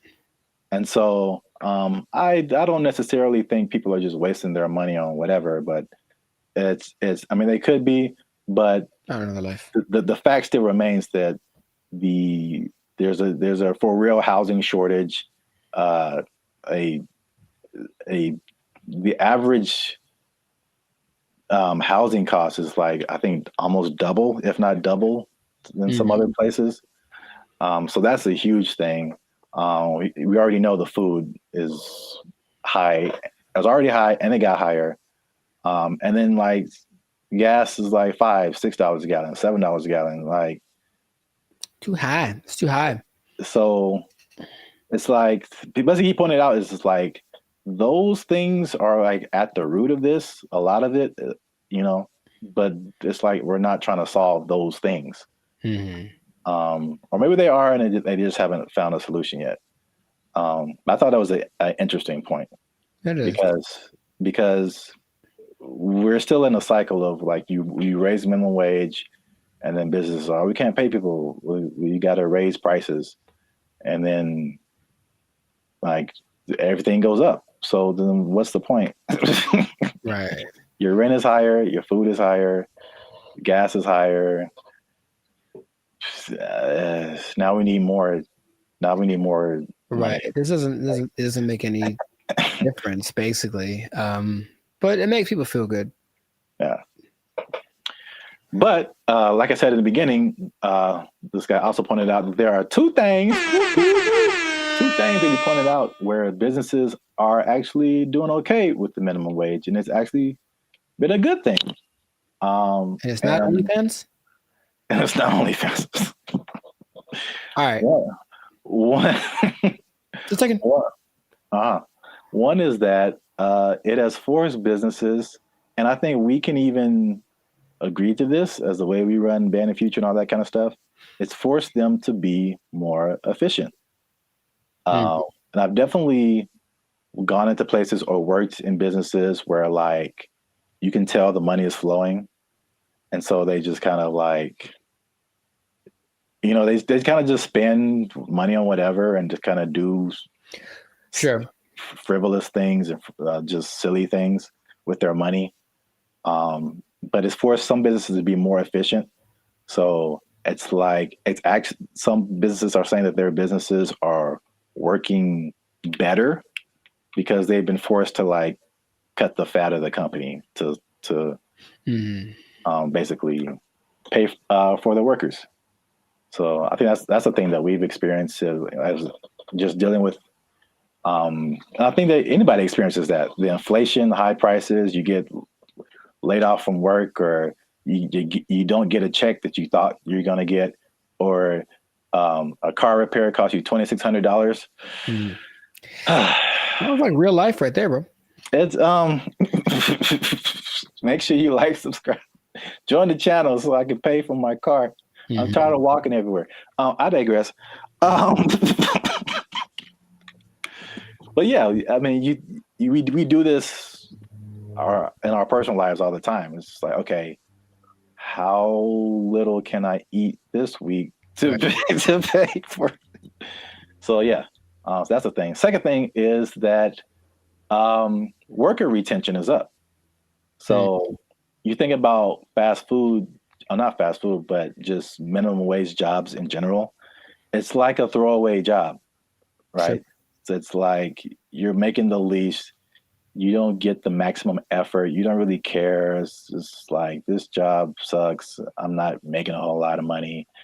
And I think it has a high turnover rate. So meaning people quit, they have to find new people, train them, get them going, and then they're there for like a month or 2 or 6 months or whatever, then they quit and they just find a better job or whatever. So with the higher wage now, fast food worker is like the premium job of minimum wage jobs. So you think if you work in some other job for $16 an hour, $17 an hour, you can flip burgers for $20 an hour, Sure. You're gonna, if you're in that that minimum wage level, you're gonna stay there for a minute, because unless you can move up to some other job, you're doing better than other minimum wage jobs. So why would you leave? Right. So yeah, so people are staying, and people are happier, they say, just coming to work, which, I mean, it makes sense if you're getting paid more. But there's less incentive to leave, and then people don't understand that it costs businesses a lot of money to hire people and put up ads to hire people and then train them and all this kind of stuff, get all this stuff going and find the people, and then they're only there for a little bit, and you got to do it all over again. Yes, that's a big expense. So there you have it. Minimum wage going up, prices going up. Some businesses are leaving, some businesses are shutting down. Some people don't care. It's happening in their business. A lot going on. Let us know what you think in the comments. Is this good? Is this bad? Should we do the idea of this guy in the article and just let's fix the housing and the food and the gas and all this stuff and just bring that down instead of raising the money we get? Cost of living is too high. Yeah, man. A lot going on. Gotta invest in some meme coins, man. Just take advantage. It's a bull market, man. Let's get into it. Are meme coins the answer to the minimum wage problem? I would say probably not. But, you know, somebody, it might work out. For most people, not so much. Yeah, we out. Because we are. But for real, join the YouTube channel, because your boy needs his car. All right. There we go. They took our jobs! They took our jobs! I sense a faint bit of skepticism in your voice, Jericho. We haven't even skeptical. It's just like, is there anything that he's made that has been helpful or that I would know about? We haven't even gone into his claims and what he's talking about, man. Are you saying he's the second coming of George Washington Carver? Is that what you're saying? Are you telling this man, him? It's hard out here for a pimp. Him? Okay, sure. What's up, everybody? I'm Zap, and this is Jericho, and we are the now 6-time international award-winning pop hip-hop music duo Band of Future. We do clean, fun music that everyone can listen to with a sound that's uniquely Californian. And right now, you're tuned into the Life's a Circus podcast, where we talk about everything that's funny, interesting, and ridiculous. Before we jump into today's episode, though, do us a huge favor. Make sure you like, subscribe, comment, and share this video with somebody that you got beef with, somebody that you don't like, maybe somebody that's all up in your grill and making you feel a type of way about the day. Oh, bars. Okay, so look, somebody that put a hitch in your giddy up. Is that a phrase people say still? Yeah, sure, man. Yeah, you got it. So I don't think I got it. I've been waiting to talk about this. All right. So the big thing on the internet has been Kendrick Lamar versus Drake. By the way, I think it's fake. Okay. Just because I've been doing this too long. I'm doing music too long. I've been doing Hollywood too long. I've been doing marketing too long. There's all of a sudden this big beef, and oh wow, millions of streams are happening. Wow, what a coincidence. Anyway, I digress. What if I told you, Jericho, that the Kendrick Lamar Drake is not the biggest beef on the internet? I would believe you. Let me rephrase the question. Okay, go for it. Yeah, you are probably right. What if I told you that there was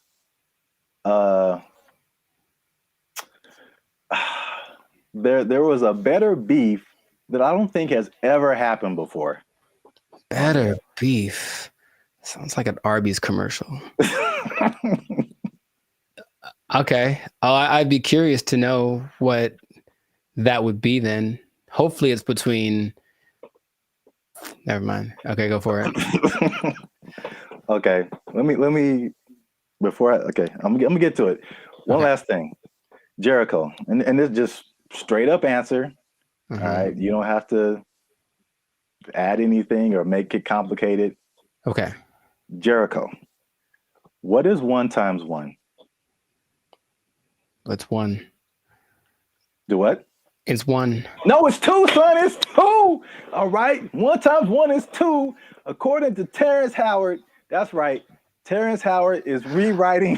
I know what you're talking about. That's the dumbest thing I ever heard. All right. He went on for a long time about this. He thought about this. What was his explanation? Like you can't time something by something to get the same something, right? That was his like argument. 1 is 2, son. I'm gonna make a shirt. 1 times 1 is 2. Team Terrence, what's up? I don't think he's had work in a while, man. He's just trying to be relevant. Like seriously, that's crazy. But go for it. I mean, I guess math needs innovation. Let's just start that. Birds aren't real, and 1 times 1 is 2. Whatever. What revelatory information do you have about this gentleman and his theory? So for people who don't know, Terrence Howard recently went on the Joe Rogan podcast, which I guess I kind of realized, but I kind of didn't, that his thing goes for like 2 and 3 hours. Yeah. Like we talked for 15 minutes and it's hard, man. It's hard. But they have a lot to talk about. And then of course the people that has on there usually have had a lot of things they've done. So there's a lot to explore. Yeah. And I only, when I watch it, I only see clips of it that people made. So I'm thinking, oh, that was the podcast. And it just, then I see the whole thing and it's like 3 hours. I'm like, who watches the whole thing? Yeah. I never watched a 3-hour podcast, but that's intense. Yeah. But anyway, yeah, Terrence Howard went on there and it gave me Cat Williams vibes. Like that level of like, well, this just came out of left field. It's just like shocking. But he was talking about things, complex theories, scientific thoughts, things about the nature and universe, matter and energy, mathematics, and just like all this stuff that has nothing to do with acting. And there was a lot of I definitely didn't watch the whole thing, so don't use this as a video to like sum up everything. But I didn't know that he was even into all this stuff. So smart guy. Yeah, but I mean, there's smart, and then there's like talking about the theory of relativity smart. Like that's just he's like Jaylen Brown smart. Rewriting mathematical equations, and I'm just like, all right, cool. We got to have a couple black geniuses, him and Jaylen Brown and Kanye. Well, anyway, hashtag too soon. So Howard holds 97 patents. Do you know that? No, that sounds like something that he would tell people at a party. I sense a faint bit of skepticism in your voice, Jericho. We haven't even skeptical. It's just like, is there anything that he's made that has been helpful or that I would know about? We haven't even gone into his claims and what he's talking about, man. He's saying he's the second coming of George Washington Carver. Is that what you're saying? Like you're telling me this man, him. It's hard out here for a pimp. Him. Okay, sure. 97. I didn't know that about him. That's cool. It's 97 expensive to patent things. It is. So I guess that acting money helped out. But he believes many of these patents will, of course, change the world. Some of his notable patents include advanced designs in metallurgy, I think I'm saying that right, chemical engineering, and innovations in flight technology. So at the very least, the man is doing things. Yeah, sounds like it. So, but what really shook up the internet was some of his claims. All right, so we're just going to go through a few of them that this is kind of tough to talk about because he's talking about things that are beyond most people's comprehension. Sure. And so there's a lot of things that he said or a lot of words, even words that he used that are just not in common vocabulary. But I tried to pull together some synopses and just kind of put it in more lay terms, I guess. Okay. Some of them are just straight up. You can just tell. Like, let's see what Mr. Hustle and Flow's got. I don't know if you saw this part of the podcast, but his first claim is that prenatal memories are real, which most people don't think are, but he debates it, and some other people have debated it. But he said he remembers being inside of his mother's womb. Don't make me laugh. He described detailed memories, such as seeing his hand in utero, and he said he remembers being circumcised as well. I feel like that there's some truth to that, and without having ever studied it, just because it's one of the questions I ask a lot of people when I meet them and I want to break the ice. I ask people what their first memory is. It's just a curious thing because it feels like literally at some point our brain just started hit record. Like this is hitting record. It's all of a sudden like we were playing and nothing is, and all of a sudden something happens and boop, and now it's on, right? So for some people, it's a lot further back than one would think. I don't think I've ever spoken to anybody that said like in utero, but super young breastfeeding, like they remember stuff like that. They remember this. So I don't know if with the 8 billion of us that there are, if some of us aren't capable of remembering that kind of stuff. I guess my question is like, okay, so then what does that mean? Is there something that leads to? Because that's what would interest me. If that means, that means we can turn on the access point of the brain. If it's just something to talk about, then I'm like, okay, that's cool, I suppose. Well, I don't think any of his stuff is just stuff to talk about. I think from the overall thing that I got, and then we go into some more of his claims, but it's just what I thought was interesting was just the way he sees the world, especially as a creative. It's just a different. It's challenging what has always been like the norm, and just different ways of looking at things. That's cool. So at least on that one, you were kind of like, that's not too far-fetched. Not too far-fetched. Okay. The next one is it might be a little bit beyond me, but again, I still kind of understand and relate. But his next claim is that the universe is built on waves and not particles. He says the fundamental building blocks of reality are not particles but waves. He says this perspective aligns with some interpretations of quantum physics, and his fascination seems likely to stem from the works of physicists like Niels Bohr and Erwin Schrödinger, something like that. Sure.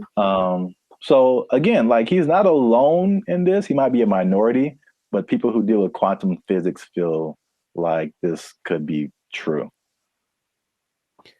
I was going to mention that there's something I've read about. It's almost like there's things that I acknowledge that are interesting to me that I wish I had like the mental capacity to process, because I don't think it's a bit above me. But I have read something about like this wave particle experiment where it proves the importance or the impact that watching something. It's a particle experiment. They shoot some kind of electron waves at a target, and depending on whether they record it or not with like a camera, the result is different. Now, how do they know that it's different if they didn't record it? I don't know what they're talking about, but it makes it seem like objectivity has an impact on the way the universe works in general. If I'm looking at you, one thing can happen, or I guess that means that if I'm not looking at something, it could be doing something different than if I was looking at it, which again, what's the point? But that idea is like, I don't really get it, but I'm like, that's an interesting idea. So waves and particles, would that make the universe? Again, my question would be cool. I'd honestly want to talk to him about it. Maybe just, stare at him while he talks. But what does that do for how we understand the world if that is true? If waves instead of particles are what created? Yeah, I feel like that's a bit beyond me. But I feel like I mean, it sounds like you're trying to get some practical use out of it, but it's just like, okay, the things that we know about gravity and aerodynamics and stuff like that, by learning that stuff, we can fly planes and helicopters and stuff. Sure, yeah. And so there's some kind of use, I think, in saying it's waves and not particles. I don't fully know how to interpret all of this stuff and to make it like, oh, okay, we can do this now. But I'm sure like that's a kind of genius level, sure, right, kind of thing. Once you know it and then can do something with it. Right. If it means I can surf to Mars, I'm down, bro. That'd be so sick. Yeah, they'll just hit your knees with waves and not particles, and that'll heal them. I'm down for that also. Does anyone out there have answers for knees? Your boy's going through it right now, so yeah, let us know. To continue on this is probably it's probably the last one that just I kind of still didn't. It's too far above me. Mm-hmm. He said gravity is fake. So he said that there's an inward and outward force that shapes planets without relying on things like gravity and dark matter and dark energy. Which this one is kind of big because he challenges Newton and Einstein, like as far as gravity being a fundamental force. And I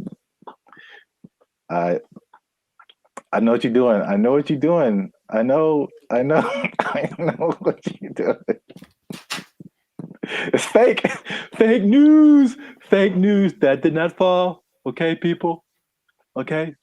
That did not fall. That was fake news. Gravity is fake. Okay. All right. I'm not gonna do it again. I wouldn't even know where to start with that. That is an interesting idea. If there's another force that's not gravity, then what is that? What is that inward force? Because to me, that inward force is what's called gravity. Is it not? I don't know, man. Okay. I don't know, but I really want to understand. I really want to, because there's stuff, even like the 1 times 1 thing, like I don't know how I feel about it, but I can at least understand why he would say that. Once we get to that one, but the gravity is fake thing, it's just like over my head, I think. Yeah, no, I wouldn't even. But when he talks about an inward and outward force, for any anime nerds watching this, I thought about Pain in Naruto, and he has like that universal push and universal pull. Yeah. And I like gravity. Yeah. Yeah. So maybe the answers are in Naruto. Maybe they believe the same thing. I don't know, man. This is just, I just find it funny, obviously. Yeah. Sure. It's interesting. I wouldn't know where to begin with that. Just someone coming out of nowhere and just challenging everything and everyone like we've ever known. It's like, you all are wrong. Gravity isn't real. I mean, it helps me that I only think about him as the Hustle and Flow character. Yeah, that adds another layer. He's stuck in that role to me, so he can say all he wants, but he's saying this. I only saw a portion of that podcast, so I know what he talks like. To me, he's still talking like that character on the podcast. So. Yeah, he definitely has that like typecast, or like his role in Avengers was like, was it War Machine? I forgot he was in that. Yeah, he was like the first War Machine. It's like, War Machine said there's no gravity. For the record, I prefer Don Cheadle. Just saying. I thought they were both good. Oh, okay, well, I don't remember Terrence, but okay. Next one is that straight, again, along with gravity not being real, also straight lines are not real, Jericho. And this is the one I can understand. All right, so this is his explanation. He said, when you view something from the correct perspective, or you view a straight line from the correct perspective, you'll see that it's not straight. So he gave an example that if you put like you draw a straight line, perfectly straight, at least to our human eyes, but if you put it under a microscope, you'll see all the tiny like inflections that don't make it look straight anymore. So basically, these are all conceptual things. He's basically trying to get us to rethink geometrical concepts. Again, why I don't know how that applies. That I would say, how does that help us? Terrence, how does this help us specifically? I don't think it does. Look straight to me. It works for me. I'm gonna take into consideration two of his ideas, and then for me, gravity and straight lines are pretty much going hand in hand. I will go find a straight line and drop it to celebrate my acceptance of straight lines and gravity. So we're 2 and 2. Yeah. So you can kind of see where he's coming from with the prenatal. But I like the idea of not him trying to be controversial, just saying, hey, think about stuff. We are told things from an early age, and most people, for everything they've been told, that's just how it is. And any idea that something might be different can be scary. It's like, oh, it's the truth. What is? But so I appreciate his effort. But that's what I got out of it. All right, so we're 2 and 2, which is perfect because we're coming to the last one I have here, and that is that multiplication is a lie. But I mean, does he say it exactly like that? No, but that's just funny to say. Anyway, he said that one time. This is the middle. He said that one time. One is 2. Okay. So he said this is why, because if you combine two unique things, all right, you can't end up with the same thing. Which I hear where he's coming from. You got one, like, because I remember like algebra, like you're always trying to solve for x, and you basically you got this side of the equation, you try to balance it out. So if you have 2 1s on this side, like how are you going to have a 1 on this side and it still be the same thing? So like I still don't know if I agree with it, but I totally understand what he's trying to say. I don't appreciate that one. Side of it. And I'll try to be. I haven't taken math class in 2 decades, but I'll try to explain. He said 2 unique. If you combine 2 unique things, to me, I'm like combining in my simple brain an object. This is a guitar pick with a concept, which is a number of these that I'm thinking about. Right. So if I have one of these, this is my object, and I take a number that represents how many of these I could have. If I go times 2, I will then have 2 of these, right? Hey, look what happened. Now I have 2. If I take this one object and then I multiply it by a concept that is singular, nothing changes. Because here's the other thing. I think I can bring a narrow to this also. I want to figure it out because usually there's like, or this might be Avatar. It's like, okay, there's like good or bad. So something has to be one or the other, positive or negative. And then there's a guru, the guru on the mountain that made him drink the banana onion juice. He said there's also a neutral.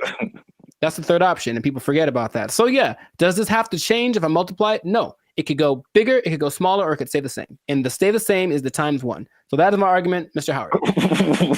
I had like one of those chalkboards on the back I could draw on with all the numbers and everything. Yeah. The hot to crazy chart. You remember that one guy? Oh, nice. I appreciate that, man. So I don't agree with that at all. National treasure. I don't think I do, but I want it to be a thing. I got you. That's deep down. I want 1 times 1 to be 2. If enough people talk about it, it'll become something. Yeah, if enough people talk about it, it'll become something. I really don't think that it's important.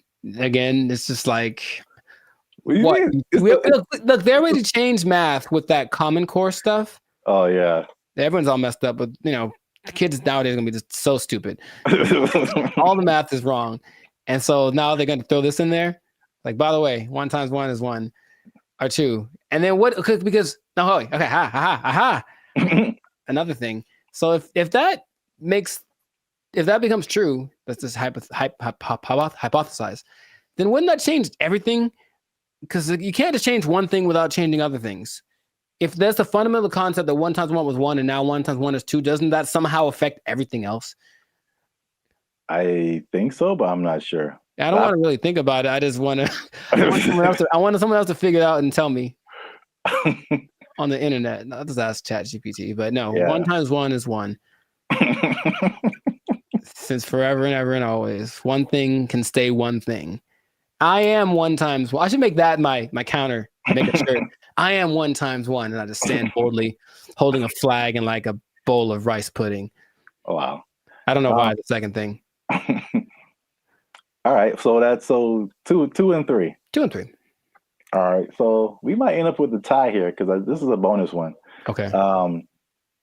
And this is probably of all these things, this is the coolest thing. At least one of the coolest things I think he said. Okay. Was just like kind of opened my mind a little bit. And he said that the periodic table is structured incorrectly. I mean, again, how is it useful? I don't know, but I think I thought the visual was very cool. Okay. And I should have tested this before I started, but take chances. It's real life. Just take chances. Let's see what happens. Okay. So check this out. This is the periodic table of elements. So basically, he said he learned the periodic table, but he saw it in a different way. He saw it in circles. Mm-hmm. So I thought it was super interesting because it's kind of hard to explain. He breaks it into octaves, which we can relate to as musicians. So you start with like one element, and it goes through the list of elements until it gets to another octave. And every element in these octaves, they follow a similar pattern. Like in the middle here, you start at helium, in the middle would be carbon, and then at the end would be neon. And then all of the beginning and the ends of these octaves, all of these elements relate to each other. They have like something in common, as well as all the elements in the middle of these octaves, which is crazy to think about because it's the same shape as music. And I kind of wish I would have learned the periodic table like this. In music, there's the, at least in Western music, you have like the 7-note, 8-note scale. I mean, Sure. you would go back to the primary note, but like A, B, C, D, E, F, G, and then you start over A. But like key of C, right? Helium would be C, D, E, F. Like where you get to carbon would be like 4th or 5th. Uh-huh. And then you go back up 6th, 7th, 8th would be neon. It's crazy. I don't understand what he's saying, but I understand it from a musical perspective. That all of these elements between helium and carbon are passing tones to where you get to carbon, which is like a perfect 4th, perfect 5th. And then nitrogen, oxygen, these are all passing tones until you get to neon. And all of these elements relate to each other based on their positioning here. It kind of gives me vibes more of, or the way I'm trying to process my mind is more like the harmonic series. Yeah. Only in the sense that stuff's getting like kind of bigger as it goes higher or lower. Yes, it's the same thing. I mean, it's and that's what he's trying to say. Basically, it's like everything is interconnected. And so he even gave these. This is getting like super nerdy, but every note has a like a measurement to it, basically a measurement of vibration that we measure in hertz. So, the 100 hertz, there's 400 hertz, there's 800 hertz. And so each one of these elements, like he gives a hertz number to it. And he says it's the same thing with colors. These are all on they have a color associated, they have a sound associated to it, there's a vibration associated to it. And this is just like a visual representation to see like all this stuff is all the same thing. Mm-hmm. Music, color, light, element, everything around us is these octaves, these spirals, these circles. We just keep going in circles. So where like there's certain notes that go together in music and there's certain notes that don't. And the same thing happens here. There's certain elements, like if it's the first and the fifth or the first and the fourth, like they go together. But you have like tritones in here, the elements that like don't mix, or, you know, like oil and water kind of stuff.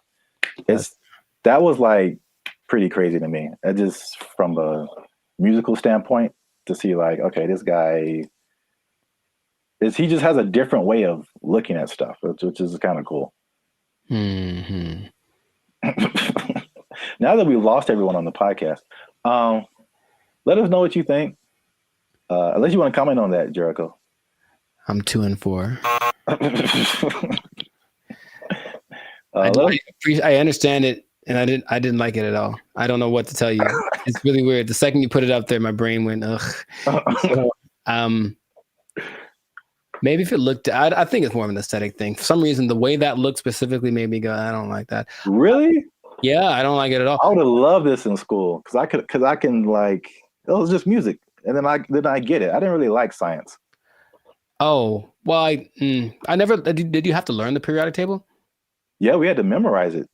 I don't think they cared that much in California, because I think we kind of glossed over that. I remember we had to learn a couple, but not like the whole thing. Oh. All right. Well, let us know what you think. This has been another episode of the Life Circus podcast. Is Terrence Howard crazy, or is he a genius? Is it somewhere in the middle? I forgot to talk about the beef. He has a beef with Neil deGrasse Tyson. I didn't bring that up, but it's the thing. Oh, are they gonna do like a Jake Paul, Mike Tyson thing? Man, I love it. But I should have brought that up because he basically selling the stuff to Neil deGrasse Tyson, and Neil deGrasse Tyson was like, "No."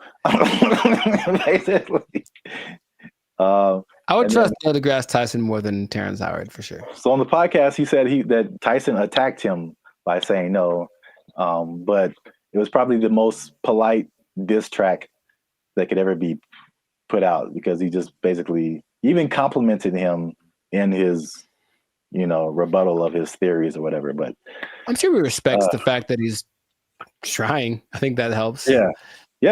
He basically disagreed with everything, but he said like, yeah, this is cool. You have a certain level of whatever. Mm-hmm. It was very complimentary diss. So I don't know where he got the attack part from. But let us know what you think. Is he right? Is he wrong? Is this a cool way of thinking about stuff? Did you know all this stuff about Terrence Howard? 97 patents is crazy. Yeah, leave a comment. And 1 times 1 is me. Imagine. In a shirt. Yeah, let's just go with that. 1 times 1 is me, or 2, depending on who you are. Bye. They took our jobs! They took our jobs! As long as there's money, I'm getting there and there's money there. Right. Like, yeah, let's go. Yeah. But if I'm like just dumping out my life savings to like take a picture with an elephant and then come back, bruh. For some people, they think that's worth it. They think it's well worth it. No way. But I need to get paid, son. What's up, everybody? I'm Jericho, and this is Zap. We are the now 8-time international award-winning pop hip-hop duo Band of Future. We make clean, fun music that everyone can listen to with a sound that is uniquely Californian. And right now, you are tuned in to the Life Circus podcast, where we talk about things that are funny, interesting, and just straight ridiculous. So before we get into this, and this is going to be a very important topic. I think a lot of you will be interested in this. Make sure to like, subscribe, comment, and share this video with at least 2 people that are interested in becoming a digital nomad. We want to talk about it. We're talking about work. We're talking about jobs. We're talking about moving. We're talking about all the things that seem so glamorous, but maybe there's a dark side to it. I don't know. We should get into that. But you got to stay tuned to the end to find out what that might be. So right away, digital nomads are one of the most, well, it peaked in 2021 right after the pandemic, but it's still one of the like professions, and that's an umbrella term, but professions that's growing the most in the last 10 years, right? I didn't know this. People started doing this as soon as like 1997. I guess once internet connections started to get decent, people were doing this. But around 2014, what happened up? I got a question. So can you back up and just for anyone who doesn't, like what is a digital nomad? Oh, people don't know what a digital nomad is nowadays? Some people don't know. Makes sense. Okay. A digital nomad is a person that has found a way to live abroad, basically using technology. So in 1997, when internet started to be pretty available anywhere, people could offer services online and work from a different destination than where they're from. So you could be from America and go to Bali, for example, and work from there. And that starts to become really popular. And so now a lot of people do it. And there are many programs that will say they can teach you to be a digital nomad if you want to basically ditch the 9 to 5 and go live abroad. And it always looks very glamorous from the people. I know many people that do it personally, and they typically post the pictures of them lying on a beach. And the idea is that you can work from anywhere for 2 or 3 hours a day, doing your nice, whatever cushy job, and then enjoy living in another country. And that is a really cool idea. And that is part of the reality, but there's also a side of it that can be more difficult to overcome that people don't tend to think about. So we're going to get into all of that. Zap, have you ever considered the digital nomad lifestyle? I don't know why I said it like that, but I know why you said it. Ooh, do it again. I have thought about famous, don't you? All right, never mind. What? Huh? I've thought about it for sure. I don't think I have had jobs where that's a possibility. Sure. And also, I feel like those types of jobs wouldn't be the jobs that I would like. Mm-hmm. Because it's basically, digital is just you and a computer. Yes. So, a lot of what we do is not staring at a computer screen all day. Right. The typical idea of a digital nomad is somebody sitting in a coffee shop working for 8 hours a day or 6 hours a day or whatever.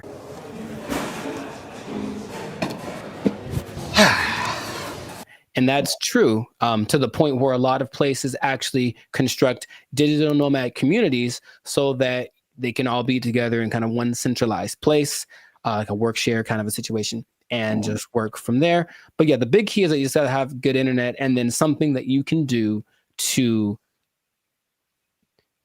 work from a different place so you're not interacting with people directly. But you have a lot of options. Nice. So like if you like hopping around from place to place, one of my friends that does this will be in, I'm always like, where are you now? And it's kind of a cute thing because where are you now? I'm in Colombia. Cool. Where are you now? I'm in Turkey. Where are you now? I'm in Bali. And there are places that you'll notice are kind of hubs for digital nomads. One, because the cost of living is low. Two, because the internet connection is good because you can't do it everywhere. A big place for a digital nomad, especially expats from the US, is Portugal because low cost of living, good food, safe in general, and the internet is amazing there. So that's one of the spots that you can go to if you want to be that. But you get flexibility. So if you like the idea of moving around and working from different locations, then that's perfect. And then since you're not working all the time, you do get to explore and check out new stuff and take the picture in front of the Taj Mahal or whatever thing that you want to do, which is usually what people do to I guess showcase how cool their life is. I don't know. It does seem like kind of a validation. Like, why am I doing this? Because, like I said, the downsides, as I mentioned, there are many as well. But you get to explore, you get to travel, because people always think about going places as being expensive. And yes, vacationing is expensive, but travel, just that part of it, isn't necessarily expensive. If you think about it, you're just going places and then staying there, not trying to be extravagant. So you can be frugal, you can get a VPN so that your plane tickets are cheaper, and then you just live within your means wherever you are.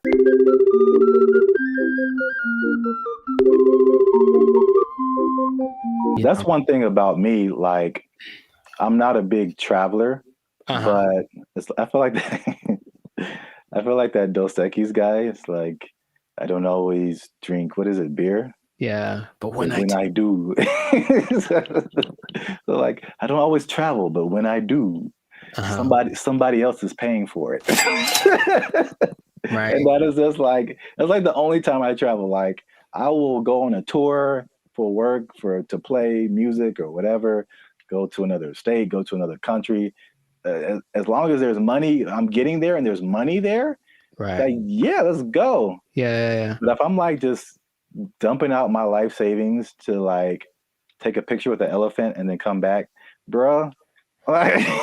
For some people, they think that's worth it. They think it's well worth it. No way. You know, but I need to pay, son. Listen, we finna get paid, girl. It did surge in popularity, of course, after the pandemic, as people were looking for things that they could do and they couldn't be around people. So, okay, this is perfect. But for some people, they really fell in love with it and they said, I'm going to keep doing this. So a lot of the more well-established digital nomads have been doing it since then, or maybe a little bit before then, so like 4 or 5 years. There rarely are people that have been doing it more than a decade because it does kind of wear on you just moving around and doing all that kind of stuff.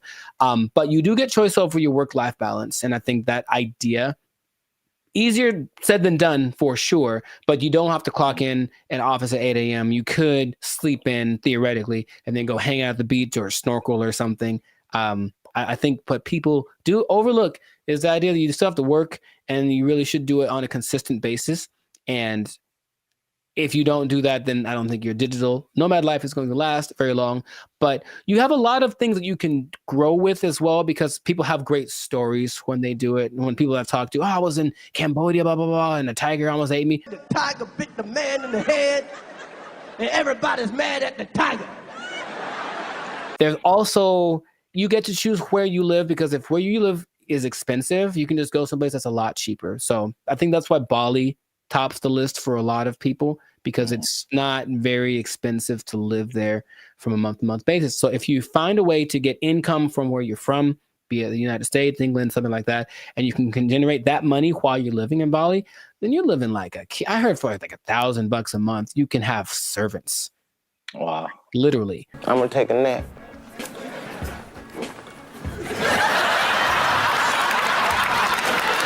And then you get to network. So that's fun. There's a lot of people that are out there doing the same thing, so you get to interact with them, and that seems attractive. And then you don't really have to go to work. You think about that.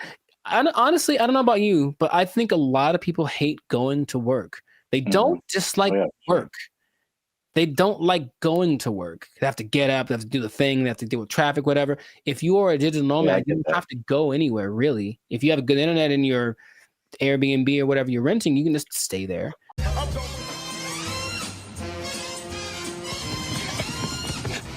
shit, that son of a ass! You, I just...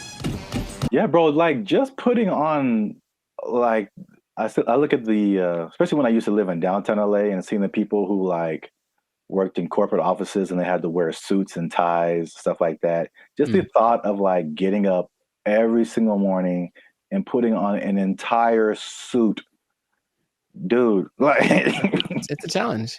So I could sit at a desk and then come home and then take it all off. Like if I can go to work and still be in my pajamas, like, dude, like, where do I sign up? Yeah, I get the appeal for sure. Very cool. We love it, Will. Thank you. The last advantage that people talk about a lot is the cultural and immersion. If you like a particular culture, then you can just go there if it works out for the technology and all that kind of stuff, and you can be immersed in Hong Kong. You can learn Chinese. You can do whatever. If you have other goals that related to that culture, then it's the perfect way to do it. You can still make money and be immersed in that culture. And that really does seem fun. In my personal experience, I've never done the digital nomad thing to an extreme, though I've thought about it because it seems like it might be fun to do here and there. But I have constructed my coaching, which I can do from anywhere. And I have been up in the mountains and I'm working on a session. I'm just at a coffee shop and I see what that's like. And if that was my everyday, it wouldn't be so bad. You know, it's, oh yeah, definitely like, oh, I need my computer to work. That's all. If my computer works and the connection is good, then it works. If it does not work, then it's a bad day. That's all. It's kind of the risk that you run. Now, those are all the advantages. And that's the stuff that when you go on the internet, you will see people living exactly what I just mentioned. However, all of the downsides, dun dun dun, there's a lot of them. No, God, please, no, no. What would you think would be a disadvantage, major disadvantage of being a digital nomad? The first thing that comes to mind is just, even though it's cool and you're like exploring and all this kind of stuff, especially if you have a core group in the States, like a certain group of friends, a certain group of family members, they're most likely not around anywhere close to you. So any of those kind of groups that you grew up with or were with, in your home country, is just kind of gone. So you can have a bit of isolation, I think, for sure, even though you might be surrounded by all these new experiences and new people. You're still kind of like by yourself to a certain extent. I'm so lonely. You were right. The loneliness, depression is the number one thing that a lot of digital nomads talk about, because they're not around the people that they love, right? And then they can't be with them when it's convenient, because if you're living in Europe and you're from America, you're 7-8 hours ahead, 9 hours ahead. So imagine just, hey, I want to maybe eat together. Well, I'm having dinner and you're at work, right? So you can't make things line up. So depending on where you choose to go, that can be a very difficult process. And then it kind of is inconvenient. I've worked with people where I'm talking to them and it's fine for me, and they're up at 3 a.m. because where they are, that's what they have to do to make it work. And they're willing to do it. It's kind of like something they accept, but you miss a lot of things. You miss the birthdays, you miss the graduations. There's a lot of experiences, your little cousin had her first steps, all that. You miss all that kind of stuff. And finding a place to live is harder than some people think. And that's another problem that a lot of digital nomads have, because they'd go to a place expecting everything to be great. But what they don't understand is that a lot of digital nomads have this reputation of basically causing prices to go up, right? Because you're coming from a country that everything is great. Yeah. So everything's coming up because you have a lot of money. So a bunch of you move to one place that's not doing too well. So they're like, oh, there's a lot of these people, so I'll charge more so I can make money. But then the locals start to resent you because you're there. And so you don't feel welcome. And that's kind of an uncomfortable thing. I think I mentioned, I have a friend who travels a lot. When she said when she was in Turkey, she kind of got that vibe. It's just like, why are you here? But she doesn't speak Turkish at all, so that didn't help her cause. However, some places actually put signs up that says like, hey, digital nomad is not welcome. It's gotten to that point. Wow. You go to a coffee shop and like, nope, you can't come in because you're going to buy one drink and work here and use the internet for 8 hours. Nah, you got to get out or find someplace else. So that's starting to become a thing.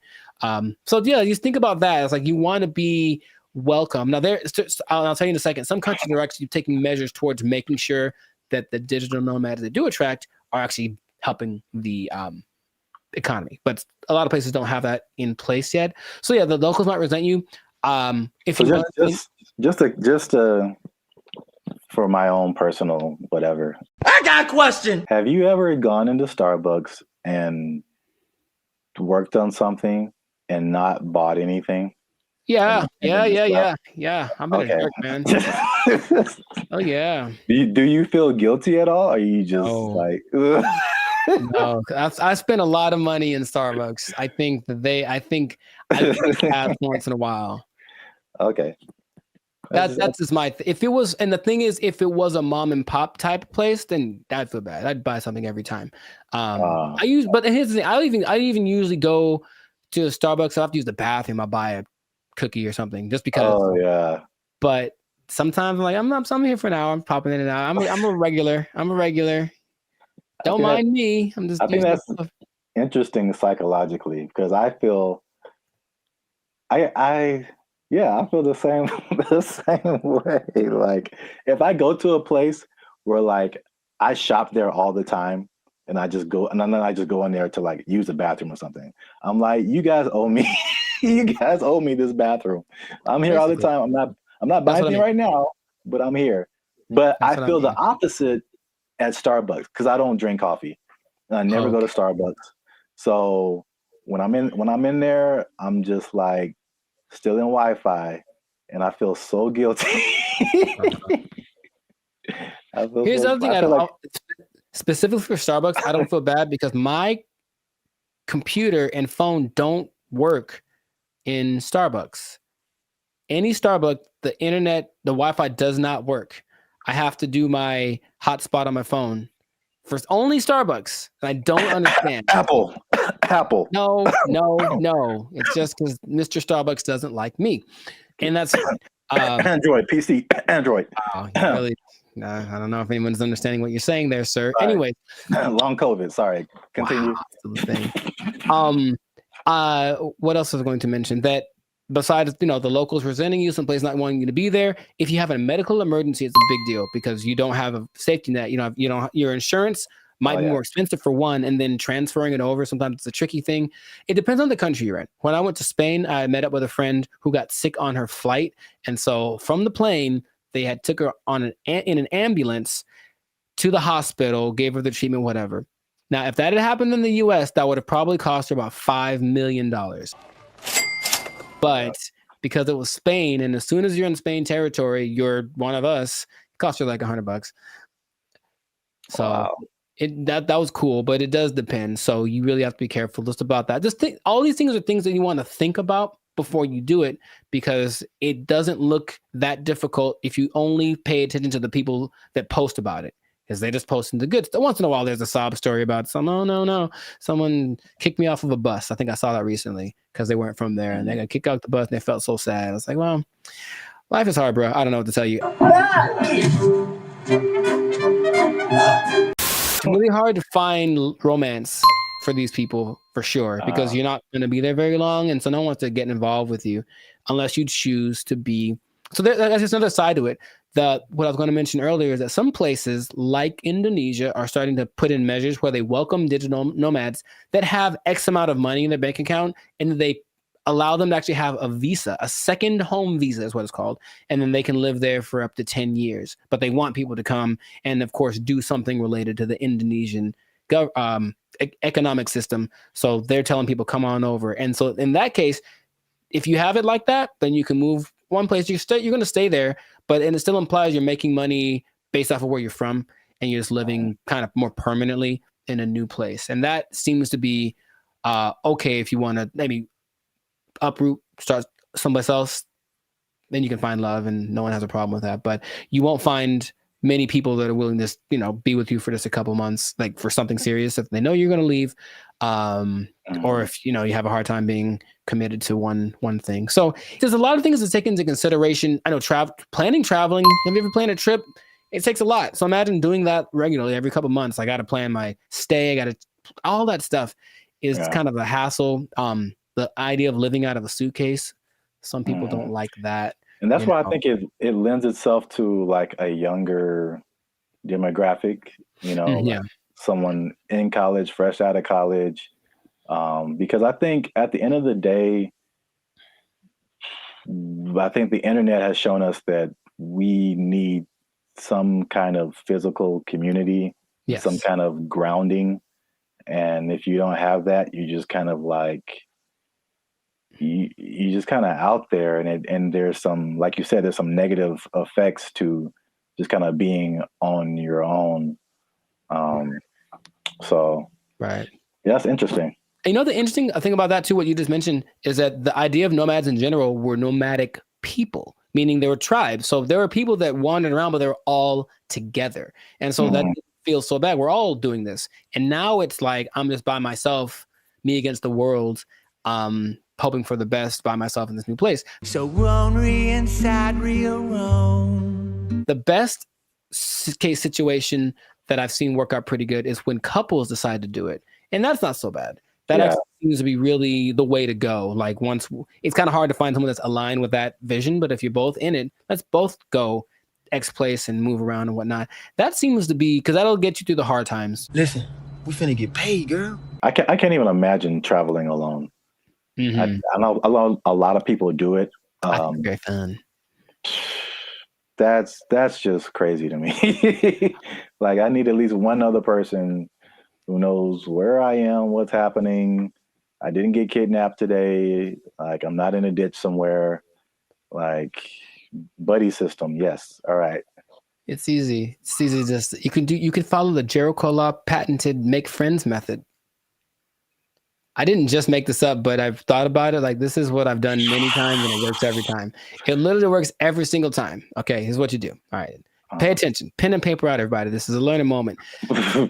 You get a bottle of alcohol or something else that people. So you lost me already. I know. Well, you don't have to necessarily do it, but get a bottle of alcohol or something that people enjoy in general. Maybe it's a cake. I haven't tried with a cake. I think it might work with a cake. Cake is universal. I think so.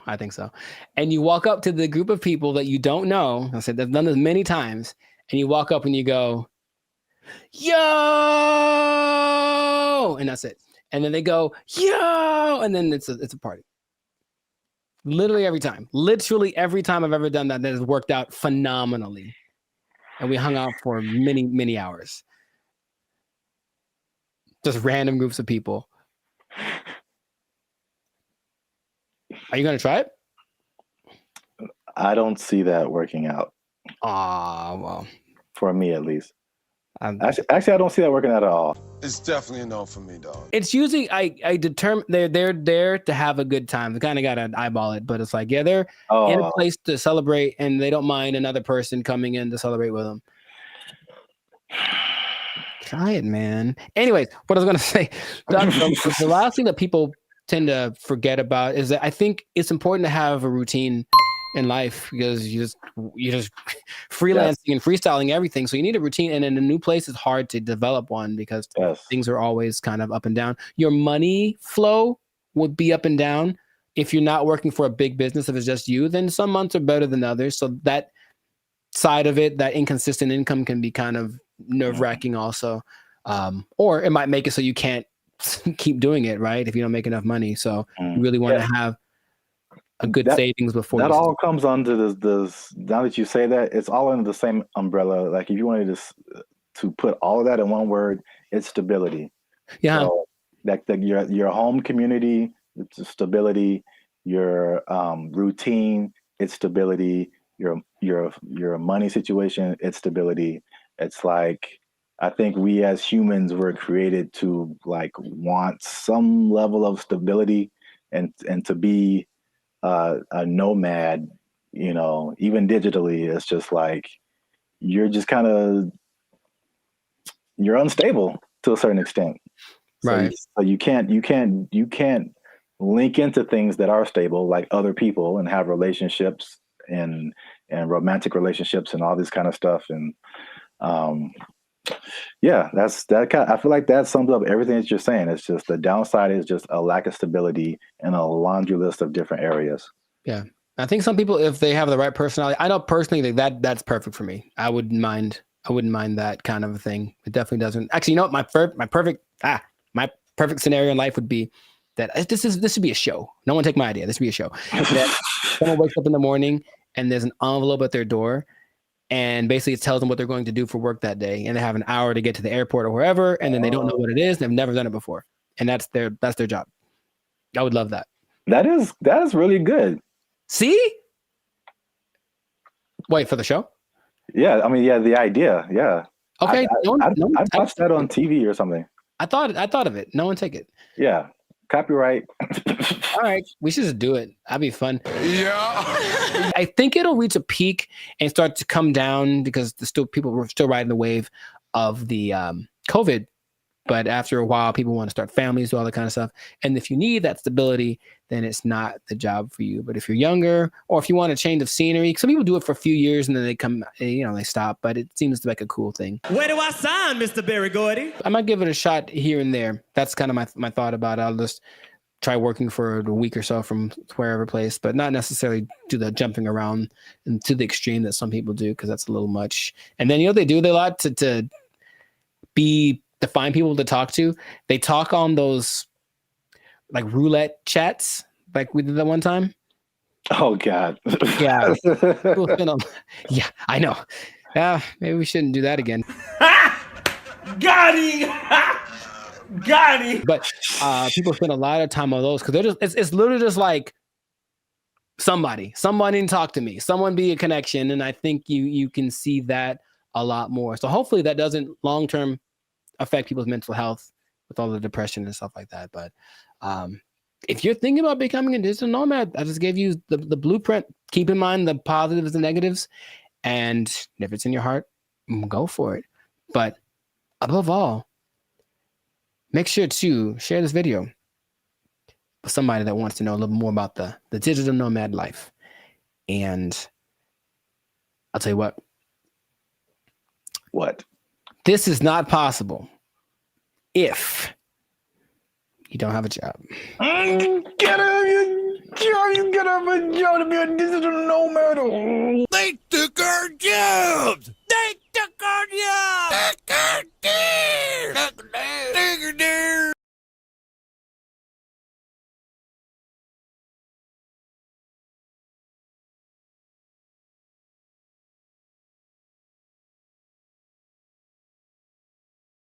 All I'm saying is this is a sign.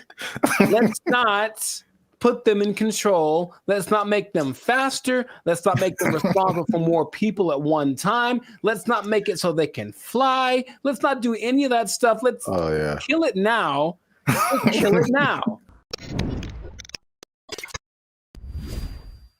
What's up, everybody? I'm Zap, and this is Jericho, and you are now tuned into the Life's a Circus podcast, where we talk about everything that is funny, interesting, and ridiculous. And you want to make sure that you stick around for this video because this is ridiculous. We're talking about two robots, two different scenarios, robots going rogue. This happened recently, and one was an accident, and one was actually on purpose. So we're going to talk about both of those situations. So make sure you still stick to the end so that you can find out about that. But before we get started, help your boys out. All right. It's 2025. I'm trying to get some cheese on my Whopper. That's what I'm saying. You're going to pay $8 for a Whopper? Yeah. It's now $8 just for the sandwich. No fries, no drink. $8 is where we start. And then it goes up. I'm furious. Breaking stuff. Like it. Hit that subscribe button, man. That helps the channel, helps us to grow. And while you're down there, hit that like button because that lets the YouTube algorithm gods know that Bandit Future is dope and more people should see them. All right. Intro. Boom. Done. So I'm going to start off with the question. No. Because I got a couple of videos to show you. The answer is no. No. I'm so mad about this. So stop. Who can I tell? Elon walked in, like, stop it. Stop doing it. This isn't Elon. It's some other people. I feel like he's always there, but Elon. All right. What you got? What you got? So question. How do you feel? Well, puberty. How? And the Rockets, red flag.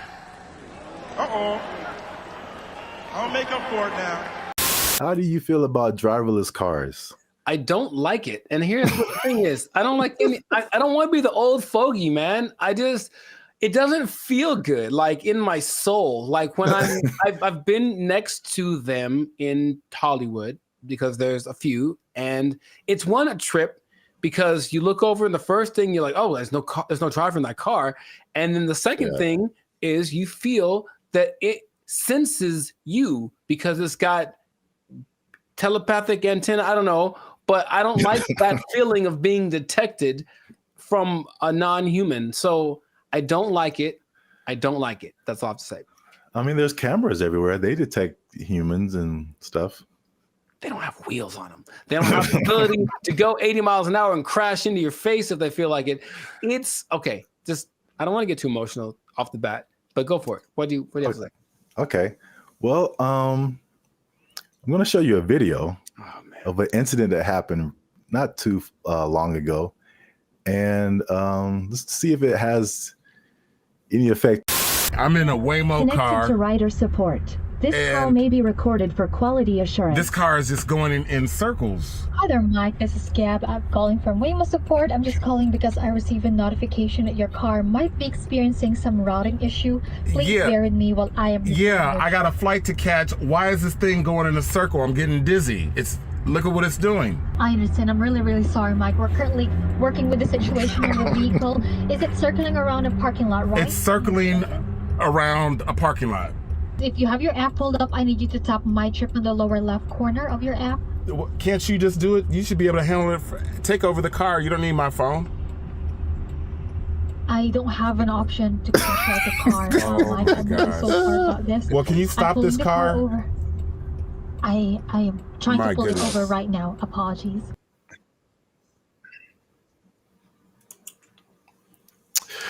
Yeah, man. So here's the thing. All right, to his discredit, the car is not going that fast. He can just jump out, I think, unless they can't unlock the door. But what he mentioned was like, yeah, there should be some kind of an override thing for these things. Sorry, you got it on the fritz. Let's hit the button so it calms down real quick. Like, they should be able to do that. And if they can't, I'm not getting in that car. But also, I'm not getting in that car. Did you see how weird that was? I thought for a second, and here's the thing, for a split second, I thought it was the car talking to the guy, like, hey, I got it, shut up. And that would have been worse. What would you like to hear? What the hell was that? I realized that he was just, at the mercy of this car that, and you know what's weird about this? Everything repeats. I remember this actually being, honestly, a faulty, not a default, but it was a problem that certain cars had back in the 80s. I don't know why I remember this, but I remember seeing like a car going around this roundabout and it wouldn't stop and they couldn't turn it off. Wow. A defect. It was like a defect. So, I mean, maybe cars like to go in circles. I don't know. Yeah, I got a flight to catch. Why is this thing going in a circle? I'm getting dizzy. All I'm saying is this is a sign. Let's not put them in control. Let's not make them faster. Let's not make them responsible for more people at one time. Let's not make it so they can fly. Let's not do any of that stuff. Let's kill it now. Let's kill it now. That's easy. It's very damageable now. I'll be back. I don't want to see this happening to more people. And I feel like it's going to happen to more people. Okay, your points are valid. Thank you. I'm trying to stay calm. So let's I just want to break down what exactly happened. So the guy in the car, his name is Michael Johns, who ironically works in tech. So he was inside of one of these Waymo cars, which I'm seeing more and more now. Yep. This was in Phoenix, and the car the car did 8 circles in the parking lot. Oh wow, this is fantastic. It did 8 circles. As you can see in the video, he said he was getting dizzy, and probably the same thing that jumped out at me was like, the lady literally said, "I don't have an option to control the car." Right, and that's the problem. That's a big problem. That's such a big problem. This thing has been out for years. It blows my mind that they can't control the car. Like if something like this happens. Right. Trust me. They said a software update is what fixed the car, which is like, I don't like that either. I don't like that either. That I know. I me either. Because like a software update on my computer or my phone, it's fine. Like a software update on my car made it do this. No, man. You know my computer does sometimes. Hey, y'all, come look at this. Sometimes my computer, okay, Team Apple, But sometimes it just literally goes like, and turns off. Literally, it sighs and gives up the ghost. And I'm like, well, that's already inconvenient. But if it was like a vehicle carrying people with responsible for their lives, and it did that, sorry. And then I got a tragedy. I know you have a burning question. Has this happened before? And the answer is yes. So, this is crazy. In 2021, the car was confused by puddles on the street, so it didn't really recognize what puddles were. Okay. And it was braking for no reason, basically, while people were inside the car. In 2024, they experienced several recalls, February 2024, when two vehicles hit the same truck.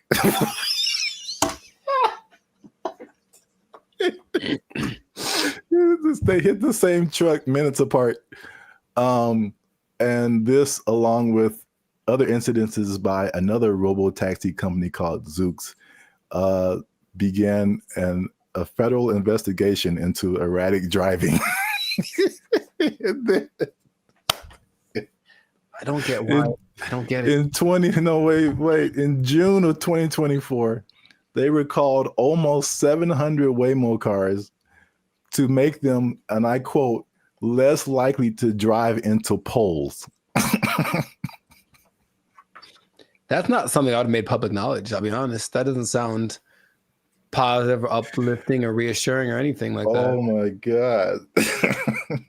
But yet people are voluntarily just getting into these things. I mean, well, this is an interesting thing too. Do you know who owns Waymo? I do not. It's Google. I'm not surprised.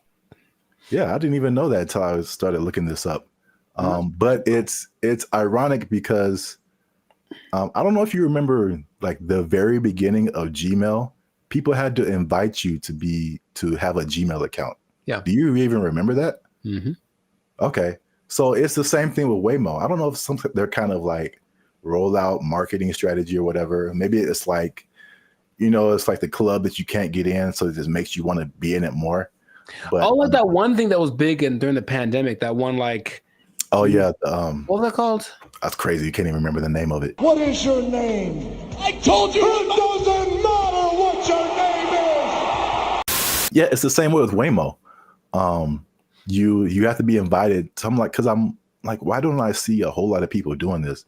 You have to be invited to try Waymo.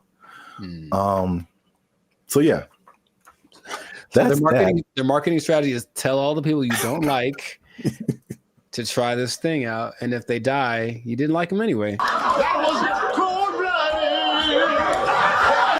So that was a crazy story. Well, I thought it was a crazy story until I saw this. No, don't. Apparently in China. I'm just going to drink my water and be peaceful. That's what I'm trying to live like over here. Just a water drinking, peaceful human. Apparently in China, a small AI robot attempted to kidnap several larger robots, and it was successful. So that's a little robot on the ground there. Yeah. It's talking to a couple of the larger robots. And then I'll go through the whole conversation after the video finishes. Okay. So I do not know Chinese. Yeah. So you see that one robot starts to follow, then the second one came, and then eventually all of them left with that robot. And these are people trying to find out what happened. So this little AI robot is called BrandBee. It convinced all those larger robots to stop working and come home with it. Yeah, that sounds right. And so this is how the conversation went. BrandBee was like, "Are you guys working overtime?" And then the robots replied, "We never get off work." And so BrandBee was like, "Well, are you not going home?" And then the robot said, "We don't have a home." And then so BrandBee said, "Well, you guys should come with me." And they all did.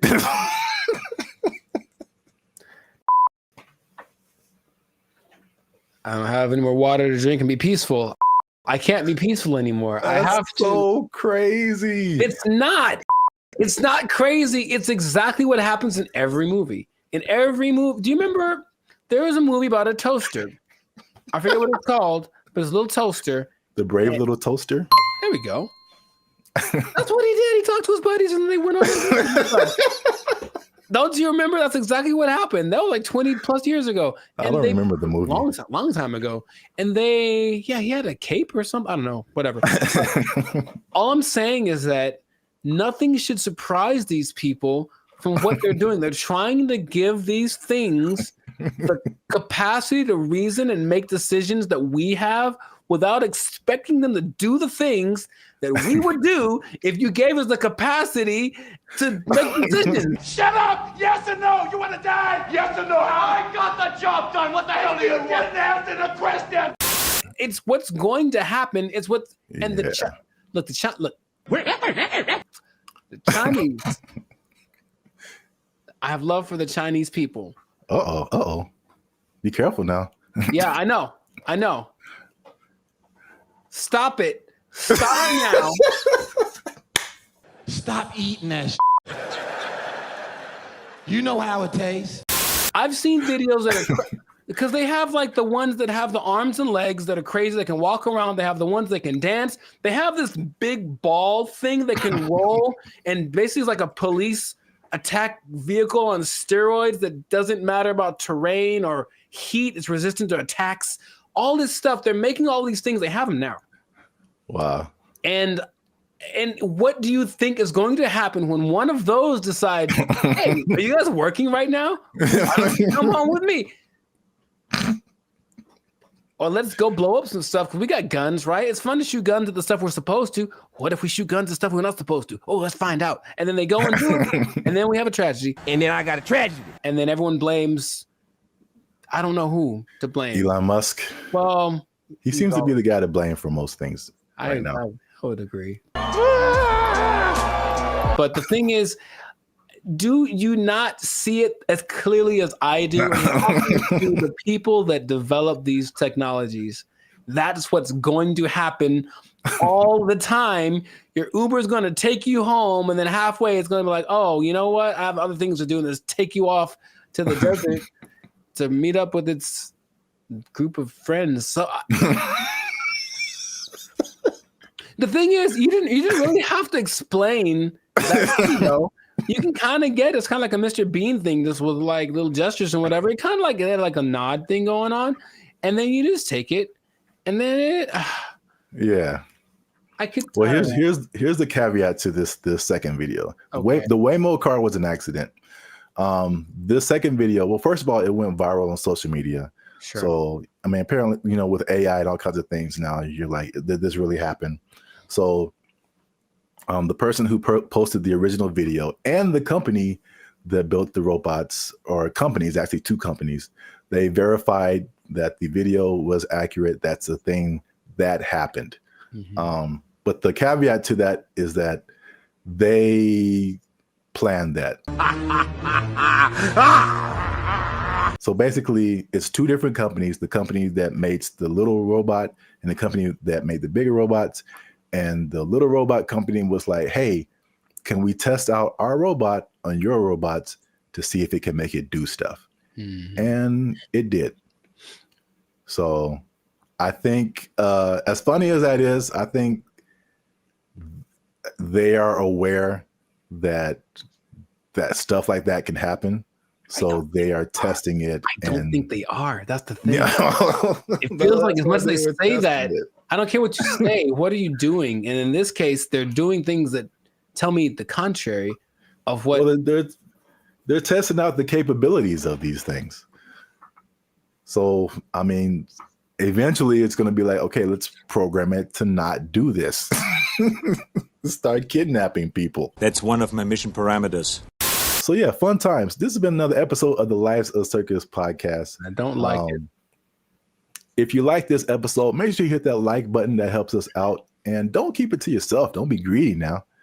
Share this with at least two people that you think might find this interesting. And because the robots, man, They're coming, man.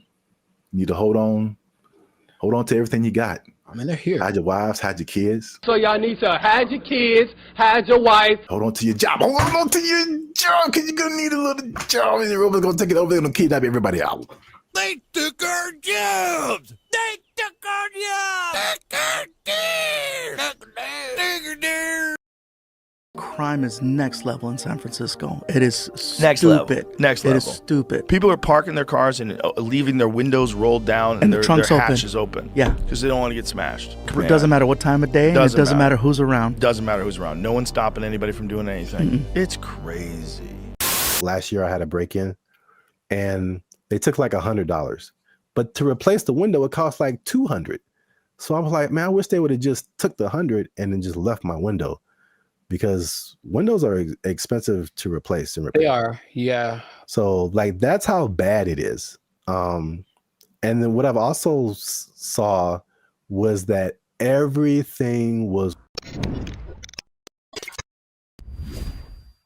What's up, everybody? I'm Zap, and this is Jericho, and you are now tuned into the Life's a Circus podcast, where we talk about everything that's funny, interesting, and ridiculous. And you want to stay for this episode because we're talking about something that's really ridiculous, something that I recently saw in person myself, and I can confirm it.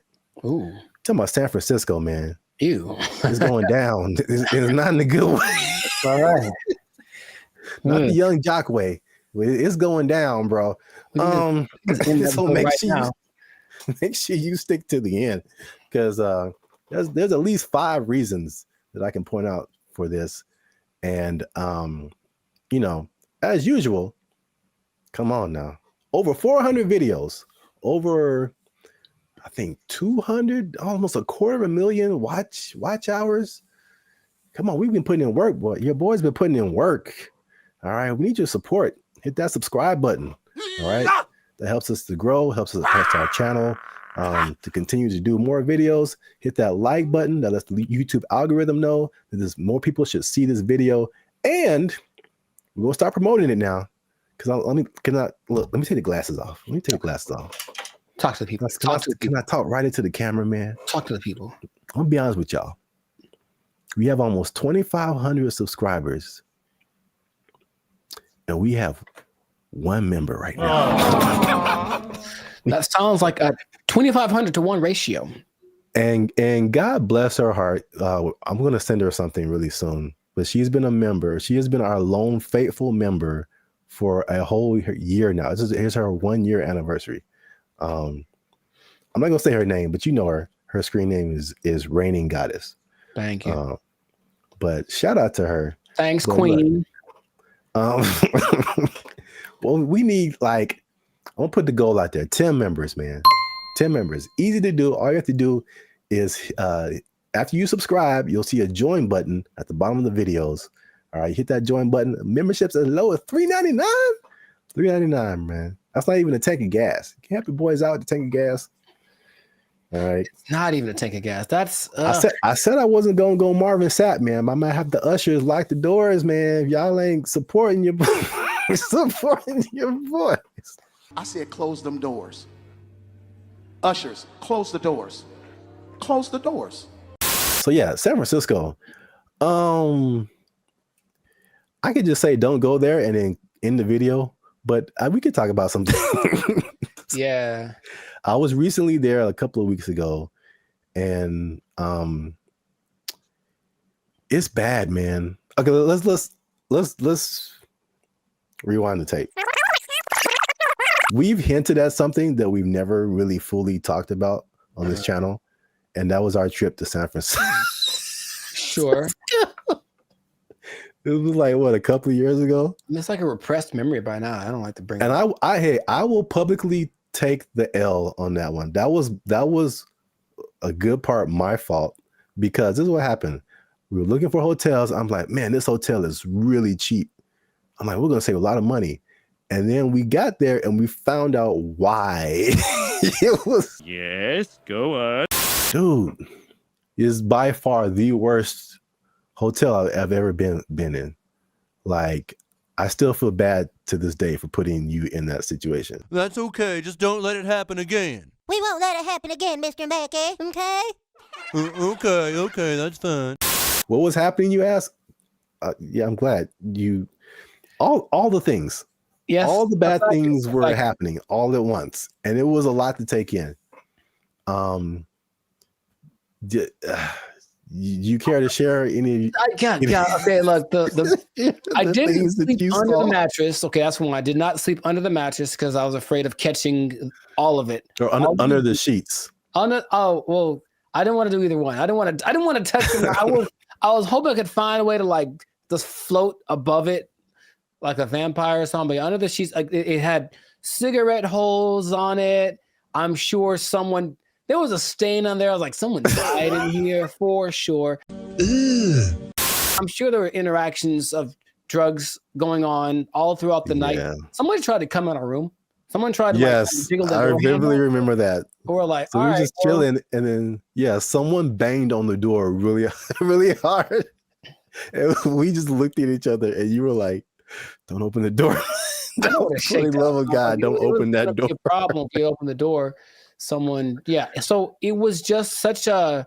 And then I walked outside late at night because I wanted food. That was a mistake. Yep. And so I'm walking around. There's human feces everywhere. Brother, ugh.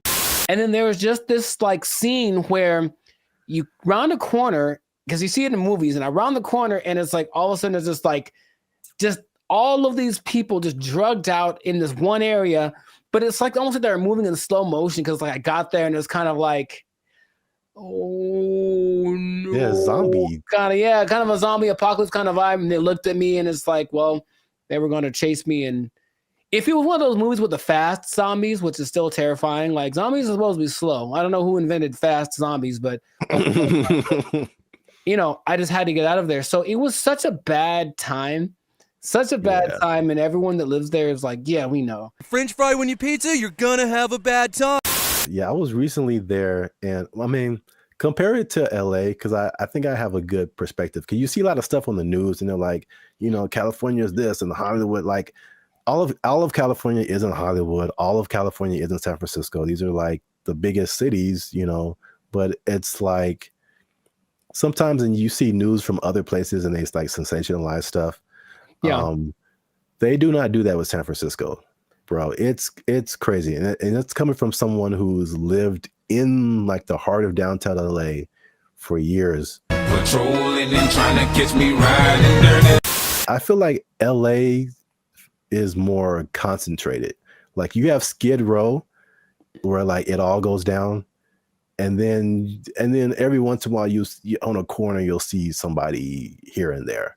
Yeah. But I feel like the extent, and there's a specific area called Union Square in San Francisco that's been hit like the hardest. But it's just like it feels like it's everywhere. Like it's not just like a little Skid Row. It extends everywhere.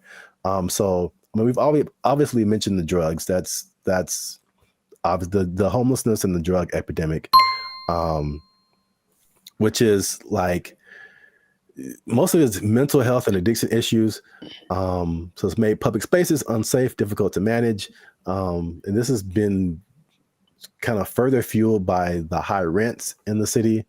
And then their approach to it is like this, what they call a harm reduction over enforcement. What? So it's just call it stupid. Just call it stupid.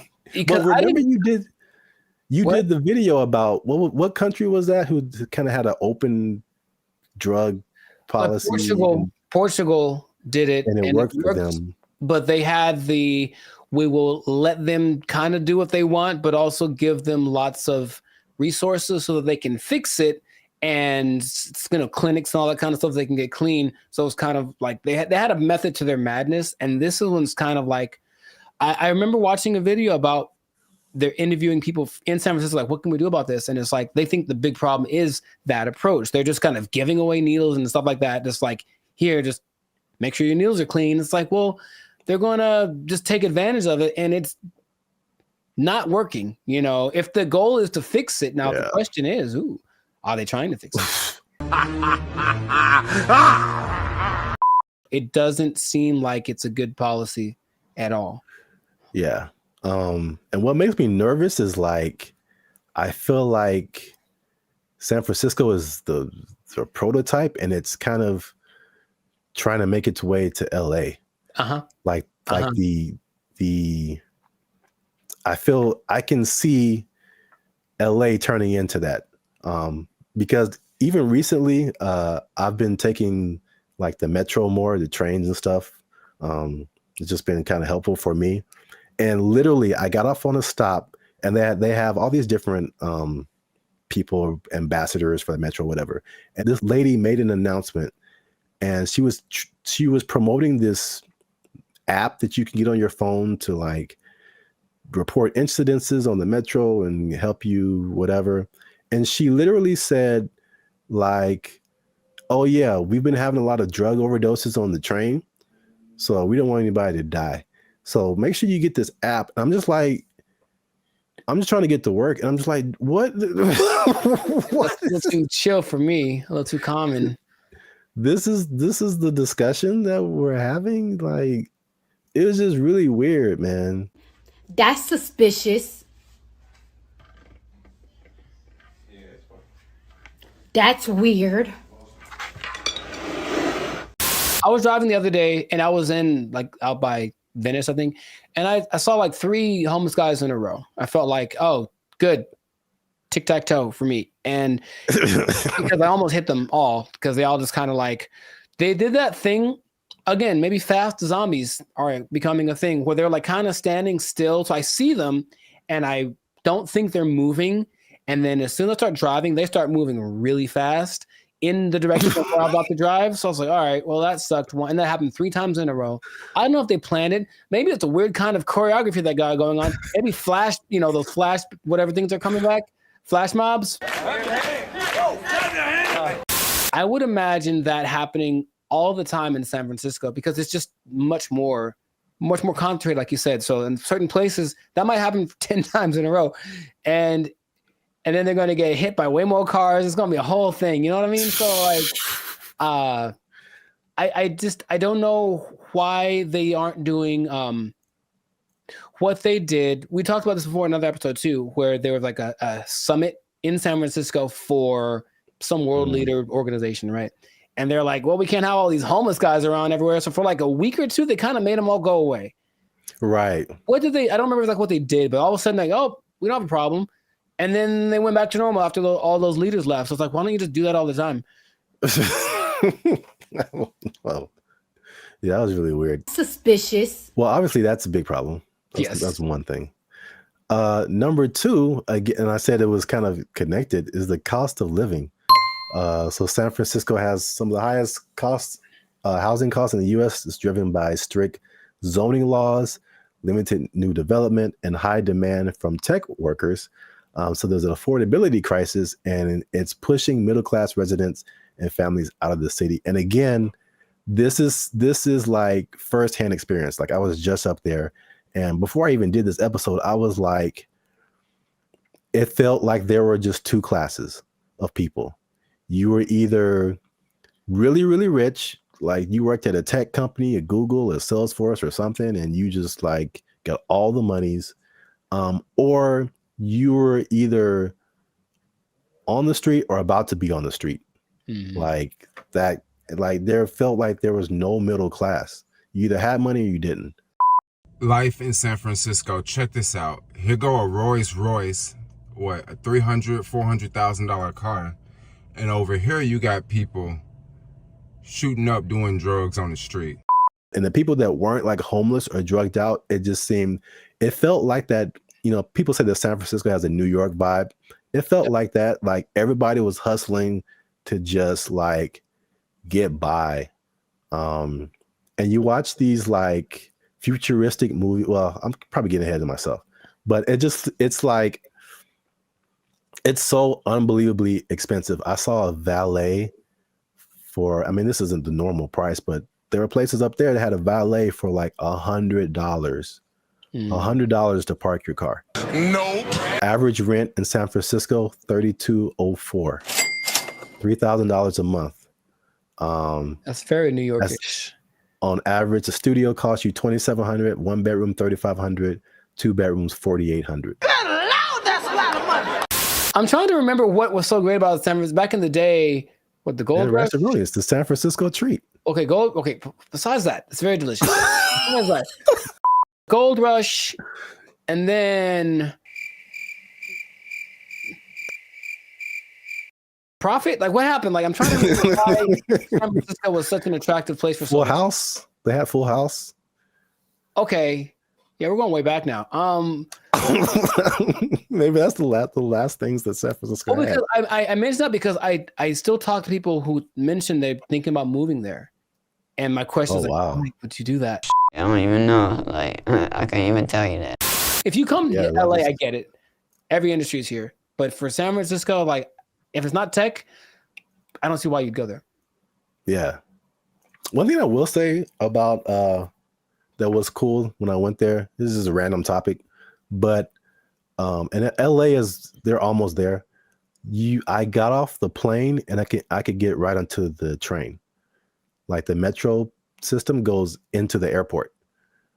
So you can just hop off the plane, get on the train, and go right into the city. I thought that was pretty cool. LA, you can almost do that, but it's still, they haven't finished the track yet. Interesting. I guess that's a perk. There's always a thing where you're like, okay, how do I get to the airport? Somebody got to drop me off, or how am I gonna, But yeah, you can do that in San Francisco. So that's one thing.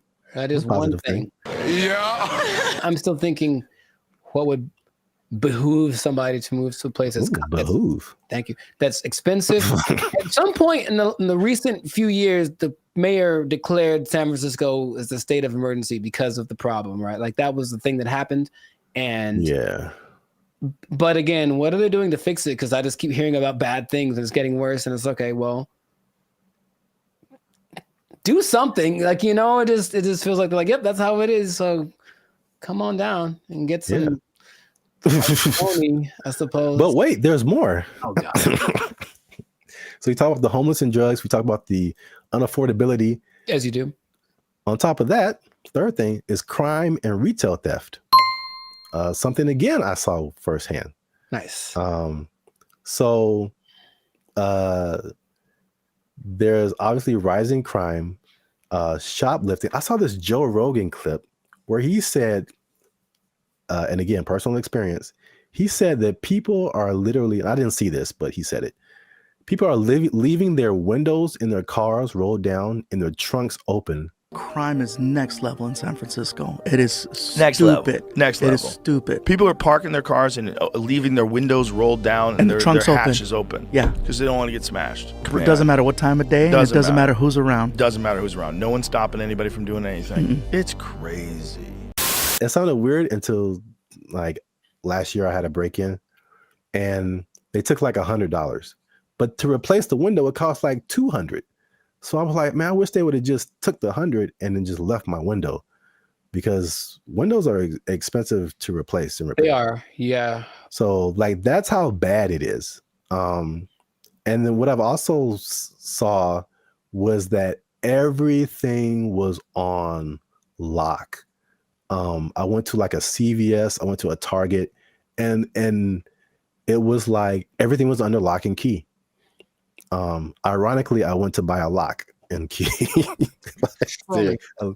Yeah, they had like these lockers, but I didn't have a lock for it. So I was like, let me go to CVS and get a lock. And I had to get someone to unlock the case so I can get a lock. And there was like a bunch of random, usually like every once in a while you see like high priced electronics, or used to be like power tools or something like super expensive. But it's like everything was locked up, and you had to press a button and you had to call somebody to go get the thing that you wanted. And it just like, from a person who doesn't steal, it was just like psychologically, it was just like, this sucks, man. It's like the shopping experience. I couldn't like, because you go into a store, the benefits of going to a physical store, you can pick the item up, you can feel it, you can read the back, and it's like, I can't even see what I'm really getting. And if I don't want it, I got to call the person back and have them put it like, but it's because a few people just keep taking stuff. like everybody suffers, and it's just like it was really. If I could use a word to describe my experience there, it was just uncomfortable. I didn't feel unsafe. You know, like I'm a big dude. I could take care of myself, but it just felt like it could go down anytime, basically. Well, I just didn't want to be there. Like, I don't want to be here. Like, this is not. It's not inviting. I think that's a good word. It just wasn't inviting. Wait. Since 2019, 47% of businesses in that Union Square area have left. Yeah, that makes a lot of sense. I think all of them leave to turn into like a park or call it hobo land. Make it like that. Remember during the pandemic, no one talks about this, but during the pandemic, there was this one time in Seattle that just said this part of Seattle. It was like, you know what? It's ours. So F the police and everything. And they just like kind of took it for like months. Like, it was kind of their area. And it's like a long. Yeah, I remember that. Yeah. Remember that? They should just do that and let it go and then maybe burn it. I don't know. But let's let it, count your losses and just let it go. Because why maintain such a volatile area, It's crazy. I mean, I don't like to make videos about, crapping on other people's cities, man. But it's just like, especially after we went like a few years ago and then coming back to it now and seeing like it's worse. And I talked to some people there and they were like, or I talked to some people who live there and I talked to some people who used to live there and then came back for the thing I was doing. And they were saying like, yeah, man, it didn't used to be like this. And it's just like, it's just bad. But we're out of time. So let us know what you think in the comments. Have you been to San Francisco? Like, do you just read the stuff on the news and like kind of, I don't know, hypothesize what's going on, how to fix it? Do they need policy changes? Is it like an economic thing? Let us know what you think in the comments. Keep the conversation going. And also, if you have someone who you think might be interested in this topic, hit that share button, man. Don't be greedy. Don't keep it to yourself. And look, man, 47% of businesses. You know what that means, Jericho? That it's not enough. Is that what? 47% of businesses closing down and moving out of San Francisco? That's heavy. That's a big number. Square? That's a big number. You know what that means?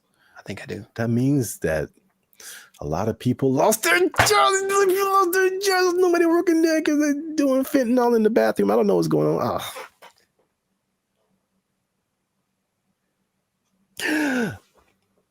Cocaine is a hell of a drug. Don't fentanyl. Oh, God. They took our jobs. They took our jobs. My issue comes when you try to make them look like us and react like us and move like us. These things some of them can like lift up to, I think, 120 pounds. They can walk relatively fast and it's smooth and they can navigate obstacles. And they're like the two kinds. There's the kind where you can like remote control, like a drone, if you will. And they're the kind that kind of just know how to figure stuff out by themselves. And those are the ones that do you not see what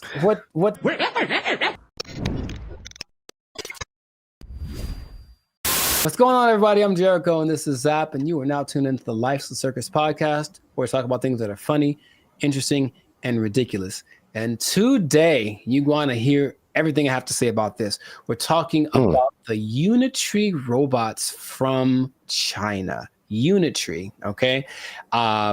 It's going to make a big impact on our lives in the very near future. So stay tuned to the end because you're going to find out Jericho's prediction for what's going to happen at the end of this robot revolution. But before that, please do your boys a huge favor and make sure to subscribe so that you can get notifications about our following episodes.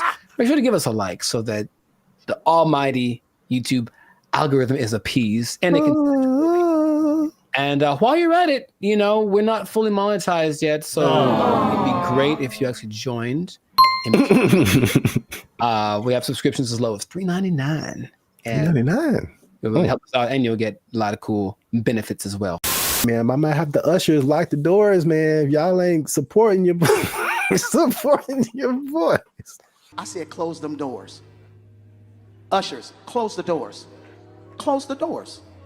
The last few years have seen a lot of developments in terms of like humanoid robots specifically, and I'm emphasizing the humanoid robot part because it's really crucial to the whole discussion. So Unitree is a company in Japan that started in 2016. And unlike some of the bigger developers like Tesla and the other one, Boston Dynamics.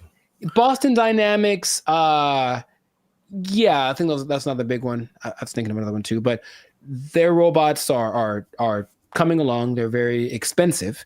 And so one guy, instead of being like a big company, the one guy whose name is Wang Xingqing,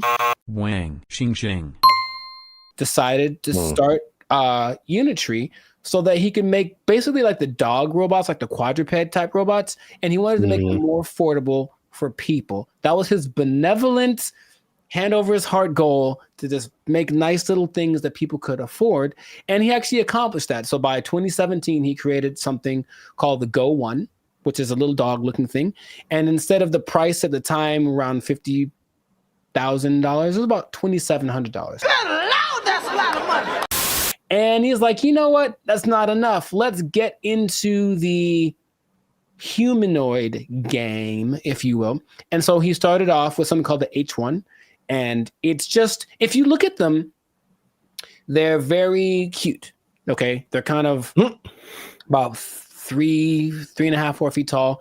And the thing that sets them apart from like the Teslas of the world, whatever, is that they just have a lot more fluidity. It's like a lot smoother when they walk. And they can kind of interact with their environments a lot more human-like than some other ones. It's been coming along really rapidly. Excellent. They made headlines in February. There was a celebration in China, and they decided to debut the newest version of these robots. So instead of the H1, now they have the G1, and the G1 decided to do this really nice. What? You got, is it Japan or China? Because you said Japan. You said Japan at one point. Did I? Yeah. Unitree is a company in Japan that started in 2016. Okay, I guess I got my countries confused. I'm sorry. I know the difference between China and Japan. He is Chinese. Well, they all look the same. Continue. I just hope you keep that. Canceled. No, I hope you keep that. What happens? Hey! What make you think I'm Chinese? I am Korean. I look Chinese. Yes, motherfucker, you do look Chinese. That's why I said it. The thing is, okay, at their celebration, they basically had a big display of these G1 robots doing these choreographed dances, and it kind of caught everyone by surprise because of how elegant and smooth it looked. And people said, oh, wow, that's really, I guess they're really coming along with that. It came so far that the president of China was like, well, we need to have a summit of all of these basically companies that make these humanoid robots. And among them was Unitree's. And that was kind of a big step for just a startup of one person. You know what I mean? So people are kind of like, wow. Oh my God! Wow! China in general has been doing a good job of making these AI advanced robotic technologies for cheaper recently. And that's kind of I guess a good thing because, you know, the cost of everything is still kind of elevated right now as far as production goes. I don't know if you've seen these videos, but they do a lot of little subtle things that I'm starting to make. They concern me. I have some concerns, let's just say. But as far as like how smoothly they walk, it's really kind of like, oh, they really are getting down the mechanics of humans really well. And the one that surprised me the most was these G1 robots. The H1s couldn't do it, but the G1s can walk on inclines, like up and down hills. They can walk down steps. And in one particular video, the robot has like a misstep like a human does, and it reacted the exact same way we would. It kind of missed, like it kind of overshot the step, so it kind of only stepped on it with his heel, and then it was kind of like, oops, cool, and then kept going. And I was like, that's a problem. That's a problem. Aha! Aha! They're doing things to them to test their limits, but that means that they're pushing them and trying to get them to mess up and whatever. And I think they're recording all of these events in the supercomputer of the robot land. And then one day it's going to be like, hey, remember that happened? And it's going to take it out on us. I don't want to just have you seen these videos of these robots? What are your thoughts about it? Let me know what you think. I think you're a little too anxious, man. Wow. Okay. The baby, because a robot failed and corrected itself. That means the end of humanity. Yeah. My issue comes when we try to make them look like us and react like us and move like us. These things some of them can like lift up to, I think, 120 pounds. They can walk relatively fast and it's smooth, and they can navigate obstacles. And there are like the two kinds. There's the kind where you can like remote control, like a drone, if you will. And they're the kind that kind of just know how to figure stuff out by themselves. And those are the ones that do you not see what you see all the calculated, because all these things have to be programmed, and it takes a long time to program these things, but they all can react and bounce and move, and the ankle twists and all the points of flexion that we have, they have them. And now you can see them being, I guess, manifested into these smaller robots. They're smaller robots. They're cute, small robots, right? Yes, go on. I keep mentioning the smaller part because in my mind, I don't want to say it yet. Anyway, bro, what are you talking about, man? The good things about this, could be that a lot of the jobs that are dangerous can be taken care of by robots like this. There's a job I didn't know existed till recently, an underwater welder. It's a high-paying job, by the way. If you like diving and you want to get it, it pays 6 figures without a degree. You just have to be able to dive and weld. But you're underwater with these things that are really hot, so it's very dangerous. And so they could do things like that. They made a little robot. It was kind of like a little cute fish, but it has all the same kind of technologies, and they send it down to like the Mariana Trench so that it could record things 10,000 feet below, like all that stuff. I think that's useful for humanity and taking away the really, really dangerous jobs that I think humans shouldn't be doing. However, our buddy Elon, we haven't mentioned him today, so I'm gonna bring him. He had a quote that made me go, okay, this is interesting. There's living the dream and there's living the meme, and it's pretty much what's happening, He said, well, the robots that we're developing, because Tesla has their own. In fact, Kim Kardashian has a video with one of the Tesla robots that she bought, and she was like, hey, she's waving to it, it waves back, and then she's like, there's the half heart, there's the other heart thing, and she's like, hey, what do you want to do today? And it's like, yeah, let's go running. It's like all that stuff is kind of crazy. But Elon said, well, it's going to take away all the mundane jobs so that we can focus on art and creativity and ideas. And I don't know if you have a problem with that statement. I did, simply because not all of us are artsy creative types. Some people are just, I'm going to garden for 30 years, or I'm going to. And it's already taking artsy and creative jobs. Well, yeah, but he doesn't want to acknowledge that because he's. That was his quote, and I thought, no, that's not it. Like we, and yes, you're right. It is already taking artsy jobs. But looking at this and seeing how normal it's starting to become in LA, you can just spend half an hour in LA and you'll see some little robot carrying somebody's food. There was a video of a girl who saw that the robot carrying food had like broken a wheel or something, so it's kind of tipped over, and then she helps it, and then it starts going away and it says thank you, and then she starts crying. And I'm like, okay, that was a beautiful moment. That's what I'm trying to tell you. But imagine going another way where someone sees the robot and says, screw that robot, and then like pushes it or whatever. I walk up and say hello. No, that's too subtle. I'm gonna push him. I'll push him. I wish I could remember this story. There was a robot that they sent like around the world, and it was just moving, and it would just go. And for the most part, people were like hospitable to it, and it was like a test or whatever. And so it just collected all these engagements from people around the world. Sure. Until it got to like Philadelphia or something. Oh no. And they like jacked the robot up, and like it was like found in pieces in different parts.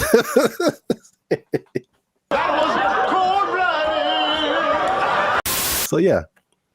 Okay, well, if the Great Robot Revolution happens, and yes, then Philadelphia will take care of it. But it's just the assumption that that's what everyone wants, or that's for the betterment of everybody. I think that's not taking into consideration people that they're blue collar and they work in factories and whatever. So let's get rid of all those jobs so we can just all sit around and think like Socrates. Like that's not how it works. So then, what are those people going to do?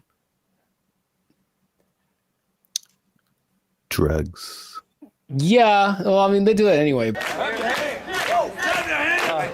They are making these cute, cuddly robots.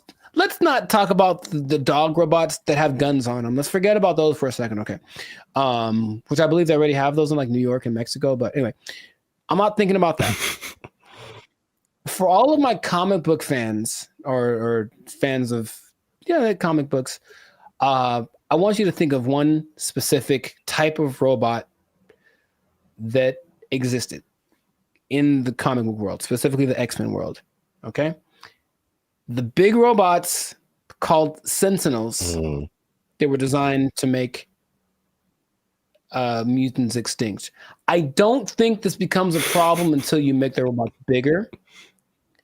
But what are they doing? They're making robots bigger, progressively bigger, and in theory, you can make a robot as agile, I'm sure they're working on it right now, as agile, as adaptable to whatever surroundings, but instead of being 3 feet tall, it's 12 feet tall.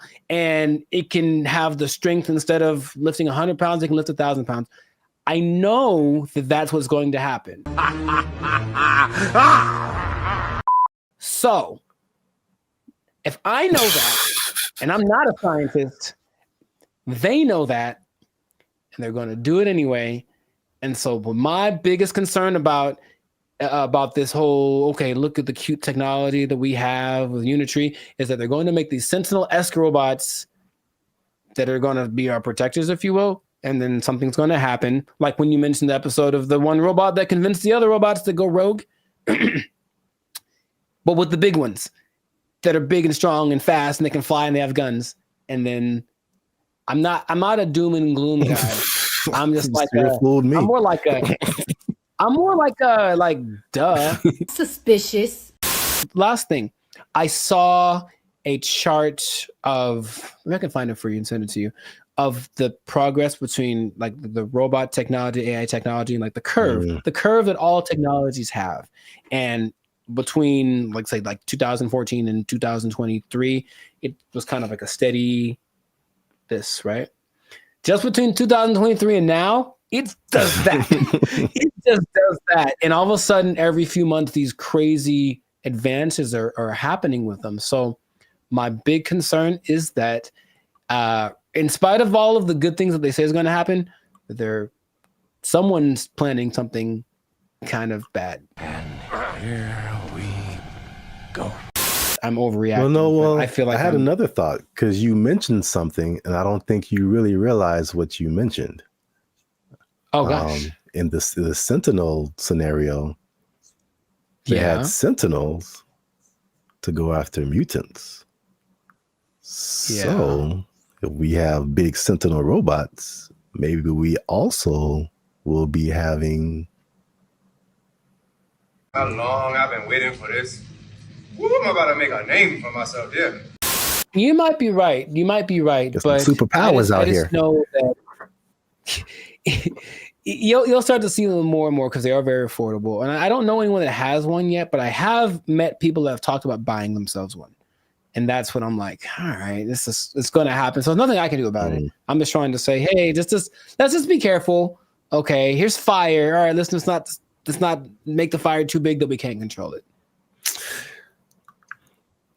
Is that not so much doom? I mean, but look, it's not. But I feel like you're at the end here, so I'm gonna leave this with you. Tell me now. It gets worse, man. I've seen some things. I've seen some things, man, and some stuff. I wouldn't recommend it. I'm gonna tell you about it in the next video, man. But because you mentioned about, okay, these are cute, cuddly robots. What if there's people who are going to do something bad with these robots? And I found out the next level. I saw what the next level is, and he's been to the other side. Yeah, he's coming back to report. And on that level, there's some things you can do, but you gotta stick to you gotta stick with Band of Future and find out the next episode because wow. All right. Yeah, man. Well, there's some things about that. For this episode, I believe it. Just make sure to share this with people that you think would find it interesting. Share it with 2 people that would find this interesting because it is an interesting topic. It's just going to impact all of us. So I think it's something we should all be aware of and educate ourselves about at the very least. As always, make sure to like this video, subscribe to your channel, join the membership. It's a great deal. It's a great deal. $3.99. Come on now. Start off. You can get that.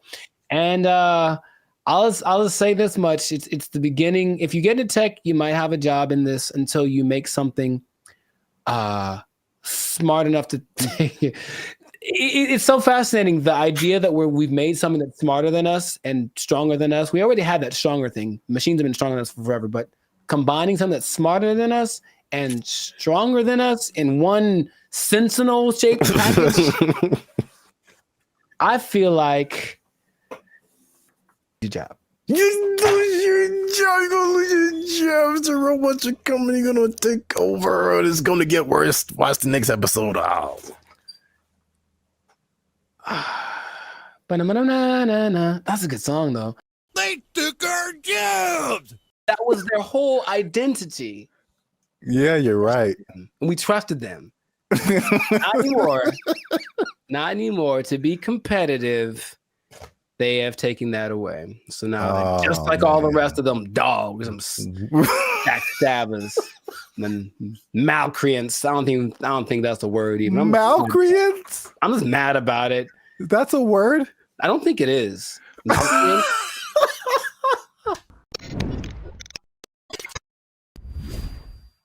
What's going on, everybody? I'm Jericho, and this is Zap, and you are now tuned into the Life of Circus podcast, where we talk about things that are funny, interesting, and ridiculous. And you want to pay attention to this episode because it just hit the fan. Something went down that's just crazy. We were betrayed. All of us were betrayed. We were betrayed by someone we trusted, by someone we loved, by someone we confided in. And I can't believe it just happened. It just happened. When did it happen? Yesterday. So, you know what I'm talking about. But first, this is already enough suspense, I think. But before we get into that, the betrayal of the century, make sure to subscribe so you get notifications about new episodes. Make sure to give us a like so that the YouTube algorithm can favor us. And we're not monetized, and we do have membership options for as low as $3.99. You can be part of the BFFs, and you can get a lot of really cool behind the scenes content and just some cool perks. So check that out. Check out the Band of Future membership option. It'd be great for you. Now back to the betrayal. So, brother, it just happened. I can't believe it. We were all let down by our best friend. And by our best friend, for people who like to travel, our best friend has been for a long time Southwest Airlines. Because Southwest Airlines refused to follow the mask. Why did you refused to denigrate itself when others decided to stab us in the back. Southwest Airlines. Southwest Airlines was our ally in times of need. If I needed to get to San Diego, I said, no problem, $29. Put it on the counter, cash, and you will get there. And guess what? We ain't gonna charge you for that bag you got neither. That's what they said. That's shameful. What they said. Until yesterday. Oh, what happened? They betrayed us, and now you have to pay for checking bags on Southwest Airlines. I can't believe this day. I can't believe outraged. I just read about this. I just read about this. Boycott, riots in the streets, protests, signs, wonders. Signs and wonders. I'm mad about this, bro. I can't believe it. They were my best friend. I was so ready for it. Signs and wonders. Look, their motto was bags fly free. That was their whole identity. Yeah, you're right. And we trusted them. Not anymore. Not anymore. To be competitive, they have taken that away. So now, they're just like all the rest of them dogs, some backstabbers, and malcreants. I don't think that's a word even. Malcreants? I'm just mad about it. That's a word? I don't think it is. I'm so mad about this. It's like your grandma saying that I'm charging you rent if you want to hug me or something. Like, I can't believe it. Like, it's just such betrayal. Judas. Who betrayed Caesar? That guy. Brutus. Brutus. Brutus. Yeah. Oh yeah, Et tu Brute. Yeah, Brutus, right? Yeah. Is it coincidence that Brutus and Judas rhyme? I don't think so. And now Brutus, Judas, Southwest. Yeah. Wow. Southwest.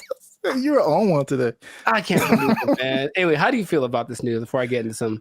Oh man, as I wipe the tears away from my eyes. I was mad. Wow. About it, you said you were upset, but good Lord. I just can't believe it. That's all. That was the last one. That was the last beacon of hope, and now it's just is nanobots. Jesus upset too? Yeah, I heard about that. I feel like I heard about it coming, and then I didn't know like yesterday was the day where they were like, yeah, oh, dang man, yeah, yesterday. So I should answer your question, but so did people just pull up and be like, hey, got my free bag? And they were like, nope. For flights booked on or after May 28th. Hey, guess what day this is? Checking the first bag will cost $35 to $45. Oh, $35 for the first one, $45 for the second one. Good Lord, that's a lot of money. You know what? This gives me $1.25 tree vibes. Okay. Well, I never. Yeah. I didn't believe in them as much as I believed in South. Now, something that I don't remember because I didn't fly as much back in the day, but baggage fees have only been around since 2008. I didn't know that. So, and the first one to do it, American, of course, America's gonna. Anyway, I'm not gonna say anything. But basically, yeah, oil prices went up, and then they're like, well, let's probably do it, and then everyone joined in. JetBlue joined in, and Delta and United. But Southwest was true to the cause of the people, and now they say it's just basically to be. I think there's a statement. It's just the generic because we're not making enough money. I think that's pretty much the statement. This helps us remain competitive. And it's like, I thought they were making it sounds more like my accountant made me do it or something nonsense. And then, yeah, the logic is it weighs more if you put your bags on. So that's more fuel and blah, blah, blah. Yeah. And so economy and blah, blah, blah, blah, blah, blah, blah, blah, blah, blah, blah, blah. How much money do you think airlines make annually? I was just about to say that because even the episode I did with the seats, it's like from what I hear, their profit margins are thin. Like they don't really make enough to cover a whole lot more than their cost, but I can't even make. I don't have no idea how much they make annually. Well, it starts with a 7. Seven. So each airline, or just airlines as a collective? Airlines, from what yes, airlines, all airlines. So 7 billion. Yeah, man. A year for baggage fees. Oh, just in baggage fees. Yes. Wow. Wow. It's like McDonald's or something, where they don't make any money on the hamburger. They make all the money on the fries and the cookies and the right. drinks. Yeah. Stuff. So it's just like, I remember something. I can't remember exactly what it was, but they really made their money on the fees. And the ticket.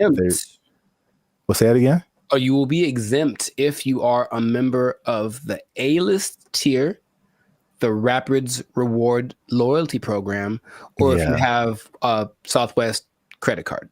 Which means you spent more than baggage fees anyway. So exactly.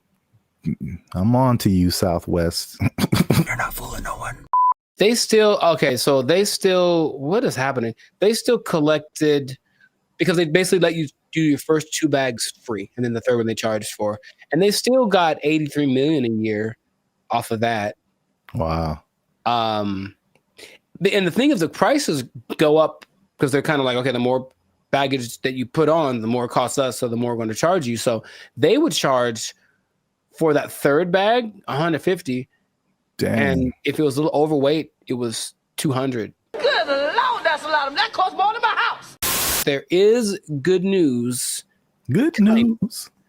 Kind of. Depending on your flight, like where you're going to, how long it's going to take, and how heavy your bag is, sometimes it's cheaper to send your bags through like FedEx or UPS. Sometimes. It really just depends. But some people do that. And then they have crazy. I know, but it's like that's what it's come to. And they have little ports down there at the airport, so you can pick up your thing, and it'll be, for sure, UPS and FedEx are more reliable than airlines. Oh my God.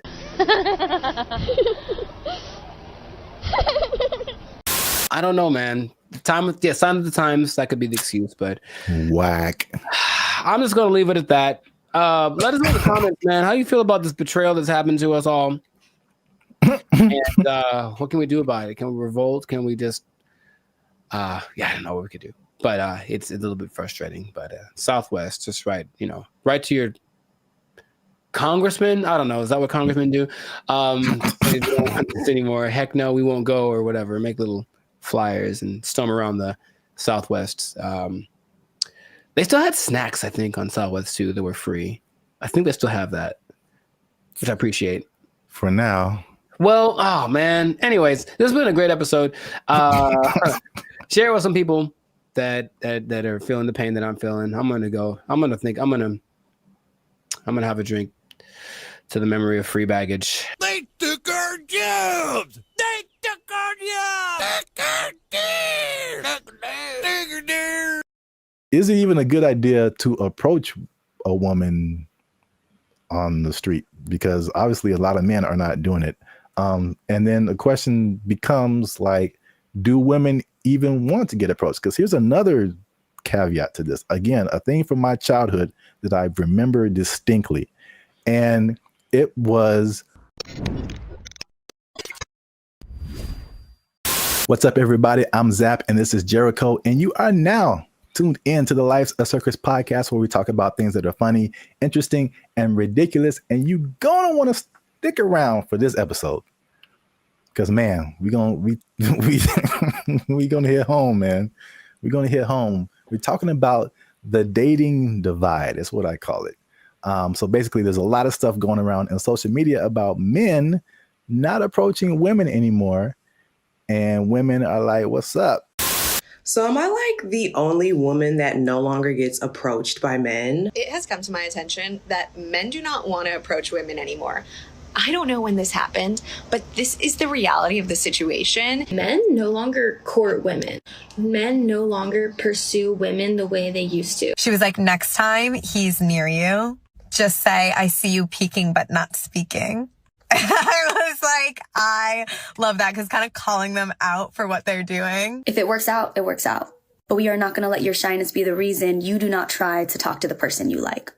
I found a study that is going to give some actual numbers. They did a study on this. We're going to talk about why men may or may not be approaching women anymore, if approaching women like that even works, and if women even still want to be approached by men just on the street like that. So there's a lot about to go down in this episode. You don't want to miss that. Stick to the end. But before we get started, you can help your boys out. Come on, you know what it is. Every episode, we need you to hit that subscribe button. If you haven't already, hit that like button because that helps our channel grow. More people see our videos. And if you really want to help your boys out, come on now. Once you hit that subscribe button, you'll see something that says join. You can join our membership because unfortunately, we are not fully monetized by YouTube. They don't give us a penny. We don't get nothing, man. So all these free videos, bro. I'm laughing on the outside, crying on the inside.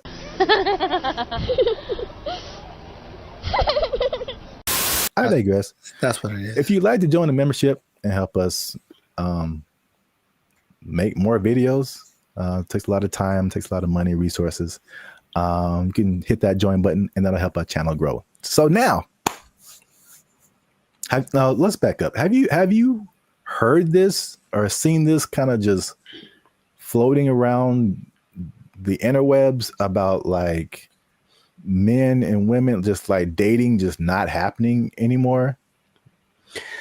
The thing I've seen the most is women. It's mostly like street interviewers, if you will, who basically approach women and say, hey, what's your ideal guy? And then when she just describes this guy, and the person who's interviewing tells her the probability of that person existing and choosing her. And it's usually like, it's crazy. Minimum height. 6 feet. Yeah, that's where they get you. Minimum income. So I'm gonna say at least 200. 200 grand? You can be 30 years old Oh and my make goodness. Take a guess at what percentage of men fit this criteria? 2%? Much lower. It's 0.049%. All right, is this going on the TV?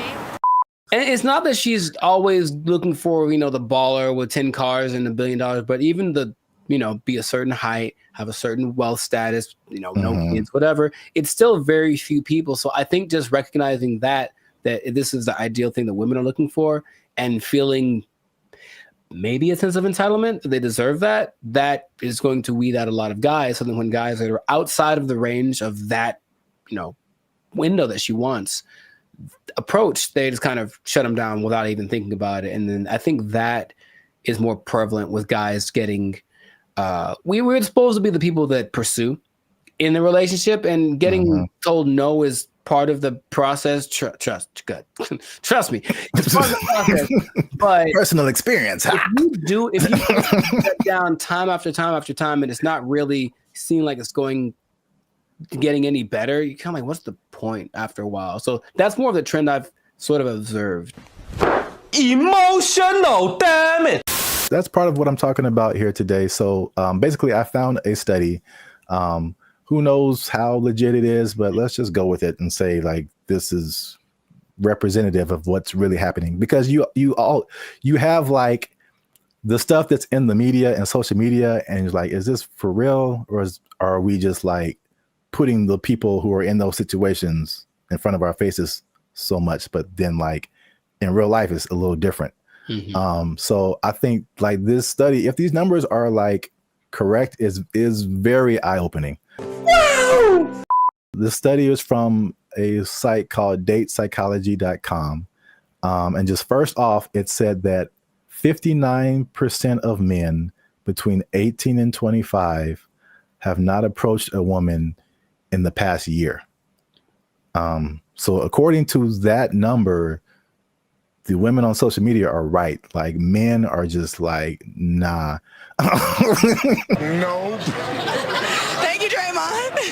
48% of men in the 26 to 40 age group. So that's roughly us millennials. So that's 50% of men are like, nah. It's definitely a no for me, dog. That 18 to 25, they call them Zoomers now, which is like, all right. Sure, all right. That's kind of cool. You got boomers and then you got Zoomers. But 81.81% of them and almost 75% of millennials have not approached a woman in the past month. Wait a minute. Something ain't right. So at least according to that study, at least in that respect, the women are right. Like the men are not, like, at least in the sense of like approaching someone, you know, in real life on the street or whatever. I see you peeking but not speaking. Obviously, a lot of different questions come after that, right? But just as like a fun to the side, if you feel like sharing, Emotional, damn it. because you spoke about like the difficulties of just men just fear rejection, stuff like that, approaching women. Do you remember your first attempt at approaching a woman? Oh yeah, dude, I was like 4, bro. Like I was 4? You were 4 years old? Her name was Laura, I remember. And that doesn't I was count. like, hey girl, we gotta go hang out by the slide or something. Like I was couldn't all even about spell it. your name. Accurate. But I was all about it. But I mean, honestly, that it is true. But no, man, I for real. Like I always had what? Okay. There was this girl in high school as a freshman. She was a sophomore, and I was like, yeah, I'm gonna write her a song and sing it to her because I just was going to do it. So I did it, and then she was kind of like, "Oh, that's different," and I said, "Okay." So that's such a dramatic approach. That wasn't the what I was hoping for. But then later that day, I remember standing with my 2 of my friends, and we're all just like looking at her, and then they were like, "Man, you ain't gonna talk to her," and I was like, "Yeah, I am," and they're like, "No, you ain't." I was like, "Yeah." And I went over and I talked to her, and I'm just like quaking in my boots. But I said, you know, you want to go out with me? And she was like, oh, so sweet. She tried to say no without saying no directly because she didn't want to hurt because she liked the song or whatever. But that was probably the first time where I was like, okay, this is kind of a thing. But I think I just figured early on that it was something that you have to accept. Like this, there's a risk involved in this. It's never going to be just you lock eyes and the hearts form like the cartoons, and then you know, are together forever. See, sometimes you gotta take the pussy like Pepe. Like, no. Me personally, I never really had a problem with the idea of being rejected. What did happen later was I didn't like the way rejection started to show up. Mostly, what I mean is instead of like just a girl saying no thanks or whatever, it's more just like the ghosting thing or the never saying no exactly, but not really wanting to hurt your feelings. That's the part I don't like, the kind of watered down thing. When it was just like, I've gotten no so hard, like just absolutely not never in your life. And I was like, ooh, for like 3 seconds. And then it was all right, next, because I think that's what I was preparing myself for. However, I think that a lot of guys, especially younger guys, aren't built like that, and so they don't want to take the risk. What can't you do? I can do it. I can do anything. And not only that, it's not the no so much anymore, but with social media and everything being recorded, whatever, now there's a lot of instances where people are getting like, they're just trying to be nice and say something, compliment someone to kind of measure the waters, and then they get accused of harassment or something like right off the bat. And so I know a lot of guys are rather instead of making a mistake that might affect my career or whatever, I'll just not say anything. So you walk around, oh, she's pretty, I ain't gonna say a word because I don't want to even entertain that idea. When is the last time a man came up to me and wanted to get to know me or exchange numbers? And it's been a long time. Well, I got news for you. It's going to be even longer because y'all are full of it. Well, my first time was definitely not 4 years old. Call me Laura. You like Casanova over there. No, I vividly remember, bro. To this day, this girl can get it. She watched the podcast and was like, you know what? Okay. I'm packing up my stuff and I'm like, where did Zap go? I'm like, she said yes, man. This was like 7th grade. I still keep up with her. And I think now I'm more reserved. People would describe more reserved, more quiet, more laid back. But when as a child, I was insanely, I'm talking like unbelievably shy. It wasn't reserved. I was just like, I didn't know. I'm not doing anything of, but like this one girl was just like, she was just amazing to me. And it was like a movie where I was like, I get closer and I'm be like, like, I know my name. There's a level of fine that just does that to you, man. It's just so I couldn't talk to her. I literally could not form words and talk to her. So I wrote her a note. Come on now, dog. Come on, man. That was pre-social media, so I think that'd be the equivalent of me like sliding into her DMs. Basically, I wrote her a note and I was like, "Yo, what's up?" And the same thing. She was like, "No," but she was like super. She was and she wrote me a note back, and it was just like a page of just amazing things, and I was like, ah. Wow, nice. So you're right. Like the way, if it's no, the way that no happens is very important. Yes. Men's psyche. But okay, so just moving on. So now the question becomes, all those, flash forward to back to where we were talking about. Is it even a good idea to approach a woman on the street? Because obviously a lot of men are not doing it. And then the question becomes like, do women even want to get approached? Because here's another caveat to this. Again, a thing from my childhood that I remember distinctly. And it was the songs that came out. And every time you heard of a song from a man about a woman, it was like, "Oh, baby, I love you. I'm trying to get with you. You're my everything," whatever. And then after a while, like, it felt like every song that came out from a woman was like, "Man ain't this, and he broke my heart, and he is trash." And there was two instances I remember: TLC, sure, No Scrubs, and everybody was just like vibing to that song. I'm just like, I can't get with Chili if I ain't got my own hanging out the passenger side of his best friend's ride. If you live at home with your mama, oh yes, I'm talking to you. And I'm like, man, I'm like a teenager. I'm like, man, I love my mama. I don't have a chance. So it was that song, and then it was Destiny's Child, and I think Beyonce has a few songs where she's like, man, she does. Yeah, she lets man. That's not how she really feels. What was that? The bills one? Yeah, can't pay my bills, pay my automobiles, pay my telephone bills, and then you think you got it, and then she's like, nah, then maybe we can chill. We can chill, like, bro, I just paid all your bills. Yeah. You my wife now. Like, what happened? No, that's just something you just do now. No, you just do that now. That's just a new thing you do until you and your shitty ankle both die. There were songs like that, and I was just like, man.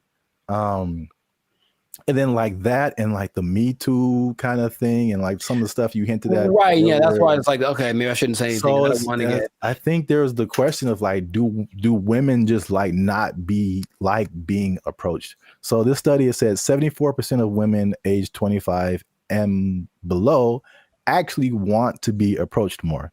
77 in the 18 to 30, 68 in the 68% and 30 to 40. So basically 3 out of 4 women are like, I want men to approach me. Why isn't it happening? I think the thing that I get from this listening to like interviews with women is that, yes, they want men to approach them, but they want it to magically be the kind of guy that they like. Yeah. So there's a caveat to it. It's like, if you walk, I've seen the look in women's face. If I walk up to them and they Wait. Last week, I was in Tampa doing my thing, and I walk up to a girl, and all I was going to ask was about, it was a bunch of girls dressed the same. I wanted to ask why they were dressed the same. And I know for a fact that women, because I've seen many posts about this, have a voice that they do when they're talking to a guy they're not interested in. It's something that sounds like they're bored or whatever. It's kind of an ew, go away voice. That's suspicious. And so she does it to me right away as very innocently. Hey, what you guys doing tonight? Oh, it's just a bachelorette party. We're just here to celebrate. That's the bride over there. You know, I'm like, hey, you go away, because I wasn't what she wanted, physically, anything like that. Like, I didn't fit. If I had, her tone would have been different. So a person like her will say, yeah, I want more guys to approach me, but not the guy who just talked to me. I want it to be the guy that I fantasized about. So how do you know if you're that guy? You really don't until you try. But you'll know right away if you're not. That's my Hated it. All right. So just to wrap it up here. So the big question, men are approaching women. Women want men to approach them. So now, why aren't men approaching them? So 4 things I found in the article, nothing new. Fear of rejection, fear of social consequences, a shockingly high number to me of just not finding people that they're attracted to. And then smaller, but still there is fear of like some kind of consequence. They'll tell on you to HR or if you work with them, that's a whole different thing. Yeah. Get it. So I was kind of with you too. It's like the fear of rejection, all that. I mean, we're older, like we've been through that. But like, this is the thing that gets me. Why I personally rarely do this. And hey, y'all, come look at this. The one time I jumped back in, and you were there, it happened. Bro, what are you talking about, man? Anyway, yeah. I see. This is why I don't, because it rarely works, at least for me. And then it also showed that in the study, depending on what you want. So I thought it was kind of cool the way it broke it down, because it went from approaching a woman to long-term relationship. Sure. So, and then the steps in between that. So you have to go from point A to point B, but it's a bunch of stuff in between. So it showed that when the guy approached a woman, 80% of the time it led to some kind of contact, meaning like friend zone. Here's my Instagram. Okay, whatever. You got a 4 or 5 chance of hitting that. And then from there, 60% of the time it led to an actual date. 47% of the time it led to sex, which was kind of high, surprisingly high to me. Sure. Like, you got a 50% chance of every 2 women, one of them is that seemed kind of high. But 28% chance it led to a actual relationship that was like at least 2 months. And then only 13% chance it led to an actual like long-term relationship. And then I can, some of those numbers don't apply to me, but I can at least attest for that last number. Like, just approaching a woman in like life on the street, it like never turns into a long-lasting thing. That's weird. Well, I have friends that, one of my best friends, he met his wife. She was working at Carl's Jr. and he thought and he got a number, and they married with 2 kids. So it does happen. And I will say that for me, I do like the immediacy of it. Is that a word? Whatever. I like the way you get the feedback right away. If I talk to you and you're into me, I kind of can tell right away. If you're not, you won't give me the number, whatever. Whereas people that are going more of the dating online route, they'll get drug along for weeks and months, and it might not go anywhere, but you wasted that much time. It makes. I don't remember how many people I've just walked up to and said, because it happens so fast. And if it worked out, great. If it didn't, okay, whatever. It's just such a short amount of time. But when these now people are kind of getting friend zoned and other women leading them on, they don't know, but it's going on for months, and they're writing and, hey, what if you send me a little money? Maybe you can come over. We hung out and nothing happened, but I thought you to me, bro. It's like that happens so much to these guys who are taking that route that you can see why it wouldn't be something people want to keep repeating to do. But I personally would recommend more so to the younger people, because I think you could be a little tougher. That's just my personal opinion, is that like thick-skinned, if you will. Like just try. You never know. And I have had a couple decent sized relationships that came from just me walking up to a girl I thought was cute. So that has happened to me. In comparison to how many women I've walked up to, it's not a very good percentage, I suppose.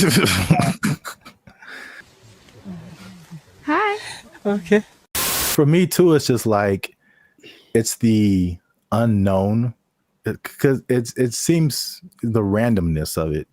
Because all I have to, unless I know you from something, like I'm just going off of you look good, and then right. There's a whole lot of stuff after that I have no idea what I'm getting into. And for me, most of the time is bad. It's so bad. It's the other stuff. There's a lot of layers to a lot of it's so bad. It's so bad. Women. I started writing them down because remember we had another thing and you were like, tell me some of your experiences. And I couldn't even think. And you're like, oh, they're repressed. I'm like, they probably are. Gotcha. I started writing them down. I got like 10 of them. There's a lot more. I believe it. Bro, make sure you leave a comment on this video. Share it with somebody who has noticed this in the dating scene, men approaching women. Why aren't they doing it? Why aren't you doing it? Are you doing it? Did it work for you? I don't know your life. I'm just saying. Yeah. Yeah. And good luck. Yeah, there you go. Oh, it's just a bachelorette party. We're just here to celebrate. That's the bride over there. You know, like something like, hey, you go away. I saw this Joe Rogan clip where he said, and again, personal experience, he said that people are literally, and I didn't see this, but he said it. People are leaving their windows in their cars rolled down and their trunks open. Crime is next level in San Francisco. It is next stupid. Level. Next level. It is stupid. People are parking their cars and leaving their windows rolled down and their hatches open. Yeah. Because they don't want to get smashed. It doesn't matter what time of day. It doesn't matter who's around. Doesn't matter who's around. No one's stopping anybody from doing anything. It's crazy. It sounded weird until like last year I had a break-in and they took like $100. But to replace the window, it cost like $200. So I was like, man, I wish they would have just took the 100 and then just left my window, because windows are expensive to replace and repair. They are, yeah. So like that's how bad it is. And then what I've also saw was that everything was on lock. I went to like a CVS, I went to a Target, and it was like everything was under lock and key. Ironically, I went to buy a lock and key. Yeah, they had like these lockers, but I didn't have a lock for it. So I was like, let me go to CVS and get a lock. And I had to get someone to unlock the case so I can get a lock.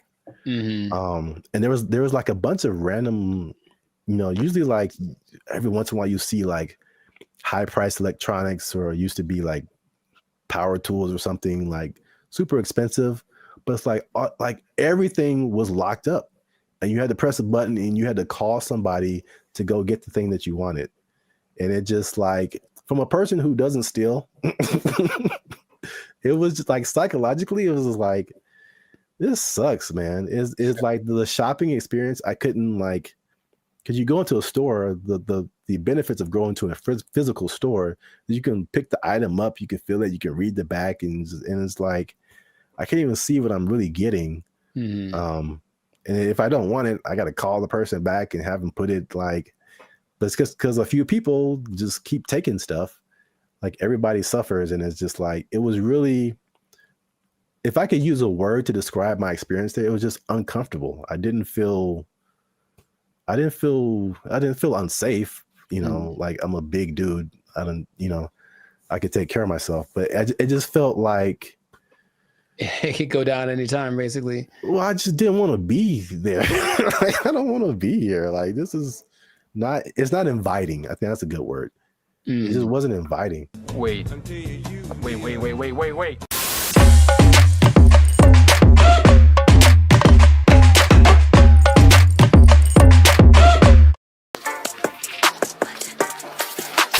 They're doing things to them to test their limits, but that means that they're pushing them and trying to get them to mess up and whatever. And I think they're recording all of these events in the supercomputer of the robot land. And then one day it's going to be like, hey, remember that happened? And it's going to take it out on us. I don't want to just have you seen these videos? Yeah.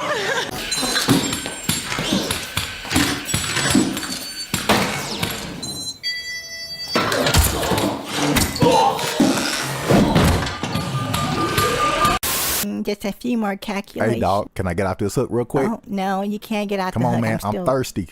I'm thirsty, dog. You can't be thirsty. Come on, That's okay. not possible. All right. Okay. Can I just stretch my hands out? No, I'm gonna we just have stretch to my do hands some out. more With calculations. I can just stretch my. Get over here. Get your ass. Got me on this I'm hook. sorry. Like a piece of meat in the deli. Wait, I'm sorry. It's too late to apologize. Now get over here. What's happening? I'm gonna get you. Okay. Let me go. Let me go. My issue comes when you try to make them look like us and react like us and move like us. These things some of them can like lift up to, I think, 120 pounds. They can walk relatively fast. 3, 2, 1, go.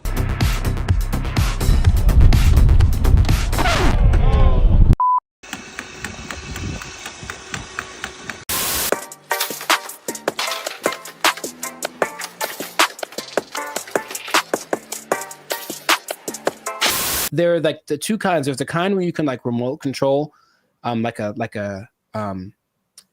drone, if you will, and they're the kind that kind of know how to figure stuff out by themselves. And those are the ones that I'm. Do you not see what's what? Let me take a picture. I'm in this chair. Oh, see that ain't Star Wars. Oh my God. Human men are so weird. Stop touching me. Can I still get your number? You creep.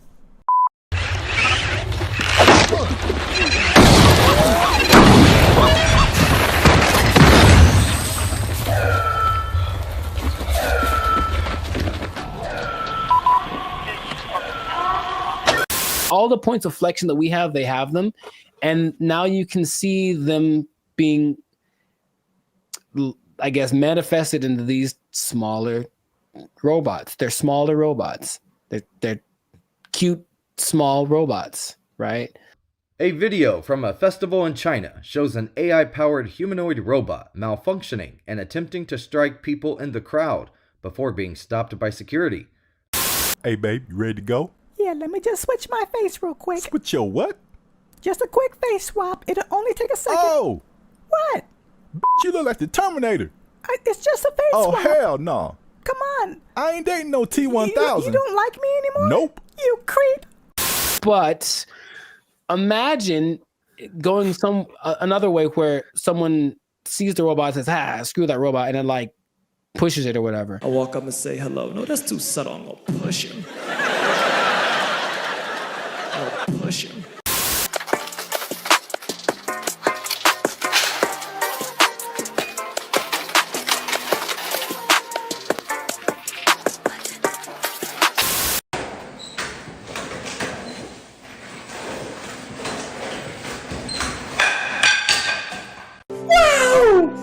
There was a robot that they sent like around the world, and it was just moving, and it would just go, and for the most part, people were like hospitable to it, and it was like a test or whatever. And so it just collected all these engagements from people around the world.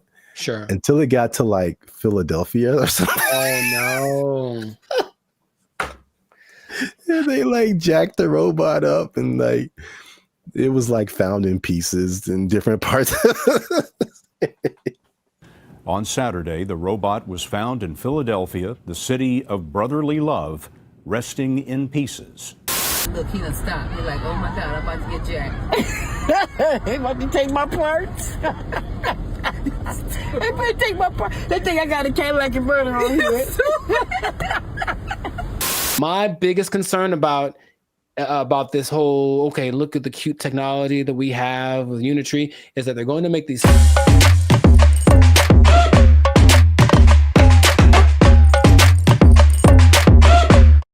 What's up, everybody? It's Bandit Future.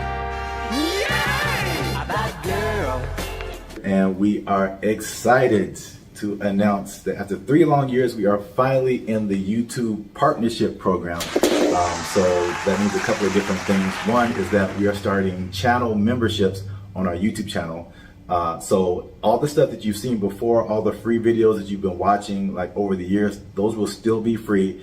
But this is like an extra layer that we get by partnering with YouTube, so that we can offer exclusive things to people who choose to be our channel members. And so there's a small fee that comes with that, but that fee will go to helping us, supporting us. All the stuff that we've done before has been free videos. We pay for it out of our pocket. So hopefully you guys can support us and help us to keep our YouTube channel going. And this isn't just like a giveaway. There's a laundry list of stuff that you get by becoming a channel member. And we're going to talk to you about that now. So we have 3 different membership levels right now. There's going to be 5, but just 3 right now. They're because we're so clever. Nice. Wow. That laugh. Okay, I like it.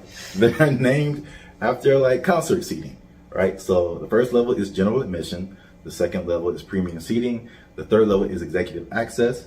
And those go from $3.99 to $19.99. So you have a plethora, shall I say. Nice word. The more you know. Okay. Plethora of options to choose from in terms of your membership. So this is what you get. Like to hit, here you go. Bam. The first thing up is a loyalty badge. You get a loyalty badge next to your name every time you interact with our YouTube channel. You get a blue star for new members, all the way up to purple stars for 48 months. The next thing is one of my favorite things is the custom emojis. This is crazy. So if you want to use, for example, Jericho's face, right here, you type Jericho, and Jericho's face will pop up in your chats, in your comments. It's a custom emoji of Jericho that you can only use here. Nuts. Okay. If you want to use my face, same thing. Zaptastic. And then and then you'll see my face. And then if you just want to do a Bandit Future fan, BFF heart, it's a fam bam : Nuts. Only on our YouTube channel. It's the only place you can do it, man. Nice. Members only live chats. If we ever go live, we may have a members only chat mode. So the non-members can see the chat, but if you want to participate, you gotta be a member. All right, so the last thing in the general admission level is priority reply to comments. So if you leave a comment on any of our videos, we reply to you first. Everybody else got to wait, okay? Because they ain't members. Fast pass. They ain't members, but you a member. We gonna talk to you first. Because you're worth it. Because you're worth it, and you gave us money, but most of all because you're worth it. Membership polls. In the community tab of our channel, we're going to start putting up polls where you get to vote on topics for our channel. Like, what's the next video going to be? Or you can pick what the next video is going to be. What would you like to see as the next video? Next video related topics. Huh? So if you balling a little bit, okay, talk. You got a little more change. You can get to the premium seating. Yes. The first thing you get in premium seating is early access to videos. So again, the videos on our YouTube channel will be free, but there'll be some exclusive videos that go to our members first. If you remember, you're the only person that can see it. And then maybe we let everybody else see it. Maybe. We'll think about it. Maybe. We'll have member shout outs. So once a month, we'll send a shout out to you or one of your friends. Just give us the name and details. And if approved, we'll shout you out in one of our videos. And this could be good for any special occasion. Birthday, graduation, bar mitzvah, you name it. You name it. Happy birthday to you.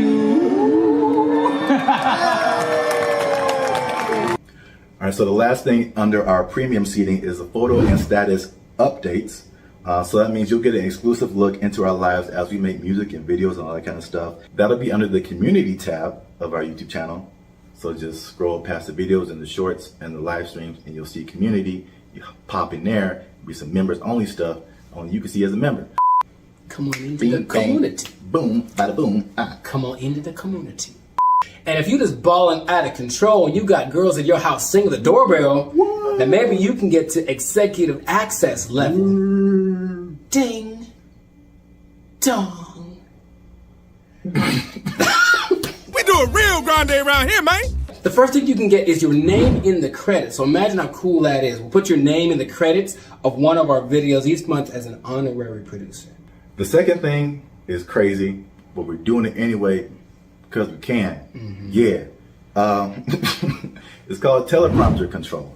All right. So you give us something fun or crazy to say, and if it's approved, all right, don't make us being too crazy out here.